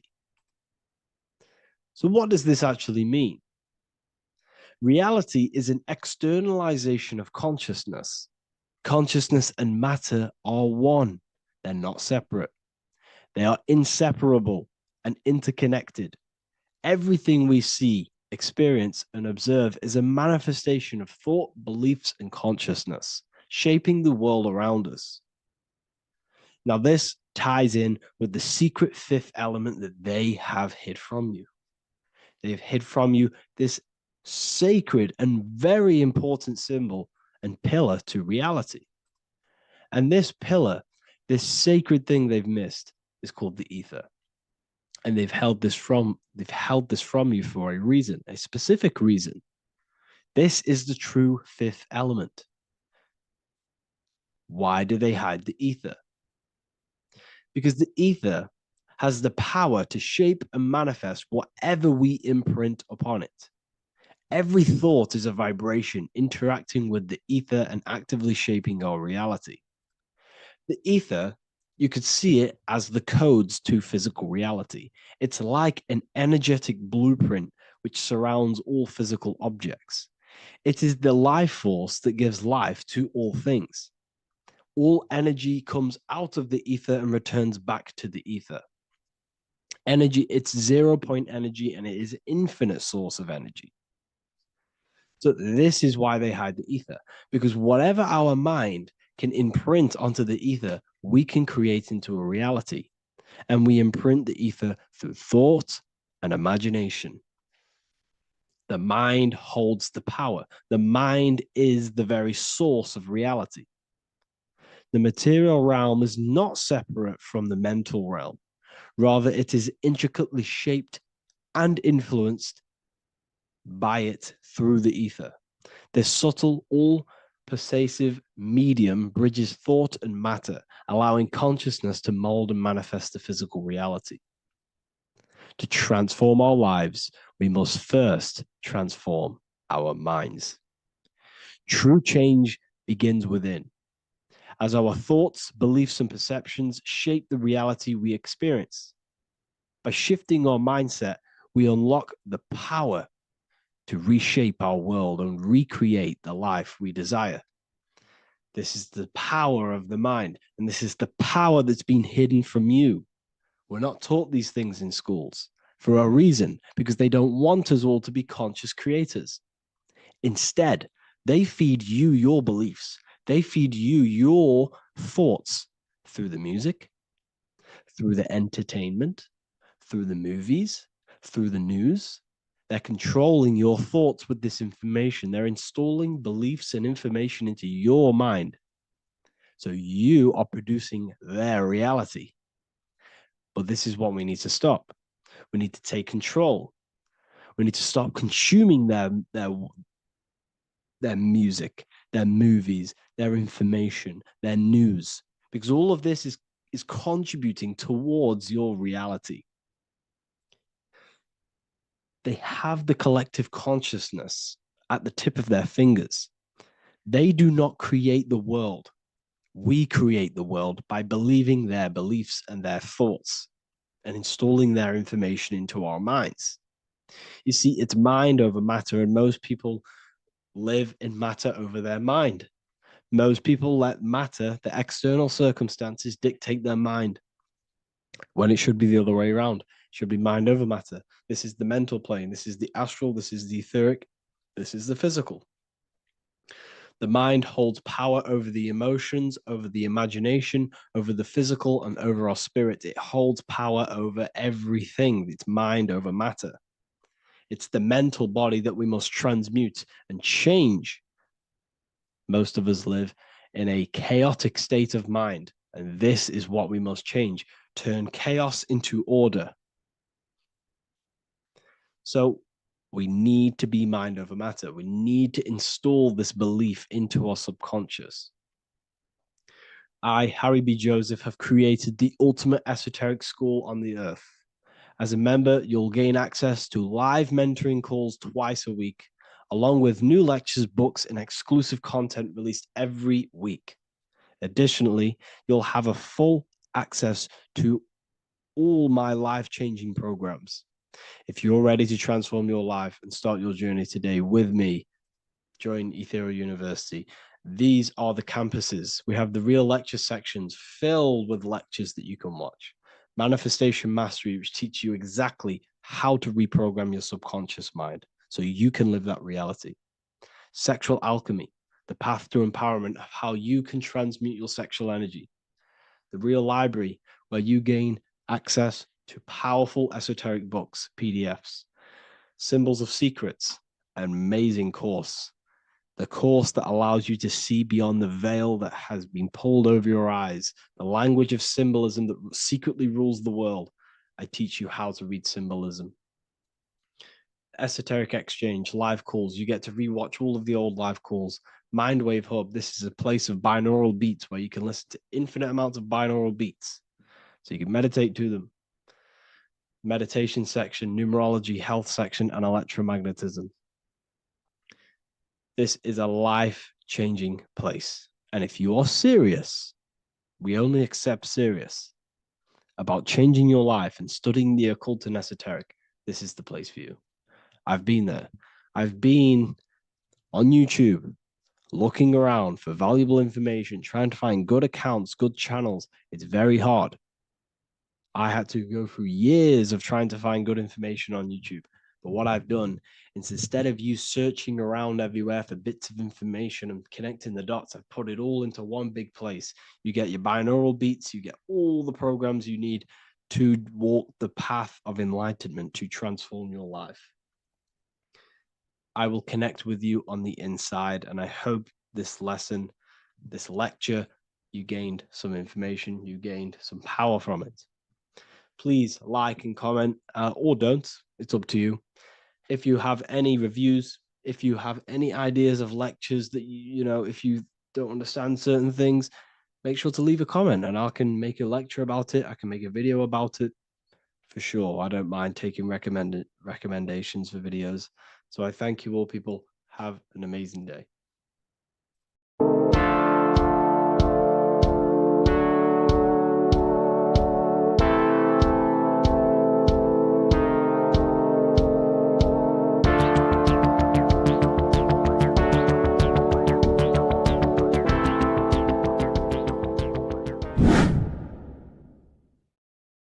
What's good, people? We're back with another video. This is going to just be a quick video. Manifestation, magic, bending reality. So let's jump straight into this. So you have a conscious and a subconscious part of your mind. The conscious is what you're conscious of, what you're actually doing, where you can choose or not. However, the subconscious is the part of your brain which is automatic. So all of the systems in your body, like the digestive system, your heartbeat, these are automatically being ran. And you do not have to tell these systems to do anything. You do not have to consciously tell your heart to beat. It's automatically doing it. And this is what the subconscious mind is controlling. It's like the dark aspect of your brain or your mind. It is the way bigger aspect of your mind. Okay, it controls all the systems in your body. Okay, and this is where all of your programs are. So when you're in it from your childhood, what you've learned in school, all of these things are being kept in your subconscious, maybe traumas and stuff like that. So the subconscious is the female aspect, and the conscious is the male aspect, because the male is all about action and doing, and the female is more about creation, creativity, intuition.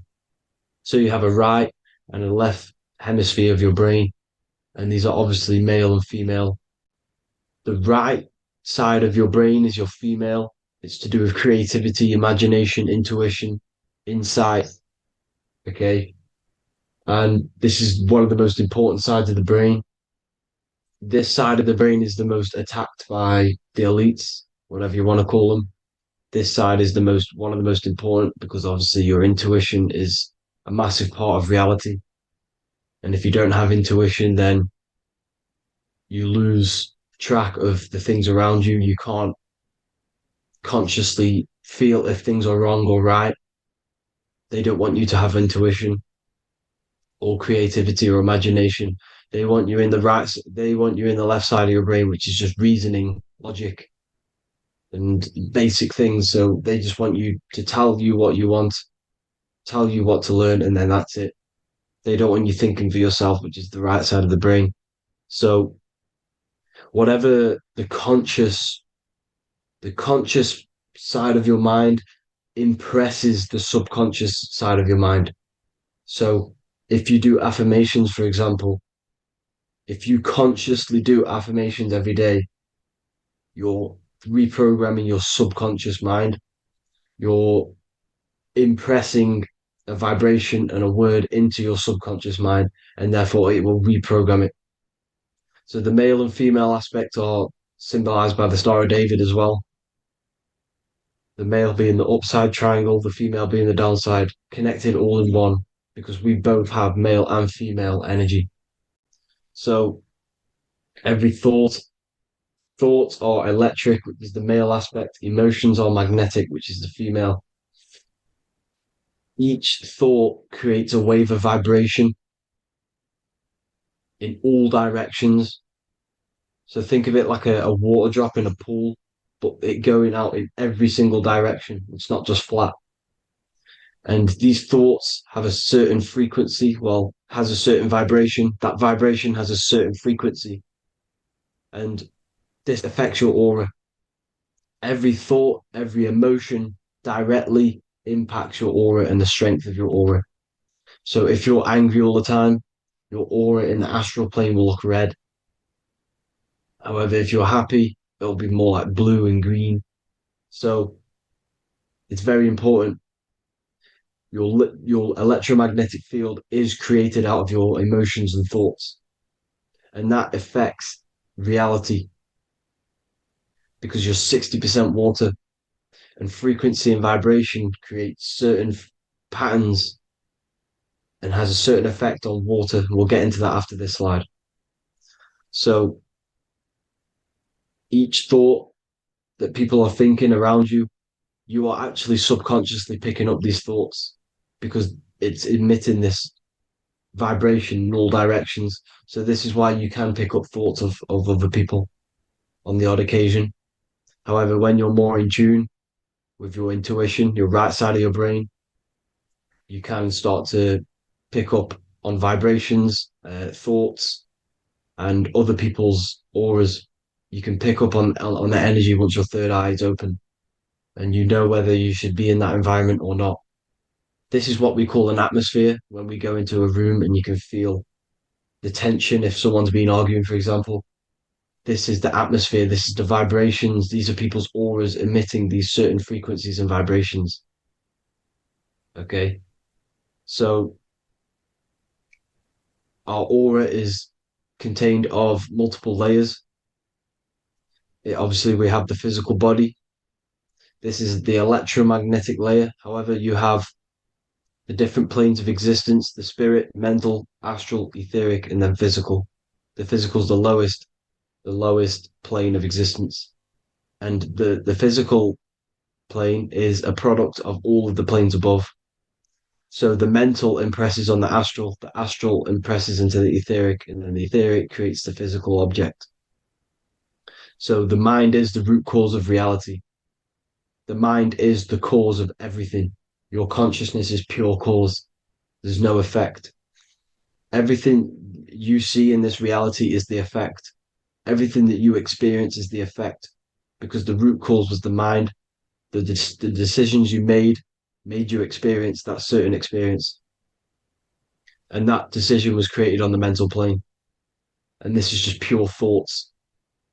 And thoughts are things. If it exists in your mind, it is a thing. It's a certain frequency. So if you have a certain level of thoughts, if you're thinking positive, for example, you're going to have a strong aura, you're going to have a higher vibration, and that attracts like. Like attracts like when it comes to thoughts and vibrations and electromagnetism. So if you're thinking positive all the time, speaking positive, doing positive, you're then creating a higher vibration, and that's going to attract people on that similar frequency to you. Everything is electromagnetism, frequency, and vibration.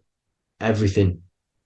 You see, so this is why, for example, if I put my hand to a TV screen, if my finger was the same vibration as the TV screen, it would go straight through it. However, the particles in my hand and the particles on the TV screen are two separate vibrations, and this is what causes the friction to stop and not my finger to go straight through it. So, like I said, when you don't feel the vibe of someone, when you don't feel right, you don't really get along with someone, this is a vibration. Your vibrations are not matching, they're not similar, they're two complete different vibrations, and they're not aligning properly. So, music has a massive part on this. Music is a massive, massive tool for the elites because music is frequency. And in 1975, the musical instrument are all tuned to 440 hertz. So Spotify, Apple Music, most of the music on YouTube is all set to 440 hertz. And 440 hertz is not divisible by 3, 6, or 9. And when you can't divide a frequency by 3, 6, or 9, it's not a natural frequency. As you can see here, this is 432 hertz. This makes a nice geometric pattern. However, 440 hertz is a distorted pattern. So when you listen to this actually shuts off the whole right side of your brain. Like I said at the start, this is the most attacked side of your brain. It's to do with creativity, imagination, intuition. When you listen to 440 hertz, it shuts off the whole right side of your brain. And obviously shutting off all of these forms of your brain. Music is very, very powerful tool for the elites because it's the only thing which can enter your soul or your ears without consent, your body without consent. Everything else has to be through consent. You choose whether to eat something, you choose whether to drink something, but frequency, you're going to hear it no matter what. This is why it's so powerful. And music influences the body in many different ways. It's the most powerful imitator of everything. It directly affects all listeners. It directly affects intentions, gestures, movements, and actions. It stimulates your mind, and certain songs, certain catchy songs, can reprogram your subconscious mind, invoking certain emotions. This is why when you listen to slow beat songs, it makes you feel more sad. When you listen to upbeat songs, you feel more energetic. This is because these frequencies have a profound influence on reality and on how you feel. Because, like I said, you are 60% water. And as you can see here, each frequency creates a different geometric pattern. And inside of you is 60% water. So, like I said, 440 hertz is going to make a distorted pattern in your water. And this is going to have a profound effect on your emotions and your reality. So, like I said, health is not just the body. It's you are made of body, mind, and spirit. You need to look after what you put in your body. You need to look after your spirit and look after your mind. It's very important to keep all these in balance because once one of these are unbalanced, it affects the other two. So if you're eating wrong, it's going to affect your spirit and mind. If you're thinking wrong, it's going to affect your body and spirit. These are all interlocked. You have to look after them all. So it's very important you understand music Stop listening to low vibrational music. To be honest, you don't want to. You want to listen to music without any sort of speaking inside of it. You just want pure uh, frequencies, which are the solfeggio scale, like one of these, for example, 432, 528 hertz. These are all good frequencies. It's called the solfeggio scale. And these frequencies make you more in tune with nature. 528 hertz is what the earth vibrates at. So it's very important. And the Rockefellers are the one who changed this to 440 hertz. The Rockefellers, one of the elite families. So if you want to manipulate reality, it's very important to have your chakras aligned and having a high vibration, because the higher your vibration, the more powerful your words and your intentions are on reality. So the lower your vibration, the harder it is to affect reality, because you're on a lower state of consciousness. You want, like I said, you have the mental, astral, etheric, and physical. Everything is a product of the one above. As above, so below. This is what Hermes Trismegistus was saying in the Egyptian days. This is where it comes from. As above, so below. If you affect above, it directly affects below. So, like I said, meditation helps on this, helps align your chakras. Think positive, feel positive. Like I said, your feelings are magnetic, your thoughts are electric. So once you combine these two together, you're then creating an electromagnetic frequency, and that will have profound effect on reality. So the law of cause and effect. Every law, so the law of cause and effect. Every effect has the root cause. Like I said, your mind is the root cause of everything. Every decision you make is having a different effect on reality. Everything happens for a reason due to the root cause, which is your mind. You choose everything that happens in your life. Okay. So it's very important you understand this and you constantly make the right decisions, the good decisions to have good effects on your reality. You have to be very conscious of this law because nothing escapes this law. This is the law of all consciousness. So think about it. Imagine a massive ball of consciousness. However, off this ball are different sparks, and each one of these sparks are in each and everyone's body. This spark is governed by these laws, the law of cause and effect, the law of correspondence, the seven hermetic principles. It's very important you understand this because this mass ball of consciousness is what is obeying these laws. And everyone has this spark of consciousness inside their third eye. And like I said, everyone is the same consciousness. This is why if you do bad onto someone else, that will directly affect your reality. So if you hurt someone, it's going to come back to you in one way or another because you are that same consciousness. This is like a mirror reality. As within, so without. Whatever you feel on the inside, you're gonna see that on the outside. You're gonna experience that reality, whatever you've impressed. So there's different ways to bend reality to your will. This is kind of a sort of magic. So obviously you have black magic, which is manipulating reality to harm and influence others, or to be very selfish. And yeah, then you have white magic, which is manipulating reality for the good of humanity. So you do have to be very careful with your intentions, people, when you're trying to manipulate reality, because this is nothing to be played with. If you are manipulating reality for the wrong reason, it's going to come and bite you in the ass in some way or another. Because everything is balanced. Everything balances out in this reality. Nothing escapes the laws. Not one thing escapes the laws. So if you're stealing from yourself because it's just going to come back in a one way or another. Inside of everyone's heart, you know whether you're doing good or wrong. You can feel it when you do something wrong. You can feel it when you do something good.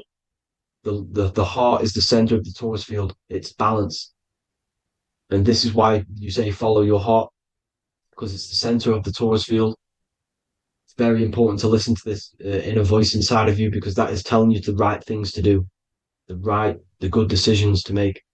And when you keep following that voice, that good voice inside of you, it takes you to your life path. Very important to follow that voice. However, don't let the ego get in the way of it. Don't care what your friends are going to say. It's very important to understand this. So you have different ways of manipulating reality. You have sigil magic. This is where you create your own sigil or symbol. You create your own sigil and symbol, and then You charge it. You behind that symbol you have an intention. So, for example, if you want to manifest wealth, you create a sigil which represents what you want. You create that sigil, you draw it out, you charge it, because wherever your attention goes, energy flows. So whatever your attention is, you're sending energy that way. So what you do with your eyes and your hands, you place attention on the sigil. Imagine that it's glowing. Imagine that you're sending energy to the sigil, and then you burn the piece of paper once you've done this. And then after this, you meditate on that symbol. You constantly think about that symbol, because that symbol is the frequency, is the thing that you want to manifest. So that's one way. Or you can just meditate on your reality. So imagine yourself having already what you have. This is what they call a mindset. You must set your mind to the frequency what you want to manifest. Okay. So if you want to manifest wealth, for example, imagine yourself being wealthy. What would it feel like? What would you be doing? Imagine a scene in your mind. Constantly do this, and you're putting out that frequency. Like I said, you must think, because the thoughts are electric, and then you must feel, which is magnetic. Together, this creates an electromagnetic frequency, and this is how you attract things to you. You will attract the certain people to come in your life to bend reality to your will. Okay. Or you've got mirror magic. Stare yourself in the mirror, because a mirror reflects light. It also reflects energy. So you've got to be very careful with what you say to a mirror. You've got to be very, very, very careful, because whatever you send into that mirror is directly sent straight back to you. So if you're thinking negative, you're sending negative energy back straight to you, and that's going to have an effect on your reality. Affirmations. Affirmations are very important, because your words are frequency. Your words are vibrations, and each word you say has a certain frequency. If it's positively charged, it's going to affect you positively. If it's negatively charged, because like I say, your brain and your mind is like the director of energy.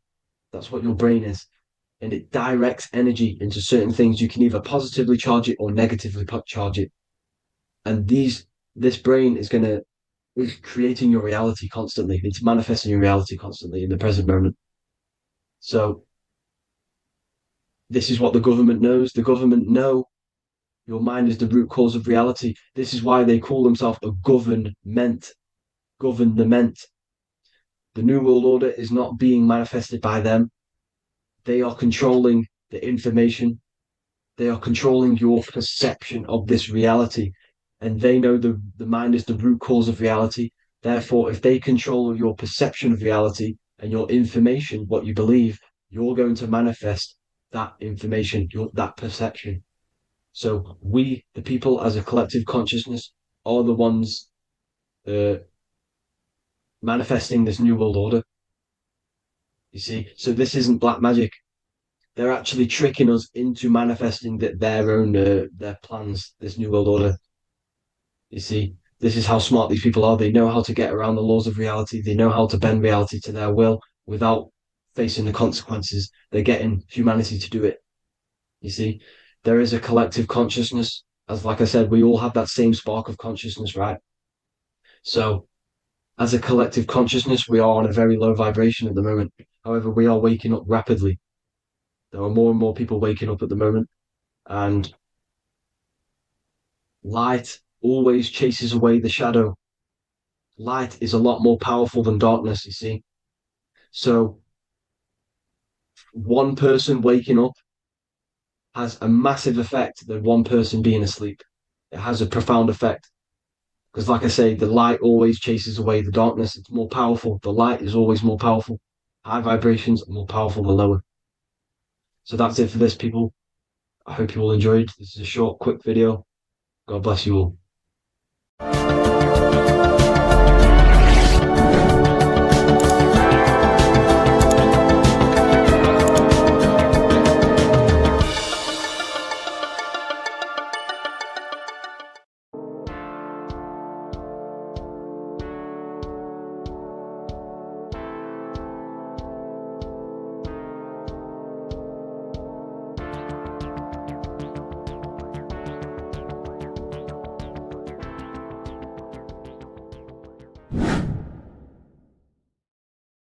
How are we all doing, people? Survival wisdom. Today we're going to be breaking down the Bible and its real, true metaphysical meaning. All of these slides within this video is taken from my book, The Book of Wisdom. So you can get all of these slides. So the Temple of Solomon, you are body, mind, and soul, which is the Holy Trinity. The moon, sun, and earth. The sun is your soul because the sun is its infinite source of energy. It is its own source of energy. And that is what your soul is. It's its own source of energy. The moon is mind. This is why you call people a lunatic. You're a lunatic. Luna means the moon. And inside of your mind, you have a specific mood. Mood is moon. And mind in German is Mond. And the word Mon means moon. And earth is your physical body because your body contains of the four elements, the four physical elements. Well, the Temple of Solomon is the temple of the soul and the mon, the soul and the mon, the soul and the mind. And it's the temple of the Holy Spirit in the Bible. Everything leads back to one singular point in the center of the brain. The brain is not the mind. It's mind over matter. Okay? The brain is the physical manifestation of the mind. The brain is the electrical computer which decodes the light waves given to it by the mind. This is why everything in the body leads back to one singular point. And we'll go over this in a minute. But this is controlling the physical body. This is the within. If you rearrange within, it spells high twin because within you is your twin, your true self. And it's just an entity in the center of the mind. And if you shut your eyes, you can feel it. Your awareness is in the center of the brain. So there's just an empty chamber in the center of the two cherubs, the two brains. They are two separate brains. They're two hemispheres. And the empty chamber, when scientists chop it up and see it's just an empty chamber, well, because you can't see in that plane of reality. You cannot see the mind. You cannot see thoughts. It is invisible to the human eyes, to the visible light spectrum, to the two eyes. The reason why we call it the third eye in the center of the brain, it's not the third eye, it's your true self. It's the mind and soul. It's an eye because it does see. It's the all-seeing eye that you always see here. There's some Masonic artwork showing the two pillars, the two cherubs, the two hemispheres of the brain, and the inner eye. This is the eye that sees all things. What do I mean by seeing all things? Not physically. It sees the mind. It's what, because your soul is watching the mind. You can observe the mind. You are not the mind. And if you meditate deeply enough, you can go beyond the mind. It's the all-seeing eye. It sees the mind. It sees what emotions you're feeling. It sees what you're thinking. It sees what you're seeing with the two eyes. It's the all-seeing eye. It sees all things. It's omnipresent. It's everywhere. Because the mind can be anywhere. The mind can switch itself into any place it wants. There is no limitations with the mind. So there is two hemispheres in the brain. And in the Bible, there is a quote saying the most holy place between the two cherubs. The two cherubs is the two hemispheres of the brain, and the most holy place is between them, which is what the Masonic artwork is showing. This is the all-seeing eye, the soul and the mind in the center of the brain. And you will not see this with the two eyes. So when scientists come to seeing the empty chamber in the center of the brain, they wonder because they do not understand the occult side of the world. They do not understand the layers of reality. How the two eyes, everything physical comes from the unseen. Everything seen comes from the unseen. Now, the two hemispheres of the brain play a major role in our lives. The right hemisphere is the artist. The left hemisphere is the scientist. The right hemisphere controls the left side of the body.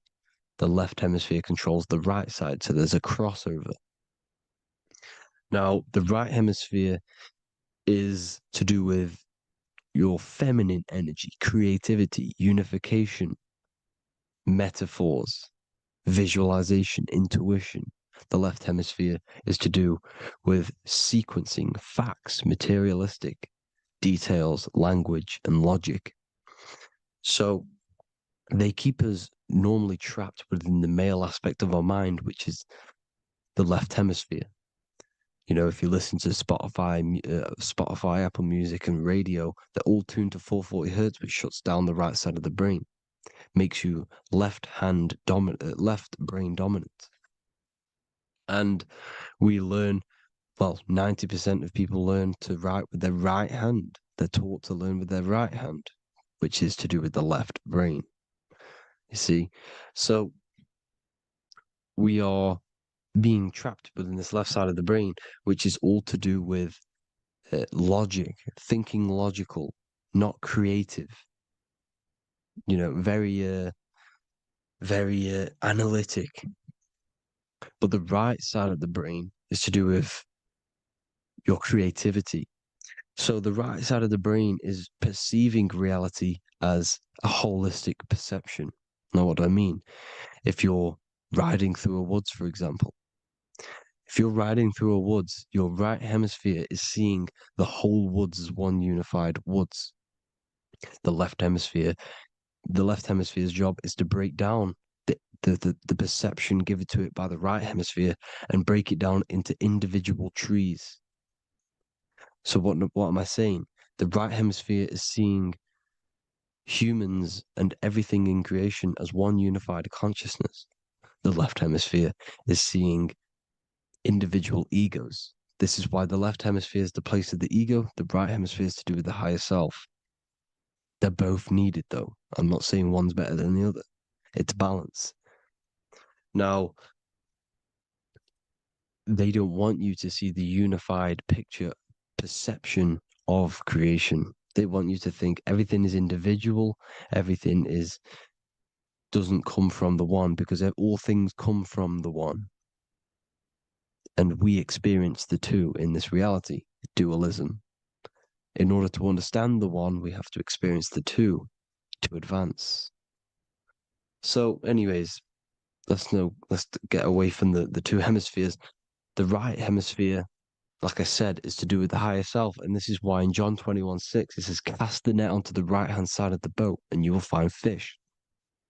Meaning, cast your energy, cast your perception into the right hemisphere of the brain, and you will find God, unification, and higher self.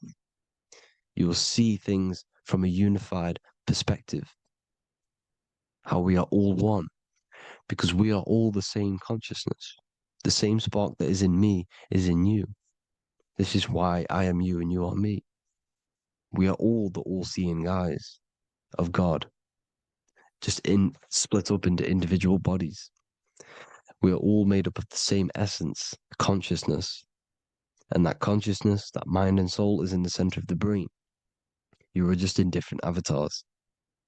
And until we see this, we'll forever be divided and conquered. Until we figure this out as a collective consciousness, we will forever be divided and conquered and ruled over. This is why the Bible says, ye are gods. You are the sons of the Most High, because we are. We are the Word made flesh. We are God made flesh. Mark 16:19. So then after the Lord had spoken unto them, he was received up into heaven, head is heaven, H-E-A, and sat on the right hand of God. God is the consciousness in the center of the brain. Heaven is the head, and the right hand of God is the right hemisphere of the brain, meaning he sees things in unification, creativity, intuition, the higher mind, the higher brain. When Moses crosses the Red Sea is the corpus callosum, moving from the left to the right hemisphere of the brain to see unified perception of reality. Head, H-E-A, heaven, same root word. This is why the ancients always depict God in the center of the brain. Here you see ancient Christian artwork showing God in the center of the brain, the light. Here you see it here. Here you see Ganesh, an Indian god, which is the brain. Here you see the Father, the Son, and the Holy Spirit in the dome, the brain. This is the brain, because you are God made flesh. That's what consciousness is. The upper room where Jesus meets the 12 disciples.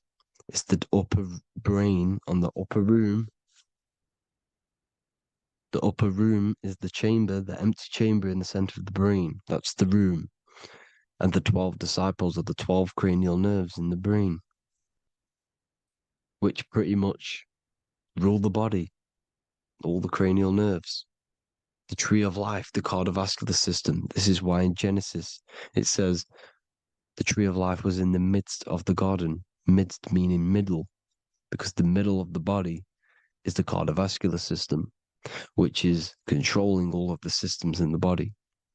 The tree of knowledge of good and evil is the nervous system, is the spine and brain. This is what's detecting good and evil. The brain is the electrical computer with the left and the right hemisphere, decoding the dualistic world, decoding the light waves given to it by the external world. It is an electromagnetic computer. It is artificial intelligence. It is very intelligent, the brain and the nervous system, the human body as a whole.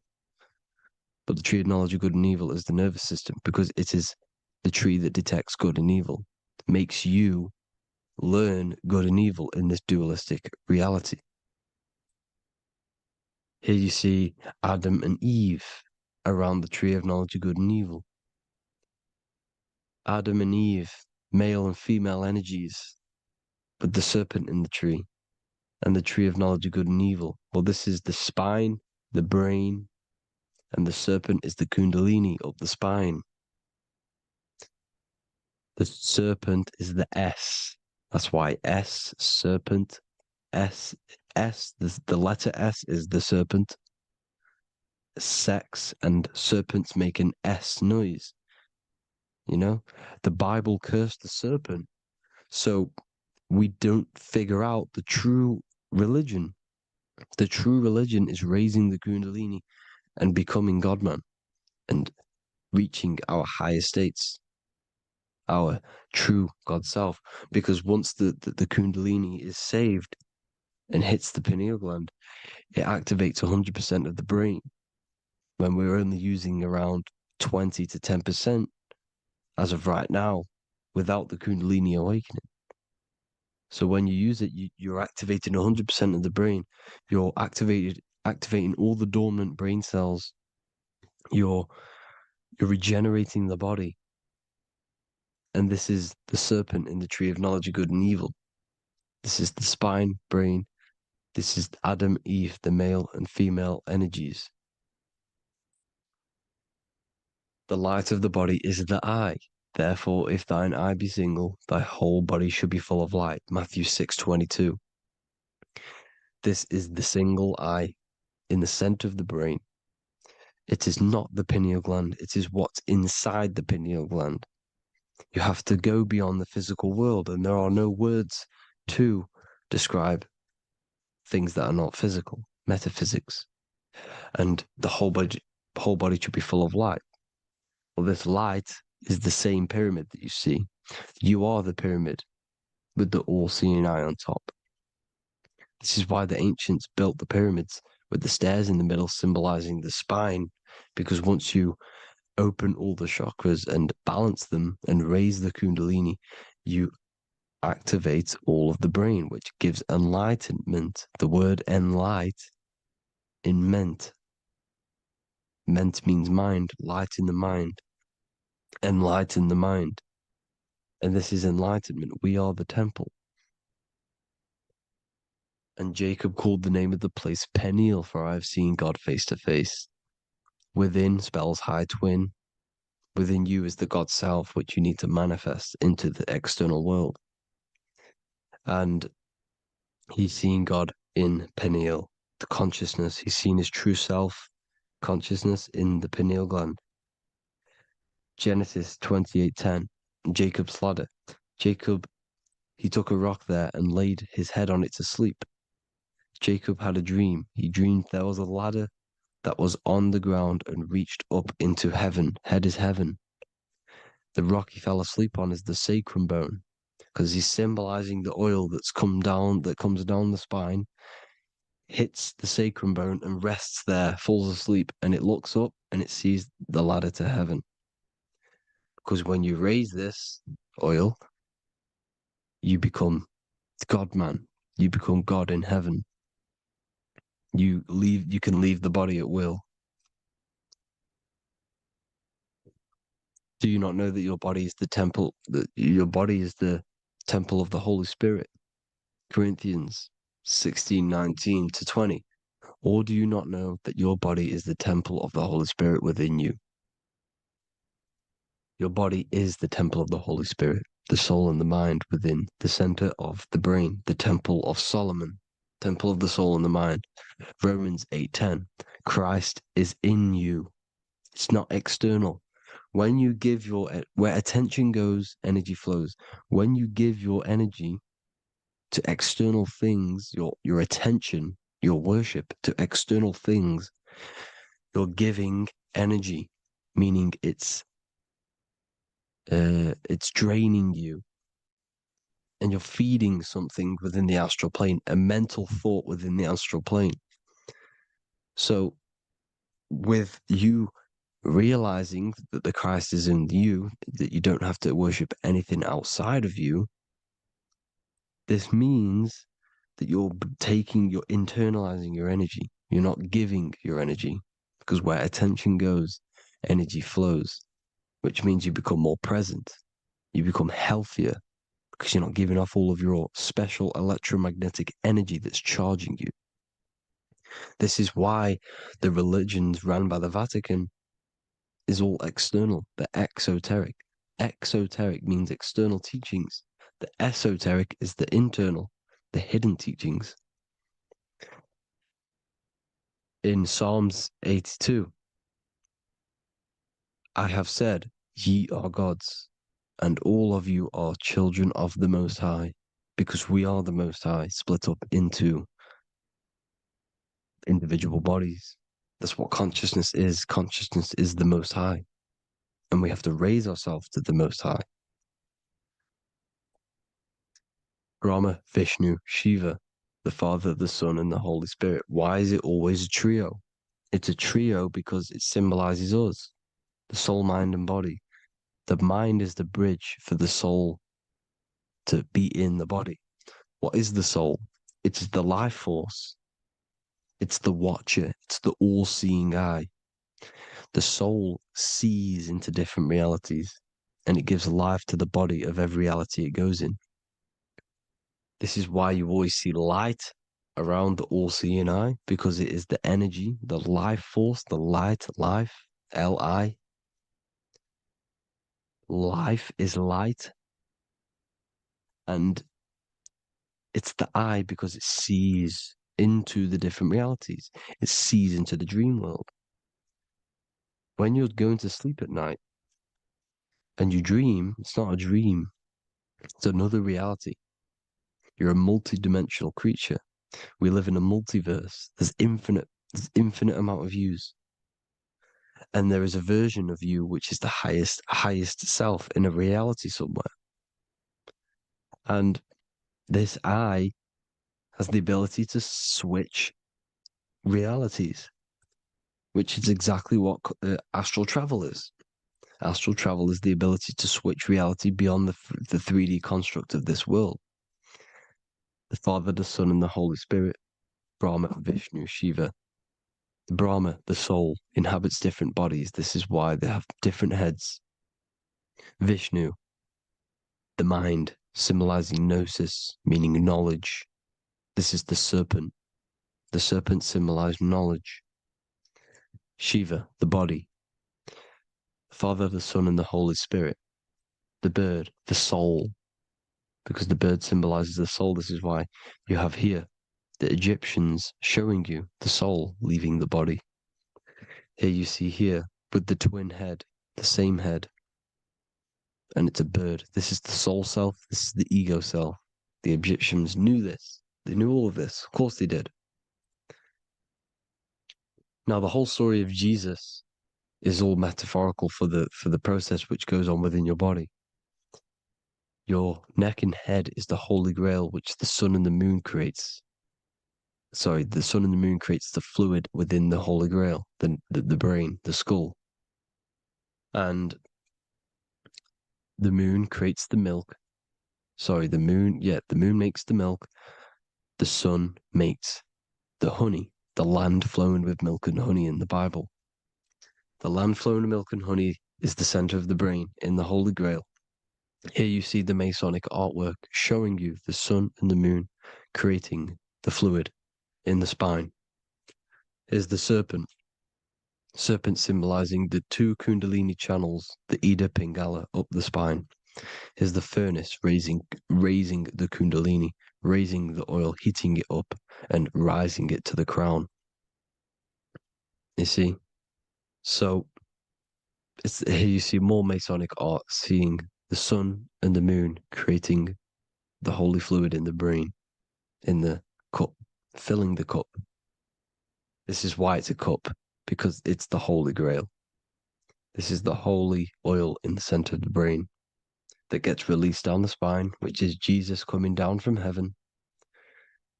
It comes down the spine, down the River Jordan in the Bible. This is when Jesus goes from Nazareth to Jerusalem. He comes down the River Jordan, and Joseph and Mary are in Nazareth waiting for Jesus' return. Joseph and Mary symbolize the pineal and pituitary gland, which produce the two oils created by the sun and the moon. And he returns. When he returns, he gets crucified at 33, because there's 33 vertebrae at the back of the spine, and it crosses the vagus nerve. The crucifixion of the oil past 33 vertebrae creates God-man, and it creates your higher self, and it activates 100% of the brain. And you turn into spirit, you turn to your spirit self. This is why Jesus dies. He didn't physically die, it metaphorically dies, and becomes his higher self. The ego self is left behind. It's the same with the whole story of Jesus. Jesus comes down from heaven, which is the oil. He dies in a cave for 3 days, which is the oil hitting the cave. Here's the cave, and resurrects after 3 days. If you resurrect the oil, comes up and gets crucified at 33 in Golgotha. Golgotha translates to a place in the skull. The three wise men from the east. Well, if you look at the Masonic artwork, they'll always show you a ladder up to the east. Okay? Here you see north, south, west. This would be east. Here you see east here. East here. The ladder up to the east. The east is the top, up.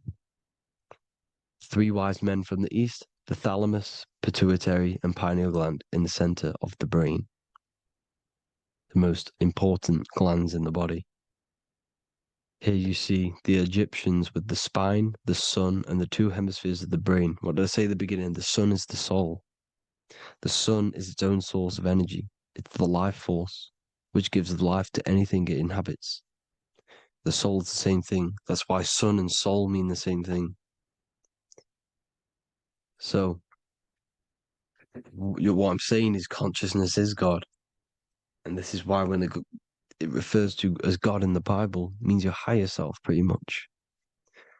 And returning back to this higher self, because God is something that you need to manifest. Consciousness is God, and your body is a reflection of the creation by God. This is why everything in the body corresponds with the stars. The stars rule the body. We are an image of the stars. This body is an image of the whole of creation. Aries rules the head. This is the cerebrum, the ram in the brain. Here's the ram, Aries. And we have something called the cerebrum, Aries, the ram. This is the Lamb of God moving to the higher mind. Taurus, which is the lower brain and neck, the cerebellum, the bull Taurus, the lower mind. And the cerebrum and the cerebellum, the ram and the bull, is what makes you ramble on. Ramble meaning walking. The higher mind and the lower mind working together makes the body ramble. Ramble is what makes you walk along. Thank you to Santos Bonacci. Gemini, the two twins, rules the two arms, the hands, and the lungs. These are the two twins of the body. Sagittarius, the horse, which rules the hips. Hips means hippo. Hippo means horse. Hippopotamus means water horse. Hippo means horse, and this is why we call them hips, because horses have massive hips. Capricorn, the kneecaps. Pisces, the two fish, the 2 feet. Then they make us swim. We are an image of the stars, people. Well, the body is anyway. Consciousness is God, and the body is the image of the whole of creation. It's a reflection of the whole creation, as above, so below. 12 systems in the body, 12 cranial nerves for the 12 constellations, 12 cell salts. The body's made out of 12 cell salts. So, this is where it gets kind of deep. You know, this is where we get deep. And he said, Jesus was known as the fisher of man. And fisher of man, meaning man does not mean man as in the male. Man means mind. He's the fisher of minds. So the Bible is not patriarchal. It's not patriarchal. Man just means mind, pretty much. So the fisher of mind, man, because he was fishing minds out of this reality into the higher realities. He was teaching people how to leave the body when he walks on water. Walking on water is the physical, etheric, astral, and mental. These are the different planes of reality. The ether is the either, because the ether is the substance that's on either side, astral and physical. It's the fifth element, is ether. And the fifth element is the water. The same water at the beginning of the Bible when it says, let the firmament divide from the waters above from below. The water symbolizes the ether. It's the base of all physical matter. And the ether symbolized is known as the water. So when you're walking on water, you're walking on the ether, meaning you're leaving the physical body. So when Jesus walks on water and he's teaching Paul to walk on water, Paul becomes scared and falls back into the water. Well, when you astral travel and you become scared when you're projecting, you'll fall back into your body. So he's pretty much saying walking on water is leaving the body, and walking on the ether, because the ether is the veil between the astral, and that's what devil means. Devil has the word veil in it, because the devil is trapping you between one veil, which is this world. They're trapping you in this world, this thin layer of reality. Your dreams are different veils. The ether, the astral, the mental are different veils. Devil is deveil. Deveil. You need to escape being stuck in one reality and live in between realities. And this is when you truly become a multi-dimensional being, because your soul is just the eye. That's what you are. You're just an eye, and you see into different worlds. And it also, when Jesus means the fisher of man, the fisher of minds, he is I truly believe, because of my research, that there is other worlds. It's not just this one. There's higher worlds. There's an infinite amount of you, and you've been in them dreams you call dreams. Them dreams are other realities that you are in. That's why when you're there, you don't feel like you're in a dream. You feel like it's 100% real, because it is real. So this is why the ancients always depicted the many different heads, because there's many different versions of you. And this I, the soul, the watcher, is switching itself into different bodies at all times. Well, when you sleep, when you astral project. And this is what the ancients were doing. They understood the multiverse and they could switch bodies at will. And this is what the 7 seals are in the Bible, also known as the 7 chakras. These are literally portals within us to these different worlds. We're in the heart at the moment. Earth rearranged spells heart, meaning middle. This is where good and evil exist. It's the middle point, the midpoint of realities. So I hope you all enjoyed the video. All of this knowledge that I've give you in this video is inside of my book, the Book of Wisdom. The Book of Wisdom gets updated every single month with new pages. It's a one-time payment for a lifetime worth of research and knowledge by me. So if you do want to get it, the link will be in the description. But I hope you all gain some amazing insight. Please like, comment, and share to help the algorithm, and drop a subscription. And for more lectures, every 2 days, I drop lectures and knowledge within the Patreon. If you want to support the channel, join the Patreon. Everything's in the description because we are not monetized on YouTube. Thank you all. Have an amazing day.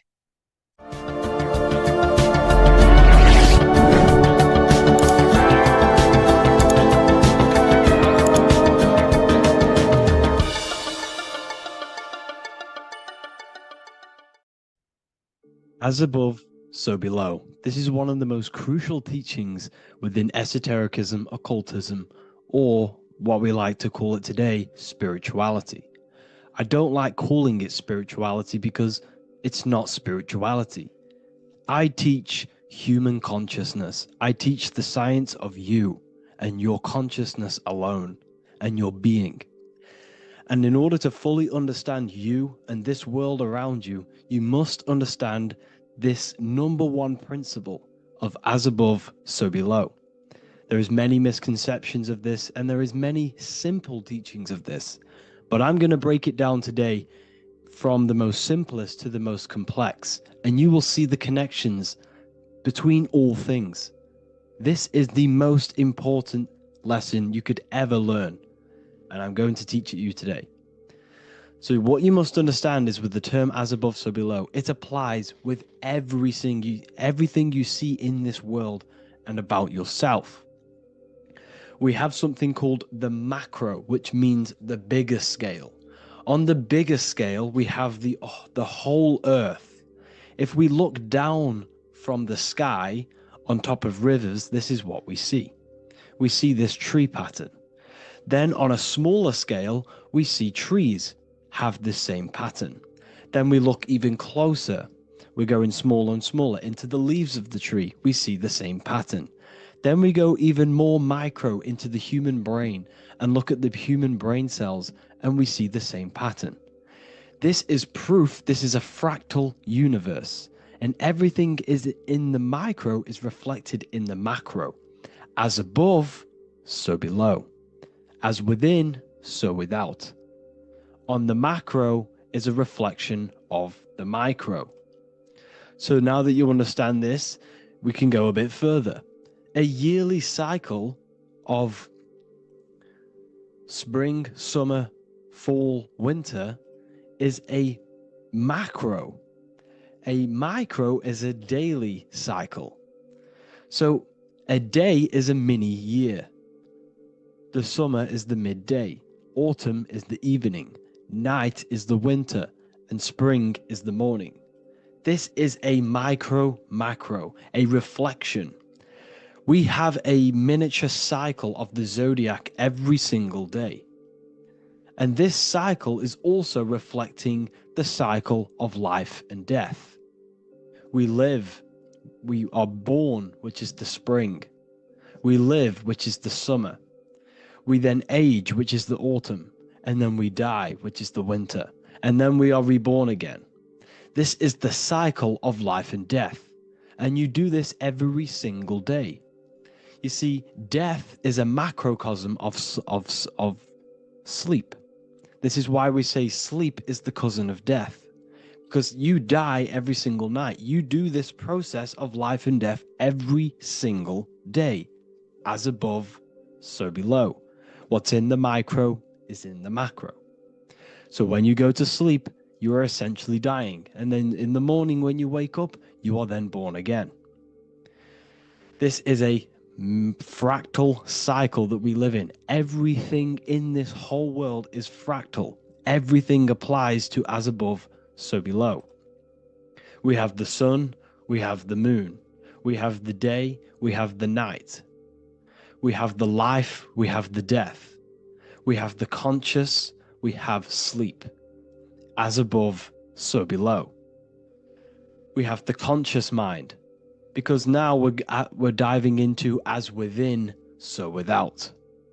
As above, so below more refers to the external world.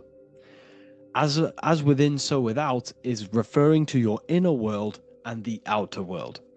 What you must understand is about yourself. You exist in two realms. You're an individual. The dual nature of you. You exist in two realms at once. You have an inner world of your thought, emotion. This is the inner world that no one else can see but yourself. And you have an outer world with a physical body which everyone can see. So you exist in two worlds. You have the inner voice, you have the outer physical voice, which I'm speaking to you with now. But I also have an inner voice, which no one can hear, only but me. So you exist in the light and you exist in the darkness. The sun represents your external self, your physical, conscious mind. The moon represents your shadow self, the inner self, the psyche self, the spirit self. There is an as above, so below. The sun is within you. The moon is within you. Everything is within you. Now that you understand as above, so below, what is your body? Your body is a miniature earth. Let me repeat, your body is an earth. Your body is the earth. Okay? Because like I say many times in all of my videos, you are not in the world. The world is you. You are the universe. Your brain is a computer creating this reality. What you see with your eyes is produced in the back of the brain called the visual cortex. You don't look into the world, the brain produces the world. The body produces the world. When you touch something, you're not actually touching something. This is the electrical nervous system. When you touch something, what you feel is actually electrical signals on your nervous system reporting back to your brain. Therefore, when this body dies, you leave the earth because this body is the earth. Okay? As above, so below. You have the mental plane, the astral plane, the etheric plane, and the physical plane. This is essential for understanding reality and the teaching of as above, so below. Everything in this material plane began in the thinking mind. For example, the microphone I'm speaking into, the phone you're watching this video off, or the laptop or iPad. Where did this begin? It didn't begin in the factory. The first ever place this item begun was in the mind of an individual. The invisible realms of mind is where all physical things and physical items begun. Essentially, this physical plane is the effect of the thinking mind. This world is the world of effect. It's the world of outcomes. When you see something, it is already manifest. It is already being manifested. It is an effect. And in the effect of the cause, which is the thinking mind. Therefore, the mind creates thoughts, which is the mental plane. Then after thoughts creates imagination, which is the astral plane. These two are spiritual. They are non-physical. So spirit kind of means non-physical. Then you have the physical planes, the etheric and the physical plane. As above, so below. What happens in the mind is manifest on the physical plane. Like I said, the phone that you are holding, it was a thought, and then it brought down into a physical reality. As above, so below. You change the mind, you change your reality.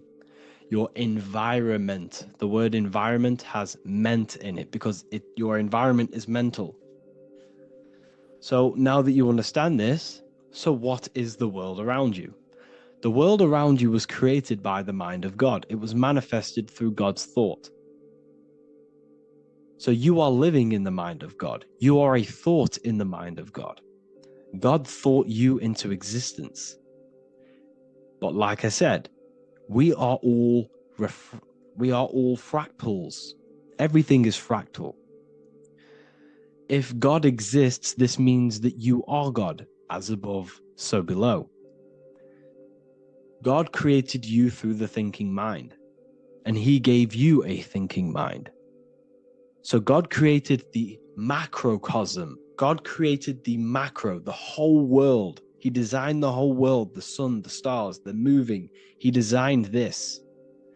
But then he gave you the thinking mind to design your own life and create your own life in his world. You are a microcosm of God's macrocosm.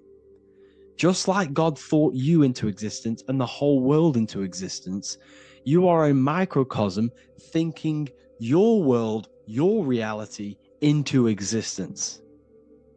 You see this now? Everything is a reflection. Everything is a mirror. Everything is fractal. So in order for you to change your reality, you must change these higher planes. Your thought and imagination are the two key aspects of creating physical reality. Every object you see around you was begun in these higher planes of the non-physical, and they were brought out of spirit into physical matter through the thinking mind and physical action. So now we're going to get a bit deeper. The brain is not the mind. Now that you understand, we have spirit and matter. As above, so below. You have a non-physical side of reality and a physical side of reality. The mind is the spiritual brain. The brain is a physical manifestation, a physical effect of the mind. The mind uses the brain to operate in the physical world, and it's the same with the heart.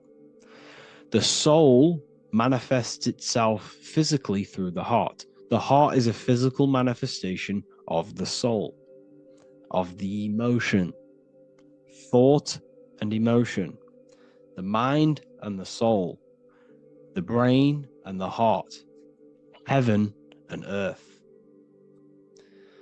So you have the inner world and the outer world, the spiritual, non-physical, and the physical. So essentially, we are all on this process of awakening, an expansion of our minds into new fields of thought, into new fields of awakening ourselves. Because essentially, we are born into this world. But you are born many, many times. You can be born physically and you can be born spiritually. Like I said, everything is fractal. So just like when the baby finds out that there is a world outside of its mother, what does the baby do? The baby seeks a way out of its mother, and then the baby is now born into a new world, a world outside of its mother's womb. It's the same with you and your spiritual process.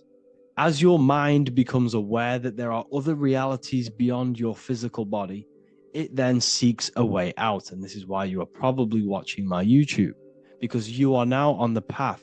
Something within you has guided you to this path of knowledge, truth, enlightenment, and expanding your consciousness. And it is your soul who brought you here. Your soul speaks through emotion, like guidance. Emotion is the language of the soul. When you feel very bad, this is your soul telling you you're not in the right place. You're doing the wrong things. Because the soul is always unfolding its purpose, which is expansion and learning. That is it. The mastery of the self and the learning of the mind is the only thing that counts in the end after this life. So you are on a journey of expansion, of learning, creating, and spiritual rebirth. As above, so below. What does this body tell you? When I see someone overweight, I don't see the overweight. I don't see the body. I see the mind. I see an undisciplined mind. I see a mind that lacks self-control. I see a mind that seeks external validation. That's what I see when I see an overweight person. I don't see his body. I see the result of his mind. Because what does the Bible tell you? You shall know them by their fruits. It's the same saying as above, so below. You shall know them by their fruit. The fruit is their manifestation. Your body is a direct correlation and manifestation of your mind. Your inner world projects your outer world. As within, so without. As above, so below. Now, what do you see when you see this man's body? I see discipline. I see strength, mental strength, not physical strength. I see mental resilience of pain. Because all of this man's mental energy has been manifested physically within his muscle. This body is a direct manifestation of this man's mind's pain and suffering. And it shows discipline. This is why people instantly respect you if you are in shape. You walk into a room and you are in shape, people will instantly give you respect because they know that you are mentally disciplined. The body is a reflection of your inner world, and it's the same with your friends, your family, your connections with people. If you think about yourself very negatively all the time, and you don't have a good connection with yourself, you don't have a connection with your true self, this will manifest into every single relationship you have in your life. If you don't have a good relationship with your inner self, you don't have a good relationship with the people and the friends around you. Because as within, so without. If you think negative about yourself, you will only pick up the negative in other people. If I think very highly of myself and I think very happy and good things about myself, I will then see the good things in other people. Because it's as above, so below. As the inner world is, so is the outer world. It's the same with your life circumstances. Your life is a direct correlation of every thought you thought in the past. If you possess millions of pounds, millions of dollars, this is because you have thought this into physical reality. You live the life you are deserved. You live the life that you manifest through your thought. If you live a very poor life, this is a reflection of your mind. This is a reflection of what you have thought into physical existence. Because like I said, everything begins in the mind, as above, so below. And this is even present within the body. So where is the head? The head is at the very top of the body. And where does all manifestation begin? In the mind. That's where the mind is, in the head. And then the thoughts we think travel down the body into the heart, which is the emotion. Every thought we think is in the emotion. Every thought we think creates an emotion. This emotion then drives the action. Where does the action come from? The feet, because the feet move our body. We move with our feet to take action. Our hands. You see, so the body is even a micro reflection. I can't even say it. Reflection of the order of manifestation. This blew my mind when I figured this out. You see the head, the thoughts begin here. This is the beginning of all manifestation. Then it comes down to the heart. This is the emotion. Then you take the action. The thought and emotion then sparks the action, which is taken with the hands and the feet. And where's the lowest point on the body? The feet, and that's touching the physical earth. So the head is where the thought is, the non-physical, and the lowest point on the body, which is touching the physical earth. So the head represents spirit, the feet represent matter, spirit and matter. Your room, if I walk into your room and I see a messy room, I don't see the room, I see a messy mind. The room is a reflection of the mind. If you have a messy room, this is your mind. It's an externalization of your unsorted mind, undisciplined mind.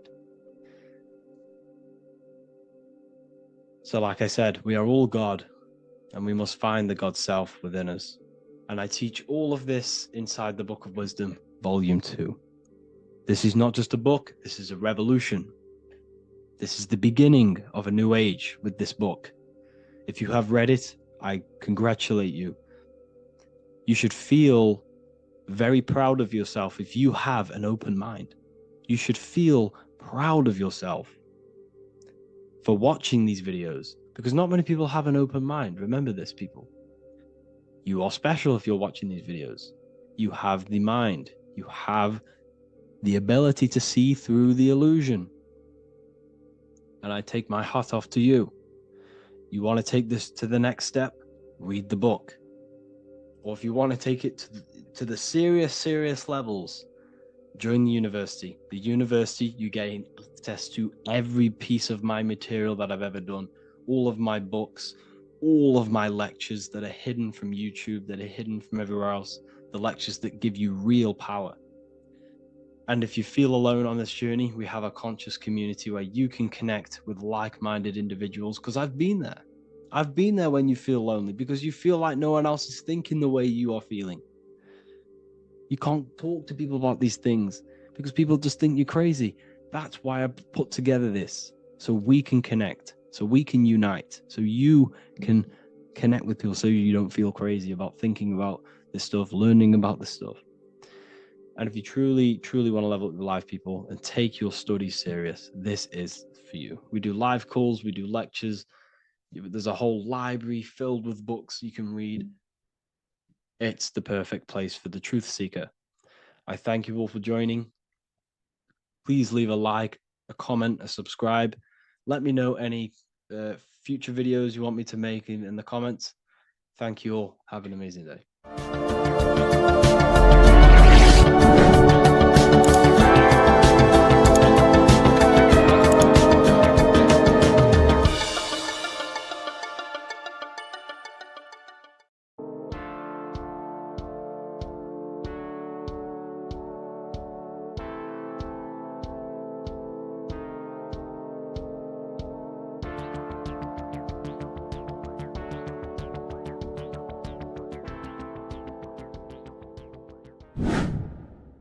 Hello and welcome to another video, people. Before we start, please like, comment, and subscribe if you wish to see more content. Today we're going to be talking about the mental universe and how everything is mental. This is the #1 law on the Kabbalion. If you've never read that book, it's called The Kabbalion. A very good book. It's the first law, because this is the most important thing you need to understand, is how everything exists within the mind. Behind every single one of these eyes is the same consciousness expressed in different bodies. The mind is what gives perception to what you're experiencing. Behind every single one of these eyes is the exact same consciousness, but the brain that they inhabit is giving them a different perception, a different being, a different body. Now, this is the difference between humans and animals. Humans possess a advanced consciousness, an advanced mind that gives us the ability to be aware of ourselves mentally physically and spiritually, we can reflect on ourselves. When a dog looks in the mirror or an animal looks in the mirror, it doesn't know what it's looking at. It doesn't realize it has a consciousness. It can't reflect on itself.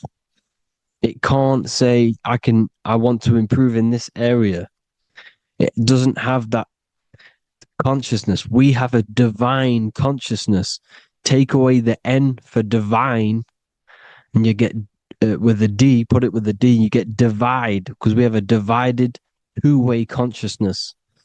An animal only has one. However, it's still the same mind. We're all mind. We're all mental. We all exist within the mental plane. Look at this person walking.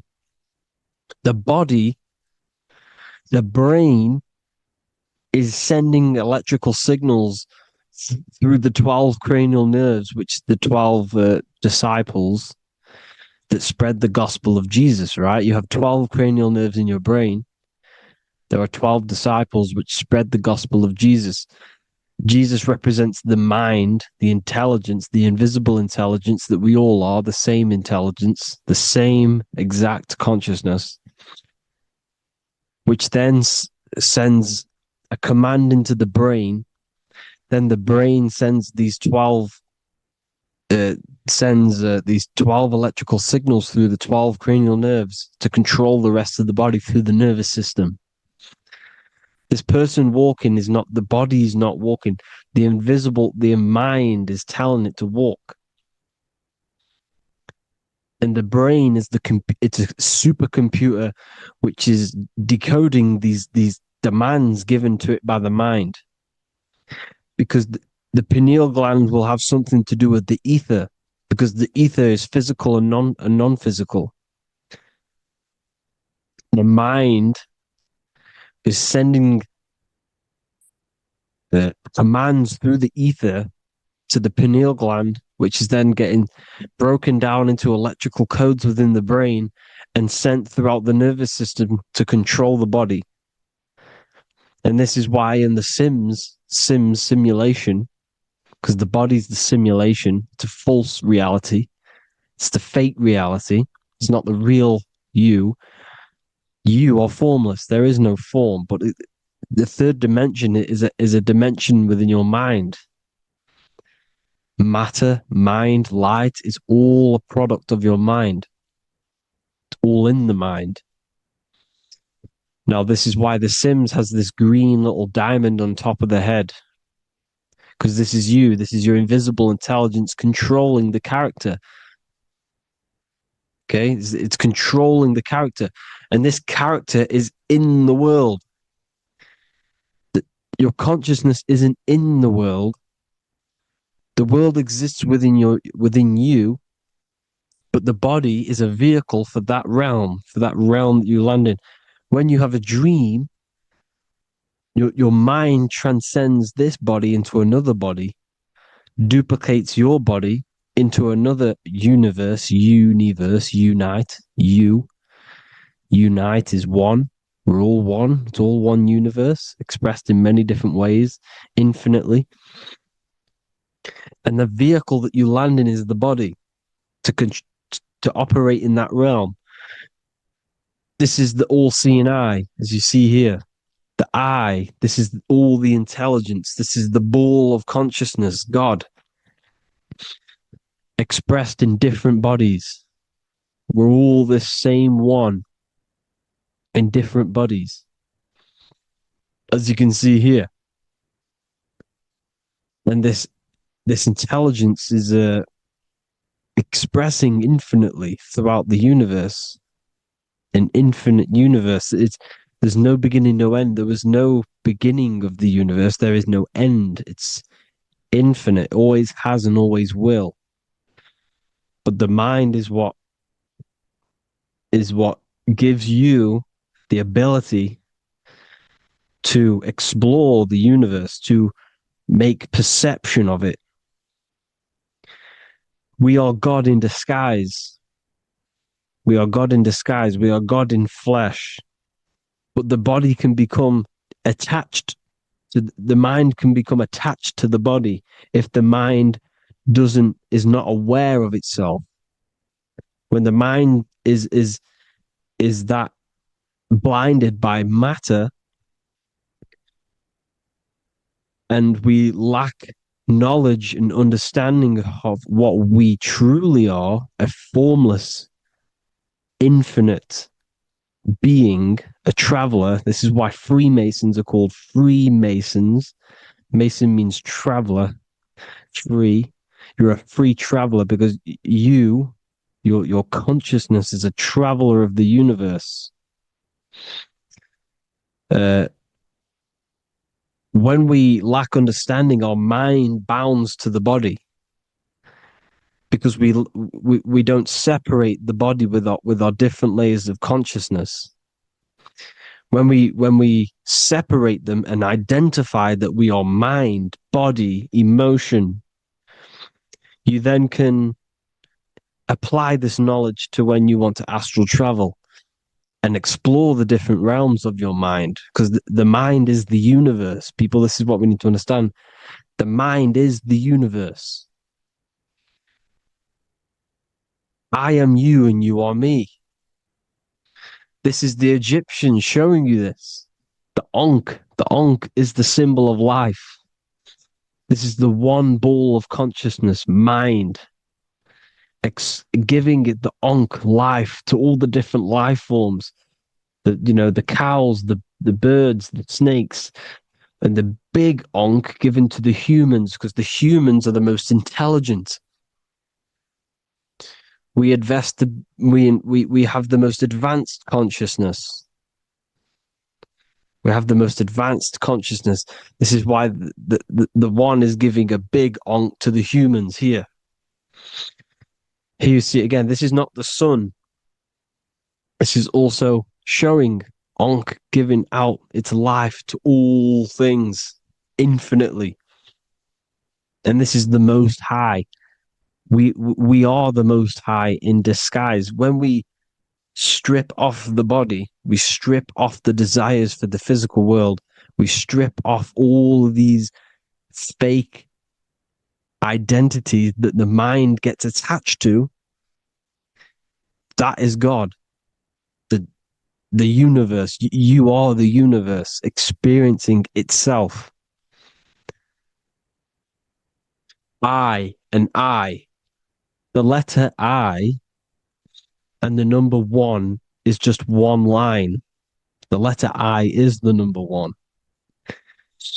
Because your I am, when you refer to yourself as I, every single one of you who's watching this video refers to yourself as I, which is the one. We are all the one. We are all intelligence. We are all invisible. We are all the one. One is the only number. 1, 2, 3. Everything goes up in ones because there is only one. Doesn't matter how far you go down the line with numbers, all of their numbers are created by one because there is only one. To me and you are the exact same consciousness expressed in different bodies. Mind, cause. There is only one cause. There is only one mind. There is only one being. But because we lack understanding of this,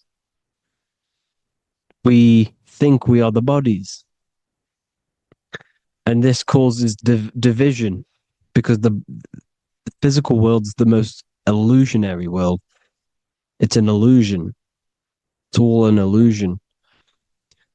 Now you see with the two, you look with the two eyes, but you see with the inner eye, the mind.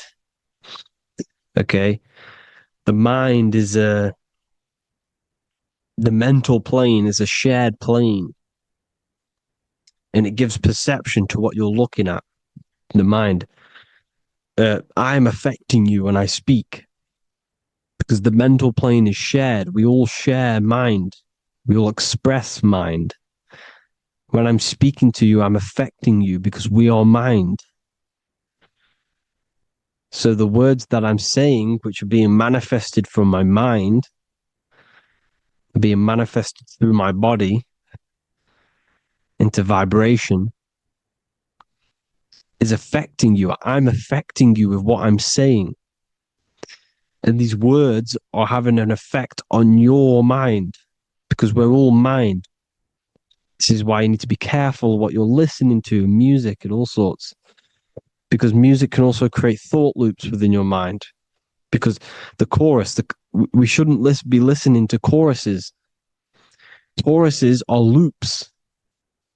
And what they're saying in the chorus is being looped. And this can create thought loops within your mind. Go and listen to an old song that you used to listen to about 5 years ago, 10 years ago, 20 years ago. Go and listen to an old song, and you guess what? You will get nostalgia. Why will you get nostalgia? Because that song will trigger the thoughts that you were thinking in that time of listening to that song. So songs with choruses create thought loops, and they reprogram your subconscious mind. It's important why music is very powerful. Mine and mind, same word. See, language is the truth, people. This is why I use language in all of my presentations, especially the English language. It's riddled with occult truth. I is my me, I, you, and me are I, one. We are not the name, we are I. Every single one of you is I, because we are all the one, all mind. Now, the only thing that is truly mine is my mind. When you say something is mine, it's an illusion. It's not yours. The only thing that is mine is mind, my mind. Okay? It's my mind. It's the only thing. It's the same word, mind and mind. Like I said before, everything's one. Hot and cold is different degrees of the same thing, of the one substance, of degrees. The 7 colors are different frequencies of the one white light. Everything is one. There is only one. We are all one. Everything is one. Hot, cold, day, night. It's the same degree of one, which is mind. The mind's perception is what's giving it, labeling it hot or cold. The mind's perception of colors is what is giving it red or purple, hot or cold. There is only mind. The mind gives things perception. There is only one, that is mind. The conscious and the subconscious mind. The male and the female, these are married. The subconscious mind is your hidden part of the mind. Okay, it's hidden. You can't really, you can access it through different meditations and Reiki teachings. And dreams are manifestations of your subconscious. This is how you know mind and matter are one, because your mind creates matter in dreams. Your subconscious manifests everything in a dream, in the astral realms. The conscious is what you're conscious of, what you're consciously thinking of. So me, I am conscious that I am speaking into this mic and creating this video. My subconscious mind is the hidden part of the mind, which is speaking to my heart, telling it to beat. It's telling my food to digest. It's regulating all my blood. It's doing everything in my body without me being conscious of it. Without me being conscious. The subconscious is the feminine. The conscious is the male. The Bible, of course. Proverbs 12:4. Helpful, not helpful. An excellent wife is the crown of her husband, But she who brings shame is like rottenness in his bones. In the same way, husbands should love their wives as their own bodies. He who loves his wife loves himself. You can take that physically, you can take that literally, or you can take it metaphysically. See, the Bible's written in such a way where you can take it as your level of realization. He who loves his wife loves himself. If you love your subconscious, if you love yourself, you speak good about yourself because your subconscious takes everything literally. If you say, I hate you to someone, your subconscious does not know the difference between me and someone else. It only thinks me, me, me. Why? Because mind is the only thing that exists. You are mind, I am mind. If I say, I hate you, you're saying that to yourself. Your subconscious picks that up and says, I hate myself. And that's telling your subconscious that's what you want. Because your subconscious manifests 90% of your behavior. The programs within your subconscious, tying your shoelace is a program. You don't need to be conscious of it. You can just do it because it's a program. It's deeply interwoven in the subconscious. Driving your car, texting on your phone. You don't have to think about what letter. You just do it because you know where the letters are. It's a program. Therefore, if you look after your subconscious, they are a married couple. It's your wife. Your subconscious is your wife. And it manifests 90% of your daily basis thought patterns, actions, behaviors, emotions, all the things that you all the trauma that you've experienced is stored within your subconscious, which is affecting you. So let's say you were in a car crash 10 years ago and you had a really traumatic event, you really hurt yourself, and you had a very, very, very strong emotion that you felt of pain. That will still affect you today. And why? Because it will manifest into your behavior. How? Well, you'll be cautious of what cars to go in and who.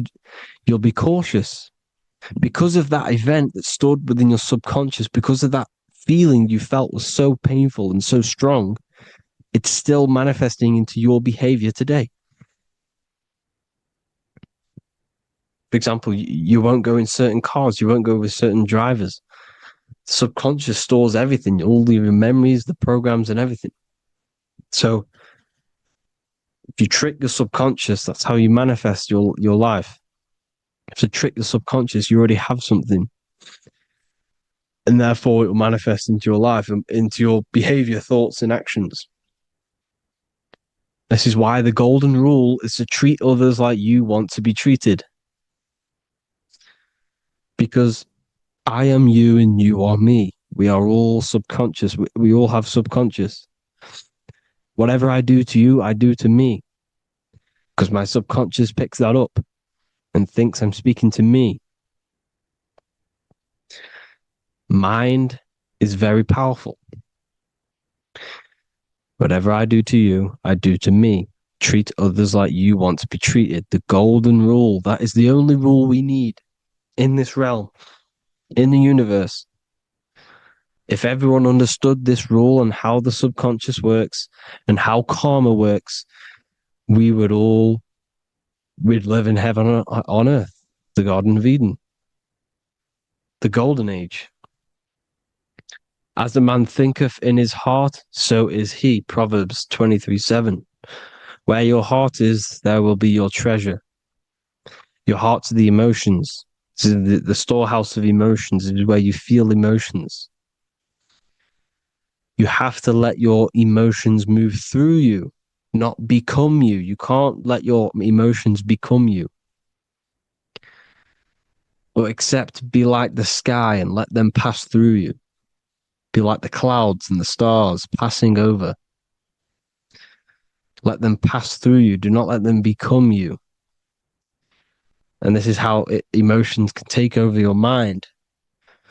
We are driven by, when a man is driven by emotions, He has no self to control. You must control the mind, because the mind can be corrupted. Because your thoughts are electrical in the brain. Your thoughts come from the mental plane. So how the mind works is that you place your attentions on something in the mind, and infinite information just flows in. Think about it. When you think of a certain topic, as soon as you think of that topic, information comes flying into your mind. Different ideas, ping, ping, ping. It's all connected. It's why we call it a mindset, because your mind sets itself to frequencies. And when we think of something, we tap into that frequency, and just the universe, the mind, the mental plane just flows in information based on that frequency and that thought.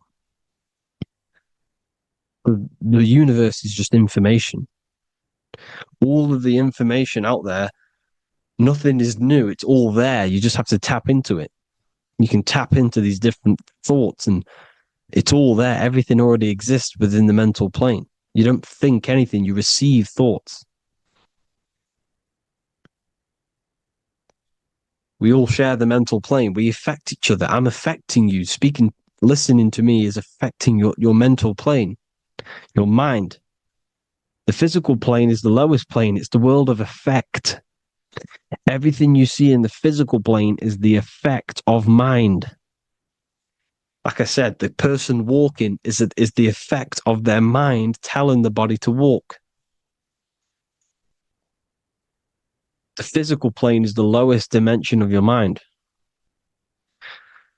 Mother Earth, we are in a mother. We're in the womb still. The Earth is feminine. It looks after you. It provides you with food for free. It grows on trees with water. It's Mother Earth. It's the womb. The dome above your head is your mother's belly. Okay? Is your mother's belly. You're in the womb still. You're forever in the womb because your mind's constantly expanding. Because when the baby's mind figures out that there is a reality outside of its mother, it starts to hear the people on outside of its mother, what does it do? It figures a way out of the mother, and it becomes born again in the water, in a hospital, into the other world. It's the same with our minds. When our minds figure out there is other worlds beyond this physical, we explore them. The astral plane, for example. You figure a way out of the body. Because when you're the firmament, look at the word firmament, meant at the end.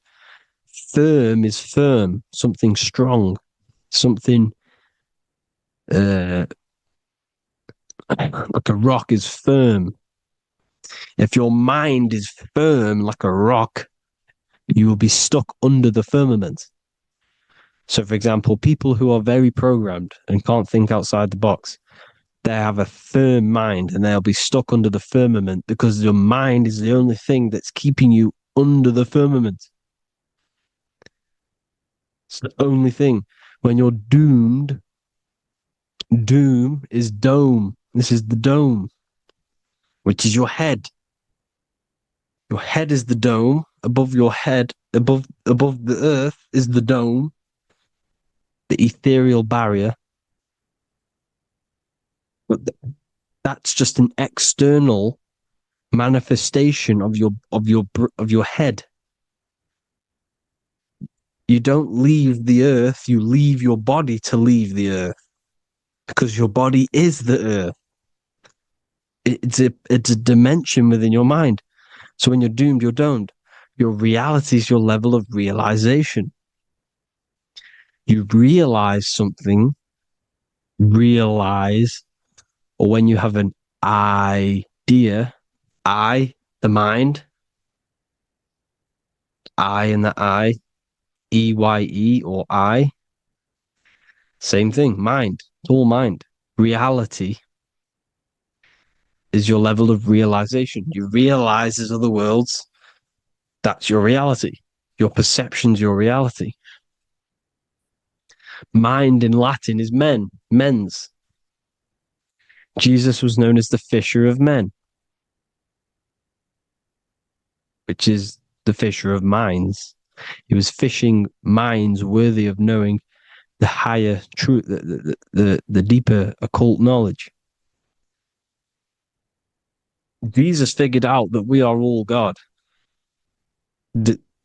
And he got killed for it because in that age they were trying to suppress this information.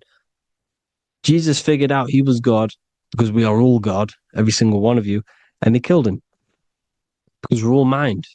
We are not the body. We're the invisible intelligence, which is God.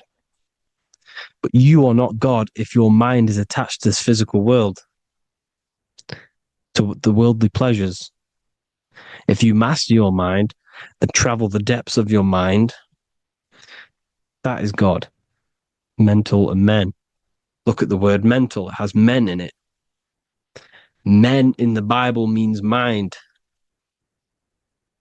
Here you see Masonic, the Masonic symbol with the eye, the mind. Looking over, everything is the one. Everything comes from the one. All the lines coming off it, giving its life to all of the life forms. Down here on the bottom, you have duality, black and white. Up here, you have singularity. One and the two. Unification and division.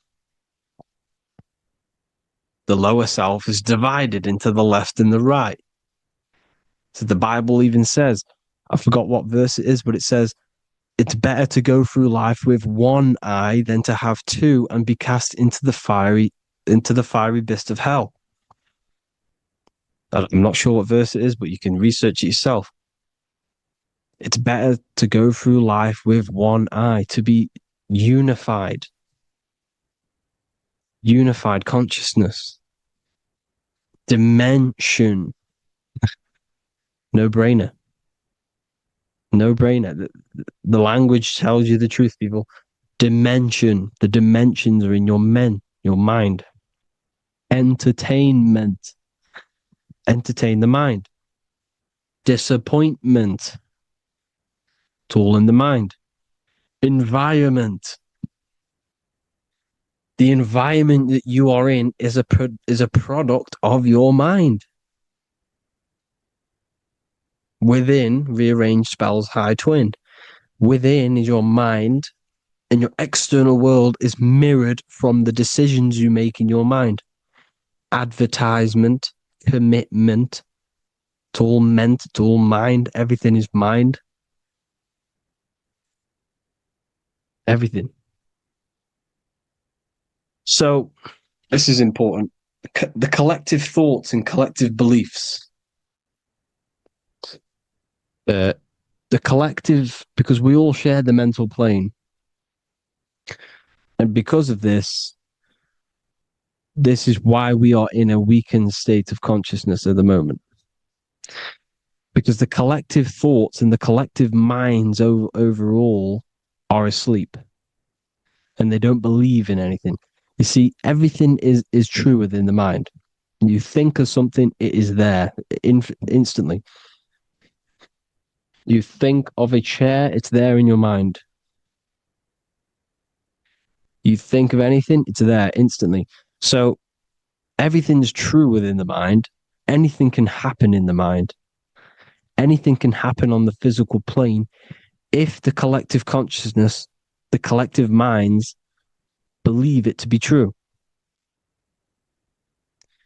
This is why back in the days, in the ancient days, you look at all the old world stuff, you see all this crazy technology, and it's because as a collective, as humanity back then, they believed that they had much more open minds. Therefore, the things manifested in the physical world were a lot more out of the box, so to say, compared to today. For example, magic is not as powerful today because the masses don't believe in it. It's still powerful, don't get me wrong. But if the masses believed, or if everyone knew magic could be real, because it is, anything's real in the mind, it would be a lot more powerful. You see? So and what they're trying to do is create a hive mind worldwide. They're trying to make one religion, an external god. What happens when you worship something external? You give energy to it, because where attention goes, energy flows. Where your mind gives attention to, energy goes there. And when we all believe in external gods and give our worship and our power to these external things, we all give energy to it, which will manifest as a demon in the astral planes. It's a hive mind. They're trying to make a hive mind to summon our energy. Trying to summon our energy. And it through mind, through collective thoughts. The hive mind. They want one religion, one government, one currency, one belief system. And that will create a hive mind, which will limit our consciousness, which will limit what we can do in the physical world. Because if everyone doesn't believe in certain things, it cannot happen, because it's all in mind. Mind is so powerful. I am you and you are me. I hope you all enjoyed this video, people. If you haven't already, join the Wisdom Academy. The Wisdom Academy, we have many occult lectures just like this one. Also, we have just launched Mindwave Hub. If you want genuine frequencies, genuine binaural beats, because the ones on YouTube, the ones on Spotify, Apple Music, they're all tuned to A440 hertz, which shuts down the right hemisphere of the brain. If you want to gain access to your true consciousness, your mind, you need to balance the two hemispheres and balance the chakras. You can do that externally by listening to binaural beats. If you want true frequencies, true binaural beats to hemisync the chakras, hemisync the brain, to gain access to the different dimensions of your mind, well, you can gain access anyway, but it's going to help you if you're trying to learn this. Join Mindwave Hub. The link will be in the description. Listen to the binaural beats, meditate to them, listen to when you go to sleep. They'll massively benefit you. Thank you all, people. Hope you had an amazing, lesson. Hope you learned a lot. And please subscribe. God bless you all.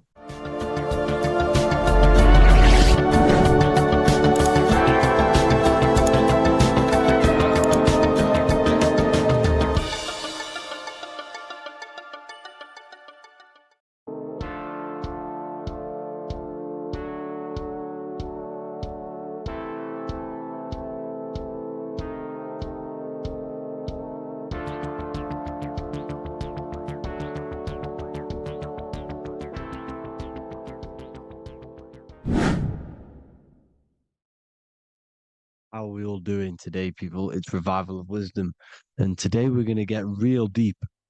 This video is going to get real deep. A lot of people are not going to be ready for this sort of knowledge. Okay, you really have to do is to really deprogram the mind, because everything we've been taught is a complete lie, is to keep us trapped. Okay, this is really advanced knowledge. Now, let's get straight into this. All of the ancients depicted other worlds, and they called this place Midgard. Midgard is the mid-garden, the middle garden. This is why the Masonic symbolism on the floor is always a black and white checkered board, symbolizing the polarity here, the good and bad, because we're in the middle garden, the heart. Earth rearranged spells heart, because we're in the heart of the system, or whatever it is, a super quantum computer, whatever you want to call it, simulation. Now, in the Quran, it talks about the 7 layers of heaven.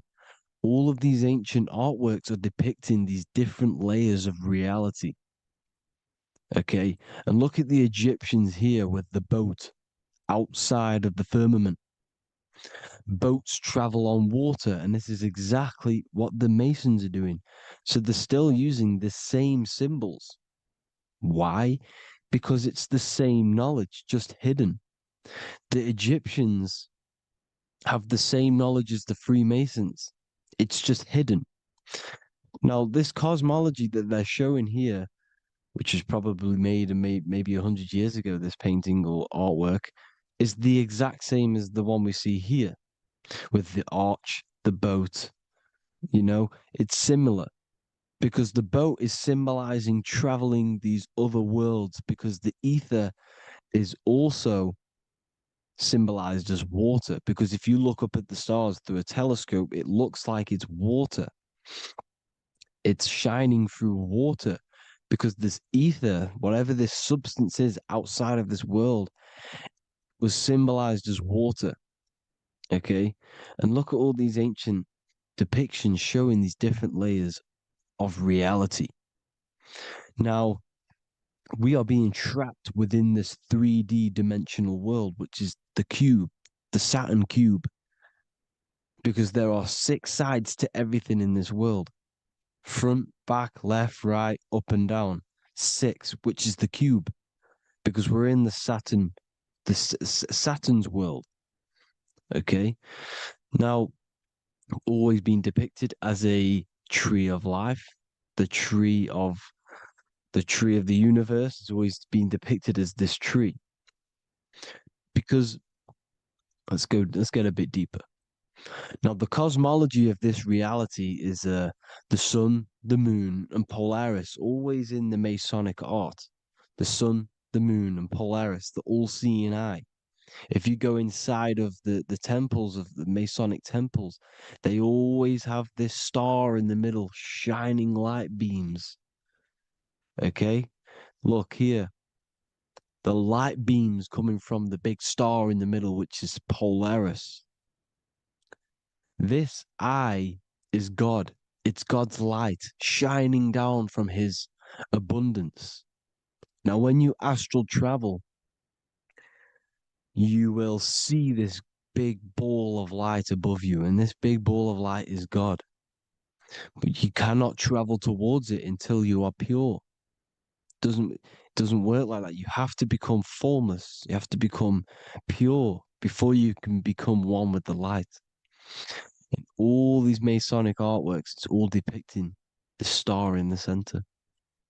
This star is Polaris because Polaris is the way out of this place. And this is why you see the stairway to heaven all the way up to the light beam, the light source. What does it say in the Bible?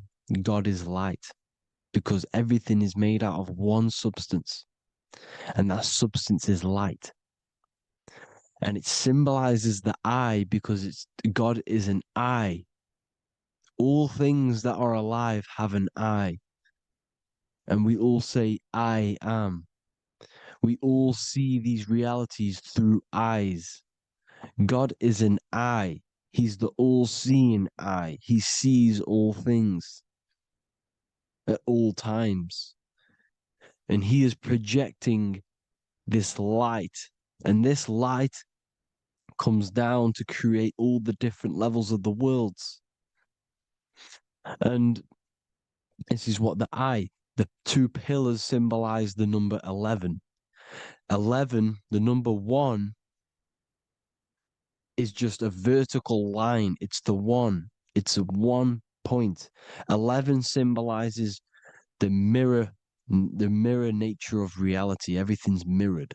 As above, so below. Now, the 11 also symbolizes openings, doorways. And as you can see here, an opening to the all-seeing eye. And you see here again, an opening to the stairway all the way up to the light. This light is the light of God in the astral worlds, beyond this world. Now, Polaris has also been symbolized as the UFO. They put the truth in plain sight. So, you know, in the films, how the UFOs suck people up. That's what Polaris is doing. If you ascend beyond this world, if you do not ascend beyond this world, you will be reincarnated in this world. The whole thing is to outgrow this consciousness to the plane above. And I'm not just making this up, I'm going to be bringing in scriptures after this. But you can see with the Christmas tree, we always put a high, big star at the center, at the top, which is the star of Polaris, which is exactly what the Masons are doing here. The star at the top. And it's on top of our Christmas trees. And all of these symbolize the other stars because Polaris is the most high star. And all the other stars are wrapped around the firmament lower than Polaris.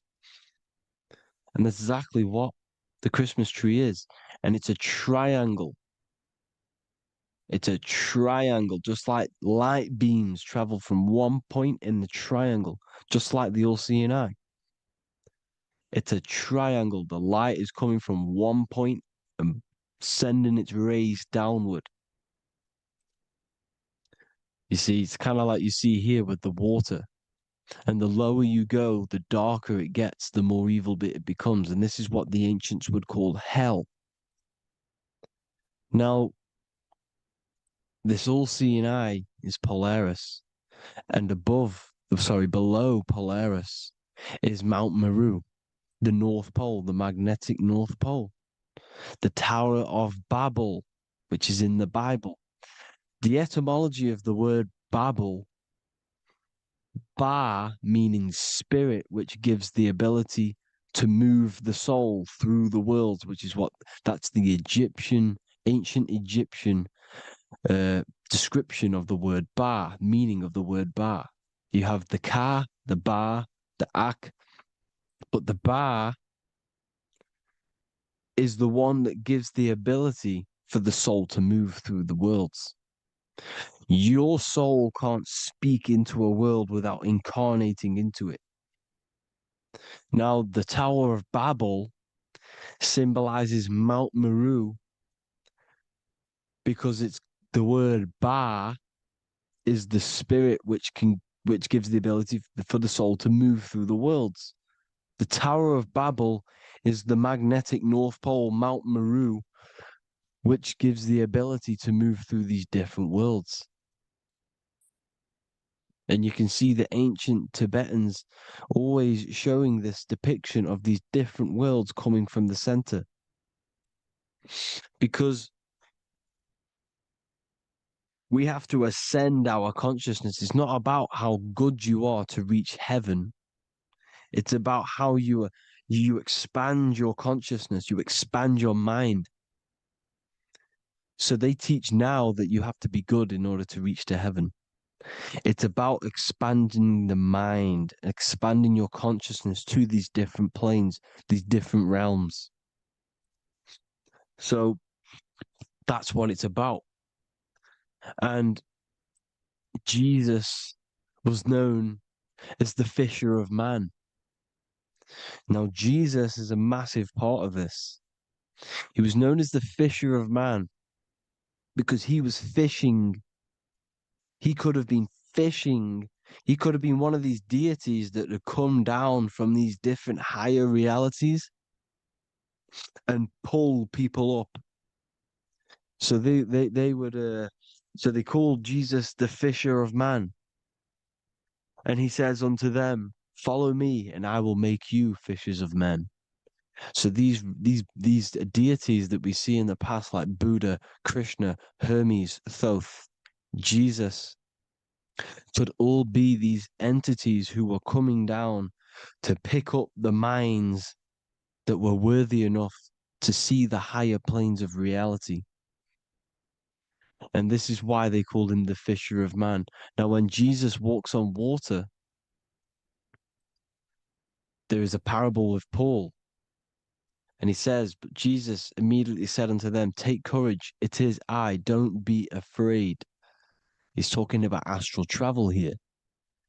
He's talking about leaving the body Because when you leave the body in astral travel to see these alternative realities, you can't be afraid because fear is a bondage, which is what the Emerald Tablets talks about. Lord, if it's you, Peter replied, tell me to come to you on the water. The water.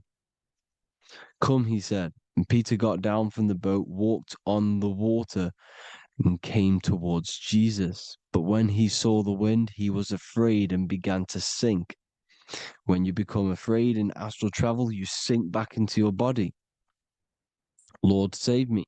So this is talking about Jesus pulling people up into different realities. And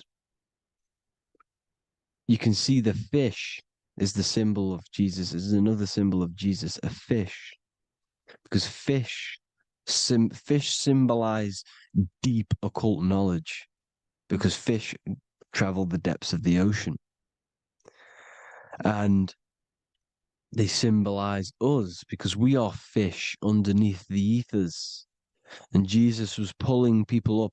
You see, so the Bible is a people today believe the Bible is a book telling you how to reach to heaven, how to become godly and reach heaven. But you've got to become the Jesus Christ to see these alternative realities. Now look at the Emerald Tablets is a massive part, and it speaks so much about these different realities.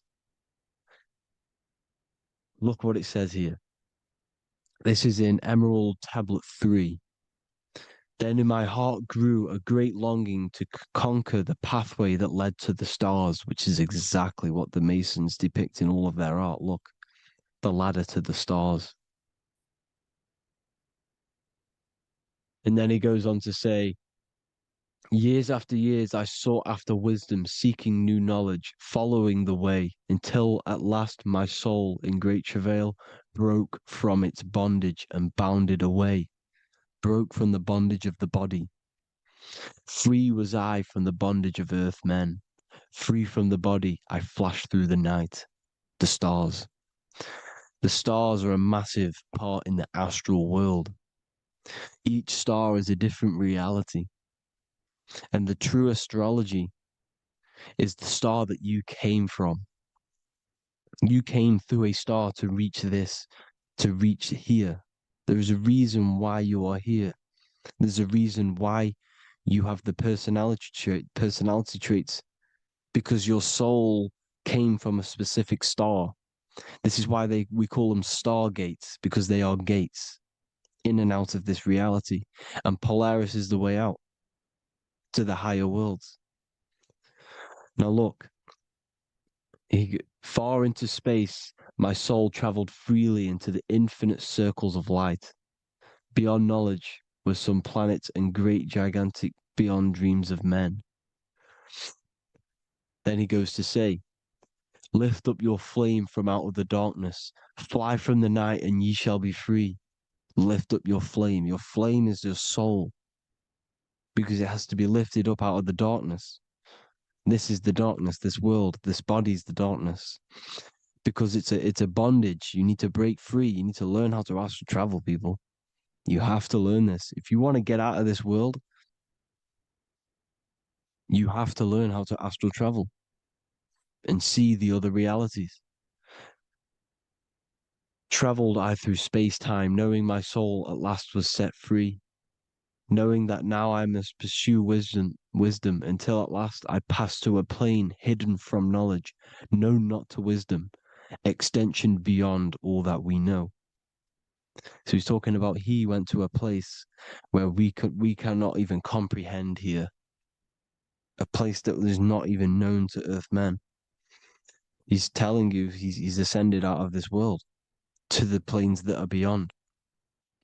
And it says here in the Emerald Tablets, man is in process of changing to forms that are not of this world. Grows he in time to the formless, a plane on the cycle above.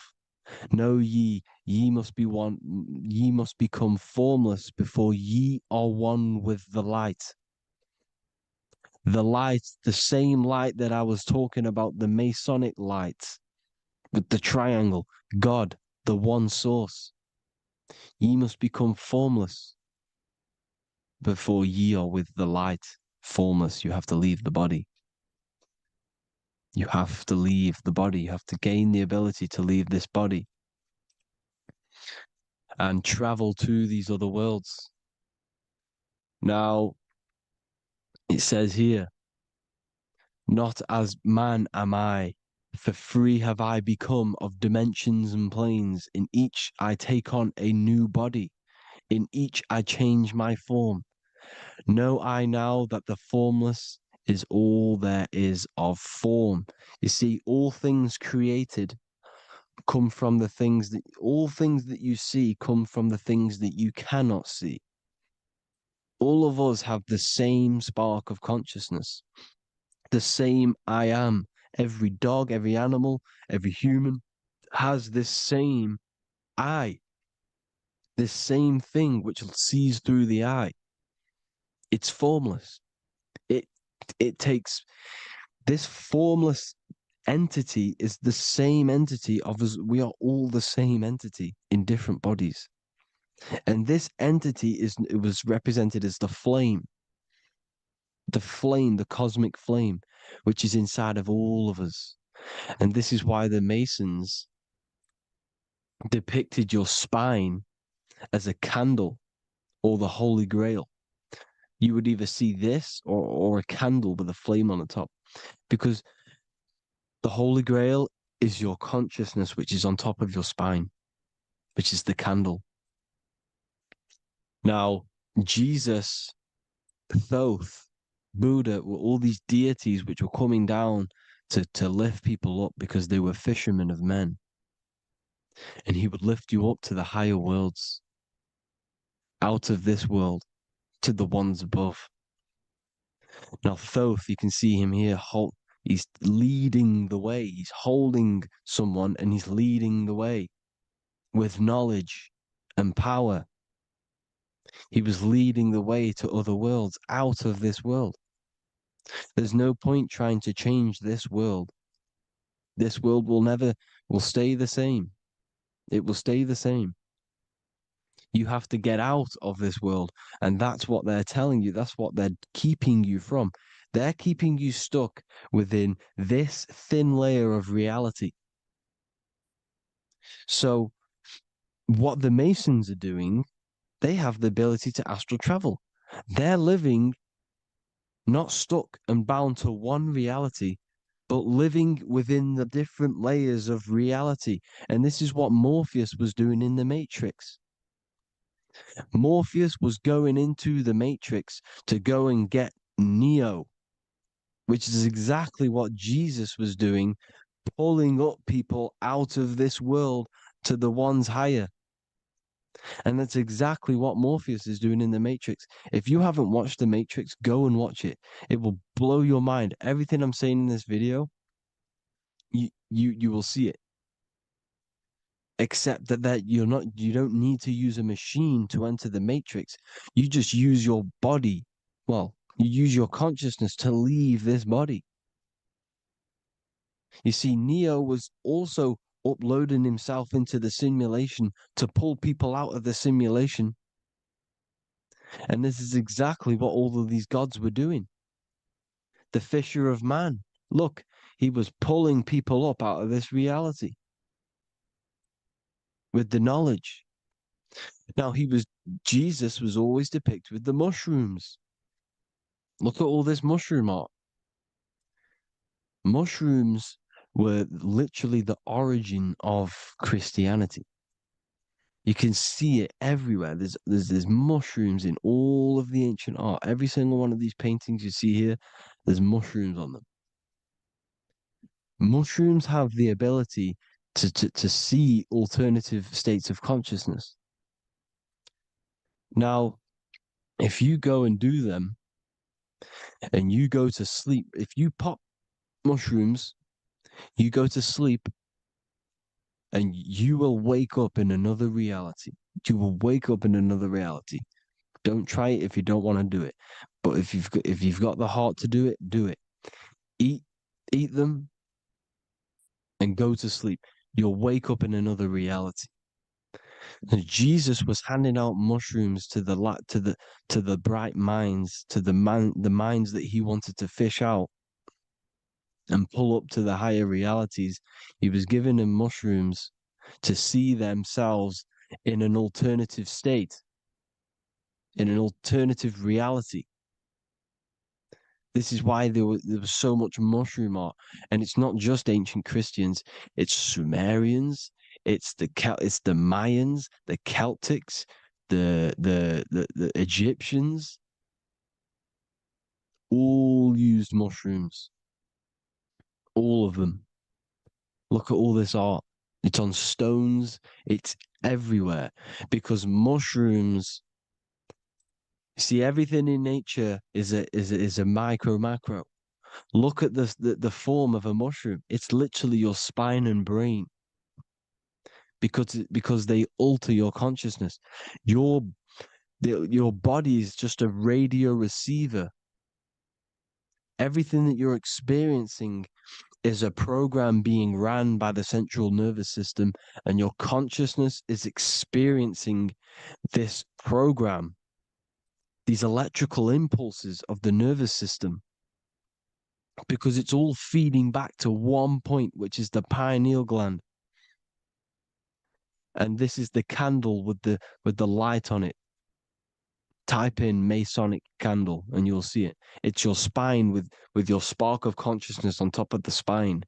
And it's a mushroom because this sends you to alternative states of consciousness, alternative realities. Now, they were all doing this, the Egyptians, the Mayans. Now, there's more symbolism which goes into this. Look at the Christmas trees we use. The Christmas tree with the presents underneath them. Magic mushrooms grow under trees.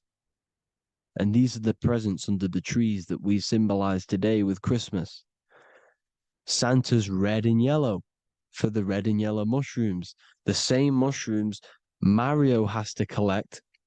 And when he gets enough mushrooms, he levels up. And then what does he do when he go past the world?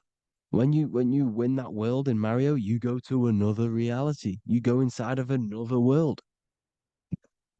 It's truth in plain sight. And it's using mushrooms.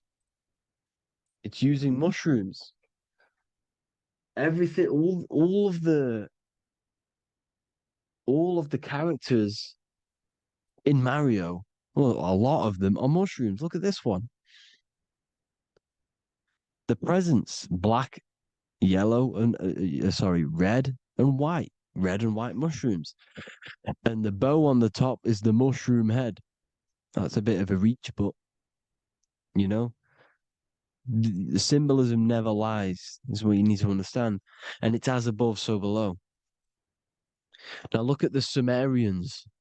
The Sumerians were also multi-dimensional beings. Okay, look at how they have the double faces. They had 1 foot in this reality and 1 foot in another reality. And look at this one, a double-headed god inside of like a portal. You see? Because and look at these with the wings, the astral travel. Birds, ancient birds symbolize the soul. Because the soul is a bird, it flies to different worlds, it flies around the cosmos. And mushrooms gave you the ability to see these alternative states of consciousness, these alternate realities, because you exist in infinite realities. You exist in infinite realities. Now look at the 33rd degree Ordo Ab Chao badge. You get this badge when you become a 33rd degree Freemason, and it's a double-headed eagle. A double-headed eagle. And you can see this in Sumeria first. Sumeria have the same symbol, a double-headed, bird. You can see it here as well. And the Masons are still using this symbol today. And when you become a 33rd degree, 33 vertebrae on the back of your spine, above the vertebrae is your consciousness, and it's a double-headed eagle. One reality in one. You become a multi-dimensional being in the 33rd degree. And I've heard many interviews of Masons say it becomes Luciferian. You see, they speak in code. These Masons can't tell you about what they learn about, but they will speak in code. They said it becomes Luciferian. The word Luciferian is lucid. The root word of Luciferian is lucid, and lucid is lucid dreaming, alternative realities, dream worlds. You become a god. Luciferian means you're becoming your own god, pretty much. Because you are becoming a multi-dimensional being living in between the different layers of reality at the 33rd degree of Freemasonry. And look at the double-headed eagle, because the birds symbolize the soul. And they reach high, they fly high, just like the soul wants to fly high to the light, to become one with the light, like the Emerald Tablet says. Now look at Janus. Janus was another god, and he's known as the god of doorways. Janus always depicted with a double head. Janus is why we say janitor or January.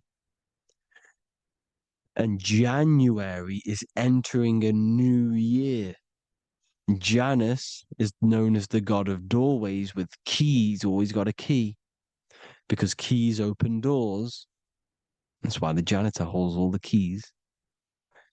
And Janus always has double heads, because he had one foot in this reality, one foot in another. He was a multi-dimensional being, a Luciferian, living between the different layers of reality, except from instead of being stuck in one like we are. Well, a lot of people. And that's the whole point. You see, all of this stuff is about like changing the world and stuff like that. This world will probably never ever change. It's probably been like this forever. Well, forever, for a long time. But it's about moving out of this reality to the higher states.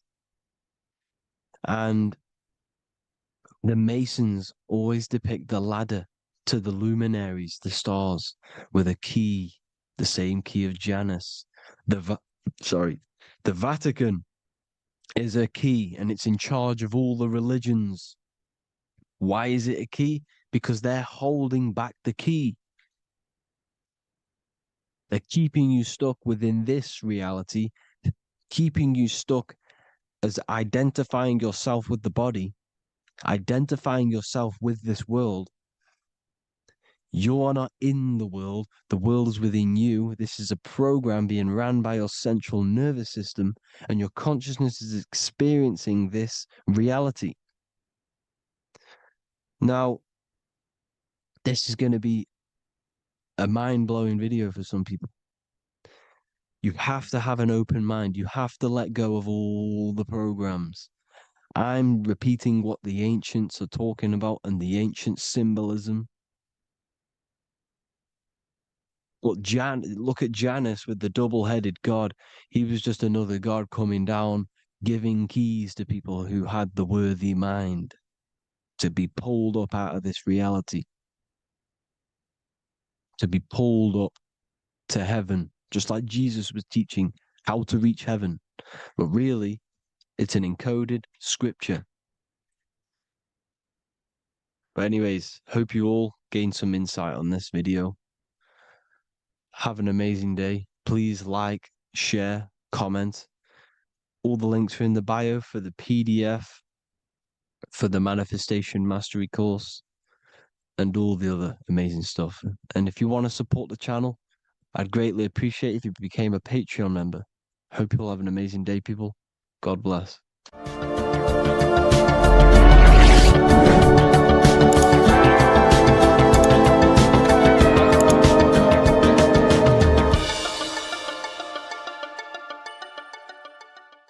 Before you call the Baphomet evil, make sure that you watch this video until the end so you gain a full understanding on what the Baphomet truly is.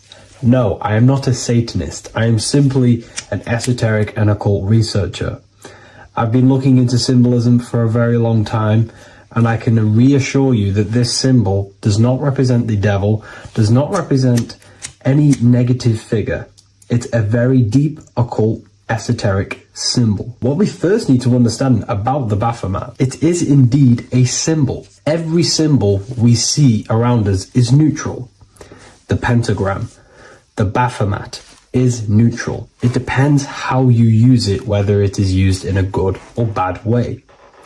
Everything is neutral. It's your mind's perception that gives it a positive or a negative charge. First of all, let's break down the Baphomet symbol. Let's look very closely at the Baphomet. We have clearly the 4 physical elements corresponding to the Baphomet. Here we clearly have the fire element. The wings represents the air, the flapping in the air. The fish scales, which is the water.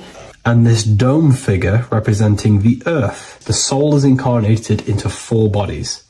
We have a mental body of consciousness, intellect. We have an emotional body of consciousness, which is all to do with intuition and energy.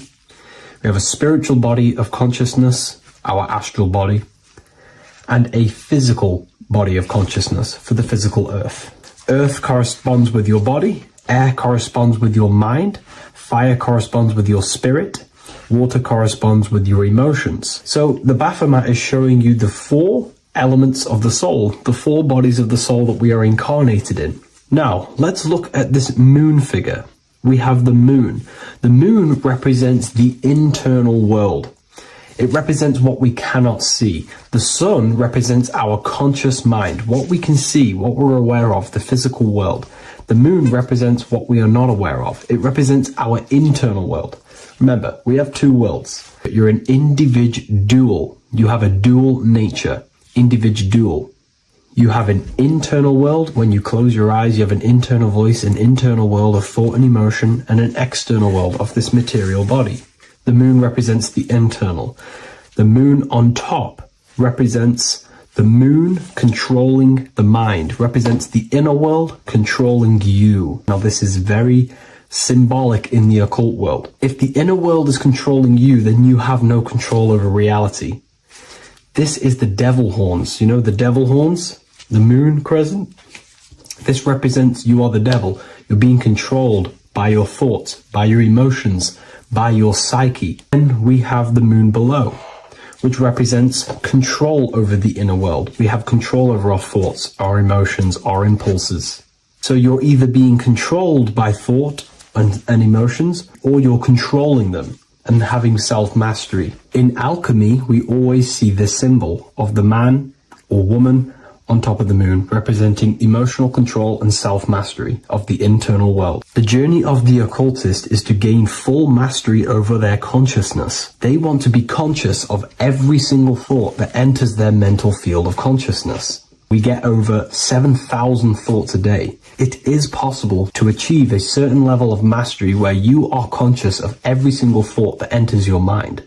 This is one of the end goals of self-mastery and occultism, as this gains your personal power. When one achieves this, they are then able to direct the mind in one place and one place only, becoming more effective in manifestation and creation, because we are microcosms of the divine. We are creators. This is the gesture of as above, so below. The inner world and the outer world are mirrors of each other. The inner produces the outer. Your physical life circumstances are a result of every thought you thought in the past. The inner projects the outer.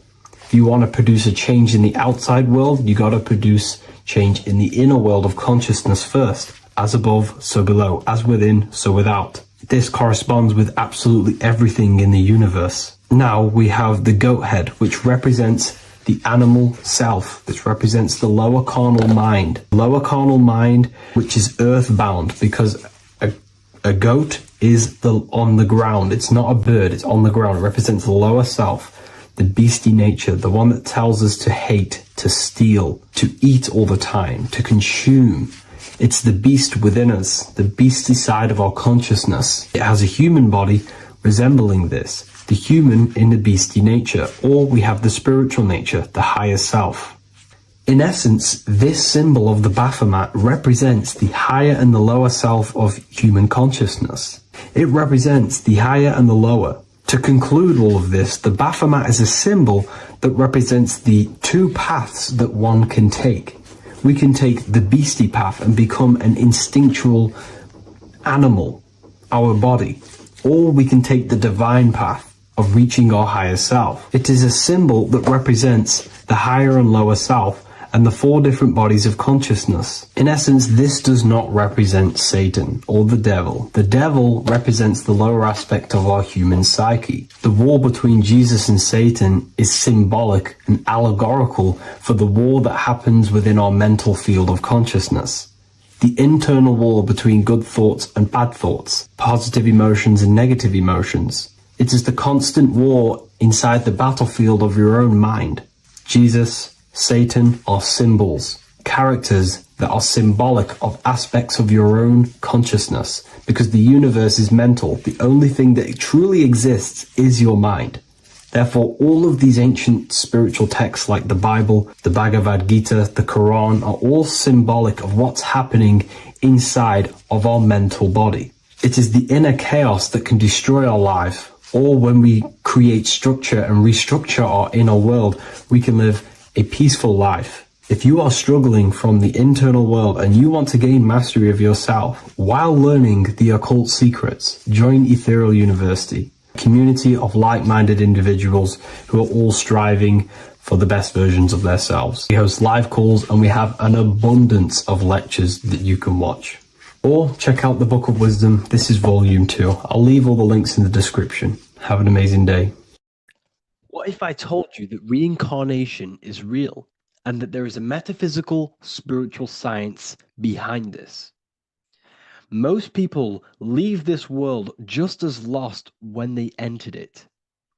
That they carry their fears, attachments, and addictions with them, only to be born again, trapped in the same cycle, repeating the patterns of lifetime after lifetime.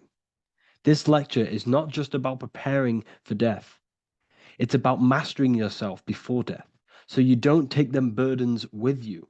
Because the truth is, whatever addictions, fears, and unresolved emotions you cling to in this life, you carry with you into the next. Unless you break free now. You must master yourself before death. Death is not the end. It is the great passage. But how we transition depends on our mastery of the self. This was symbolized by the Ouroboros, the snake biting its tail. Every ending is a new beginning. It's an infinite cycle of consciousness.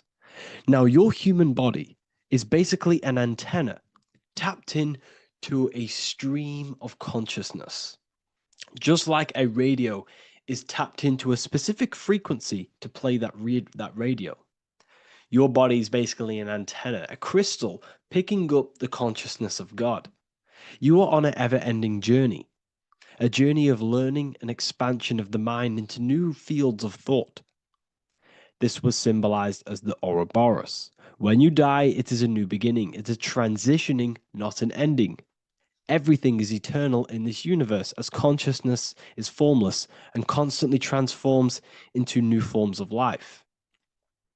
Let's break down the word death. Death contains the word ether. Now, the ether can be found in the word heart or earth. Ether. Everything in this plane comes from the etheric plane.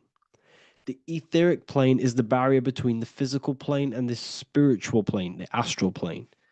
The astral plane is the screen that you have in your mind that allows you to imagine a red apple, for example. This is the imaginative plane where thought forms start to take form.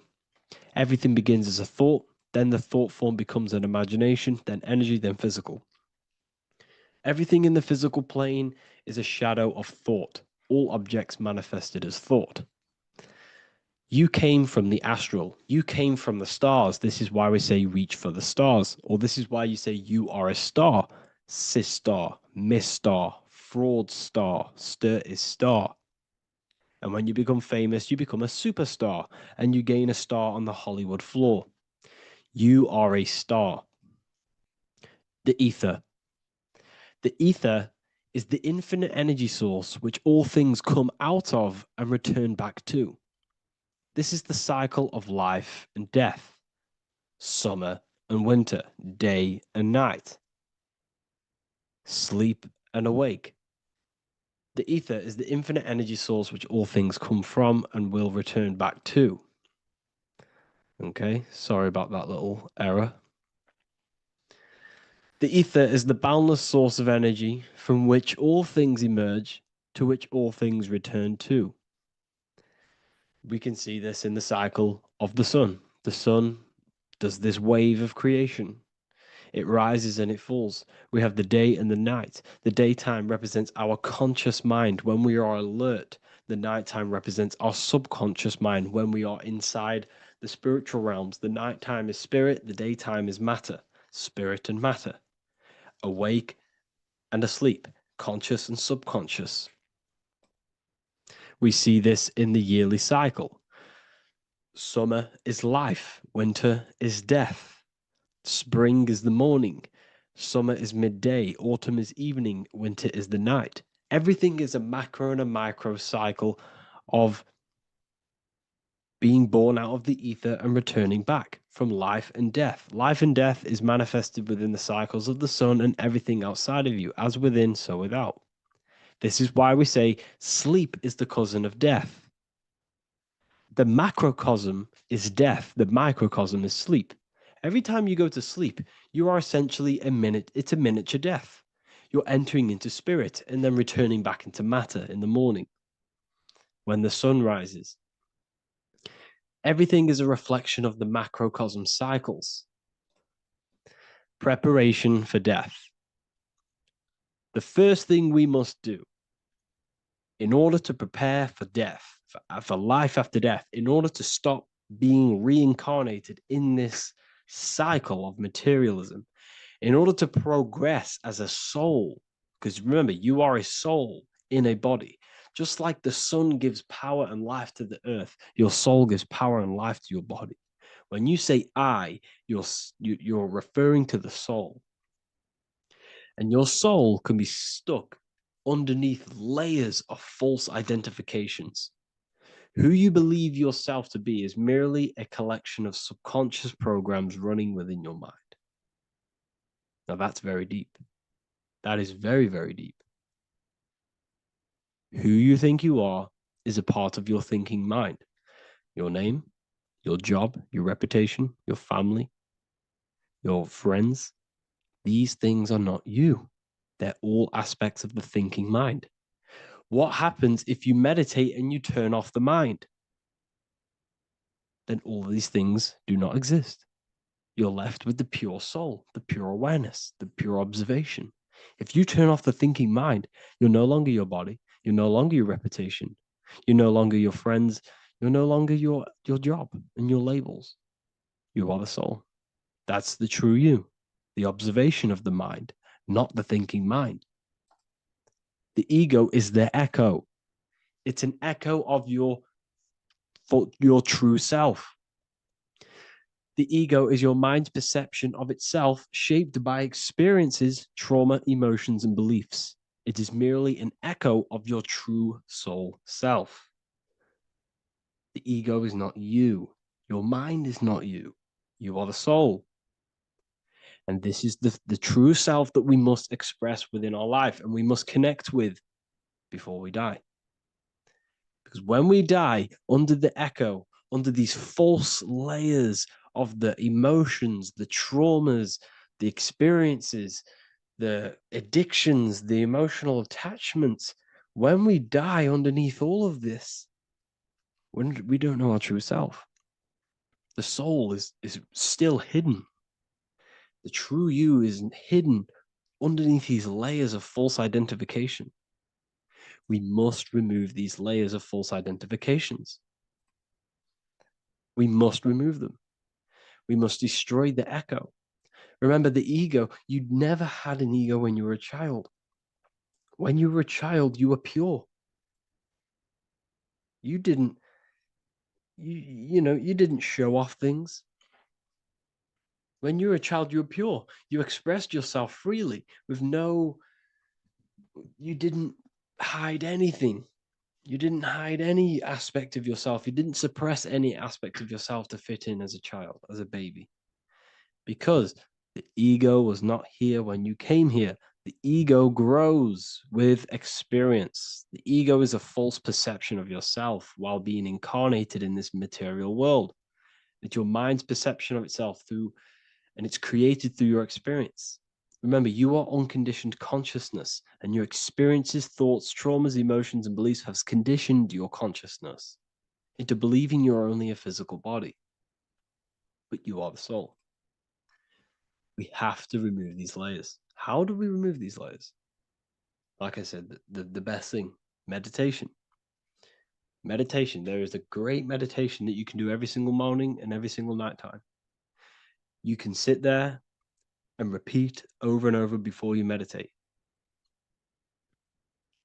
You can repeat that you are not this, you are not that, you are not this. You can label them one by one.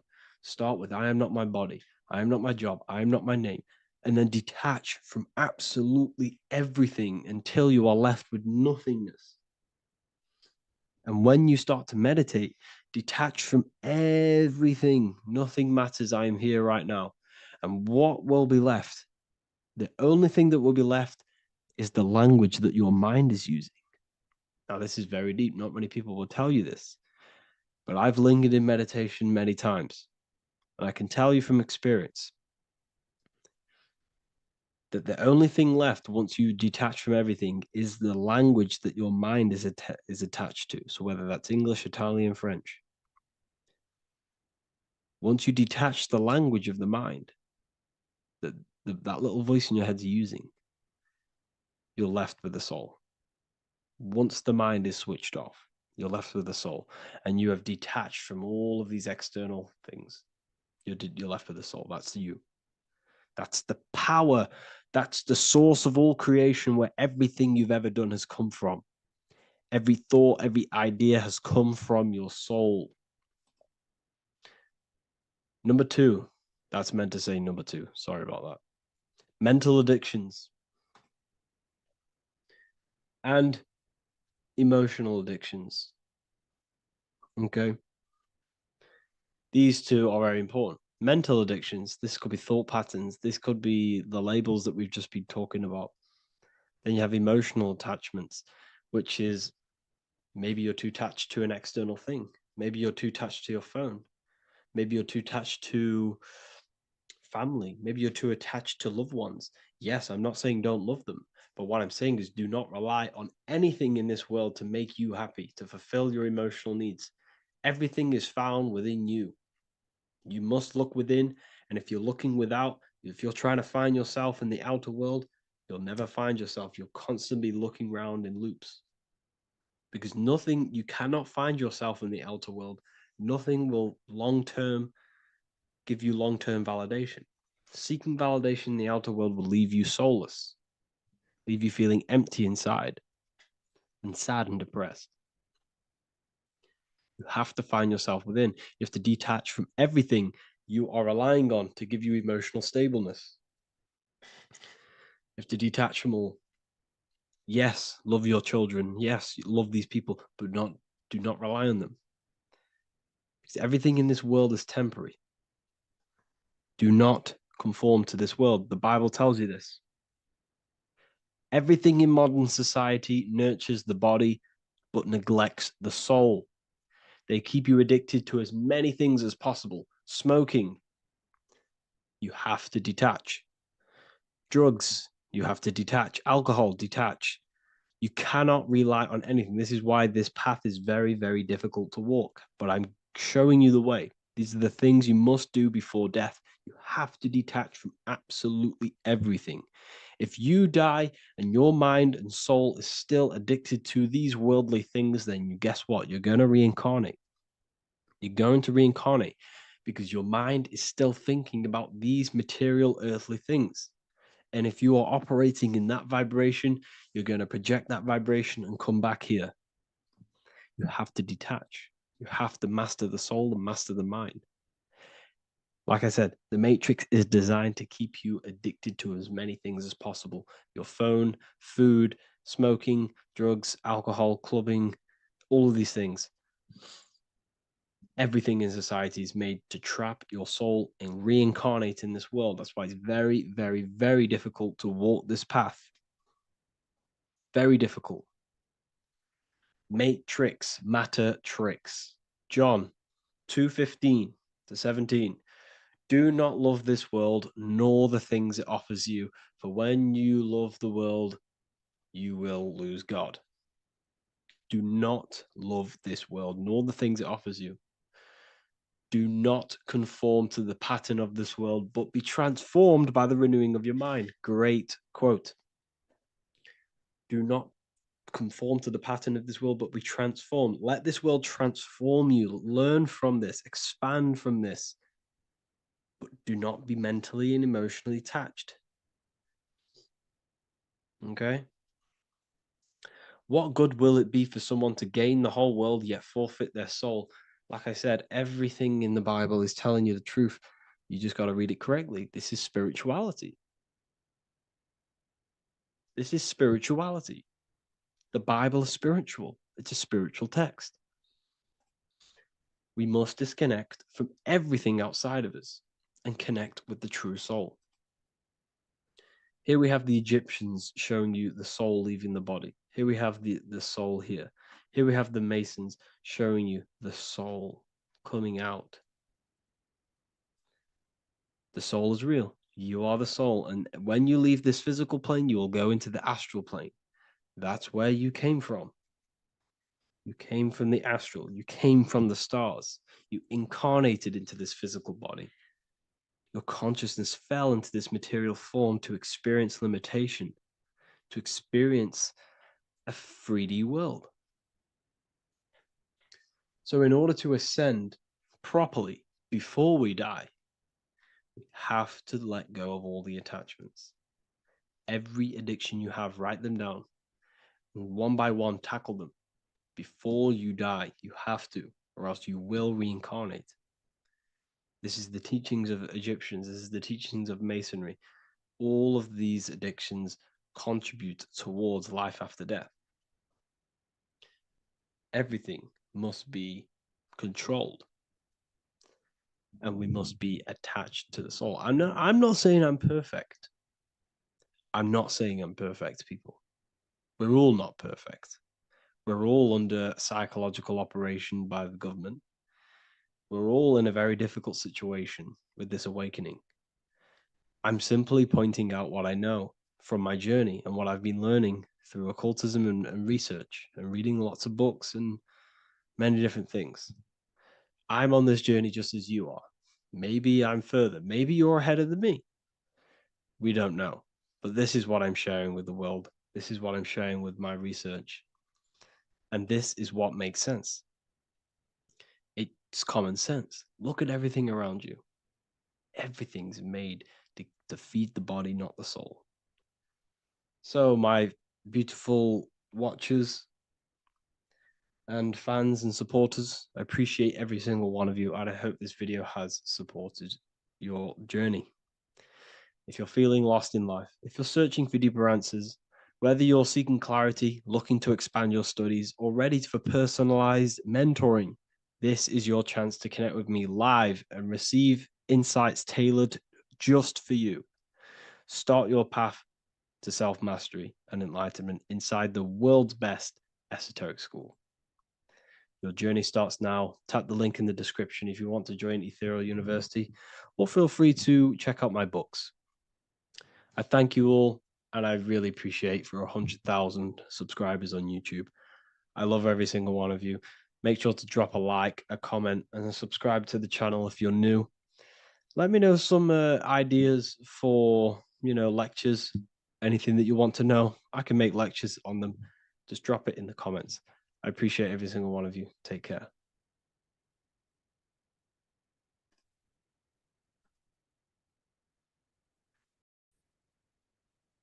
Hello and welcome to another video and another lecture from Ethereal University.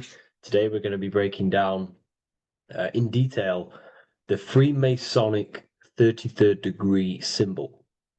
Now, of course, this is a complex symbol and it's composed of many symbols put together to create a greater meaning. So, as you should know from my previous videos, a bit of context behind Freemasonry, what it particularly is, and I will give you a brief overview before we go into this. It's definitely important to know what Freemasonry is before we break down this symbol, okay? Because without the knowledge of Masonry and what it is, it's difficult to understand what the symbol truly means. So Freemasonry is all about building. The word Mason means to build. And we're either building with light or we're building with darkness. So that we have good Freemasonry, we have good Masons, people who want to spread the truth, people who want to help people awaken their mind and liberate them and bring them up to higher consciousness. Or we have Masons who want to divide, keep the knowledge to themselves, create walls, build walls in people's minds, construct illusions in people's minds for their own personal gain. Okay, so we're either building with light or you're building with darkness. You're either building with light or bricks, spirit or matter. God and the devil, same thing. You're either uplifting people or dividing people. Each and every single one of you is a Freemason. Well, a Mason. Not a Freemason, but a Mason. You are a builder. And you're either constructing division in you and other people, or you're either creating oneness. Everyone is doing this. Everyone is building. Everyone is contributing towards the world and building our reality. So Masonry is a craft, and that craft is to craft a better mind and heart, a higher consciousness, a higher understanding of the self, building a higher perception of yourself, getting to know who you actually are, why you are here. Every action, behind every single action, behind every single cause is choice. You chose to be here. Whether you know why you are here or whether you do not know. You chose to be here in this time, in this period of life on the earth, on this physical dimension. You chose, the mind of yours chose to be here in this body at this specific time. You are playing a role, you are building in this world at this specific time. So Masonry is all about getting to know the self, to know what you actually are through gnosis. Gnosis is direct knowledge obtained and extracted from direct experience. Knowledge extracted from direct experience. Knowingness. You know you have hands. You don't believe you have hands. You know you have hands. That's what knowing thyself truly means. To go within the self. To dwell in meditation for long periods of time. Not even meditation. To dwell, closing your eyes and thinking internally. Not thinking externally about anything outside you, but thinking and questioning internally, and you shall find answers. Seek and you shall find. If your heart is truly set on knowing, on getting to know true knowledge and knowing yourself, then you will find it. Okay, so because that's what the heart is. The heart is where we find our treasure. It's why it's inside of our chest. Our chest holds the treasure. What is your treasure? Your treasure is your physical manifestation. And whatever you act, whatever your heart cares about, your body follows. Your body takes action towards what you care about in life. This is why we say follow your heart, because your body follows the heart, what you care about. If you do not care about something, you do not take actions towards it. Whatever your heart loves and has that love energy for, the body follows. If you truly want to become enlightened and truly want to reach higher consciousness, then you will. You truly care for that, then you will find it. You have to go within. Okay, so this is what Masonry is about. It's about going within and finding out your true nature and constructing a higher consciousness by dissolving walls and blockages inside your mind and heart, purifying the self. Because you can care about sick and twisted things. Okay? We can see that in society. People like killing people. It's psychotic, but I know. So we can be corrupted. Okay, so going into this symbol, what does the symbol mean? What is it trying to portray? Okay. Before we go into this symbol, particularly, we're looking at the Scottish Rite Freemasonry. So we have the first degree all the way up to the third degree is Blue Lodge Masonry. Then from the fourth degree of Freemasonry to the 32nd degree is what we call Red Lodge Freemasonry, the Red Lodge degrees. So again, that is that symbolism of that red and blue, the left and right, masculine, feminine, water, fire. It's that symbolism again of the two polar opposites of reality, of masculine and feminine qualities, solar and lunar, the left and right hemispheres of the brain, the inner and out world, inner and outer world, the brain and the heart. These are all polarities, okay? Spirit and matter. We have to unify these. But we're looking at the 33rd degree. This is the end of the Scottish Rite of Freemasonry, and it's considered the illuminated degrees. Illuminated. This is when one gets to know the true self, the true knowledge, when one has gone within, mastered the self, got rid of mental blockages, blockages in the heart, purified the self, and they know who they are. They have higher consciousness. And in this breakdown today, I'm going to show you how they have higher consciousness through this symbolism. Okay, so I was going to say something, but I totally forgot what it was. But anyways, we'll move forward with this symbol. Oh, that's what it was. Water melts. Well, ice melts at 33 degrees, symbolizing ice represents solid matter, ego, the physical body, left brain thinking, physical reality identification, identifying self with the ego, the name, the job, the reputation. That's the ice, that's solid, that's ego thinking, left brain thinking. When we identify ourselves with the body, our ego, our name, our job, our reputation, our family, that is ego. That is pure earthly survival base level consciousness. This is the degree, this is the level of state of mind that we need to rise out from and figure out what we are, what you actually are inside you. When you turn off your thoughts, what are you then?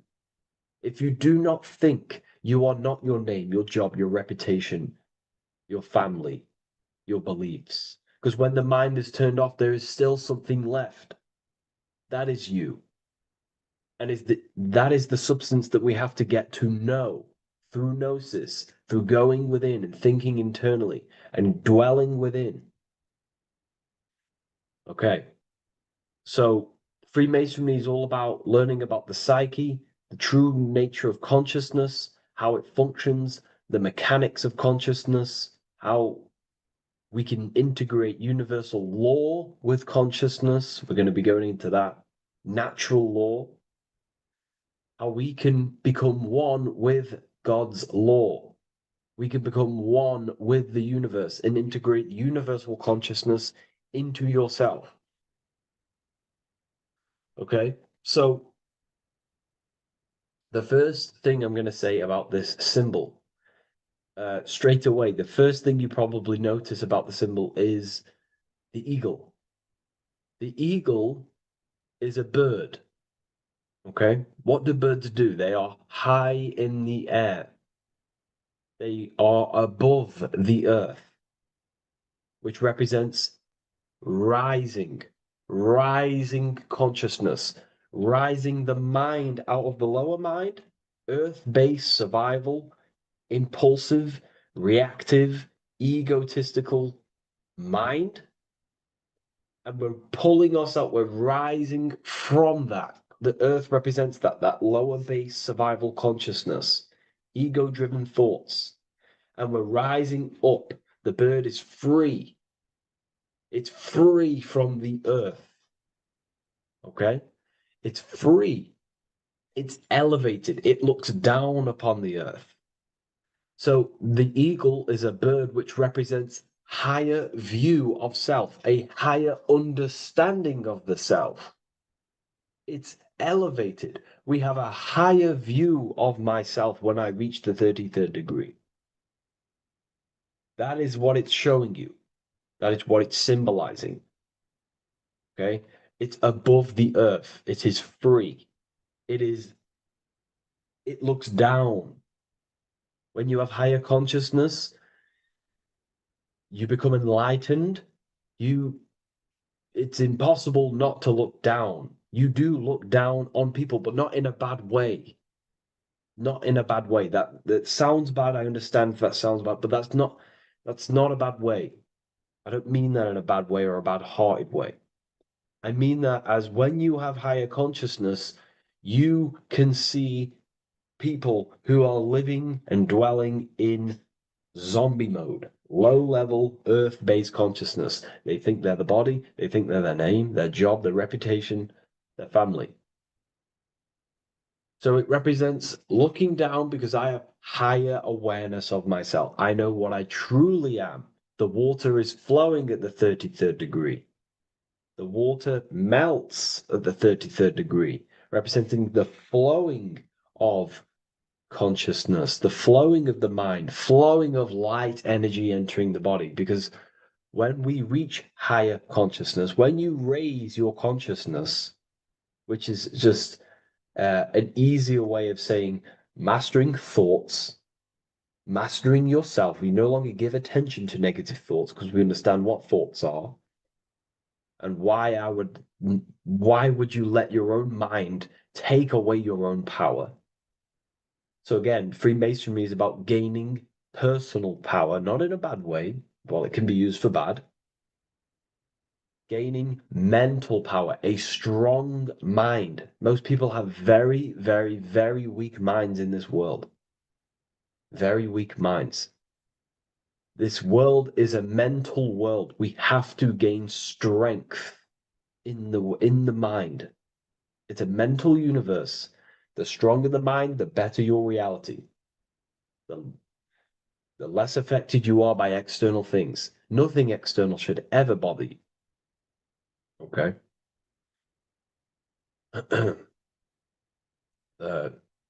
So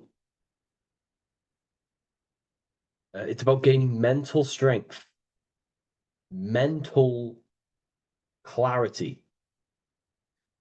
So again, the bird is elevated, it looks down, it has a higher awareness, it sees things from above, it sees the world for what it truly is. That's the eagle. Okay? It's the higher view. This is the illuminated degrees. So we're looking at now the sword. The bird, the eagle, the double-headed eagle is standing on the sword. Very symbolic. The sword is not above the eagle. The sword is below the eagle. The sword moves through the air. On a basic breakdown of the sword, it represents power. Power. Because if I have a sword, I hold the power over you. That's what it symbolizes. In war, you have a weapon bigger than someone else and more destructive than someone else, you hold the power. So it's a power symbol. To go even deeper on this, on its true meaning, the sword, I've already broke this down plenty of times. It moves through the air. It cuts the air. It's the mind. Air represents the mind. Water is emotion. Fire is the spirit. Earth is the body. So we're looking at the mind, the power of the mind. And the eagle is standing on top of this, representing, I am conquering my own mind. I am conquering my mind. My mind does not conquer me. My mind is truly mine. I hold the power over it. I stand on top of my mind. The mind does not rule me. Thoughts do not enter my mind that take away my power. I think it, I feel it, I act towards it. It's unity. My mind is the monarch. It is the command center. It is mine. I'm above the mind. That's what it's showing here. I hold full control over this mind. I hold the power. Okay? And I have an elevated view of the mind. The eagle is elevated. It looks at the earth from above. It's the higher perception of the mind. The mind has a higher view of the self. It is conscious. Most people are not conscious. Okay? Most people walk around, they act unknowingly, they don't even know they exist. They don't realize they have consciousness. They think they grew from a monkey. They're born on a spinning ball in the middle of space, and they think they're the body. That is the level of earth-based consciousness. And it's saying, I hold the power. I hold my mind to what I want to direct the mind's forces to. I create with my mind. I carve reality. I shape my reality with my mind and thoughts and my intellect, my communication. Okay? That is what we're looking at here with the sword. It's on top, meaning I control it. When you stand on top of something, you are the top. You are on top of it. You hold the power. You rule over it. When you are the boss of your business, you rule the business. That's what we're looking at here. The sword needs sharpening. It always needs sharpening. You can't use a sword forever. You need to sharpen it. The mind will not stay powerful and strong and and aligned with what you actually want unless you continuously refine the sword. The mind needs to be refined or reminded. If you stop doing affirmations, the mind will fall back to old ways of thinking. If you constantly meditate, you constantly implant the messages into your subconscious mind, you constantly visualize, you are keeping the mind sharpened with what you want in life, what you are trying to create. And the mind will continue to think with that power, with them words, with them visualizations. If you fall off, if you stop meditating, you will lose control of your own mind. Okay? This is symbolizing you have to keep on top of the mind. You have to keep control. This is what the world is. The world is like Minecraft. You ever played Minecraft? You're a builder. Okay? What do? You control the man in the world. That's what you are. You need to control this body in the world. It's all about control. You are in a game. It's like Grand Theft Auto. You don't know how to use the buttons. You're going to create chaos, and you're not going to have that much fun in the world in GTA if you don't know how to work the buttons. Same with this world. You are in a world, and you need to learn the buttons of the body, the mind, the soul, the heart. How will these things function so you can actually live a better life and create what you want in the world, aligned with natural law, of course, unless you want to walk down the path of Satanism. So this is what we're looking at with the sword. Now, moving on, we're looking at this little banner here. This says "God and my right" in Latin. God and my right. What is your right? Natural law is your right. What is natural law? You already know the natural laws. We all intuitively know the natural law. What is natural law? Do good. We all subconsciously, on a soul level, we know to do good. We know to do right. It is wrong to hurt people. It is wrong to control people. What is your natural law? What are the forces that you hold power over, that you have full control over? You have full control over what you think, what you feel, what you act. Thought, emotion, action. If you start to try and control things outside of them three forces, that is now you breaking natural law. If I try to control and manipulate someone else, that is now breaking natural law. I'm going against my inner law. My soul tells me what is right and wrong through emotion. So it's about aligning the self, my actions, my thoughts, with my emotion, my intuition, my natural law. These are your rights. Your rights is to think, feel, and act with the law, with good, with God, with love, with care for one another. Am I building with light to bring good things to the collective? You see, most people are stuck in their left brain, and the left brain only sees me, ego-driven thinking. That's why they trap us in our left brain. They train us to be left brain. They tell us to write with our right hand to strengthen the left brain. They call it writing.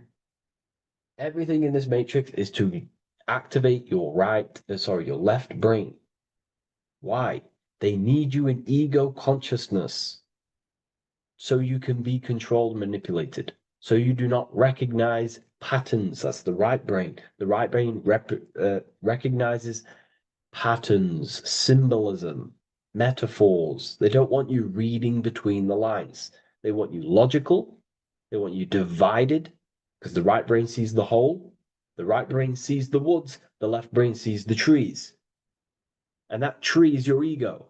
And the woods is the collective consciousness. They want you only thinking about you, because that way you are divided from the collective consciousness. And we're all one consciousness family. We're all God. We're all God experiencing himself.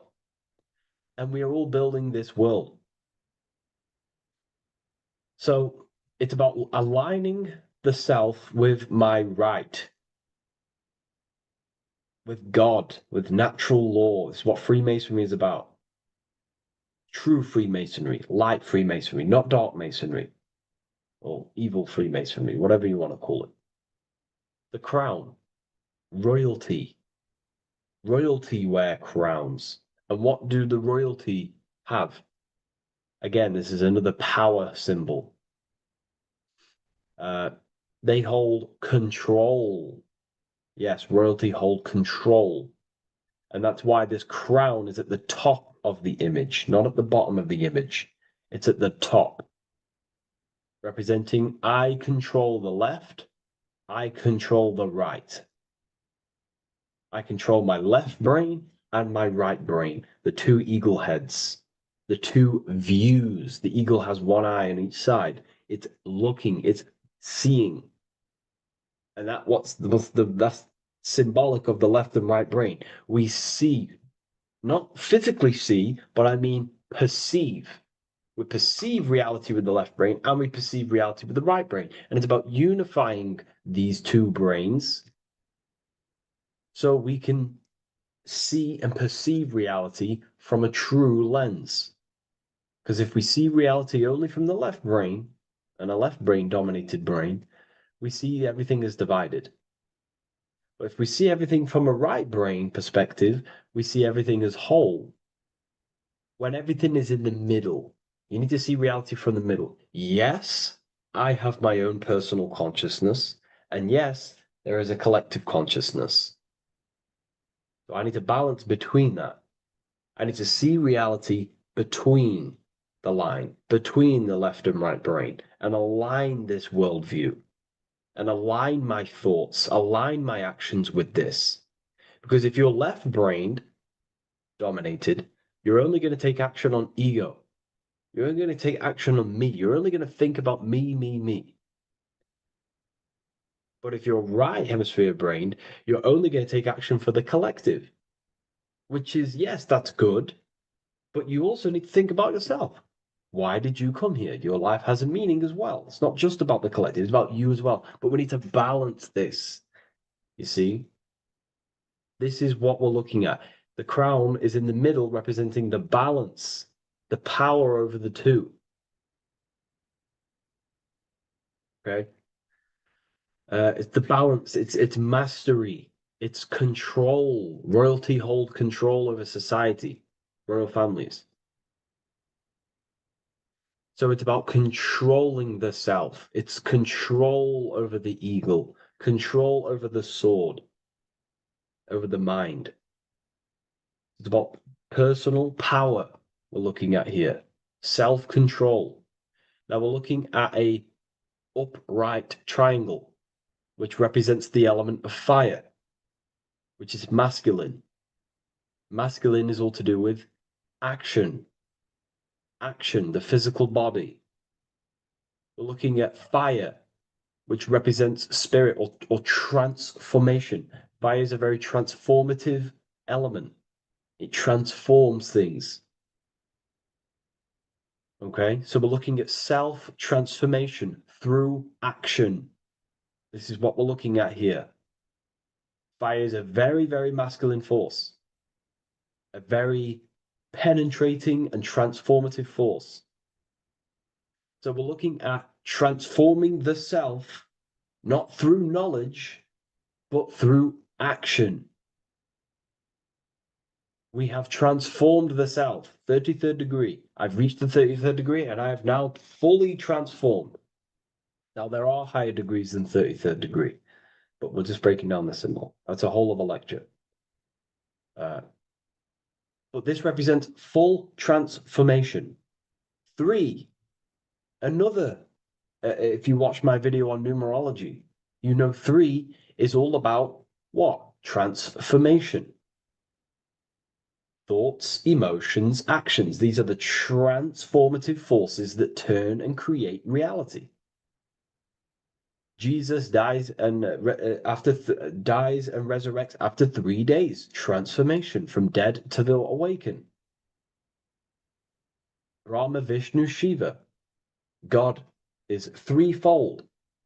3, 3, 3, 3, 3, 3. Electricity, magnetism, dielectricity. The 3 forces that pretty much create physical matter. Transformation is 3. So we're looking at transformation through action. Action is a very transformative force.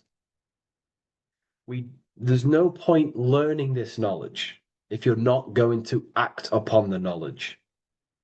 A lot of people join the university, they learn a lot, but they leave. because they don't want to take the action. They don't want to do the hard part. They don't want to act towards higher consciousness. They want to dwell in their lower mind. That's fine. That's your path. That's their path. But if you truly want to raise your consciousness, you have to act upon it. You have to actively not take the action. It's about what you do and do not do, because not doing something is also an action. If you are not participating in the low level pleasures like sex, casual sex, masturbation, going out and getting blind drunk, these are low level pleasures. It's going to keep you on a low level frequency and a low level consciousness. That is also an action, not doing that. It's about what you not do as well, which is very important. You have to act upon it to reach this degree. You will not reach this degree if you have not taken a lot of action towards reaching higher consciousness, reaching self-mastery over the mind, controlling the mind. This is what, again, it's about taking action on actually controlling the mind, controlling the self, gaining your power. Okay? Okay.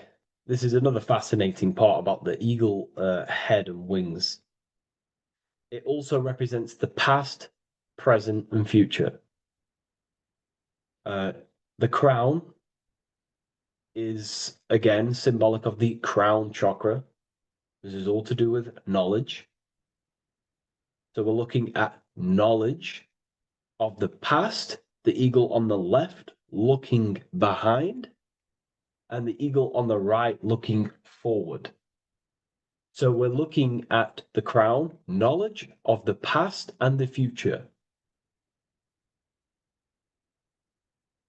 Looking at your past is very powerful. What has led you to this very point in your life? What actions have taken you to this point?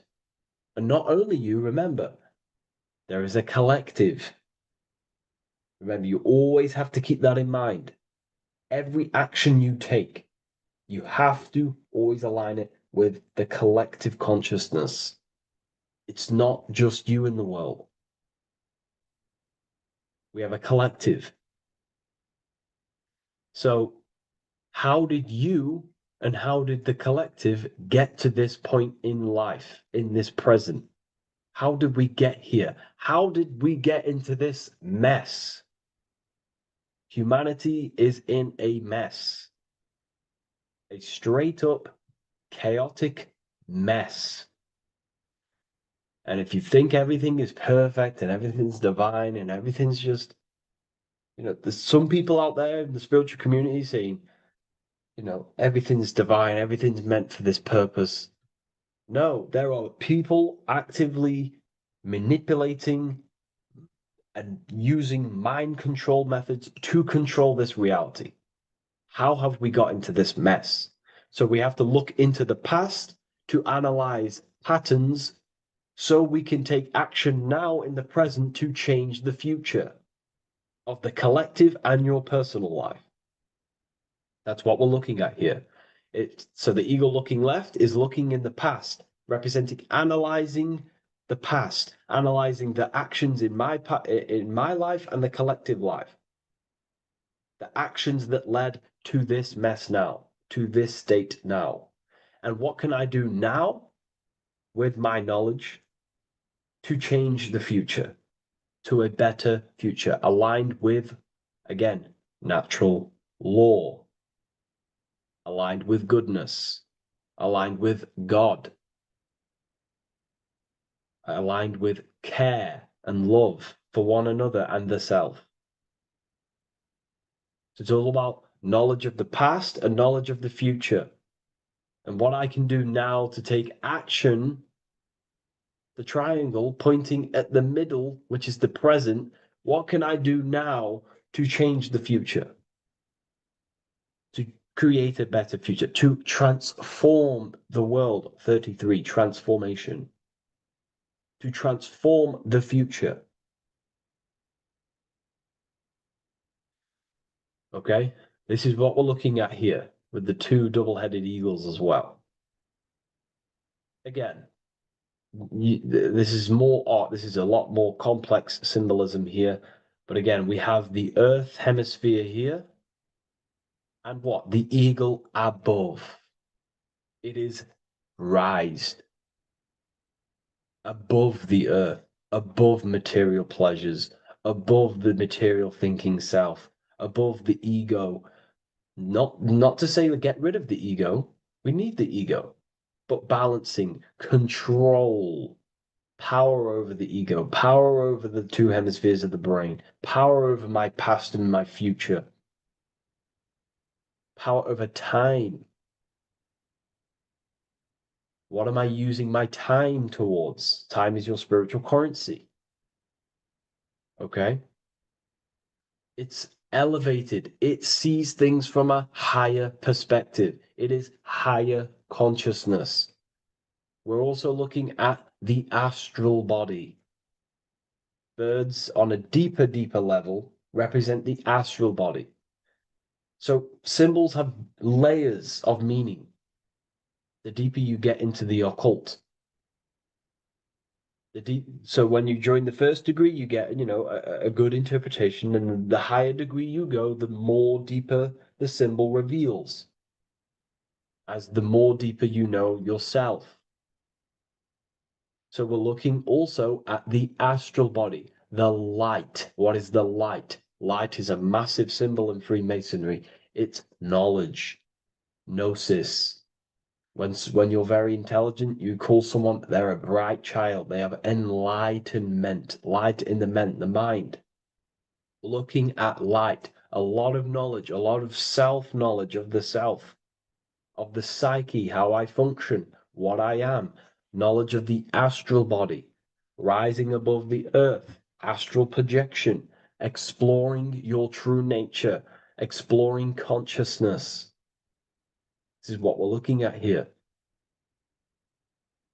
And in order to explore your astral body and explore the astral realm, you have to control the sword, the mind. And you can then explore. You are free like a bird to fly. This is all symbolic of rising consciousness. All symbolic. So I hope this video has gained a bit more clarity on this symbol and given you some insights. And I will see you in the next one. Thank you for tuning in today.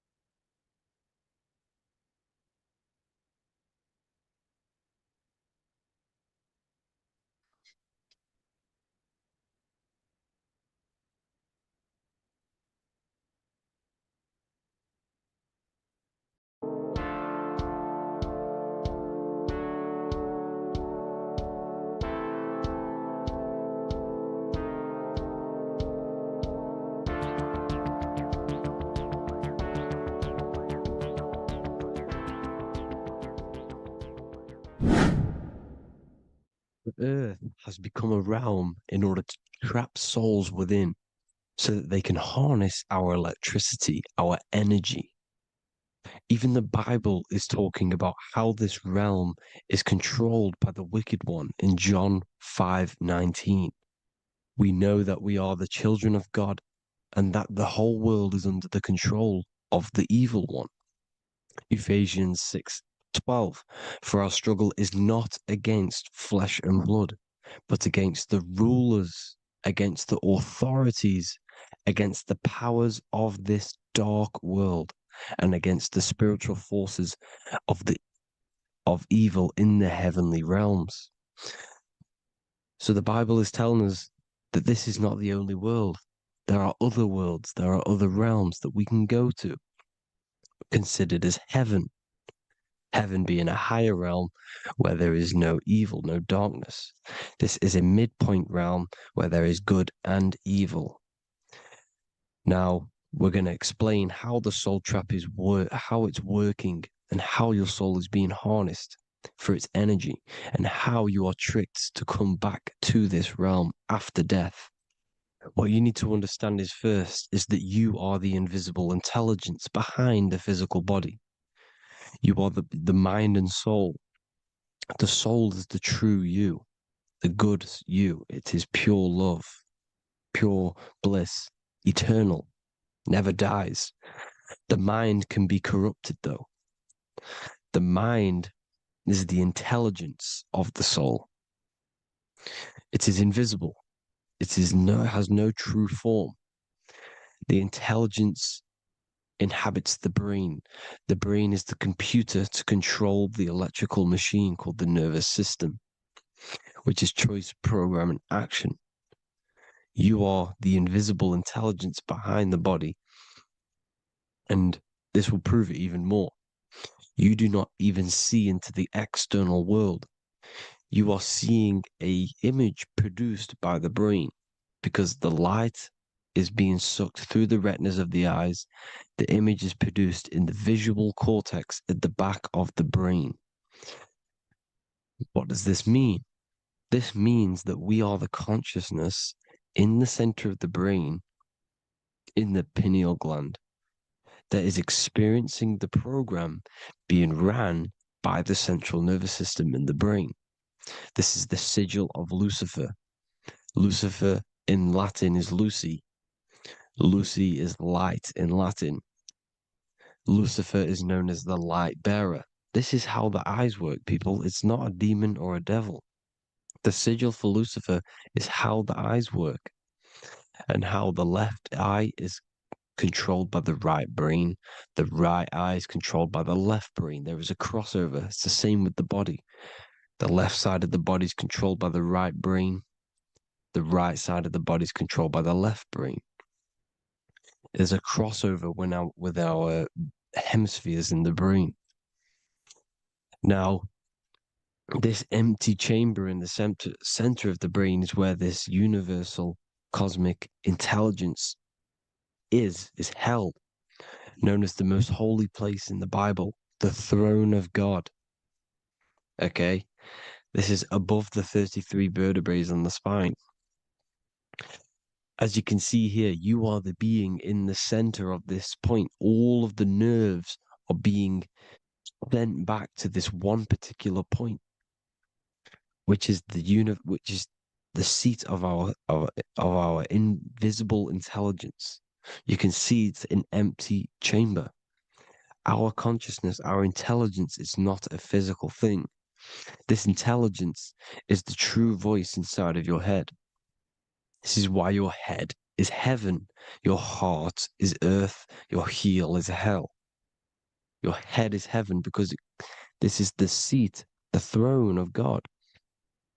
God is in heaven because the consciousness, this divine intelligence that's controlling the body, is sat in the center of the brain. The brain is taking commands of this invisible intelligence.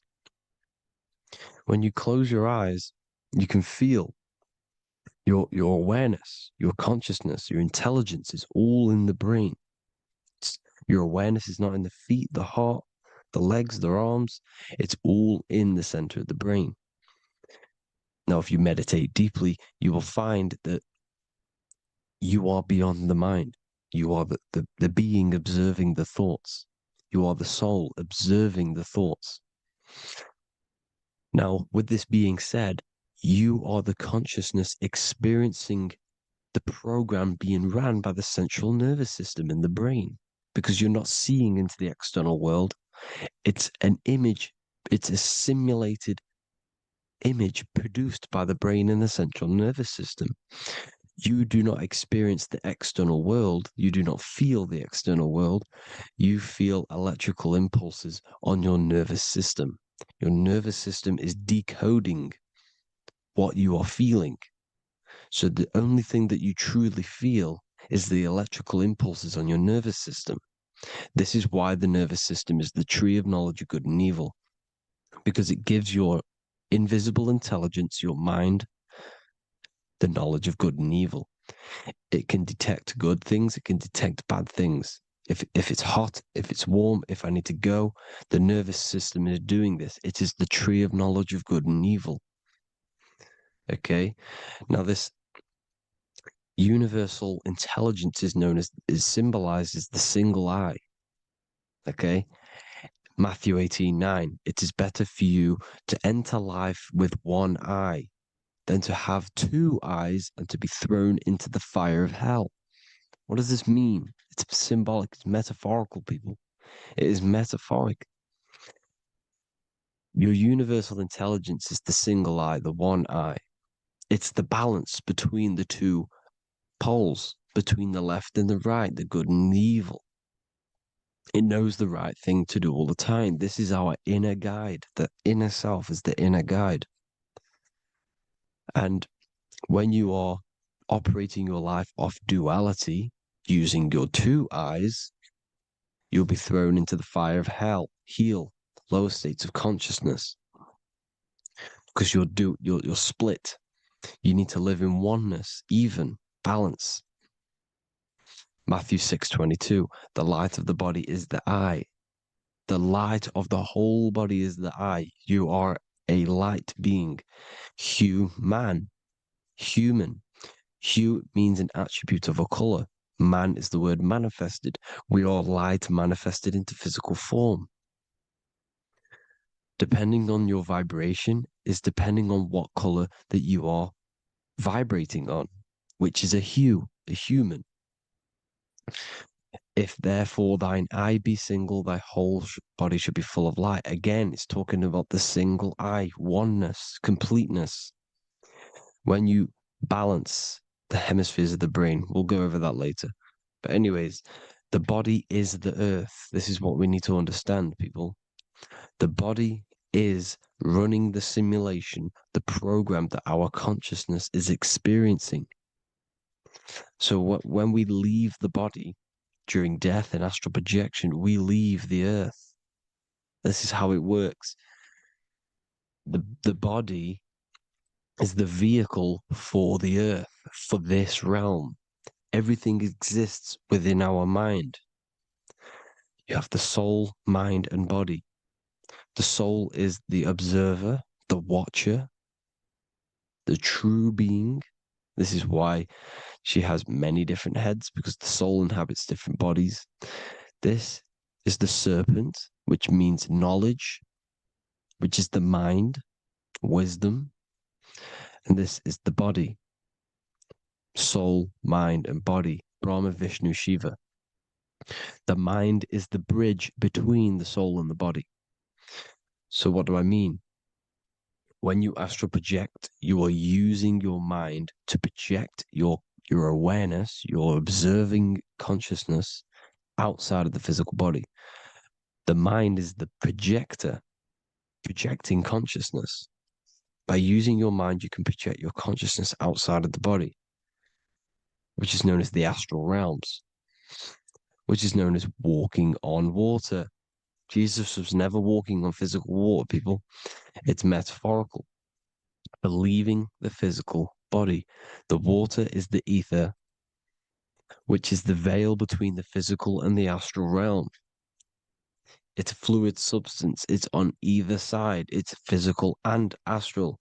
The ether is the fifth element that they hide from us. Why? Because they're trapping you in the physical. They are hiding all of these realms. Etheric, astral, and mental. People think their mind is their brain. It's two separate dimensions. These are completely different dimensions. The mind is way more intelligent. The mind is formless. There is no form to the mind. You can think anything you want. You can manifest anything you want within your mind. It is not a physical object. The physical realm is being controlled by the mind. Everything's being controlled by the mind. Everything exists within the mind. This is why the Egyptian says, The universe is mental. So when we project our consciousness outside of the physical, we go to the astral. The ether is the water that Jesus is walking on. This is the veil between the physical and the astral world. The word together has ether within it because it joins the two worlds together, together, the astral and the physical. The word either is ether because the ether is on either side, physical and astral, physical and spiritual, physical and non-physical. In the astral realm, the mind can manifest anything we want. We incarnate to restrict our minds. This is why Saturn, if you go and watch my video on Saturn, how Saturn is this simulation, okay? Our minds can manifest anything we want in the astral plane in the click of a finger. However, when we incarnate in matter, we now have to labor for our manifestations. This is why Saturn's known as the great teacher in astrology, because he teaches you a lesson. When your mind incarnates into matter, it's teaching your mind a lesson, the knowledge of good and evil. This is why the Bible says, you shall be gods and know the knowledge of good and evil. When you incarnate here, you have to know the knowledge, you need to know the knowledge of good and evil to become a god. Okay? Now, the square is the physical plane, the triangle's the ethereal plane, the circle's the eternal plane. The circle has no beginning, no end, it's eternal. The physical plane is the square, it's limited. The square is limited. The cube is the geometric shape which gives rise to matter. Now, the term think outside the box has truth in plain sight. You have to think outside the box to project your consciousness, use your mind to project your consciousness outside of the box, the physical plane, into the astrals. The astral realm is the realm of the stars. Above us is the stars. Through the stars is the astral plane. This is why astral has the word star within it. The devil is the de-veil. When you sell your soul to the devil, quote unquote, it's metaphorical. The devil exists in the physical plane. It's the lowest state of consciousness. The de-veil, you de-veil yourself into the physical when you are the devil. The de-veil. The ethereal plane. Now, we also know what the famous symbol of the all-seeing eye, right? The all-seeing eye with the eye in the triangle. Look at the Masonic artwork showing you the triangle above in the sky. This is symbolizing the ethereal planes. The eye in the triangle symbolizes your invisible intelligence, your mind, which has the ability to see on either side. Because the triangle's the ethereal plane. The eye is your consciousness, your intelligence. And this intelligence has the ability to see in the physical plane and to see in the ethereal planes, in the astral planes. This is why it's above the earth, it's above the ground. Because it can see here, it can see in the heavenly realms.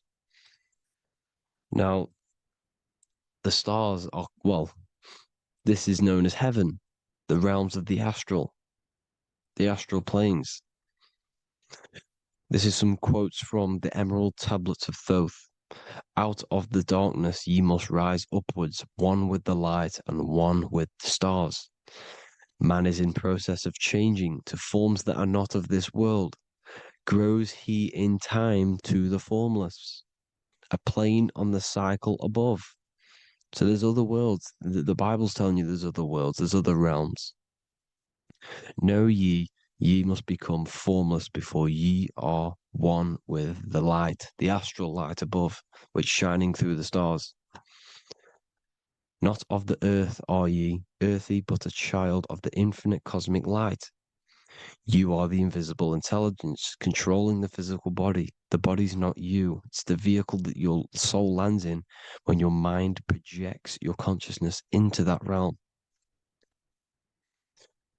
Free from the body, I flashed through the night. Unlocked at last for me was the star space. Wow, that's powerful. the star space, the astral planes. This is what it's talking about. We are all a star. We descended from the astrals, which is the star. We are all a star. Look at the ancient paintings of Jesus' birth. It's the star beaming his consciousness down into the physical plane. Here's another one. Here's some Freemasonic artwork showing you, again, the ether, that invisible intelligence, the I, manifesting itself inside of here, in the physical realm, where the people are. You see? It's the same here. This is Jesus. Here's the bird symbolizes the Holy Spirit, your invisible intelligence, descending into the waters, the ether, the ethereal, everything. The ether's the base of all physical matter. Here's Truth in Plain Sight. Mr. Bean, the famous TV program in England, in the UK. He begins the program like we all begin the program from falling from the stars. He falls down with a beam of light. And this is Truth in Plain Sight. This is false. The aliens don't exist. They're a lie, alien. But this symbolizes the star beaming our consciousness. And when we die, this star will suck us back up. Just like this UFO is doing. It's Truth in Plain Sight. So, this is some more Freemasonic artwork going from duality to singularity. Sun, moon, masculine, feminine. Right hemisphere, feminine, left hemisphere, masculine. The consciousness in the center, the balance point. Here's another more Freemasonic artwork. The two pillars, left and right hemispheres, and the invisible intelligence between the left and right hemispheres, the light of the body. This is why light's coming off it. Because it's light, it's pure light. The blazing star. The stairs go from the checkered board, the duality, up to oneness, in between the sun and the moon, the masculine and the feminine. This is symbolizing going into oneness. What did the Emerald Tablet say? You've got to become one with the stars, one with the one with the self. Balancing the two hemispheres so that you can gain, because when the two hemispheres are balanced, you can gain a more deeper connection with your invisible intelligence. Same with the chakras. When the chakras, the seven seals in the Bible, these are seven seals because when you conquer the seven chakras, when you balance the seven chakras, you then gain a more deeper connection with your internal self because your mind is not filled, it's not being ran, it's not being dominated by these seven deadly sins, the seven seals, the seven chakras. These are seven energy centers which are concealing our true form. Balance makes us have a stronger connection with our true cosmic intelligence. Heaven is even. This is why Jesus is pointing at the heart. The even point is the heart. You got to balance the chakras and live from the heart because the heart is the earth. You're in good and evil. The body manifests the lower and the higher self. The higher self is in the higher parts of the body. Wisdom, intuition, expression. The lower self is in the lower parts of the body. Sex, food, and power. This is how they are trapping your soul, people. Like I said, the mind is the bridge between the soul and the body. So by tricking the mind, not giving it the right knowledge, and keeping the mind stuck in the lower three centers, thinking about power, food, and sex, this is low vibrating energy. It's going to keep your mind addicted to the physical realms. Okay, this is why you need to go even, balance, heaven. Okay, I will explain the soul trap in a second, how it fully works. But I'm telling you all the science behind it so you can understand. When you are doomed, you are domed. This is the dome, the firmament, the firmament, the mind. Ment is mind, firm is firm.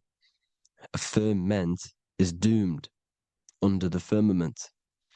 You must have a loose mind, an open mind to expand your consciousness beyond the stars, beyond the ethereal barrier. You have to vibrate higher than this world. Your consciousness must be expanded more than the physical plane. You need to learn how to astral project. You need to learn how to leave the body, how to operate outside of the body, so that you, when you do leave the body, you will have recognition, you'll have knowledge, you'll have practice. But this is as above, so below. The woman's belly is the earth. It's as above, so below. It's a microcosm of the macrocosm. We are the children in the womb. We are the people in the earth being ready to be born into the heavenly realms. As above, so below. It's a microcosm, macrocosm. Everything is in everything on a bigger and a smaller and a larger scale.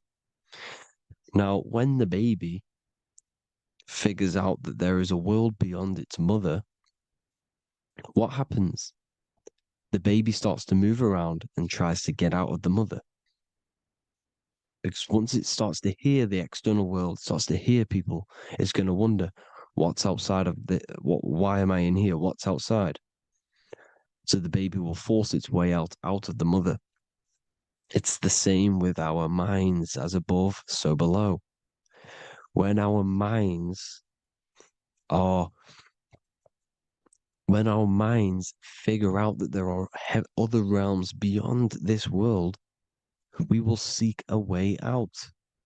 This is the womb, the Mother Earth, Mother Nature. It's the mother. We're in the womb. We can be born out of this world, which is being born again in the Bible. When you are doomed, you are domed under the dome, under the firmament, the firm mind. The firm mind will keep you under the firmament. Due to the law of polarity, there has to be other realms. There has to be. Because the law of polarity works in this world, and it will work on every scale possible. It's universal laws. These are universal laws.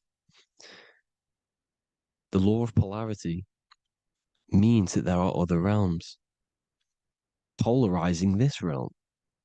There is a hell, there is a heaven. There is a midpoint, which is Midgard, which is the one we are in now. Earth, heart. Earth is the heart. Heart is the center, good and bad. The balance between good and bad. Your reality is your level of realization. Your mind realizes other worlds, you will seek a way to them worlds. It's that simple.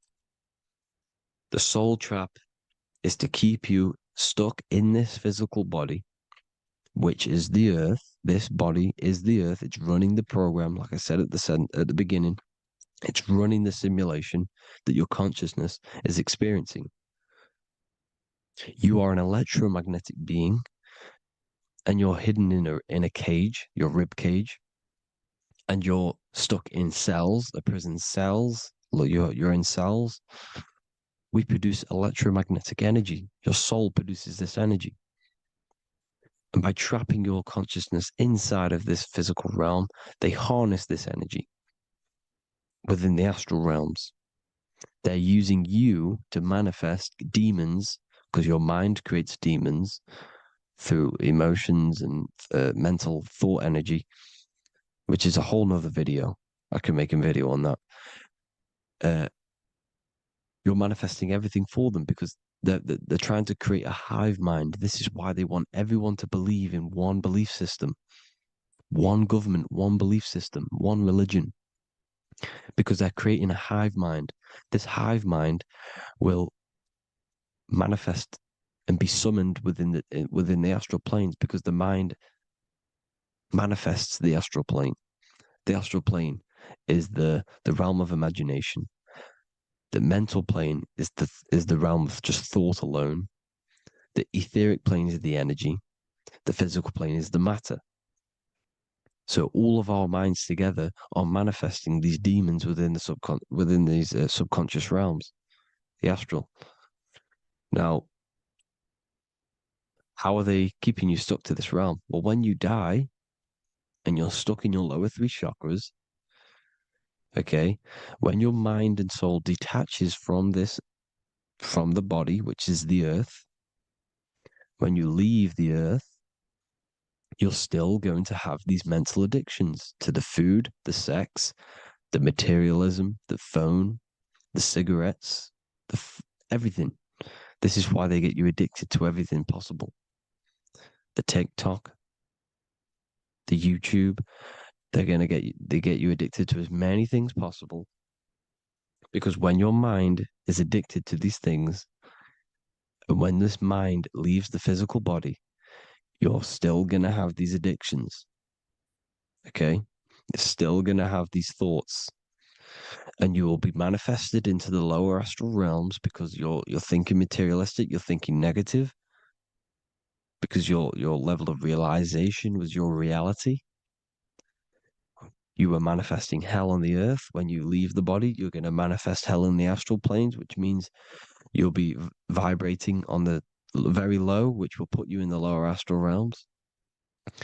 So guess what? You're going to come back. You're going to come back into materialism. You're going to reincarnate.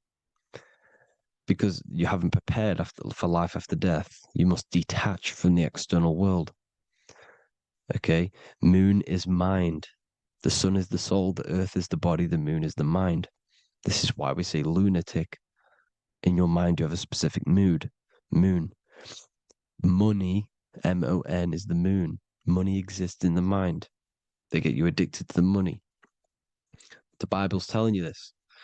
Do not conform to the pattern of this world, but be transformed by the renewing of your mind. It's telling you.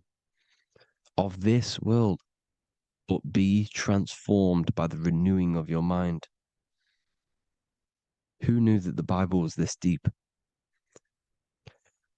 Matthew 16:26, what good will it be for someone to gain the whole world yet forfeit their soul? James 4:4, don't you know that friendship with this world means enmity against God? Therefore, anyone who chooses to be a friend of this world, of the world, becomes an enemy of God. John 4:4, dear children, are from God and have overcome them, because the one who is in you is greater than the one who is in the world. It's talking about the invisible intelligence. It's greater than the physical world. John 2:15, do not love this world, nor the things it offers you, because this world will create you to, if your mind has attachments to what this world offers, sex, money, and power, pretty much, you will reincarnate here. You will come back here, because when you leave the body, your mind will still have these addictions. Do not love the world, nor the things it has to offer you. All of this is in my newly published book. The paperback versions are now available. Finally, for all the people who have been waiting, the Book of Wisdom. All of this knowledge is inside of the Book of Wisdom. The paperbacks are available. There's worldwide shipping. You can get it anywhere, pretty much, any country. My new website, it's amazing. There's going to be some amazing products coming on the new website. But I thank you all for the support. Before I leave, I need to explain what is going on with the soul trap. Like I said at the beginning, the mind's the bridge between the soul and the body. The body's the realm. By tricking your mind with false knowledge, they are keeping your soul stuck to this realm. They get you addicted to all the physical things, and that is it. As soon as you're addicted and you die, you're going to come back. So by tricking your mind, which is the bridge between the realms, they keep your mind stuck within this body. They keep you in physicality. They deveil you, the devil, the deveil. Thank you all for the support, people. If you do want to join the Academy, all the links will be posted below this video for the book, The Academy. Thank you all for the support and have an amazing day.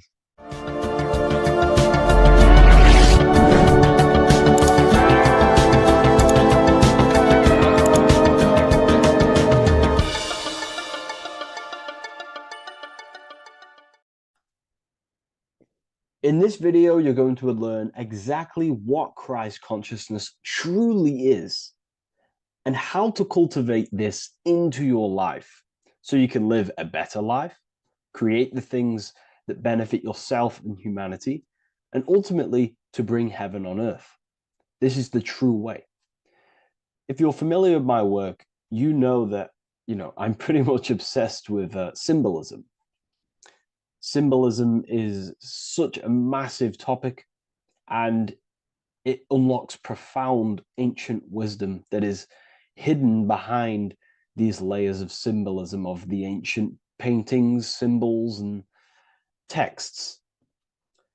So I was going through some Christian artwork and I came across this painting. It's a well-known painting called The Sacred Heart of Jesus. And it just blew my mind what this is revealing about human consciousness and Christ consciousness, which is what Jesus represents. If you're not familiar with Christ consciousness, you should definitely do a bit of research on that. But I'm going to explain it today in detail. So when we look at this painting, we are looking at symbolism. We're looking at consciousness, a state of being, a state of living, a way of thinking, a way of feeling, and a way of acting in the world. As I've said this many times, we're all creators. We all create and generate reality. And you don't just have your personal reality, you have a collective reality. Your reality is affected by the collective consciousness. Depending on the collective consciousness's understanding of reality will also affect your life. We have a collective life and a collective experience.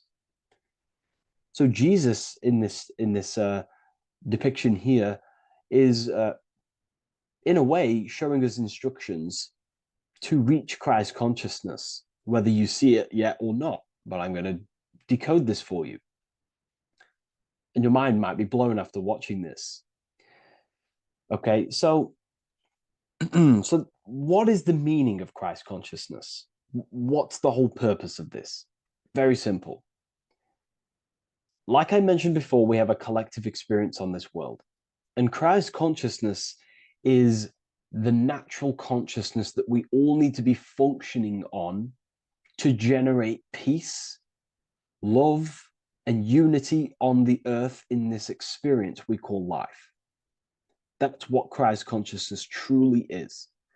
It's a state of being that we need to cultivate within our own self, within myself, others, and everyone in this life and experience, so that we can all live in peace and heaven on earth, what they like to call it, so that we can generate the best experience possible together on this thing we call earth, on this material world, this material dimension.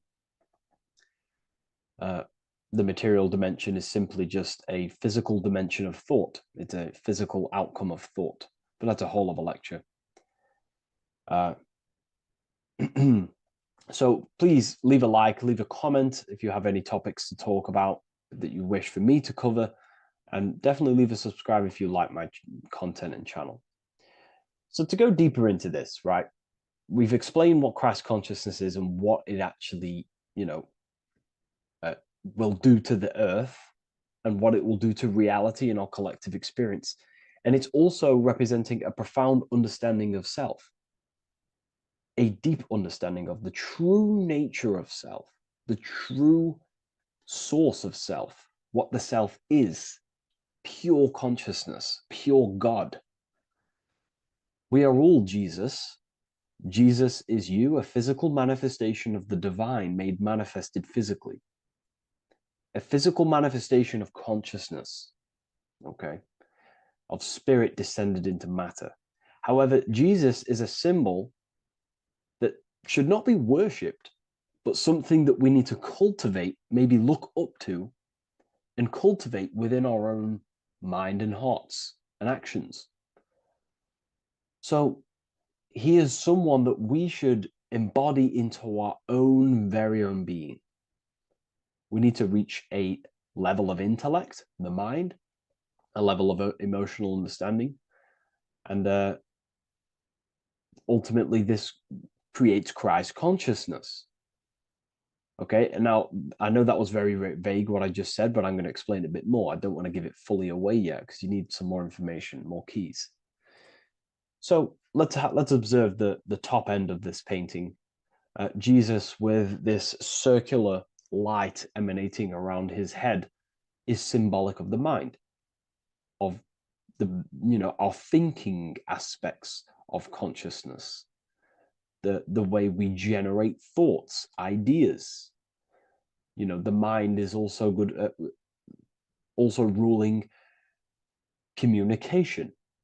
It also rules what we give attention to. Okay, so this is symbolizing the mind of every human being. The mind is a very powerful center of consciousness located in the head, of course. This is why Jesus is the head at the top with the circle around it, representing the mind. Now, to reach Christ consciousness, we need to purify our minds. Purification of the subconscious mind. The subconscious mind is the hidden aspect of our mind with all of our memories, belief systems, and everything we've ever experienced is stored within there. We have traumas there, we have bad belief systems that hold us back. So it's about reprogramming the subconscious and aligning the subconscious with higher consciousness, with higher understanding of self, removing any mental blockages from the mind. Because in today's world, most people's minds, including myself before I, purified myself, and I'm still continually purifying myself. That's not to say I'm perfect, because I'm definitely not. But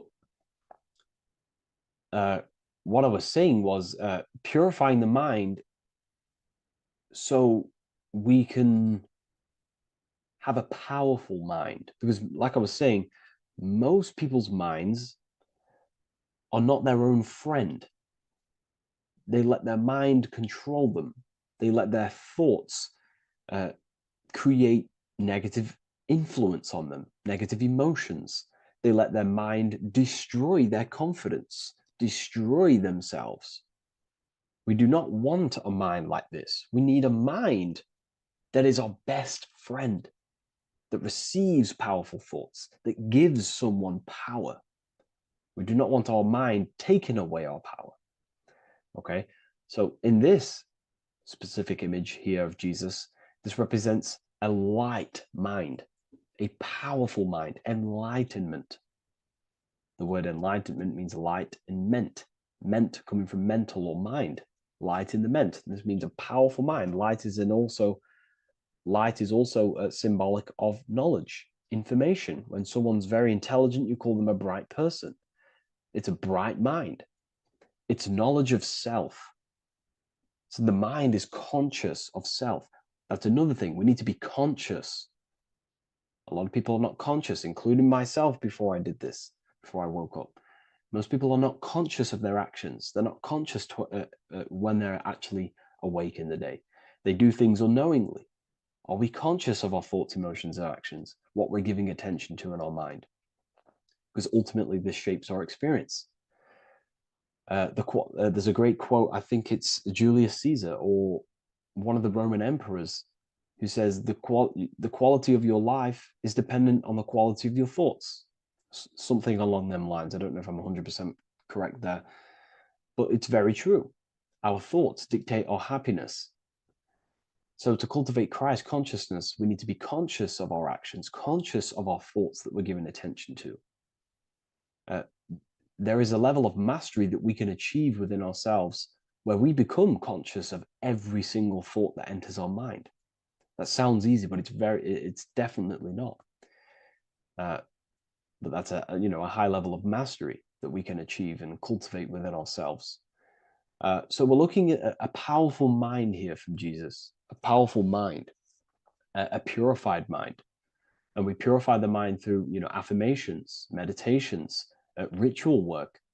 Rituals are things we do every single day with an intent in our mind and an emotion in our heart to impress that state of consciousness into our subconscious so it can slowly rewrite our consciousness and align our consciousness and sync it with a higher thoughts and higher emotions with love. We can sync our consciousness with love, which is ultimately what Christ consciousness truly is. Well, now we're going to go on to that now.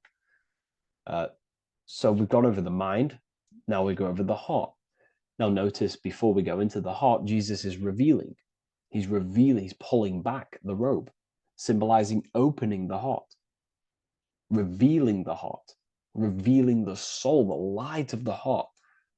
Our authentic self lies in the heart.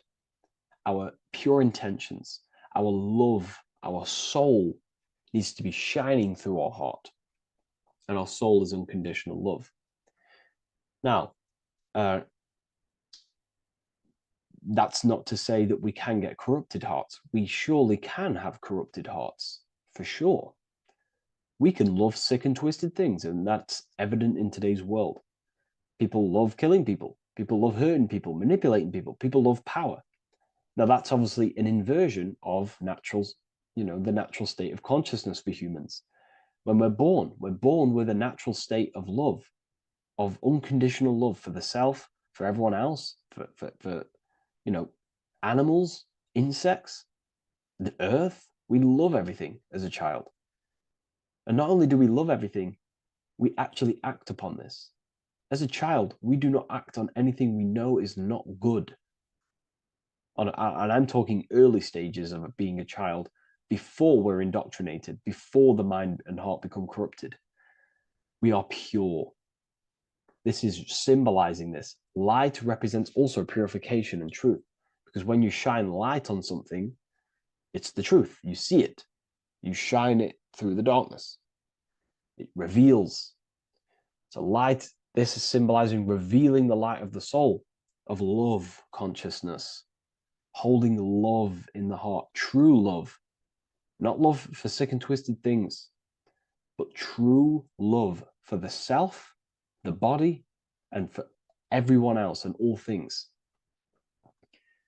Holding love in the heart. There's a famous saying of keeping the sun in your heart. Keep the sun in your heart. It's a very famous saying. What the sun is a symbol of love.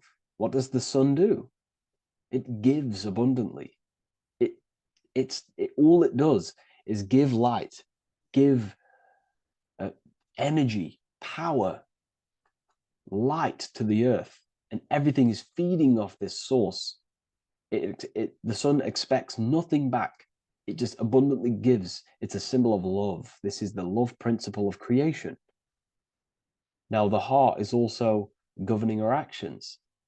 What we think about, in our mental field of consciousness, is directly corresponded and observed in our hearts. What we think about directly corresponds with what's going on and what we feel in our hearts. Thoughts produce emotions. So if we give attention to negative thoughts, there's no wonder we're having negative emotions in our hearts. So purification of the mind is also having an effect in purification on the heart. Because when we purify our thoughts and only give attention to powerful thoughts and positive thoughts that uplift yourself and humanity, then we're going to also see this change in the heart, see this emotional change in our consciousness. So this represents the purification of a purified heart, the light emanating around the heart. Love for the self, love for one another. And you're revealing this, you're shining the heart on others. This represents, revealing your true self to everyone without suppressing aspects of self. Revealing the light, not holding back the light. Because people in darkness will look at people who are spiritual and say, oh, he's into the woo-woo stuff. It's about revealing that and not caring about others.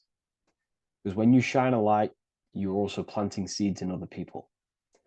Now, I'm going to tie this together with the hand gesture. Now, what we're looking at here, we're looking at a hand gesture with two fingers up, We have the middle finger and the index finger upwards. And notice how they're crossed over. They're crossed. They're not separate. They're crossed, representing unification. Unification here. This is a unified two fingers. Two represents division. Crossed over represents oneness. It's the unification of the mind and the heart. A lot of people talk about this, but not many people go into detail about it because, you know, for many reasons. But this is the unification of thought with emotion. This is how we truly reach Christ consciousness. And ultimately, when we do gain the love in our hearts and we do slow, you know, it's a gradual process of cultivating love for the self and everyone else in the world, because we're so programmed to be divided. But it's a slow progress. But when we do cultivate love in our hearts for the self and one another, love is a very, very nurturing and growing force. Like I said, the sun earlier, that is pure love energy. It makes everything grow on the earth. While love in your heart grows connections with people. It grows care. You go out your way to do things to people and do give people things. You know, it's a very nurturing and growing energetic force. And me personally, I think the whole universe is built upon love. The whole thing. Without love, you know, without the love, there is nothing. Nothing is, you know, love is the only true emotion that truly exists. Everything else is either an opposition of love or a different degree and branch of love. Love is the only true emotion, and everything is built upon that principle. Okay, love is what guides us to a higher consciousness. When we cultivate love in our hearts, we become a vessel for light, more energy, more vibration. Our electromagnetic field expands, or biofield, when we hold love in our hearts. It's a very powerful force. And when we do cultivate a strong spiritual compass within our heart, because that's what our heart truly is, it's a spiritual compass. It tells us, well, it doesn't tell us, it knows what is right at all times. If you think something, your heart tells you whether that is right or that is wrong, whether you should act upon it or whether you should not. The heart knows what's good and evil. No one told you this as a child. As a child, you already knew this. You came into the world, you knew what was right and wrong. You knew it was wrong to hurt people. So this unification that he's doing with his hand symbolizes thinking with the love of the heart. Represents thinking with love of the heart. Thinking with love of the heart for the self and the collective. Now, ultimately, what this does is give birth to perfect action. Why? Why does this give birth to perfect action? Think about it. Every time you've taken an action, why did you take the action? You probably, well, you would have thought about it, you had a feeling towards it, a care energy, and you took action. Why do we go to work? We care about paying the bills and staying in our house. We go to work to earn money. We think, we care, we act.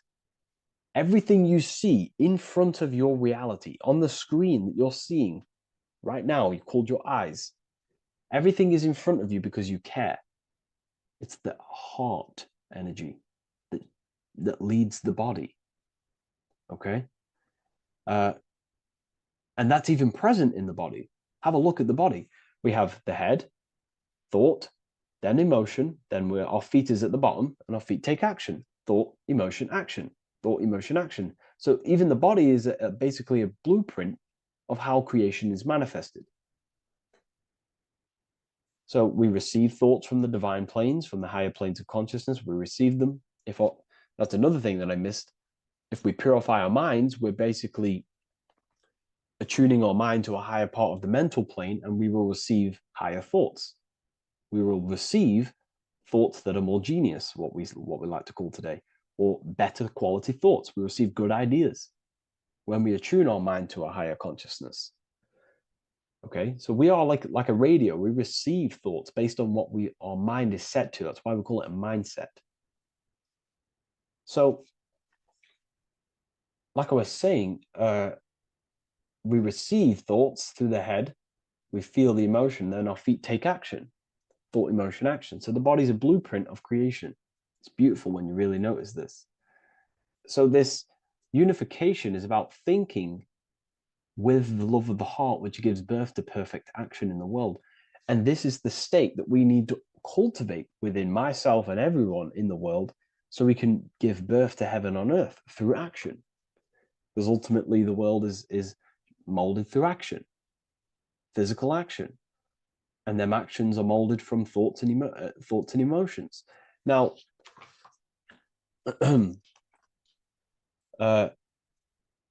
just to have a little announcement, I am now opening 10 more spaces inside my symbolism masterclass. We have 10 more spaces. You're going to learn about a lot more about symbolism. It's very affordable. I'll leave the link in the description if you wish, if you care about gaining more information and learning the ability to read symbols. So, what is the inversion of this? What is the inversion of this consciousness? Well, that's what we call satanic consciousness. Satanism. Satanism on its true level is the opposite, the opposing the natural state of consciousness that we are born into. It's about thinking with no emotion, thinking and acting. This is what the Skull and Bones represents here. So the Skull and Bones Secret Society, this is their main logo. Again, we have the skull, which represents thought, and the bones, which represent action. The bones take action in the physical body. We're looking at thought and action with no emotion, no empathy, no love for one another, only love for the self, the inverted love. Okay? We're looking at gray. Gray is a symbol of dullness, death. There's no emotion in gray because colors provoke emotion. When we look at a color, it invokes an emotion. Gray has no emotion. So we're looking at dullness of the emotions. I'm not going to go too deep on this subject. I'm going to create a whole new lecture for that. In fact, I think we have a great lecture inside Ethereal University on Satanism. We're going very into depth of what Satanism is and what Satanism consciousness truly is. And again, it's just the cross inverted. Satanism is just it's the invertation of, I don't know if that's a word, but it's the inverse of natural law, natural consciousness, of love consciousness that we are born into. Okay, so ultimately the message in this video was to create love in our minds, love in our hearts, think with the love of the heart, think with the care for one another, and that gives birth to perfect action. And when we align, when we do truly act out what our heart is telling us, and I know this from first-hand experience.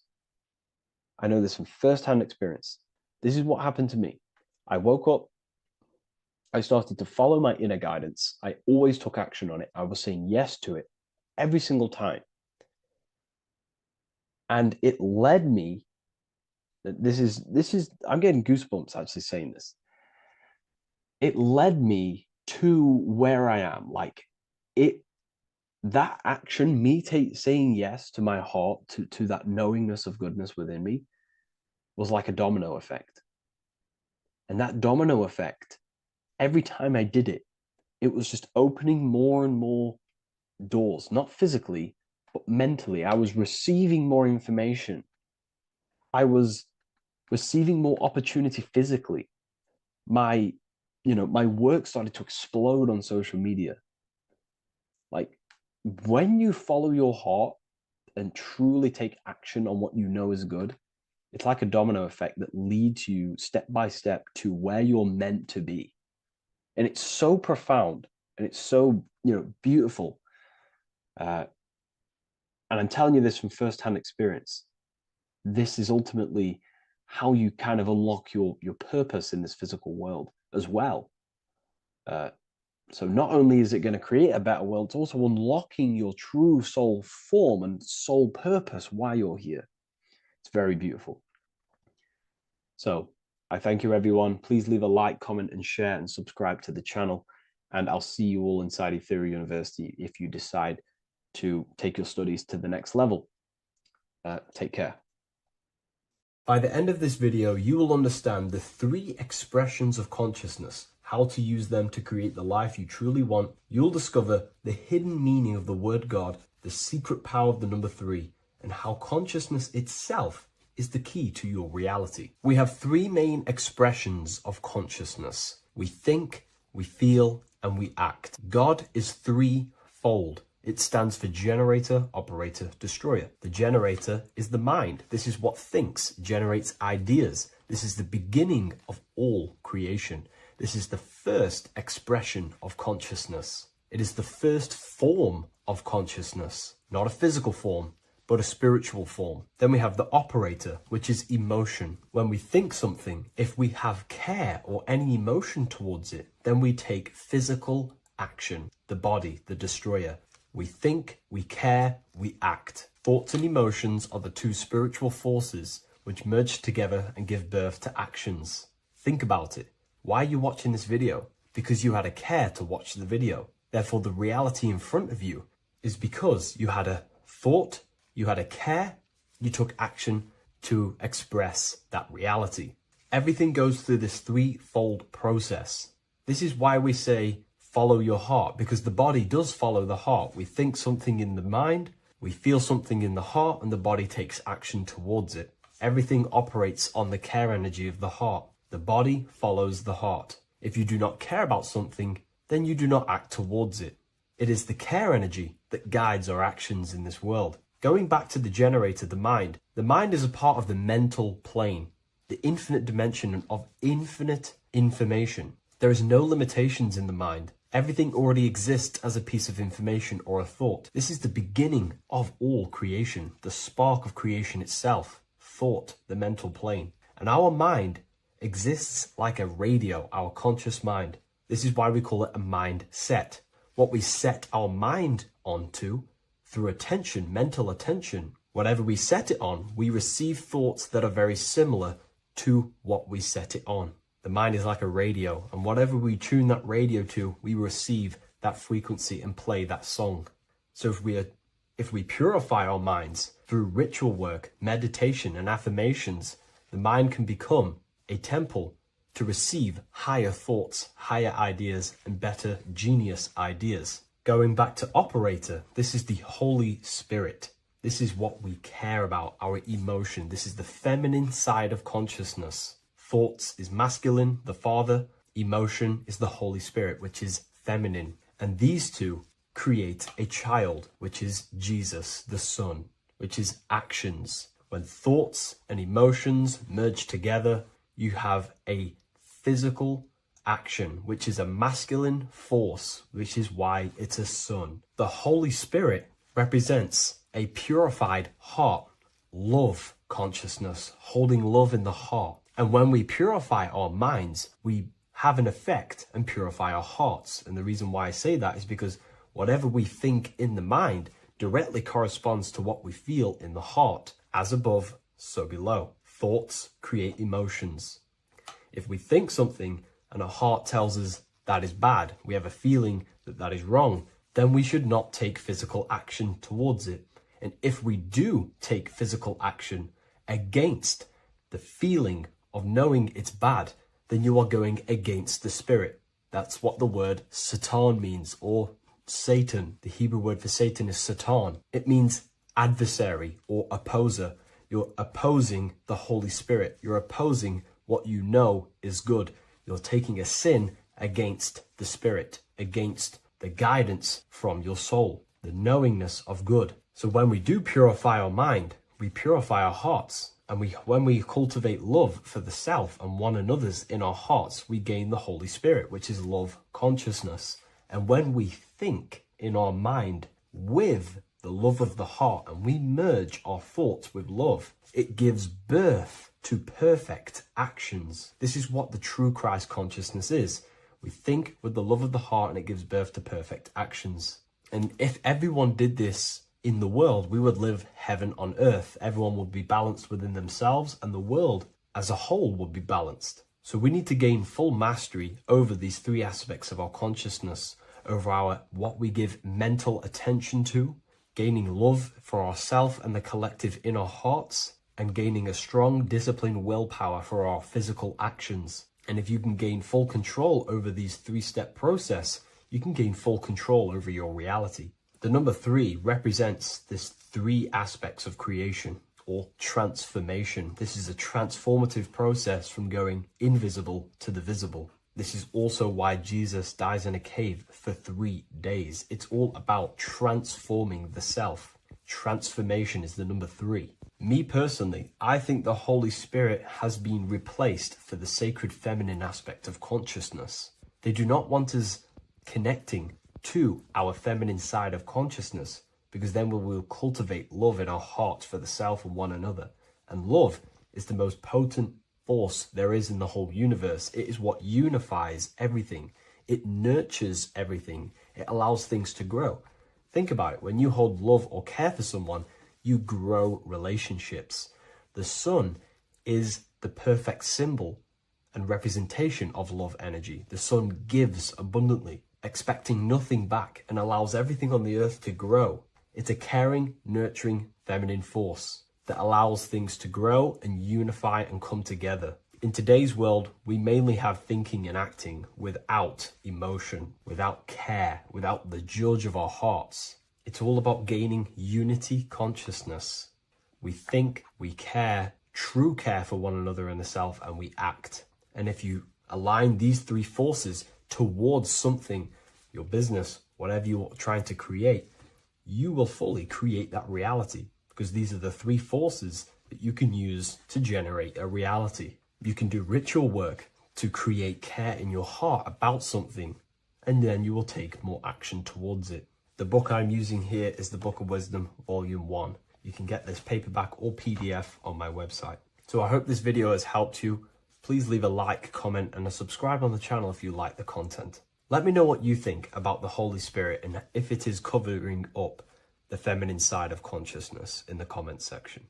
What if dreams aren't random at all, but messages from a deeper part of yourself trying to show you things? In this video, you're going to learn exactly what dreams are from an esoteric view, how to control dreams, and how to dream more frequently. Dreams are not nonsense. They are expressions of the subconscious mind. In the daytime, we're using our conscious mind, what we are aware of. This represents the daytime, the sun, the external world. We're operating in the external, outside the body in the day. But when we go to sleep, we return inward. Everything does this breath. We breathe in through the nose and out through the nose. Everything does this in and out process in the universe. We live, we die every single day. We wake up, we express things in the external. Then at nighttime, we return back to darkness, back to the internal. This is the breath of the universe. We have summer, we have winter. This is the breath of the sun and the seasons with the earth. You have an internal world and an external world. External is physical, the internal is spiritual. Like I said, when we go to sleep, we are returning back to the internal world of your own consciousness and subconscious mind. Your subconscious mind holds everything about you,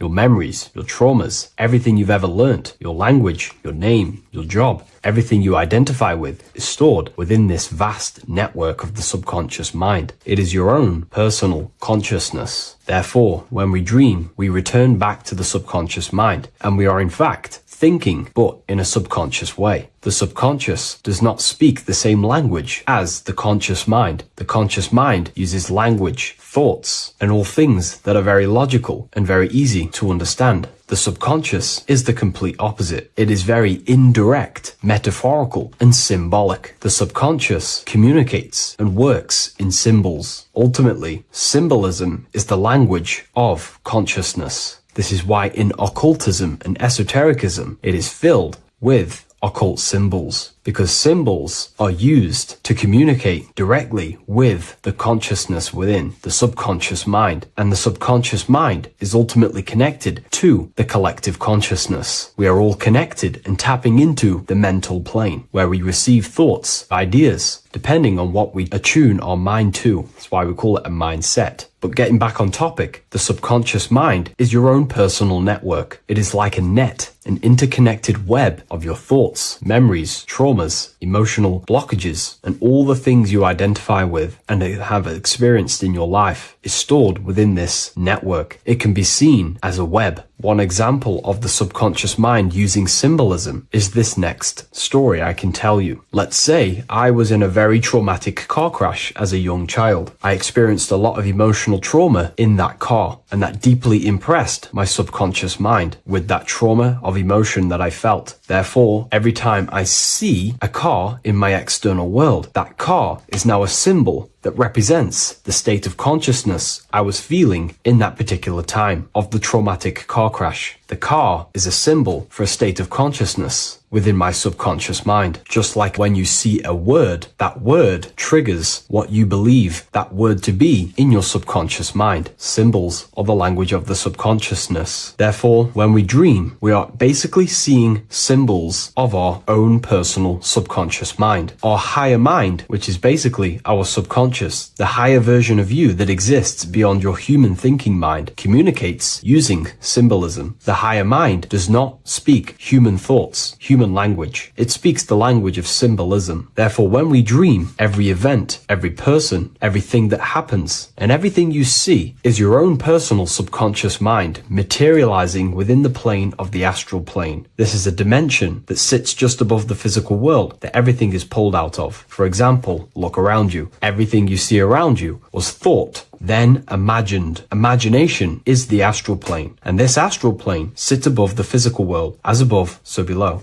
These objects were thought, imagined within someone's mind, and then pulled into a physical reality. Therefore, the imagination is what you're experiencing within a dream. It is your subconscious mind thinking and materializing within the imaginative plane. For example, let's say you are a Christian, you believe in Jesus your whole life, you have lots of emotion towards Jesus. This deeply impresses your subconscious mind. You believe in him so much, you go to sleep, you have a dream that you meet Jesus. You did not meet directly with Jesus. You met with your own belief. It was your own belief materializing within the imaginative plane and revealing itself to you. Dreams are materializations of your memories, your subconscious beliefs, traumas, and anything that could be inside the subconscious mind. It is your subconsciousness revealing itself to you in a material form. Let's say you have a nightmare. There is a big dark figure chasing you and you are running away in fear, away from this dark figure chasing you. That dark figure is not an external entity. It is not a spirit or a jinn or a demon. It is in fact an aspect of your own mind. It is a symbol that represents maybe a fear, a trauma, or something you are running away from internally, inside your subconscious mind. Something that you are not addressing, but something that is fearful, something that can be controlling you on a subconscious level. Let's say you have a fear to address something in your personal life. You want to address someone who is getting on your nerves at work. You continuously put this off and you fear doing that situation. Over a long period of time, this can slowly control you subconsciously. You start to avoid the person, avoid any contact. It is subconsciously controlling you. This is not the best example, but you can see what I mean. Hidden fears and traumas in the subconscious mind can subconsciously control your actions and ultimately lead you to low states of consciousness, keep you from reaching your higher potential, and ultimately create blockages within your own consciousness. That figure in the dream is a materialization of something that you are fearing and running away from and not addressing. This is why people always have dreams of traumas that they have experienced as a child or when they were younger, or maybe from a year ago or two. It's because that emotion is deeply impressed in the subconscious, and the subconscious is always trying to reveal things to you, communicate to you that you need to change, purify, and maybe heal within your own consciousness. This is how the higher self communicates to you, through the language of symbolism. Once you understand this, dreams can become a very powerful tool, not just entertainment at night time. Your consciousness never rests. Your consciousness is eternal. It is the very spark of the divine. Your body needs rest. Your consciousness is not physical. It does not need rest. So this is a way you can identify what your dreams are trying to show you is by writing them down. A dream journal. Every single dream that you have a book placed near your bed. Every time you wake up, first thing you should do is pick up the book and write every single detail that you can remember about the dream. The people that you met are all symbols or aspects of yourself. Maybe it is a friend you saw in your dream. That friend represents a state of consciousness that is within you and is trying to reveal something to you. It's about making the subconscious into the conscious, to become conscious of the unknown. Write down every detail, everything you saw, every event that played out, even the details of the clothes that they were wearing. Everything is symbolic within dreams. Write everything down and then analyze the dream. Don't analyze it from a logical mind. Analyze it with the right hemisphere of the brain, which allows you to see metaphors, read between the line. Try and gain the message that it's trying to show you. What does this overall mean to you? And what could this reveal about aspects of yourself that you need to heal or maybe take action in your life and world? Because your higher self is always guiding you towards awakening and fulfilling your mission in the manifested physical world. Dreams speak in symbols, not logic. Ask about your dreams. What is this trying to tell me? Don't take things literally. Look for an emotional tone and symbolic resonance. With practice, you'll begin to understand the personal language of your subconscious mind. Now that you understand that, again, please leave a like or a comment on this video. This is now a technique for lucid dreaming and dreaming more often. This is not going to happen overnight. This is not an easy method. It simply takes practice and dedication. Every morning, choose 3 time slots. For me, I choose 4:30, 5 a.m. and 6 a.m. 3 alarms that are going to go off at these 3 times, half an hour apart from each other. Each time you wake up, stay awake for 5 to 10 minutes. Turn off the alarm. Try and keep your conscious mind awake, but drift back into sleep. There's no other better way for me to explain that. It's very difficult, but try and keep the mind awake, but the body falling back asleep. More than likely, you will drift off back to sleep. Then the next alarm will go off half an hour after. This will wake you up again, guaranteed. You will probably drift back to sleep by repeating this process. After the 3 alarms go off, each one of them times, you're either going to have a dream or a lucid dream, but definitely you will have a dream. And if it doesn't work one time, keep trying it. I've been using this method for a very long time, and I can tell you 70-80% of the time it triggers a dream, and a very vivid dream. And it's ideal for lucid dreaming because keeping the conscious mind awake while letting the body fall asleep, you can become conscious within these subconscious realms of your mind. But when you are conscious inside the dream world, you can do what you want, but you also want to let the dream naturally unfold. If you try and take too much control, then you will wake back up. If you feel any fear in your dream, you will wake back up into the material world. Another tip to dream more often is to meditate before bed. Simply close your eyes and think about nothing for 5 to 30 minutes. Detach from everything outside you, your name, your job, work, the thoughts. Mentally detach from the world and the physical pleasures and become pure awareness before you try and go to sleep. This will help you become conscious while being within the self. If you wish to learn more about consciousness, yourself, the Book of Wisdom Volume 2 can definitely help you. I'll leave a link in the description. Thank you for watching this video, and I'll see you in the next one.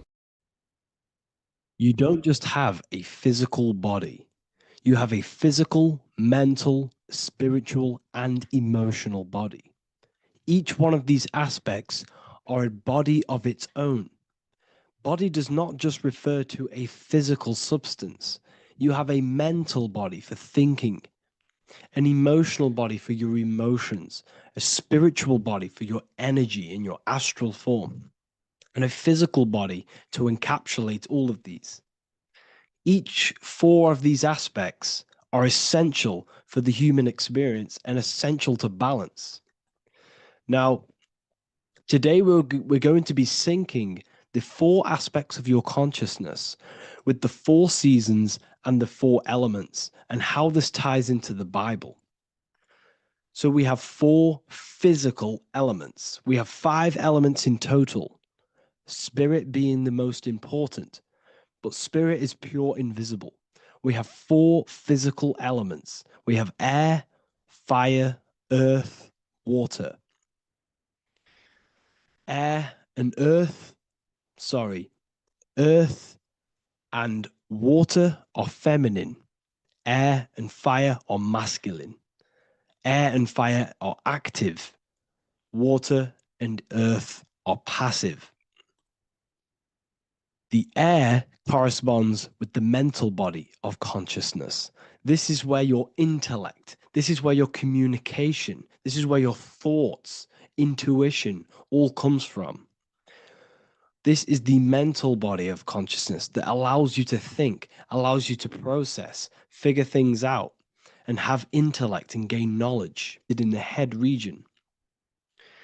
We have a fire nature, a spiritual nature. This is our astral body.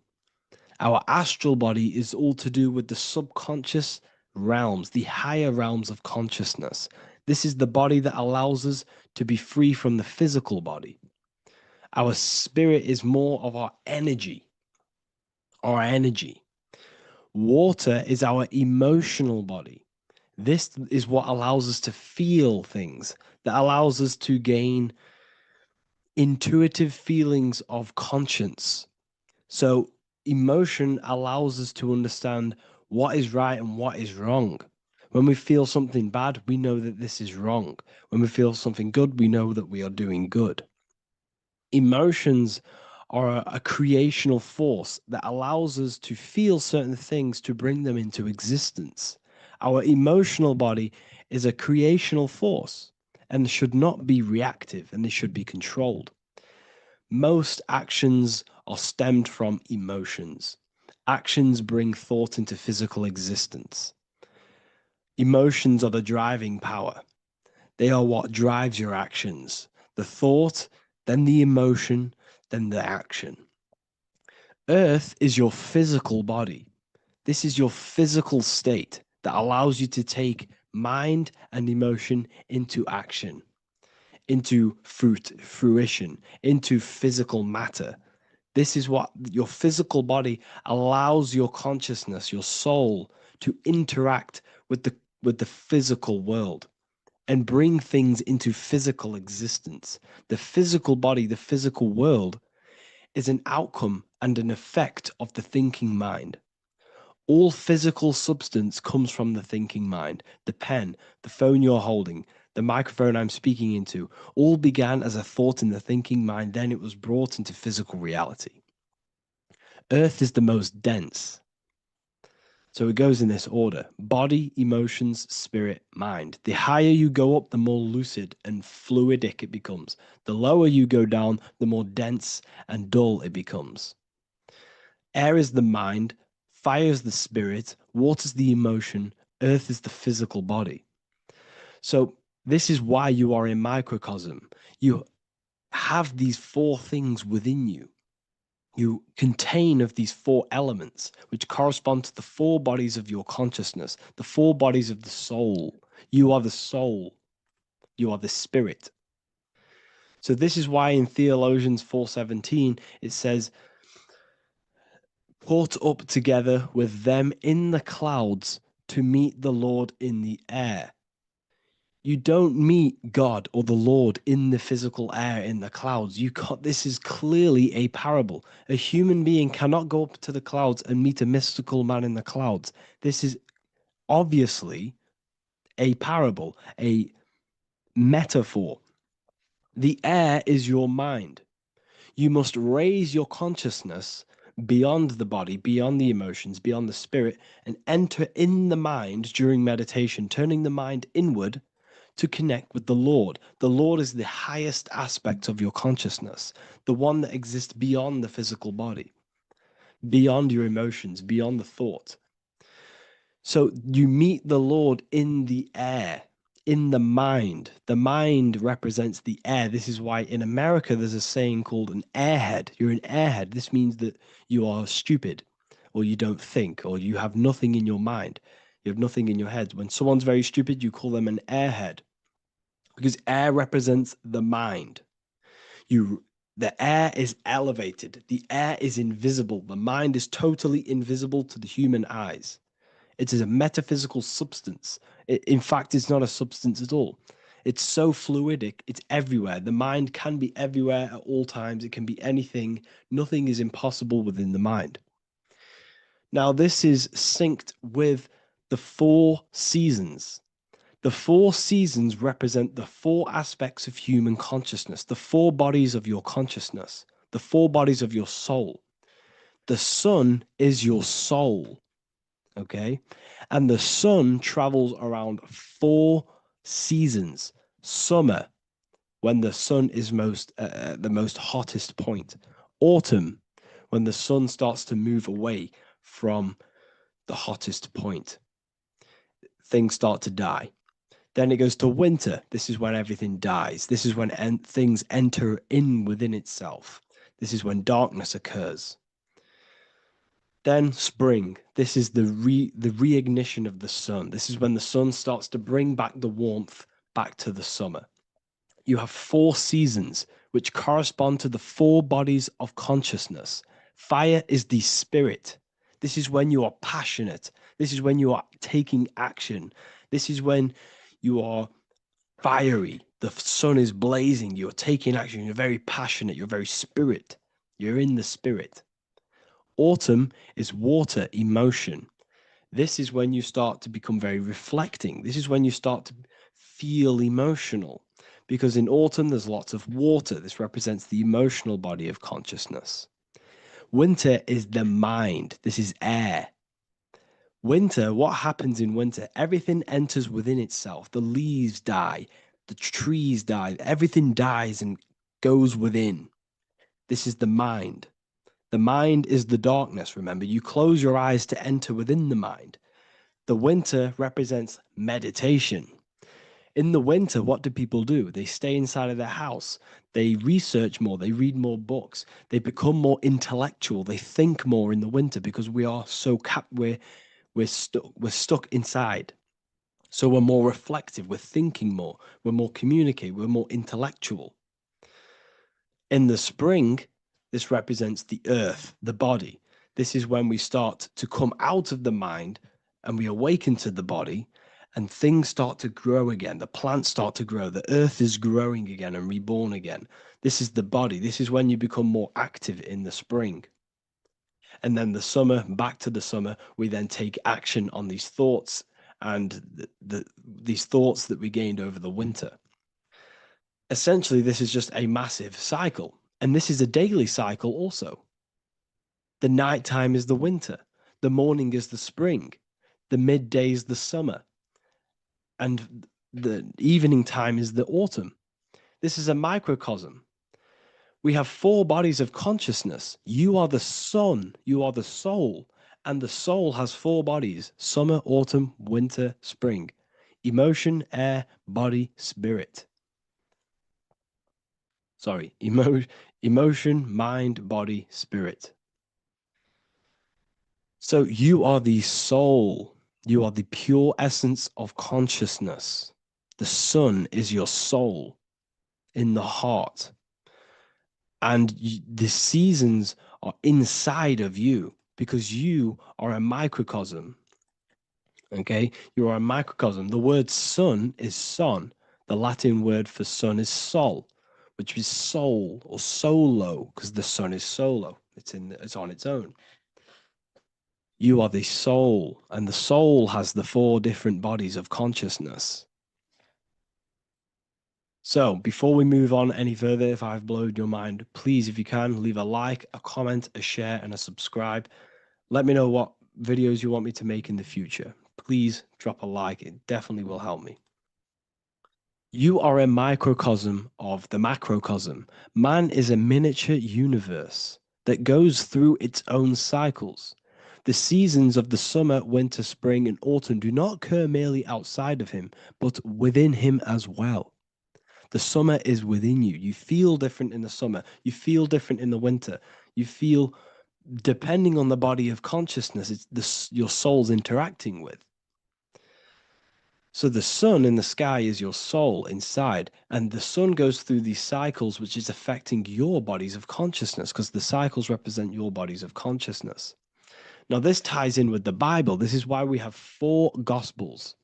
This is why Matthew, Mark, Luke, and John are always seen with the 4 different zodiac sign animals or symbols. So you always see each one of the Gospels. If you just type in on Google Matthew, Mark, Luke, and John, type in ancient pictures, paintings, or pictures of them, and you will find these 4 zodiac signs are always standing with each one. Taurus, the bull; Leo, the lion; Scorpio, the eagle. An old symbol for Scorpio was the eagle, and a man for Aquarius. Here you see very, very ancient paintings and artwork. Here we see Matthew, the man, Aquarius. Here we see John, the Scorpio. Same here. We also see it on the tarot cards, on the world card. We see the 4 fixed zodiac signs. Here we see it as well. These are called the 4 fixed zodiac signs. Now, when we look at the zodiac, we're no longer looking at the sky, because what you must understand is as above, so below. What is above you is inside of you. What is above is what is below. What is outside of you is within you. The zodiac is inside of you. The zodiac revolves around the sun. The sun is your soul. These are different energies of your soul. Like I said earlier, the 4 seasons are the 4 bodies of your consciousness. And in each body of consciousness, you have these different energetic energies that you can work with. Okay, so this is the true astrology. This is the true astrology, the internal esoteric astrology. You can't find much information on this at all. Very hard to find. So what we're looking at are the 4 bodies of consciousness. Obviously, when you look in the middle of each, when we look in the middle of each season, spring, the middle of spring is Taurus. The middle of winter is Aquarius. The middle of autumn is Scorpio. The middle of summer is Leo. These 4 signs are known as the 4 fixed signs. Okay, Scorpio is fixed. It's the middle of autumn. Scorpio is a water sign, emotion. Aquarius is the air sign, the mind. Taurus is an earth sign, the body. Leo is a fire sign, the spirit. This is why we see Matthew, Mark, Luke, and John with the 4 fixed signs of the zodiac, which represent the 4 bodies of consciousness. Leo, the spirit, fire. Luke, Taurus, earth, body. Matthew, Aquarius, air, mind. John, Scorpio, water, emotion. Each gospel is depicting Jesus and showing Jesus in each gospel. Each one of these gospels is showing and depicting Jesus according to the different body of consciousness. In John, this is when Jesus starts to turn water into wine. Water is emotion. Wine is transmuted emotion. This is when he does miracles with his emotions, water into wine. Aquarius, which is Matthew, air, the mind. Inside of the Gospel of Matthew, this depicts Jesus as an intellectual person, a person who's communicating and using his mind, his mental body a lot inside of the Gospel of Matthew. Go and read it, and you will see this. Luke, Taurus, earth, the body. Luke shows and depicts Jesus according to the body of consciousness, the physical body. He shows Jesus as a human, being a human being, helping people physically and helping people's physical needs, like giving away food and doing all sorts of good things for other people. Leo, Mark, inside of the Gospel of Mark, this shows Jesus as a spiritual teacher, a passionate person who is taking action. Each gospel is showing Jesus according to the different body of consciousness, and Jesus represents you, the sun. That's why it's called the sun of God, the light of the world. Jesus represents your soul, and your soul has these four gospels, the four bodies of consciousness, the four fixed signs, the four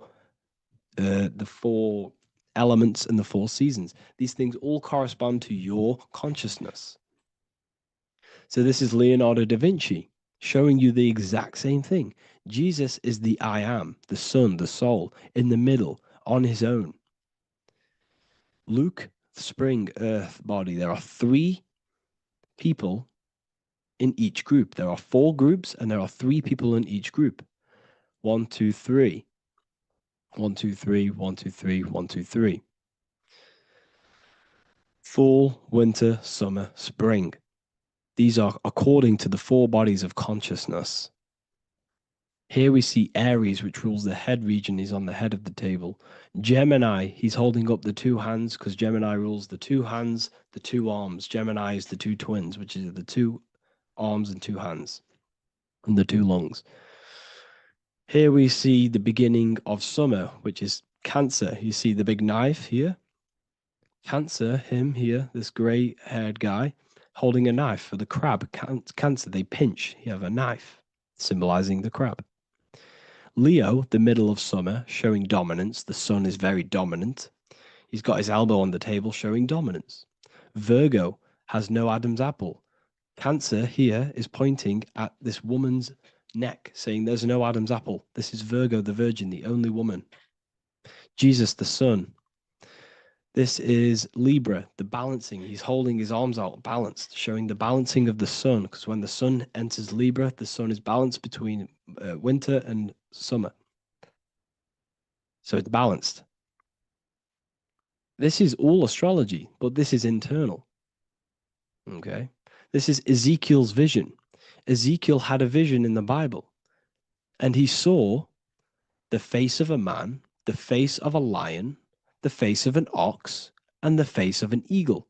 The eagle, Scorpio, the ox is Taurus, the lion is Leo, and the man is Aquarius. He saw the throne of God, and he saw the different bodies of consciousness. This is all symbolic for the different bodies of your soul.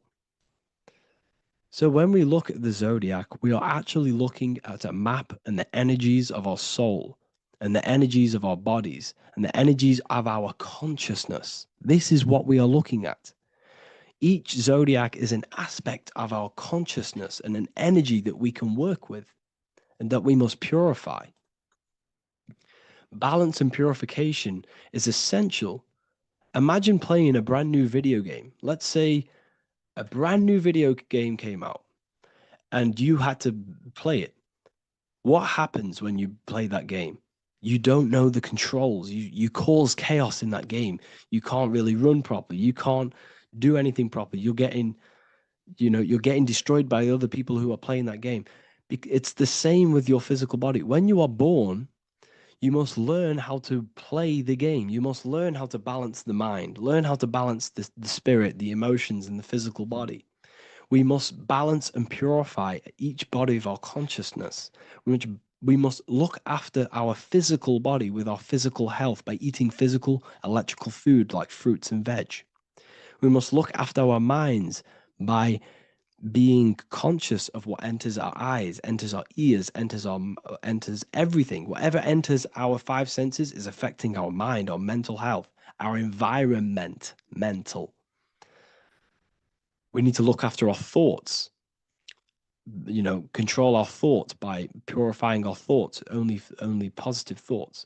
Then we must purify our emotions, feeling only gratitude and love and not feeling these negative, dull emotions.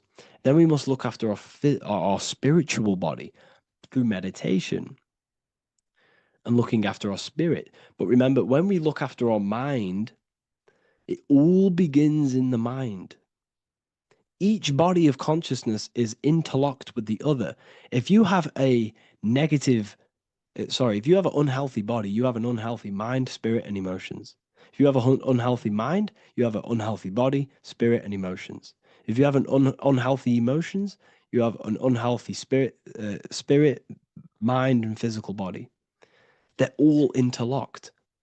You must balance each one of them. Look after your physical body, look after your thoughts, look after your emotions, look after your spirit.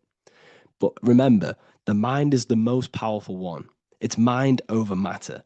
Once we look after the mind, because once we start to control our minds and control every thought we think, this will then turn into discipline in our physical body. Because once we learn how to discipline the mind, we learn how to discipline what we eat, we learn how to discipline what we feel, we learn how to discipline our spirit. This is all interlocked, but work on the mind first. Work on the mind first. All of this knowledge is inside of the brand new Book of Wisdom, Volume 2. This is a revolution in human consciousness.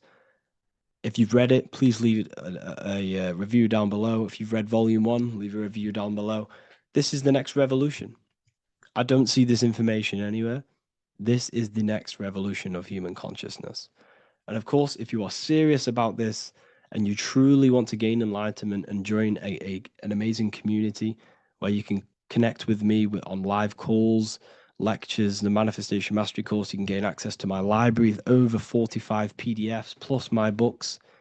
And if you do join the university, you can order a Volume 2 free of charge. All you have to do is to pay for shipping. If you truly take your knowledge serious and you want to take advantage of life, join the university. This is where truth seekers belong. Just want to say thank you all. Please leave a comment. Please leave a like. It's going to help me a lot spread this knowledge to the world. And yeah, share this with a friend and subscribe. Thank you all. Greetings everyone, it's Revival of Wisdom. I facilitate human enlightenment through occult and esoteric teachings.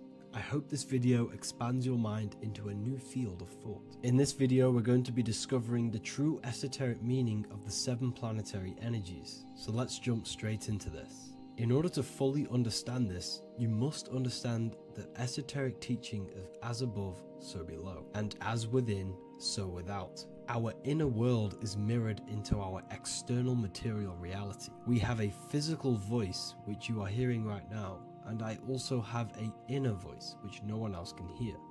The inner world is invisible, and the external world is visible. In other words, the inner world is the spiritual world, and the outer world is the material world. The inner world of ourselves reflects and projects our outer world, which means everything in our external reality is somewhat reflection of our internal self. You are made in the image and likeness of God. You yourself are the universe experiencing itself in a 3-dimensional physical form.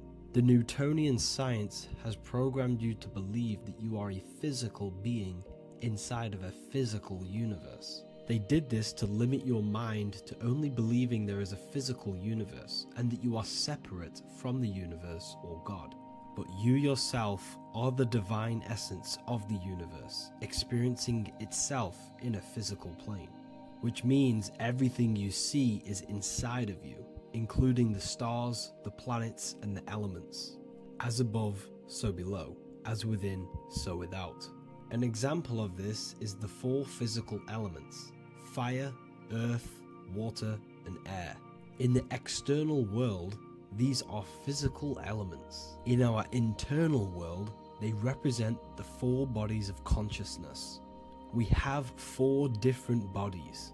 We have a material body, we have a spiritual body, an emotional body, and a mental body. The mind is not made out of the same substance as the body.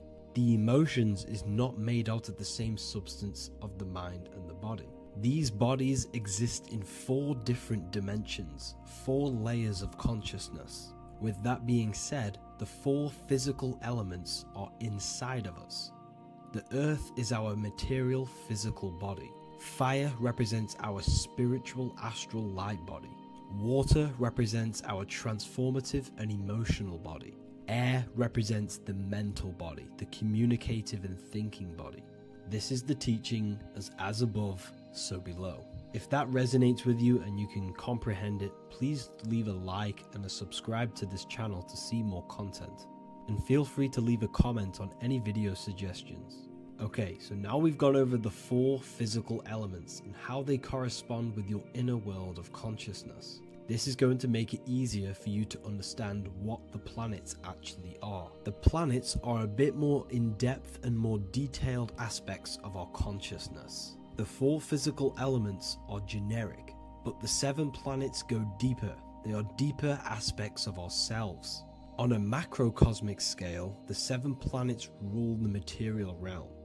Every object, every animal, every plant, every stone, everything we see in this plane is governed and created under one of the 7 planets. I don't really like calling them planets. They are energies. They are spiritual forces that drive things into existence. An example of this is if we look at a tree. The roots of the tree are governed by Saturn. The stem of the tree is governed by the sun. The leaves of the tree are governed by the moon. Any offspring or fruit of the tree is governed by Jupiter. Any defense mechanisms of the tree is governed by Mars. The communication and networking of the tree is governed by Mercury. The smell and the look of the tree is governed by Venus. Everything we see in this material plane is governed by one of these specific energies. Everything material has a spiritual force that brings it into physical existence. This is the reason why we have 7 days of creation in the Bible. The 7 days of the week, all governed by the planetary energies. Monday is Moon Day for the moon. Mars governs Tuesday. Mercury is Wednesday. Jupiter is Thursday. Venus is Friday. Saturn is Saturday. And Sunday is for the sun. This is the reason why there are so many 7s in this physical plane. 7 days of the week, the 7 colors, the 7 chakras, the 7 diatonic musical notes, the 7 lamps on the Jewish candlestick, the G inside of the Masonic square and compass. G is the 7th letter. Now let's go a little bit deeper into every planetary energy. Saturn in the external material plane governs the foundational and enduring aspects of existence, such as roots of plants, the bones of our body, and even the insects that dwell beneath the ground. Saturn represents the dull, hard, and unyielding forces of life, symbolizing structure, limitation, and conditioning. Under Saturn's influence, things become rigid, bound by restrictions and boundaries. This is the reason why Saturn is known as Father Time, because Saturn rules anything that is a restriction and a limitation, which is time. The whole of this material plane is governed by time. You will be born and you will die. This explains why there is so much Saturn symbology in this material plane. Saturn is one of the most important planetary energies. You are a spiritual being in a physical body. Your light, your consciousness is bound to the physical body until you learn how to escape the physical body. The body is a limitation for our infinite minds and spiritual bodies. Our infinite mind is stuck in this material body, governed by Saturn's limitation of time, matter, and space. Now let's dive into what Saturn means to our consciousness within our internal world. We've gone over what Saturn means in the external world. What does it mean to our consciousness? Internally, Saturn embodies the conditioning within our consciousness. When the Saturnian aspect of our consciousness dominates, we become overly rigid, fixated, and restricted in our thinking and actions. For example, Saturn's influence is strongly felt in today's world, where many people's minds are confined to societal norms and conditioned responses. Saturn is the aspect of our consciousness, our minds, such as limiting belief systems and limiting thoughts and emotions. This is the negative thought that you can't get rid of that's holding you back. This is a Saturn aspect of our consciousness. However, this is not a negative thing. The Saturnian aspect of our consciousness is a great teacher, guiding us through difficult life lessons that ultimately lead us to growth and expansion. Saturn's energy allows us to experience and overcome fears and limitations so our minds can expand into new fields of thought, into new life. Although Saturn's energy is harsh and often challenging, it helps us develop resilience, discipline, and wisdom. However, in the modern day, this Saturnian energy has overpowered the minds of the masses, fostering excessive rigidity and limitation. This is why we see so much Saturn symbolism. It's literally everywhere because our minds are being dominated by the Saturnian limiting aspect of our consciousness. Now, let's move on to the moon. The moon, or lunar energy in the external material macrocosm plane, governs the elements of water, influencing the natural cycles such as the ocean tides, which rise and fall in harmony with the moon's phases. Beyond water, the moon also guides instinctual behaviors such as animal migrations. Birds, insects, and other creatures rely on the moon's subtle energies to navigate their journeys. For example, dung beetles use polarization patterns in the moonlight to orient themselves and travel safely home. The moon creates the months. M-O-N is moon. There are 28-day cycles, and this 28-day cycle of the moon is reflected in the woman's body, known as the menstrual cycle. The moon is a feminine energy, governing the feminine elements such as water and the feminine cycles of the body. The moon is the womb. This is why eggs have the same color as the moon, because eggs are ruled by the moon's energy. Now that's the external world. The internal world, the moon symbolizes the emotion aspect of our consciousness. It represents the subconscious mind, the seat of intuition and psychic abilities. Just like in the external world, things are born out of the moon, such as eggs and the womb, the subconscious mind acts as a womb for our conscious mind. Our deep subconscious emotions and programs are born into light into the conscious mind and controls the conscious mind. The moon represents our hidden psyche, our shadow self. Now let's go on to the sun. The sun represents the life force. In the material external world, the sun is ruling over pretty much all life. The sun gives life to all things. Without the sun, animals could not exist, the human body could not work, and plants would not grow. The sun is the life force. It's the soul of the world. Now, in our internal world of consciousness, the sun represents our passion, our drive, our conscious mind. The aspect of our internal world that wants to drive things and give life to physical manifestation. Now we go on to Mars energy. Mars is well known for being the god of war. Mars energy manifests into the material plane through anything that seeks to protect or defend itself. For example, the holly tree. The holly tree leaves are very sharp and they defend itself. Anything that is protective in the material world has Mars energy and is governed by this specific aspect of consciousness. For example, any predators or animals such as hedgehogs with spines on their backs for protection. Mars represents all things that is driven by conflict, aggression, and defense. Now, internally, inside of our inner world, Mars symbolizes the aspect of our consciousness that is focused on self-preservation and protection. Mars governs our ego, the instinctual urges of anger or maintaining reputation. Mars is not evil, it's necessary. Sometimes it's necessary for us to protect ourselves. Mars is the aspect of our consciousness that is anger, rage, the desire to fight or conquer. When this energy is activated within our consciousness, we become defensive, assertive, and even combative, ready to dominate others and destroy obstacles in our way. Now let's move on to Venus energy. Venus in the external material world manifests its energy through the aesthetics of creation. This planet governs the beauty and harmony found in nature, including the nurturing environment of a mother's womb where life begins. Venus embodies the essential love, not only in romantic relationships, but also in the bonds between family members and all living beings. Venus represents relationships. We have relationships between plants, animals. They all depend on each other to give life. Plants provide food and medicine, while living creatures contribute to their own growth and pollination. Internally, Venus represents the aspect of our consciousness that yearns for relationships and connections with others. This is an aspect of our consciousness that encourages to care for our physical appearance and embracing beauty. Aesthetics play a role in our interactions and self-expression.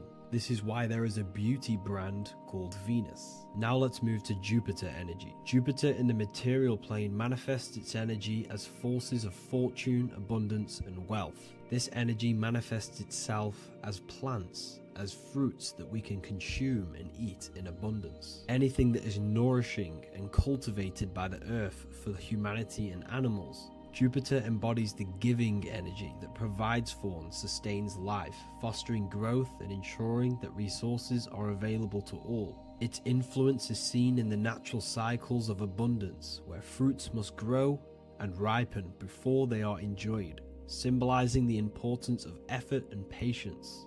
Internally, in our spiritual world, Jupiter represents the aspect of our consciousness that yearns for abundance and seeks growth in various aspects of our lives, including wealth, knowledge, and personal development of the mind, spirit, and the soul. This is the aspect of our consciousness that wants to gain wealth, that wants to gain expansion and abundance in our lives. However, when Jupiter's energy dominates our consciousness excessively, it can lead to feelings of stinginess and greed. It represents material possession. The last planet is Mercury. Mercury in the external world governs the vital elements such as seeds, air, communication, education, and electricity.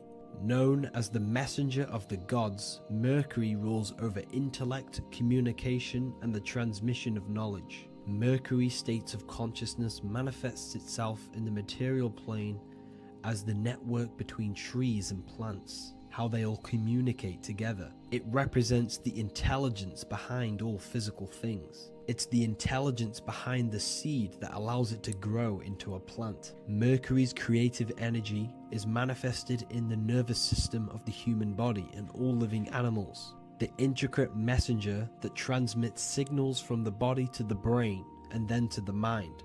This intelligence within us allows us to facilitate thought and movement. Internally, in our spiritual aspects of consciousness, Mercury is the state of consciousness that seeks knowledge, understanding, and intellectual growth and expansion. This part of us is curious, eager to learn, and driven to communicate ideas and information. It represents our mental body. The Roman god Mercury is often depicting flying because this symbolizes the air. Air represents our mental body. When the Mercury aspect of our consciousness dominates, we become highly intellectual, constantly seeking information, analyzing situation, and communicating our ideas. While this can enhance our understanding and ability to interact with the world, an excess of Mercury's influence can lead to overthinking, excessive analysis, and focus on intellect over emotions or intuition.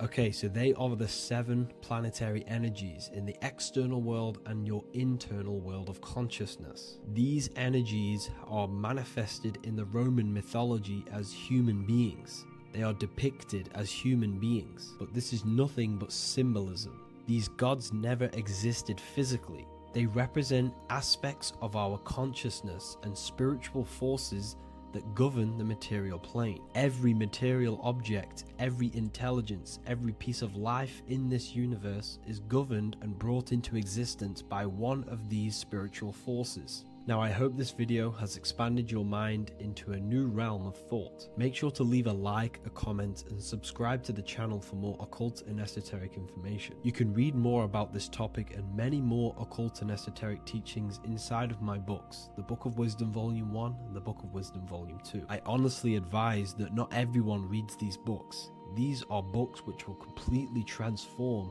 your view on reality. You will feel a lot better reading these books because you will find a connection with yourself and the universe. Understanding truth and knowing thyself gives you a sense of well-being. Like I said, this is not just a book. This is a beginning of your journey of expansion and growth.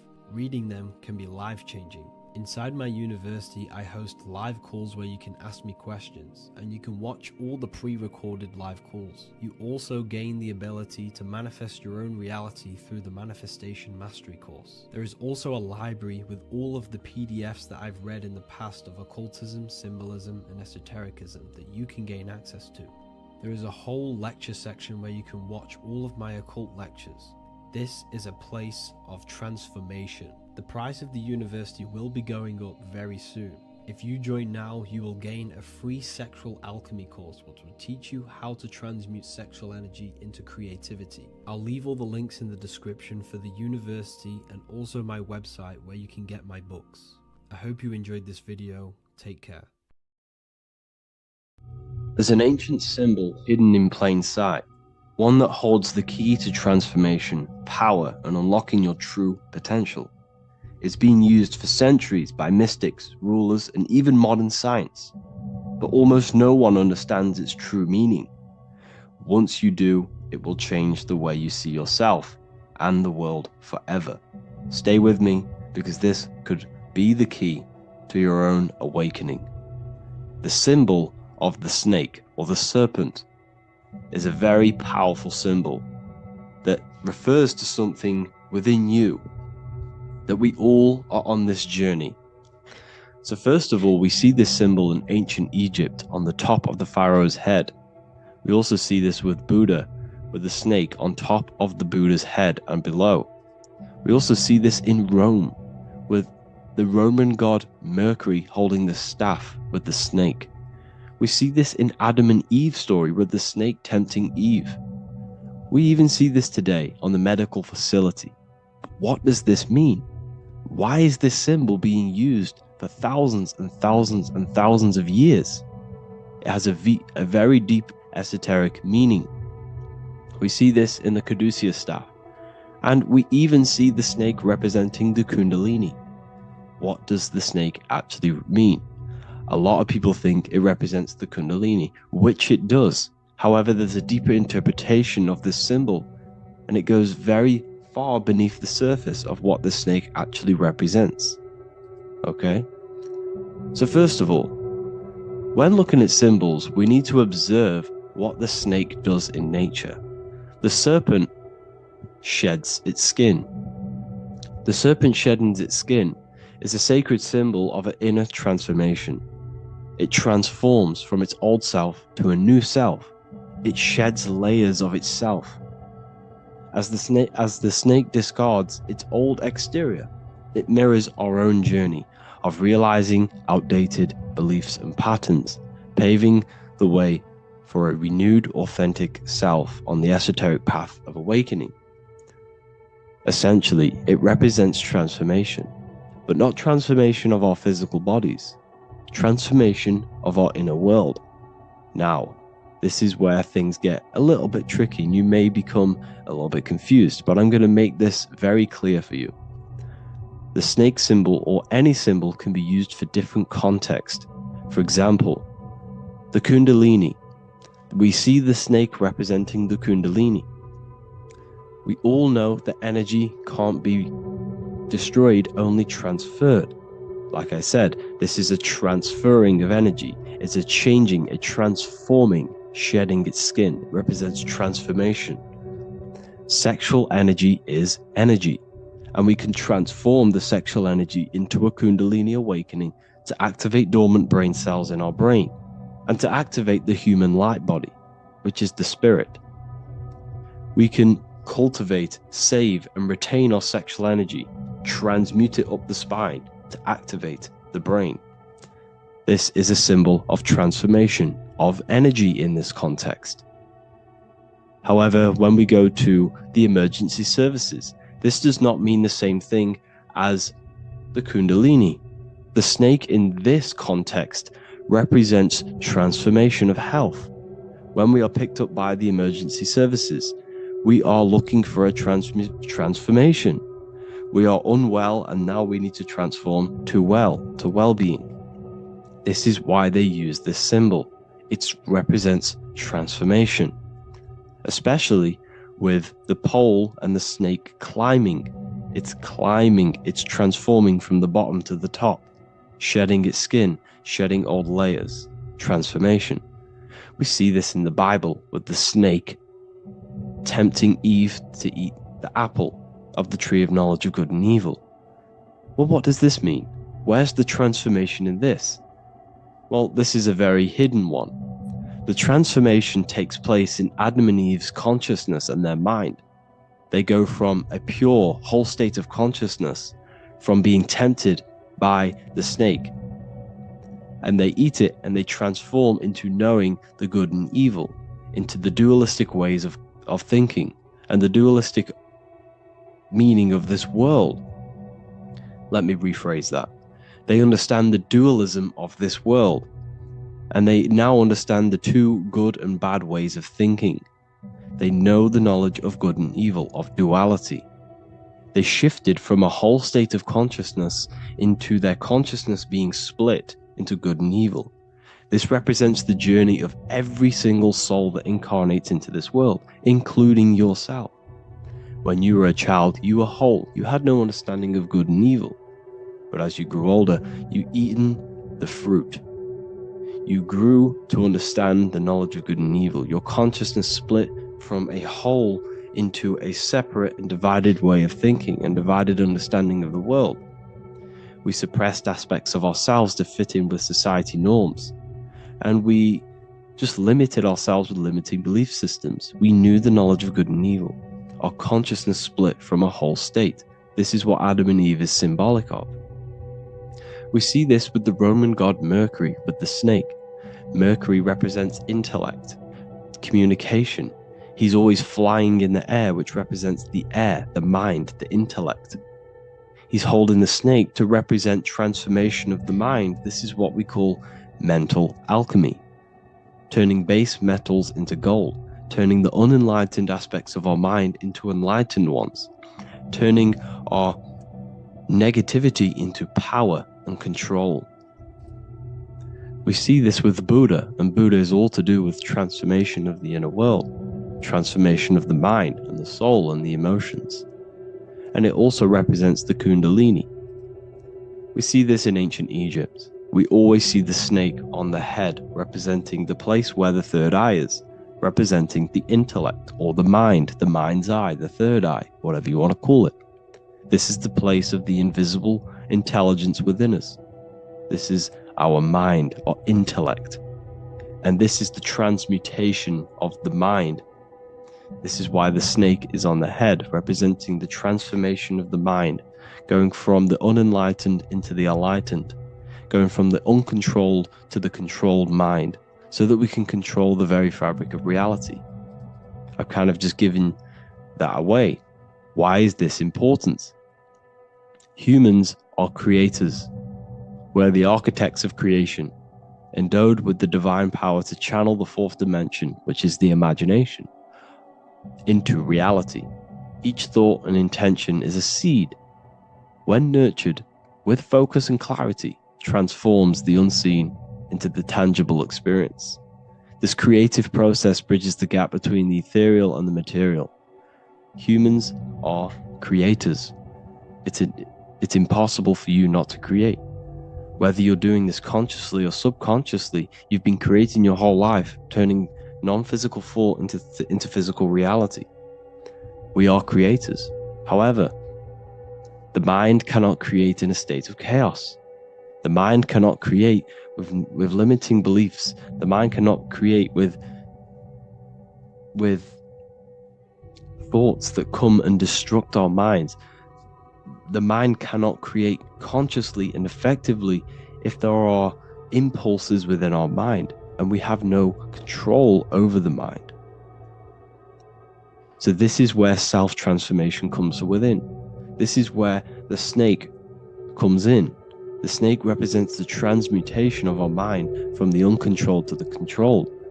In this context of the Egyptians with the snake on their head, it's all to do with mental alchemy. In the occult tradition, the mind is seen as a delicate instrument that demands constant vigilance. Left unchecked, it reverts to archaic and destructive thinking patterns. Like a finely honed blade, it must be continually sharpened through discipline and self-refinement. In this unending process of unveiling and mastery, we learn to shape reality, harnessing the power of our thoughts to manifest the highest potential. It's all to do with mental alchemy, and this is how the snake is connected to you. And what the snake represents to you, it represents the transmutation, the the changing of ourselves, of our consciousness, so we can gain control in this 3D world. If we lack control, then we'll constantly be manifesting chaos. Now, there are 3 ways that we can transform our world, and we can slowly transform our mind. Now, this is not an overnight process. It takes periods of time of purification. And number 1 is affirmation. Let's say we have this dirty cup of water and we have a tap of water. And in this tap, it's pouring in more water, clear water. Over time, if I keep pouring clear water into this cup, it's going to slowly purify this cup. And then in the end, it will look like the cup on the right. It's the same with your mind. The cup represents the limiting beliefs, the negative thoughts, the negative mind, the uncontrolled mind. But if we keep repeating affirmations over and over and over again, such as I am disciplined, I am powerful, I am limitless, over time this can purify our subconscious and we can gain control over the mind, and we will become conscious of the thoughts that we are giving attention to. The second way is meditation. Meditation allows one to develop an off switch for the mind, providing a sense of control over it. Over time, we gain the ability to filter our thoughts and become more conscious of the ones we choose to engage with. Meditation, over a period of time, will give you this button that allows you to filter out negative thoughts. If you have a negative thought in your mind, you'll be able to become conscious of this and redirect your mind's attention. This is all about self-control, because remember, we become what we think about. The snake represents the transmutation of the self. And another way is visualization. Visualization allows your subconscious mind to experience the reality you desire, accepting it as truth. As the subconscious becomes more immersed in this imagined reality, it works to manifest it into your conscious experience. Your visual eye, visual eye. You're using the mind's eye to see and mold your future. That's what imagination is for, to create in your future. You can become your future now in your imagination. And this can slowly purify your consciousness, slowly purify your mind, which will then, if you do all 3 of these over periods of time, you will see great transformation from the inside out. And your outer world will start to mirror your inner transformation, because it's as within, so without. You change your inner world of consciousness, of thought and emotion, you'll change your external reality and your circumstances. So I hope this lesson has gave you a great understanding of what the snake actually represents. And now that you see it, you will see this everywhere. Every time you see a snake, you know it represents the transformation. So please, if you can, leave a like, comment, and subscribe, and turn on the alerts to make sure you never miss a video. And if you have any video suggestions, feel free to make a comment and I can make a lecture on it. I appreciate you all watching this video today, and I'll see you all inside my university if you're inside, and I'll see you all in my Telegram if you join, and I'll see you in the next video, of course. Thank you and take care. Creation demands destruction. Every time you release your sexual fluids, you're destroying a part of yourself to create an extension of yourself. For example, if you want to create a business, you have to destroy your time, attention, and energy in order to create the effect of the business. All creation demands some sort of sacrifice or destruction. This falls under the law of polarity in the universe. It's the same with your sexual fluids. Your sexual fluids, especially as a man, contains minerals, all the minerals in your body. It contains your vitality. It contains your DNA. It contains the blueprint of you, and it can create a whole new human being. You are literally playing with the power of creation if you are releasing your sexual fluids too much. Sexual fluids also extend beyond the physical plane. They contain astral forces because all physical creation is a mental creation. We live in a mental universe. Everything begins as a thought in the mind, then the thought takes the form and the body of imagination, which is an astral force. Imagination turns into etheric emotional energy. Then the etheric emotional energy turns into the physical action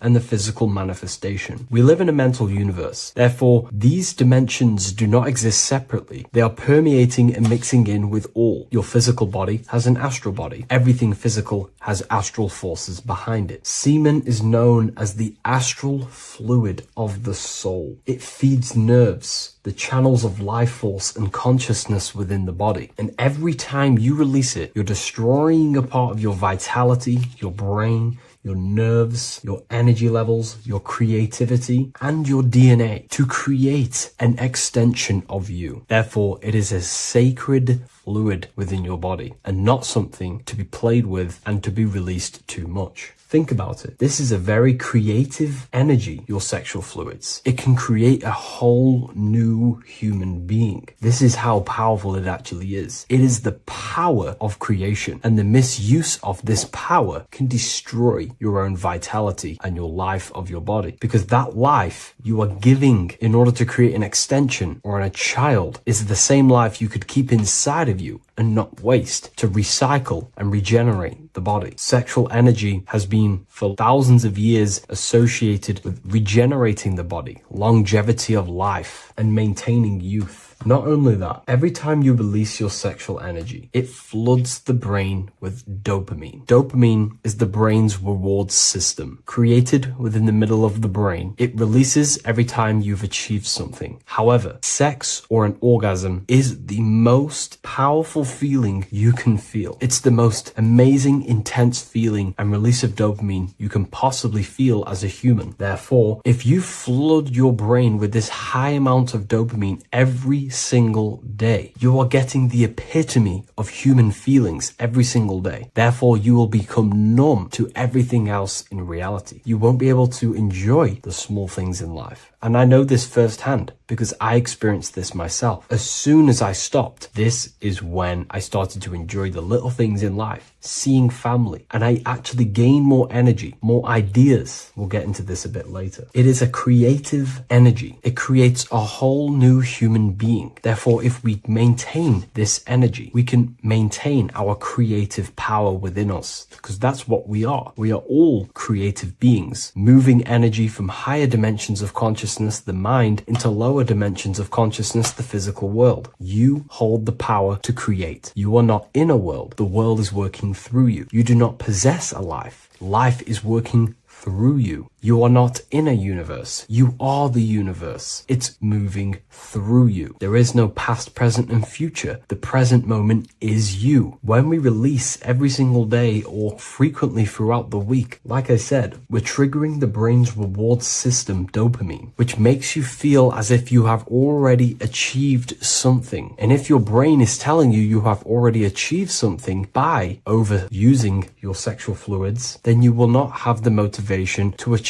other things in your life. I know this firsthand. I became very lazy. I didn't want to work. I didn't want to do anything because subconsciously my brain felt as if I've already achieved. If we look at the symbol of the Baphomet, we notice the Baphomet has horns and a goat head. Now we look at the word horny. When you become sexually aroused, it's known as horny, which is the horns, representing the lower mind. The lower mind is the mind we use for our animal instincts. We have two parts of our mind. A higher mind, which is contained of higher thought, which chases spiritual things such as love, wisdom, knowledge, and God. Then we have a lower mind, which chases the things of the material world closely associated with the ego, chases chases validation, material gain, status, and physical sensation, physical pleasures. It is these physical pleasures that can keep you in an endless loop, making you feeling empty inside, because nothing material can ever satisfy our internal world. Nothing. You can achieve millions of dollars. You can achieve your dream house, your dream car, your dream watch. And if that is the only thing you are chasing, you will feel empty inside when you achieve it, because nothing of this material plane can satisfy you. Nothing of the lower mind can ever satisfy you. This is why we must sacrifice the lower mind and overcome the lower mind and the lower instincts. One thing I found amazing when I mastered my sexual urges and my lust is that my mind became a lot more clear. The thoughts and the time and the attention that I used in my mind to go towards lust, sex, and chasing these things was taking up a lot of mental space, time, and energy. But as soon as I removed it and mastered it, my mind became an open vessel for higher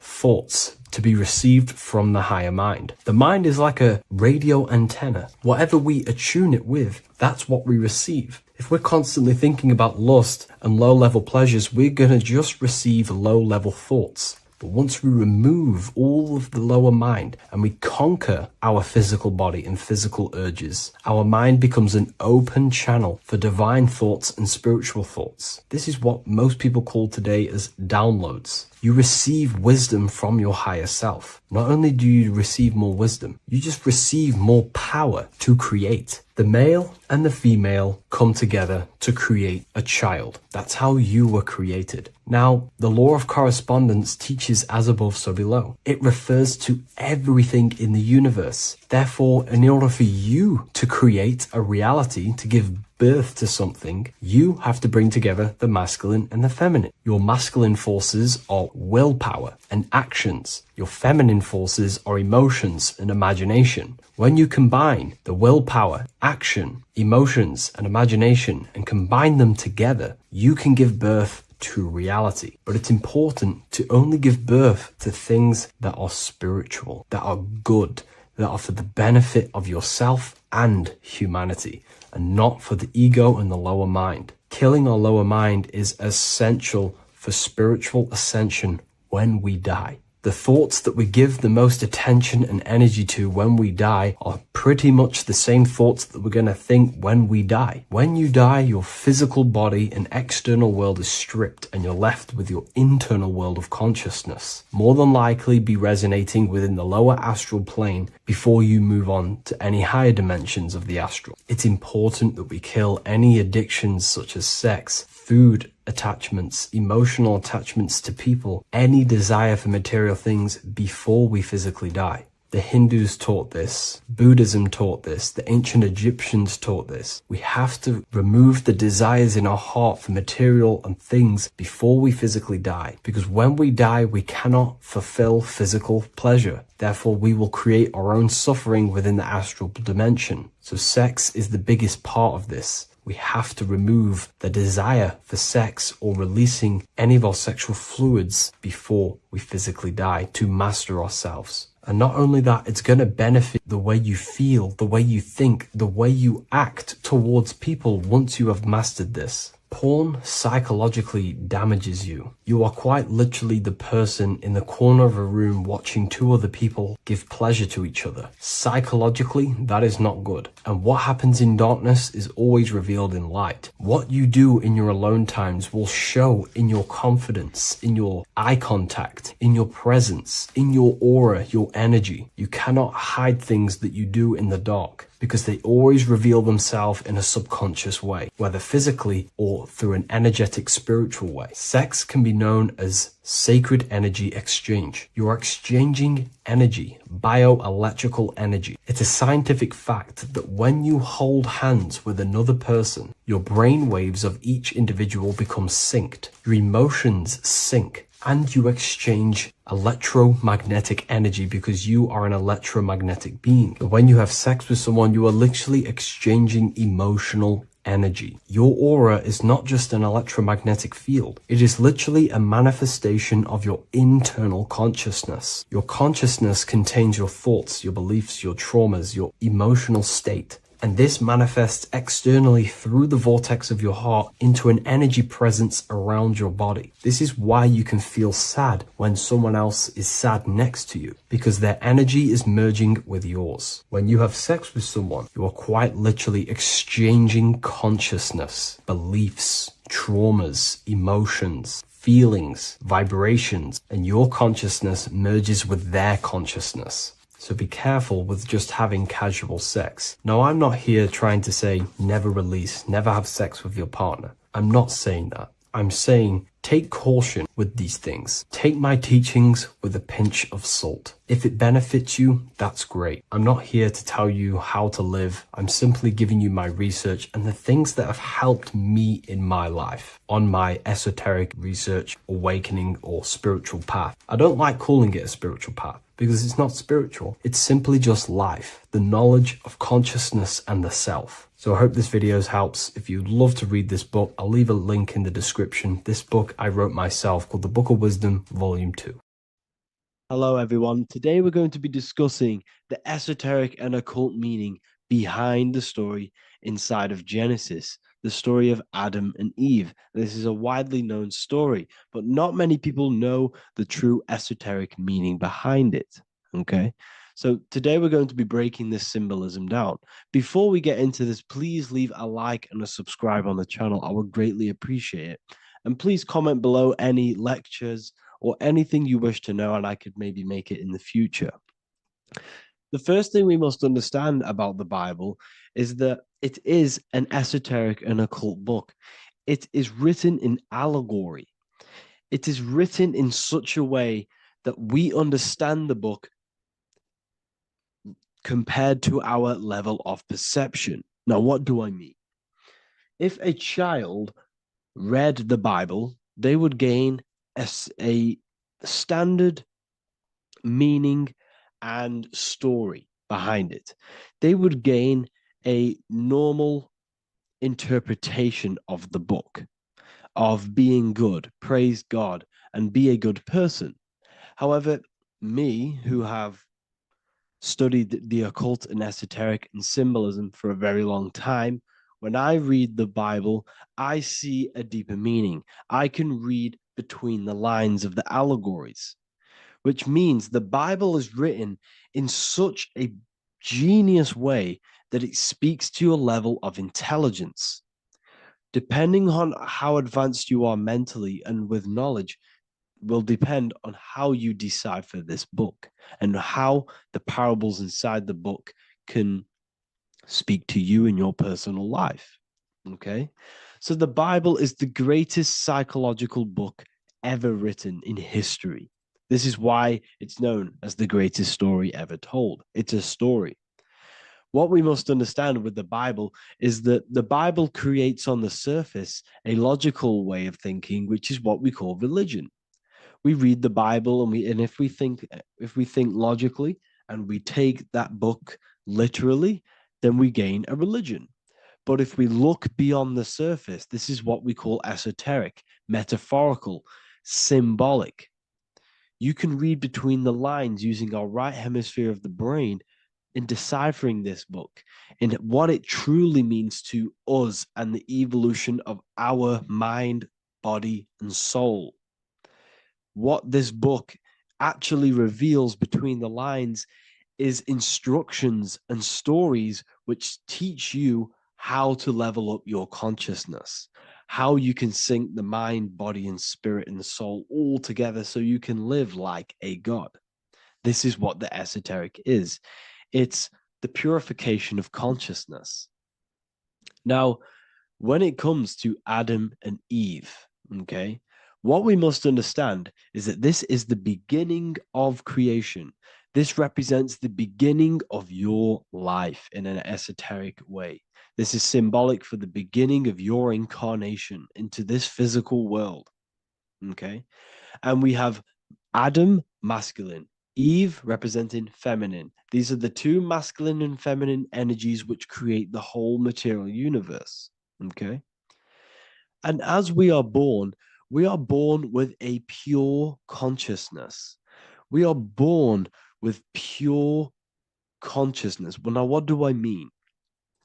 As a baby, we have no knowledge.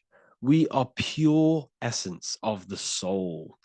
You know, we don't gain the knowledge of good and evil. We are pure.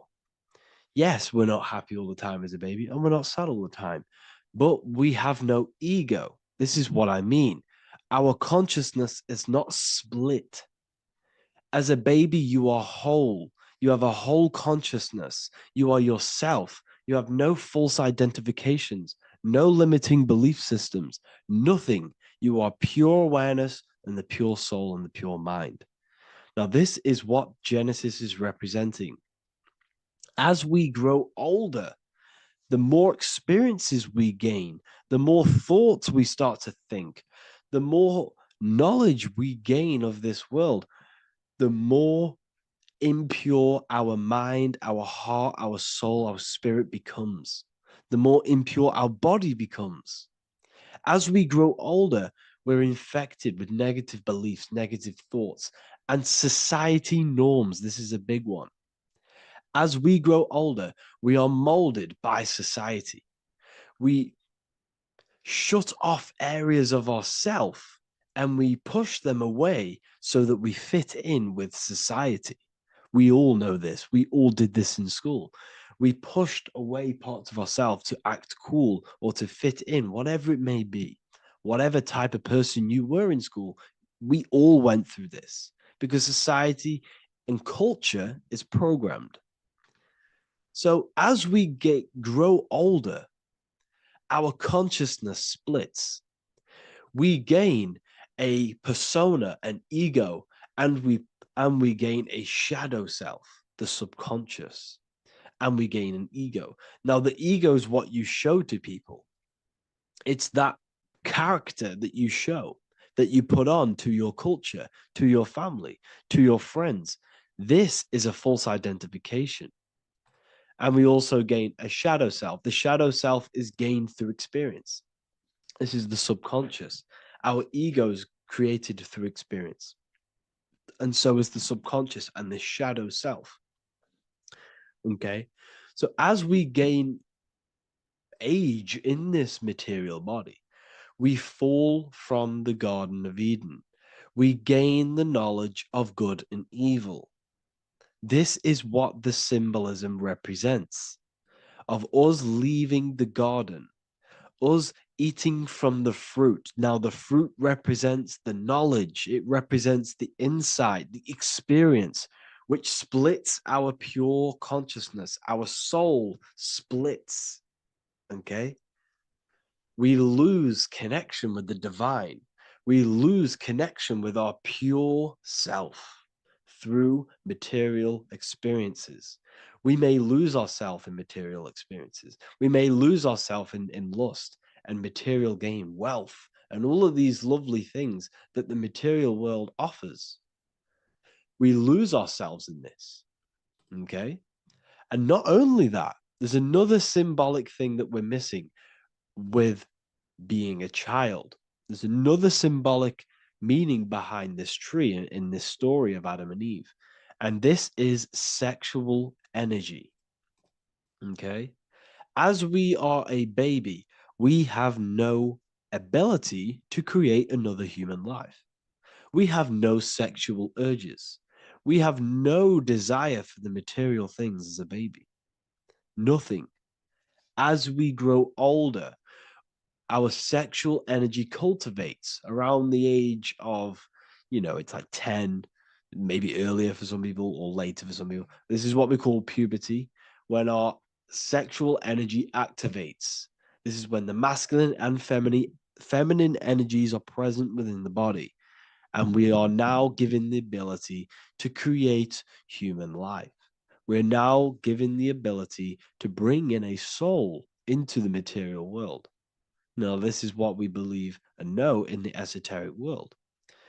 That is what sex is. You're bringing a soul from the astral into the physical. Okay? So as you grow older, you gain this ability to use the power of creation. You gain this force within you that allows you to open a portal in the astral and bring in a soul to the material. Now, this power can be misused. This power is very powerful and should not be misused. In occult and esoteric teachings, we teach and learn sexual transmutation, how we transmute sexual energy into different areas of our life so we can grow and create. Because sexual energy is creative energy.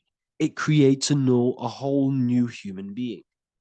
So if we retain it, we can transmute it into creativity.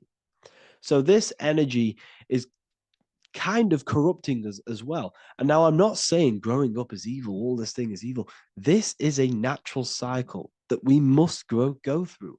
The soul of us must go through this cycle so that we learn, so that we overcome it, so that we gain mastery over ourselves, so that we expand ourselves. I recommend you watch the Evolution of Consciousness lecture that I did on my YouTube. An amazing lecture. Talks about the evolution of consciousness and how we're on a never-ending cycle of life and death and expansion.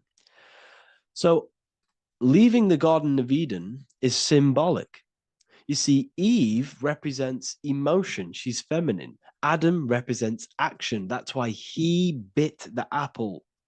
You see, Eve takes the apple and tempts Adam because she's the emotion. She's the sexual desire.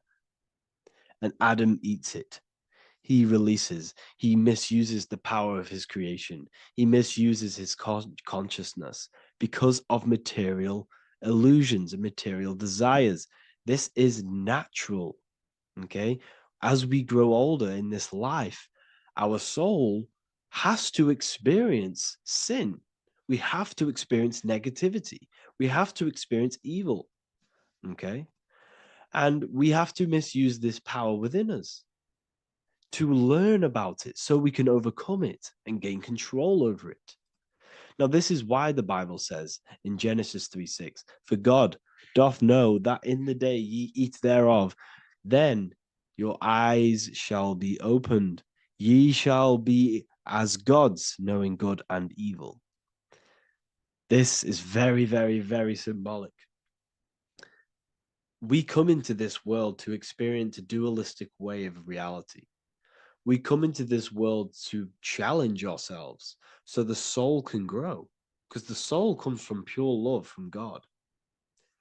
But we come into this world so the soul may know what it's like to be evil. You see, we are like a seed. Our soul's like a seed.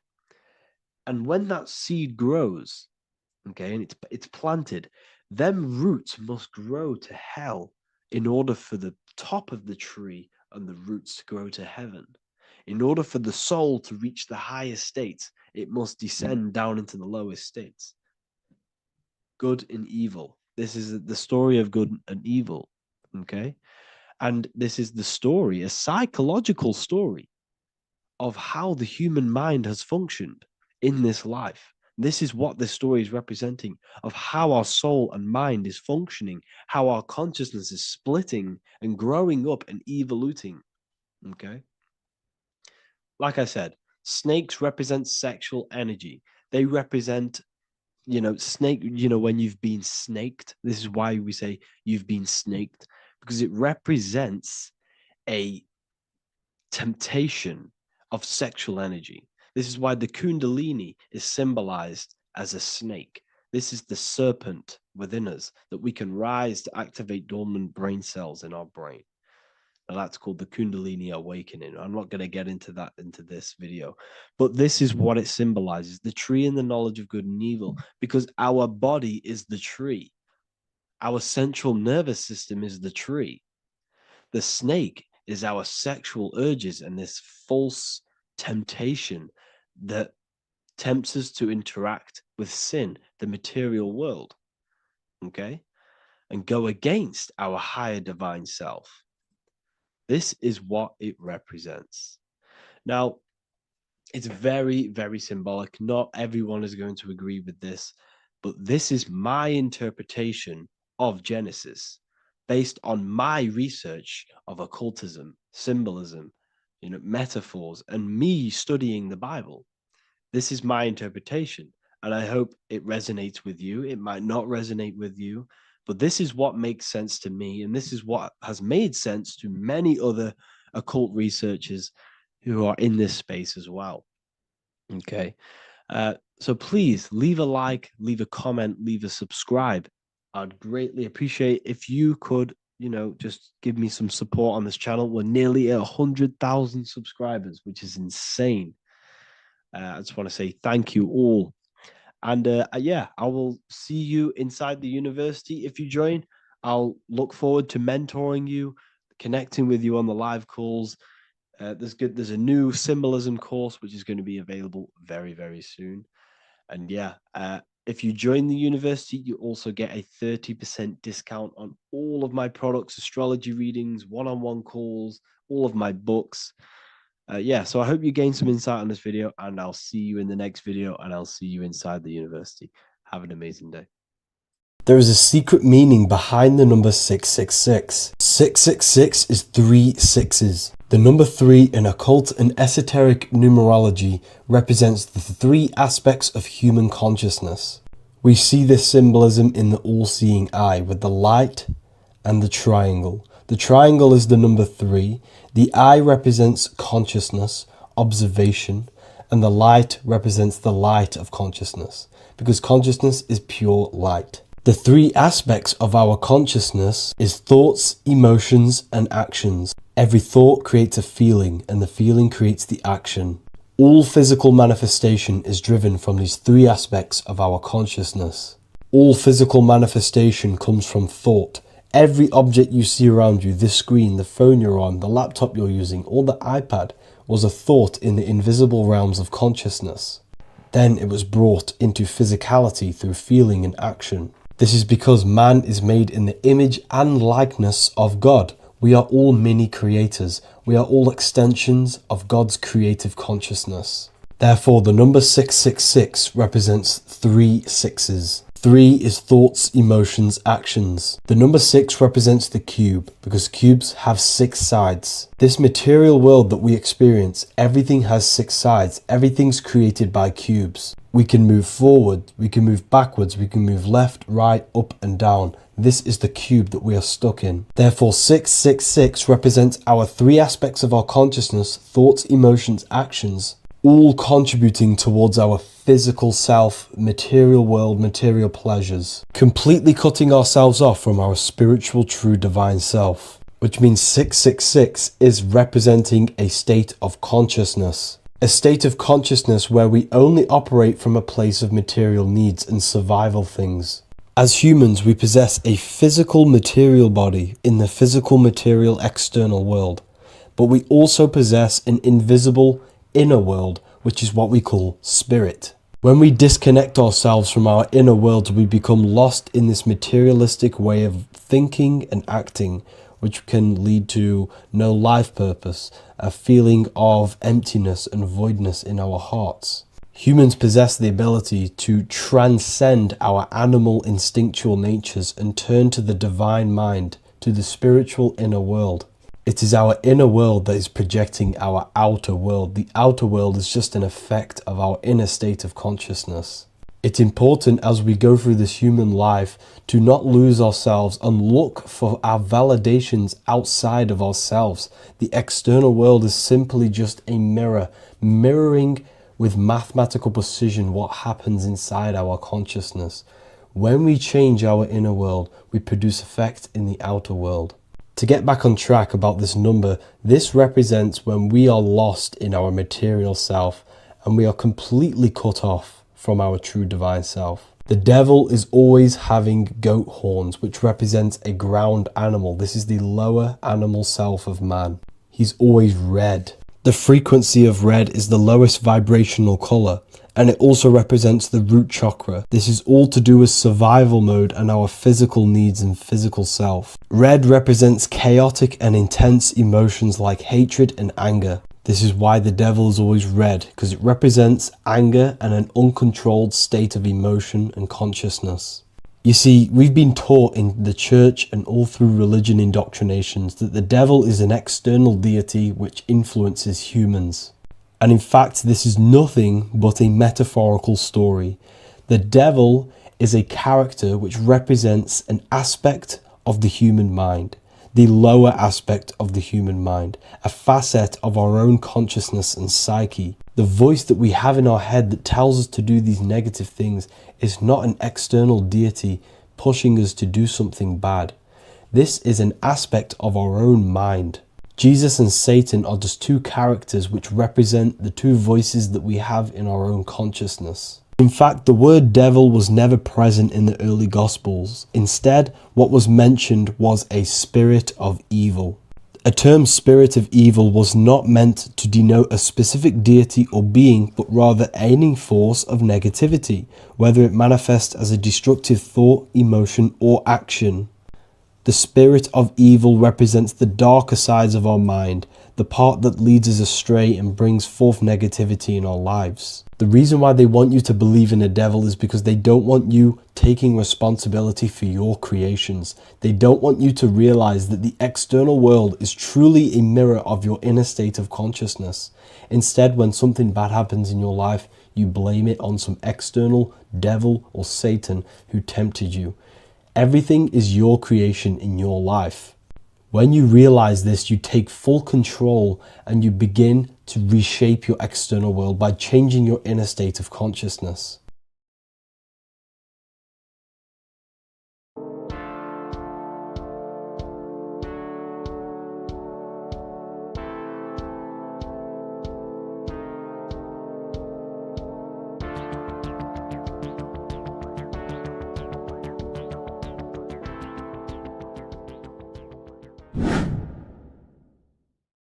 What is good, people? It's Revival of Wisdom. Today we're going to be talking about Saturn. I've done this video in the past. However, this video is going to contain a lot more in-depth explanation of Saturn. So the 33rd degree Mason, Manly P. Hall, said, Saturn is the key to crystallization, physical matter. Light is matter, matter is light. They are interchangeable. Low vibrating light turns into matter, high vibrating matter turns into light. And Saturn is the god of this world, this physical world. He crystallizes light into matter. This is symbolized as the Masonic checkerboard, matter and spirit, matter and light, light and matter.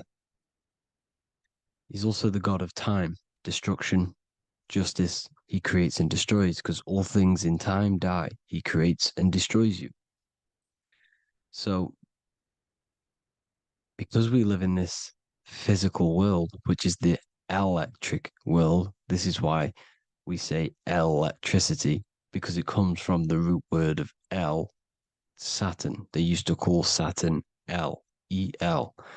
This is why we used to say Elohim is God. The real God of this world is Saturn, but it's being hid. This is being hid. Jesus is Saturn. All of this is Saturn. It's all Saturn worship.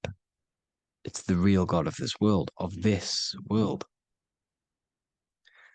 So, physical matter is a result of two opposing forces equalized on the plane of inertia, because everything is created out of electromagnetic toroidal fields.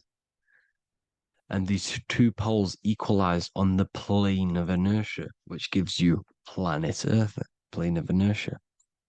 The plane of inertia is what Saturn is. It's the ring around the center of the plane of inertia. Thank you to Walter Russell saying, physical matter is a result of two opposing forces on the plane of inertia. This is what Walter Russell says, so please check out his work. He's got many books, many books on light and electromagnetism and stuff like that. So I advise you to check him out. So the torus field gives you the binary code 0 and 1, the female vagina and the male phallus. This is the code for this world. Saturn crystallizes physical matter. Now Saturn is the most outermost layer of the 7 layers of heaven, where it says in the Quran, it says,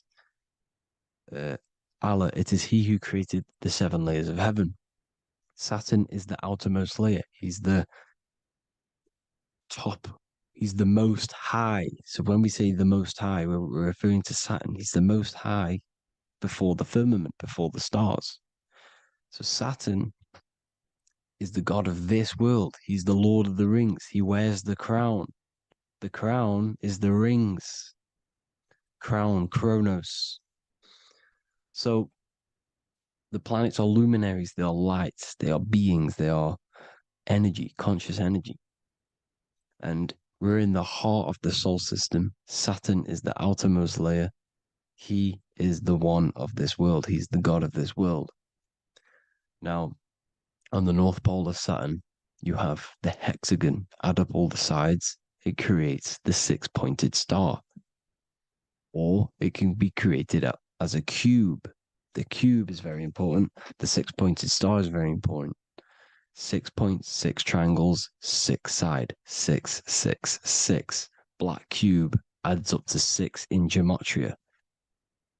Now, what did I say in the beginning? Saturn crystallizes the physical world. He creates physical things out of light. You are a light being. This is why we say human. Hue means the light spectrum. Hue, man, we are light manifested into physical forms. Human. And we are incarnated through Saturn. Satan, same thing. The number of the beast is 666, and the 666 comes from the 6.6 triangle, 6 sides of Saturn, 666. We are all known as carbon-based life forms. Carbon, the atomic structure of carbon, is 666, 6 protons, 6 electrons, 6 neutrons. We are materialized into our physical bodies through Saturn, through the number of the beast. These bodies are the beast, it's the animal. The divine, the Christ, is the consciousness within, because you are a physical, spiritual being combined into one, hexed into one. Hexagram. This is a hexagram. You're hexed into physical matter, spirit and matter, light and dark, combined into one. Now you contain of the mark of the beast, the mark of your body. Your body's the beast. It says in the Bible, Satan, who is the god of this world. This world. There are many different worlds, but this world is run by Saturn, and it says that in the Bible. Saturn is Satan. It's the same thing. And look at the crown of thorns are wrapped around the heart. The soul is in the heart. The mind is in the brain. The soul is wrapped around the rings of Saturn. You're wrapped in physical matter. This is what it's showing you. This is symbolizing the rings of Saturn wrapping you. And the cross on top is the cross of the cube. The cube, the black cube of Saturn, unfolds into a cross. So Satan, who is the god of this world, Corinthians 4:4 in the Bible, Satan, who is the god of this world, has blinded the minds of those who don't believe. Saturn blinds your mind because the god of this world materializes you, and he blinds your mind when you incarnate into physical matter. When you enter this soul system, not the solar system, you hit Saturn first. He materializes you. And look at the symbol for Saturn. This is the symbol for Saturn. All of the planet symbols are created out of the Holy Trinity. The earth, moon, and sun. Body, mind, and soul. The sun is your soul, the moon is your mind, the earth is your body. Your body's made out of the 5 elements. The sun is your soul because the sun is life force, gives life to everything. Your sun is a soul. Your soul is the sun of your body. The moon is the mind. The moon is the moon of your body, the mind of your body. Intelligence. So all of the symbol of the planets are created out of these. The Saturn symbol is created out of the Earth cross, matter, and the moon crescent, moon, mind, matter over mind. This is why Satan, who is the god of this world, has blinded the minds of those who don't believe. He blinds your mind. Look at the symbol. It's showing you The Saturn symbol is matter over mind when it should be mind over matter. So we descend into a soul system, into our 666 Saturn carbon suit bodies, and we are matter over mind. Then we have to move up the spine to go back up to spirit, to mind over matter, where you manipulate your own reality. Now look at this. It creates the number 5. 5 is the number of change. You're moving from this side of the number sequence over to the right side. You're moving from the spiritual into the physical world. You're incarnating into the 5 elements, the 5 senses. So the cube, the black cube of Saturn, is another major symbol. Very important symbol. Here you see the cube, and the color black is associated with Saturn because Saturn's associated with death. He creates and destroys, light and dark. Death is associated with black, spirit, because you can't see spirit, which is blackness. So the black cube is black because Saturn rules the nighttime, which is dark, blackness, and he rules the winter, which is death, blackness. So Saturn is the black cube. Cubes have 6 sides: up, down, right, left, back, and forward. Cubes are 6-sided. Everything is 6-sided inside of this creation because you're incarnating, you're materializing, crystallizing into the cube, the world of the cube. Everything's a cube. Everything's got 6 sides. Here's Leonardo da Vinci showing you that you're in the cube. Leonardo da Vinci did this famous painting. You're in the cube, you're hexed into physical matter, where you're incarnated into the 3rd dimension, the 3-dimensional world, which is a cube, 3D. And black cube adds up to 6 sides of the black cube. The Kabbalah means cube god in Arabic.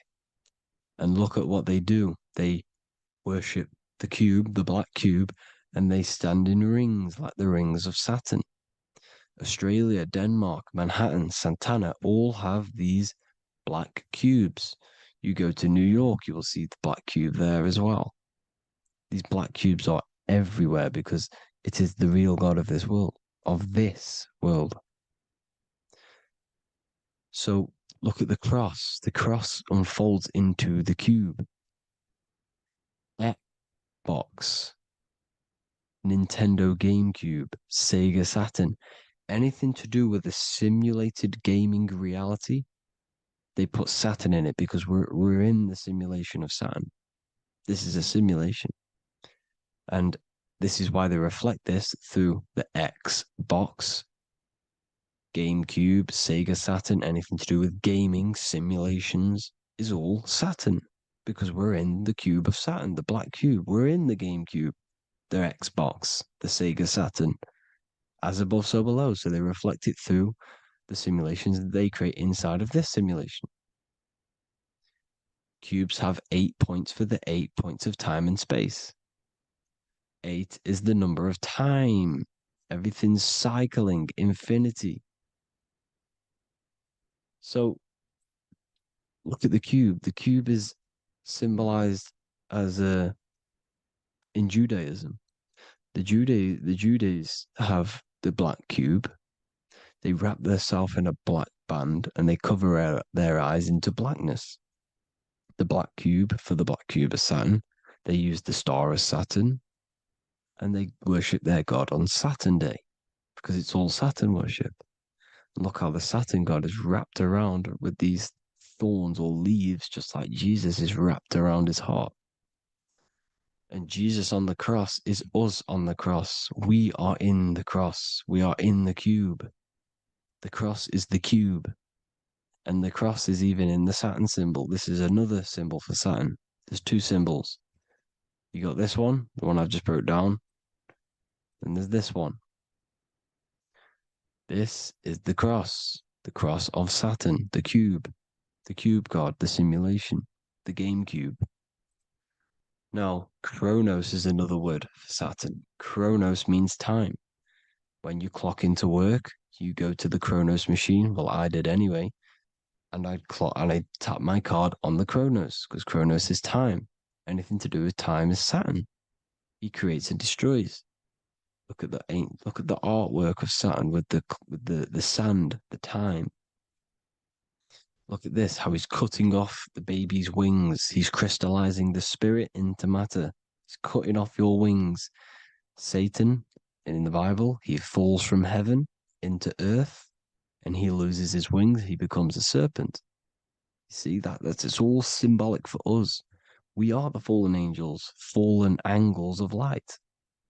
We're fallen angles of light. We are light beings. Now we're fallen into physical matter. Saturn's chopped off our wings. He's chopped off our spirit wings because when you astral project, you can fly. You will fly around. He's got the Reaper staff here, always depicted with the Reaper staff. Now look at the clock. Saturn day is the 6th day. The number of the beast, 666. Look at the clock. 6 take away 12. Sorry, 12 take away 6 equals 6. 7 take away 1 equals 6. 8 take away 2 equals 6.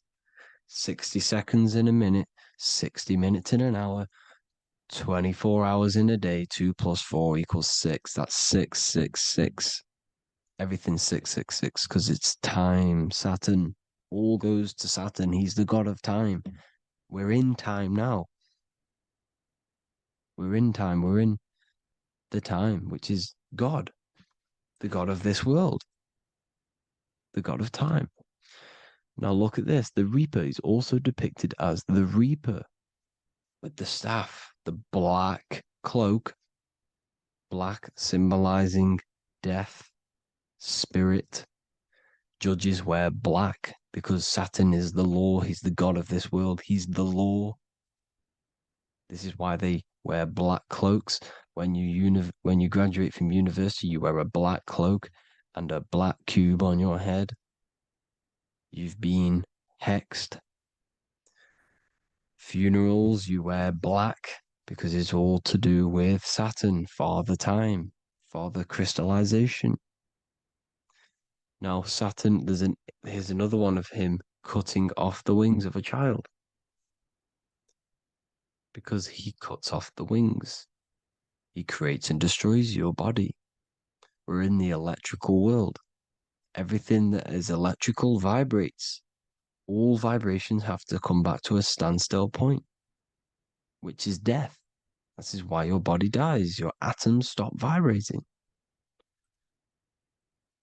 Corona. Look at the crown. The crown is the corona. Corona means crown. And look at this is an alcohol brand for beer. You can see the staff of Saturn in the symbol with the moon crescent. Corona, which is the crown, Saturn, the crown on Saturn, the rings. And then you've got the staff. It's all Saturn worship.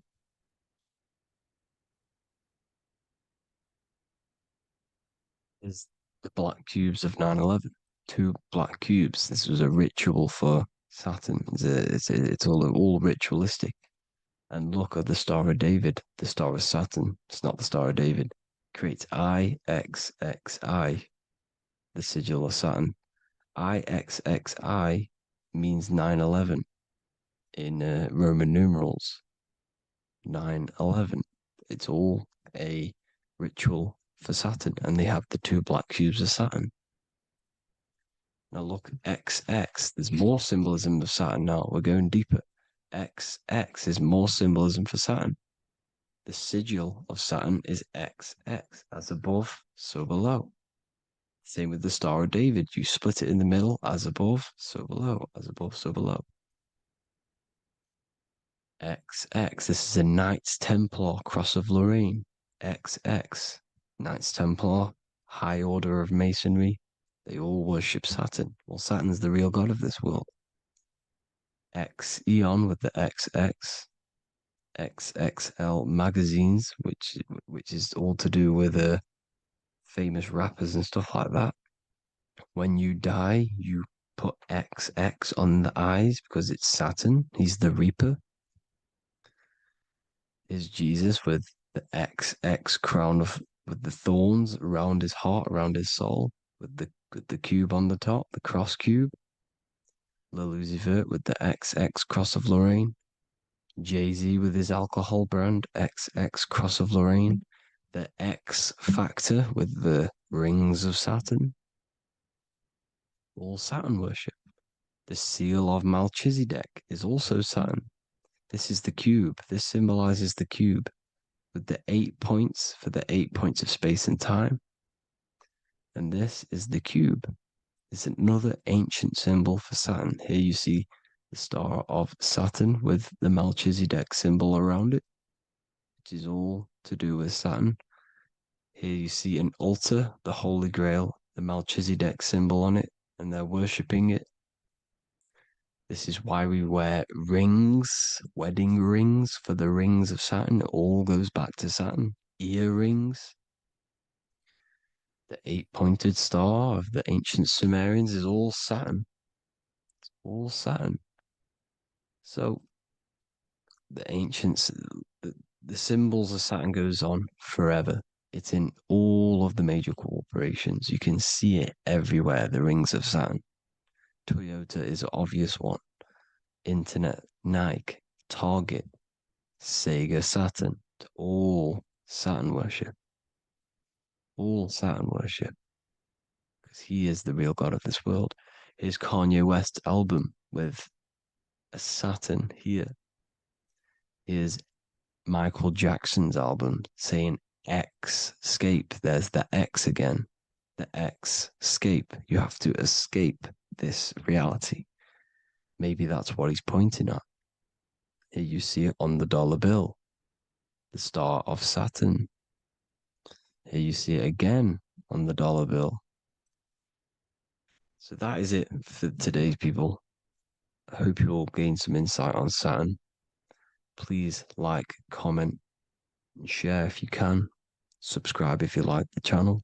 Please have an amazing day. God bless.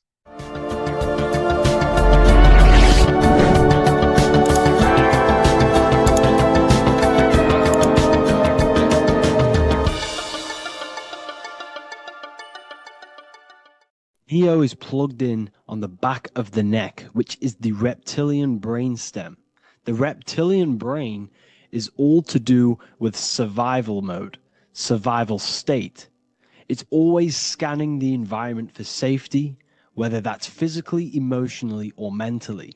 It does not think. It is instant.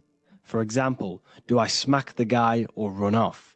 If something happens to you, like a car's coming really quick to you, you do not think about this. The reptilian brain is the animal instinct that will instantly move your body on the instant reactions.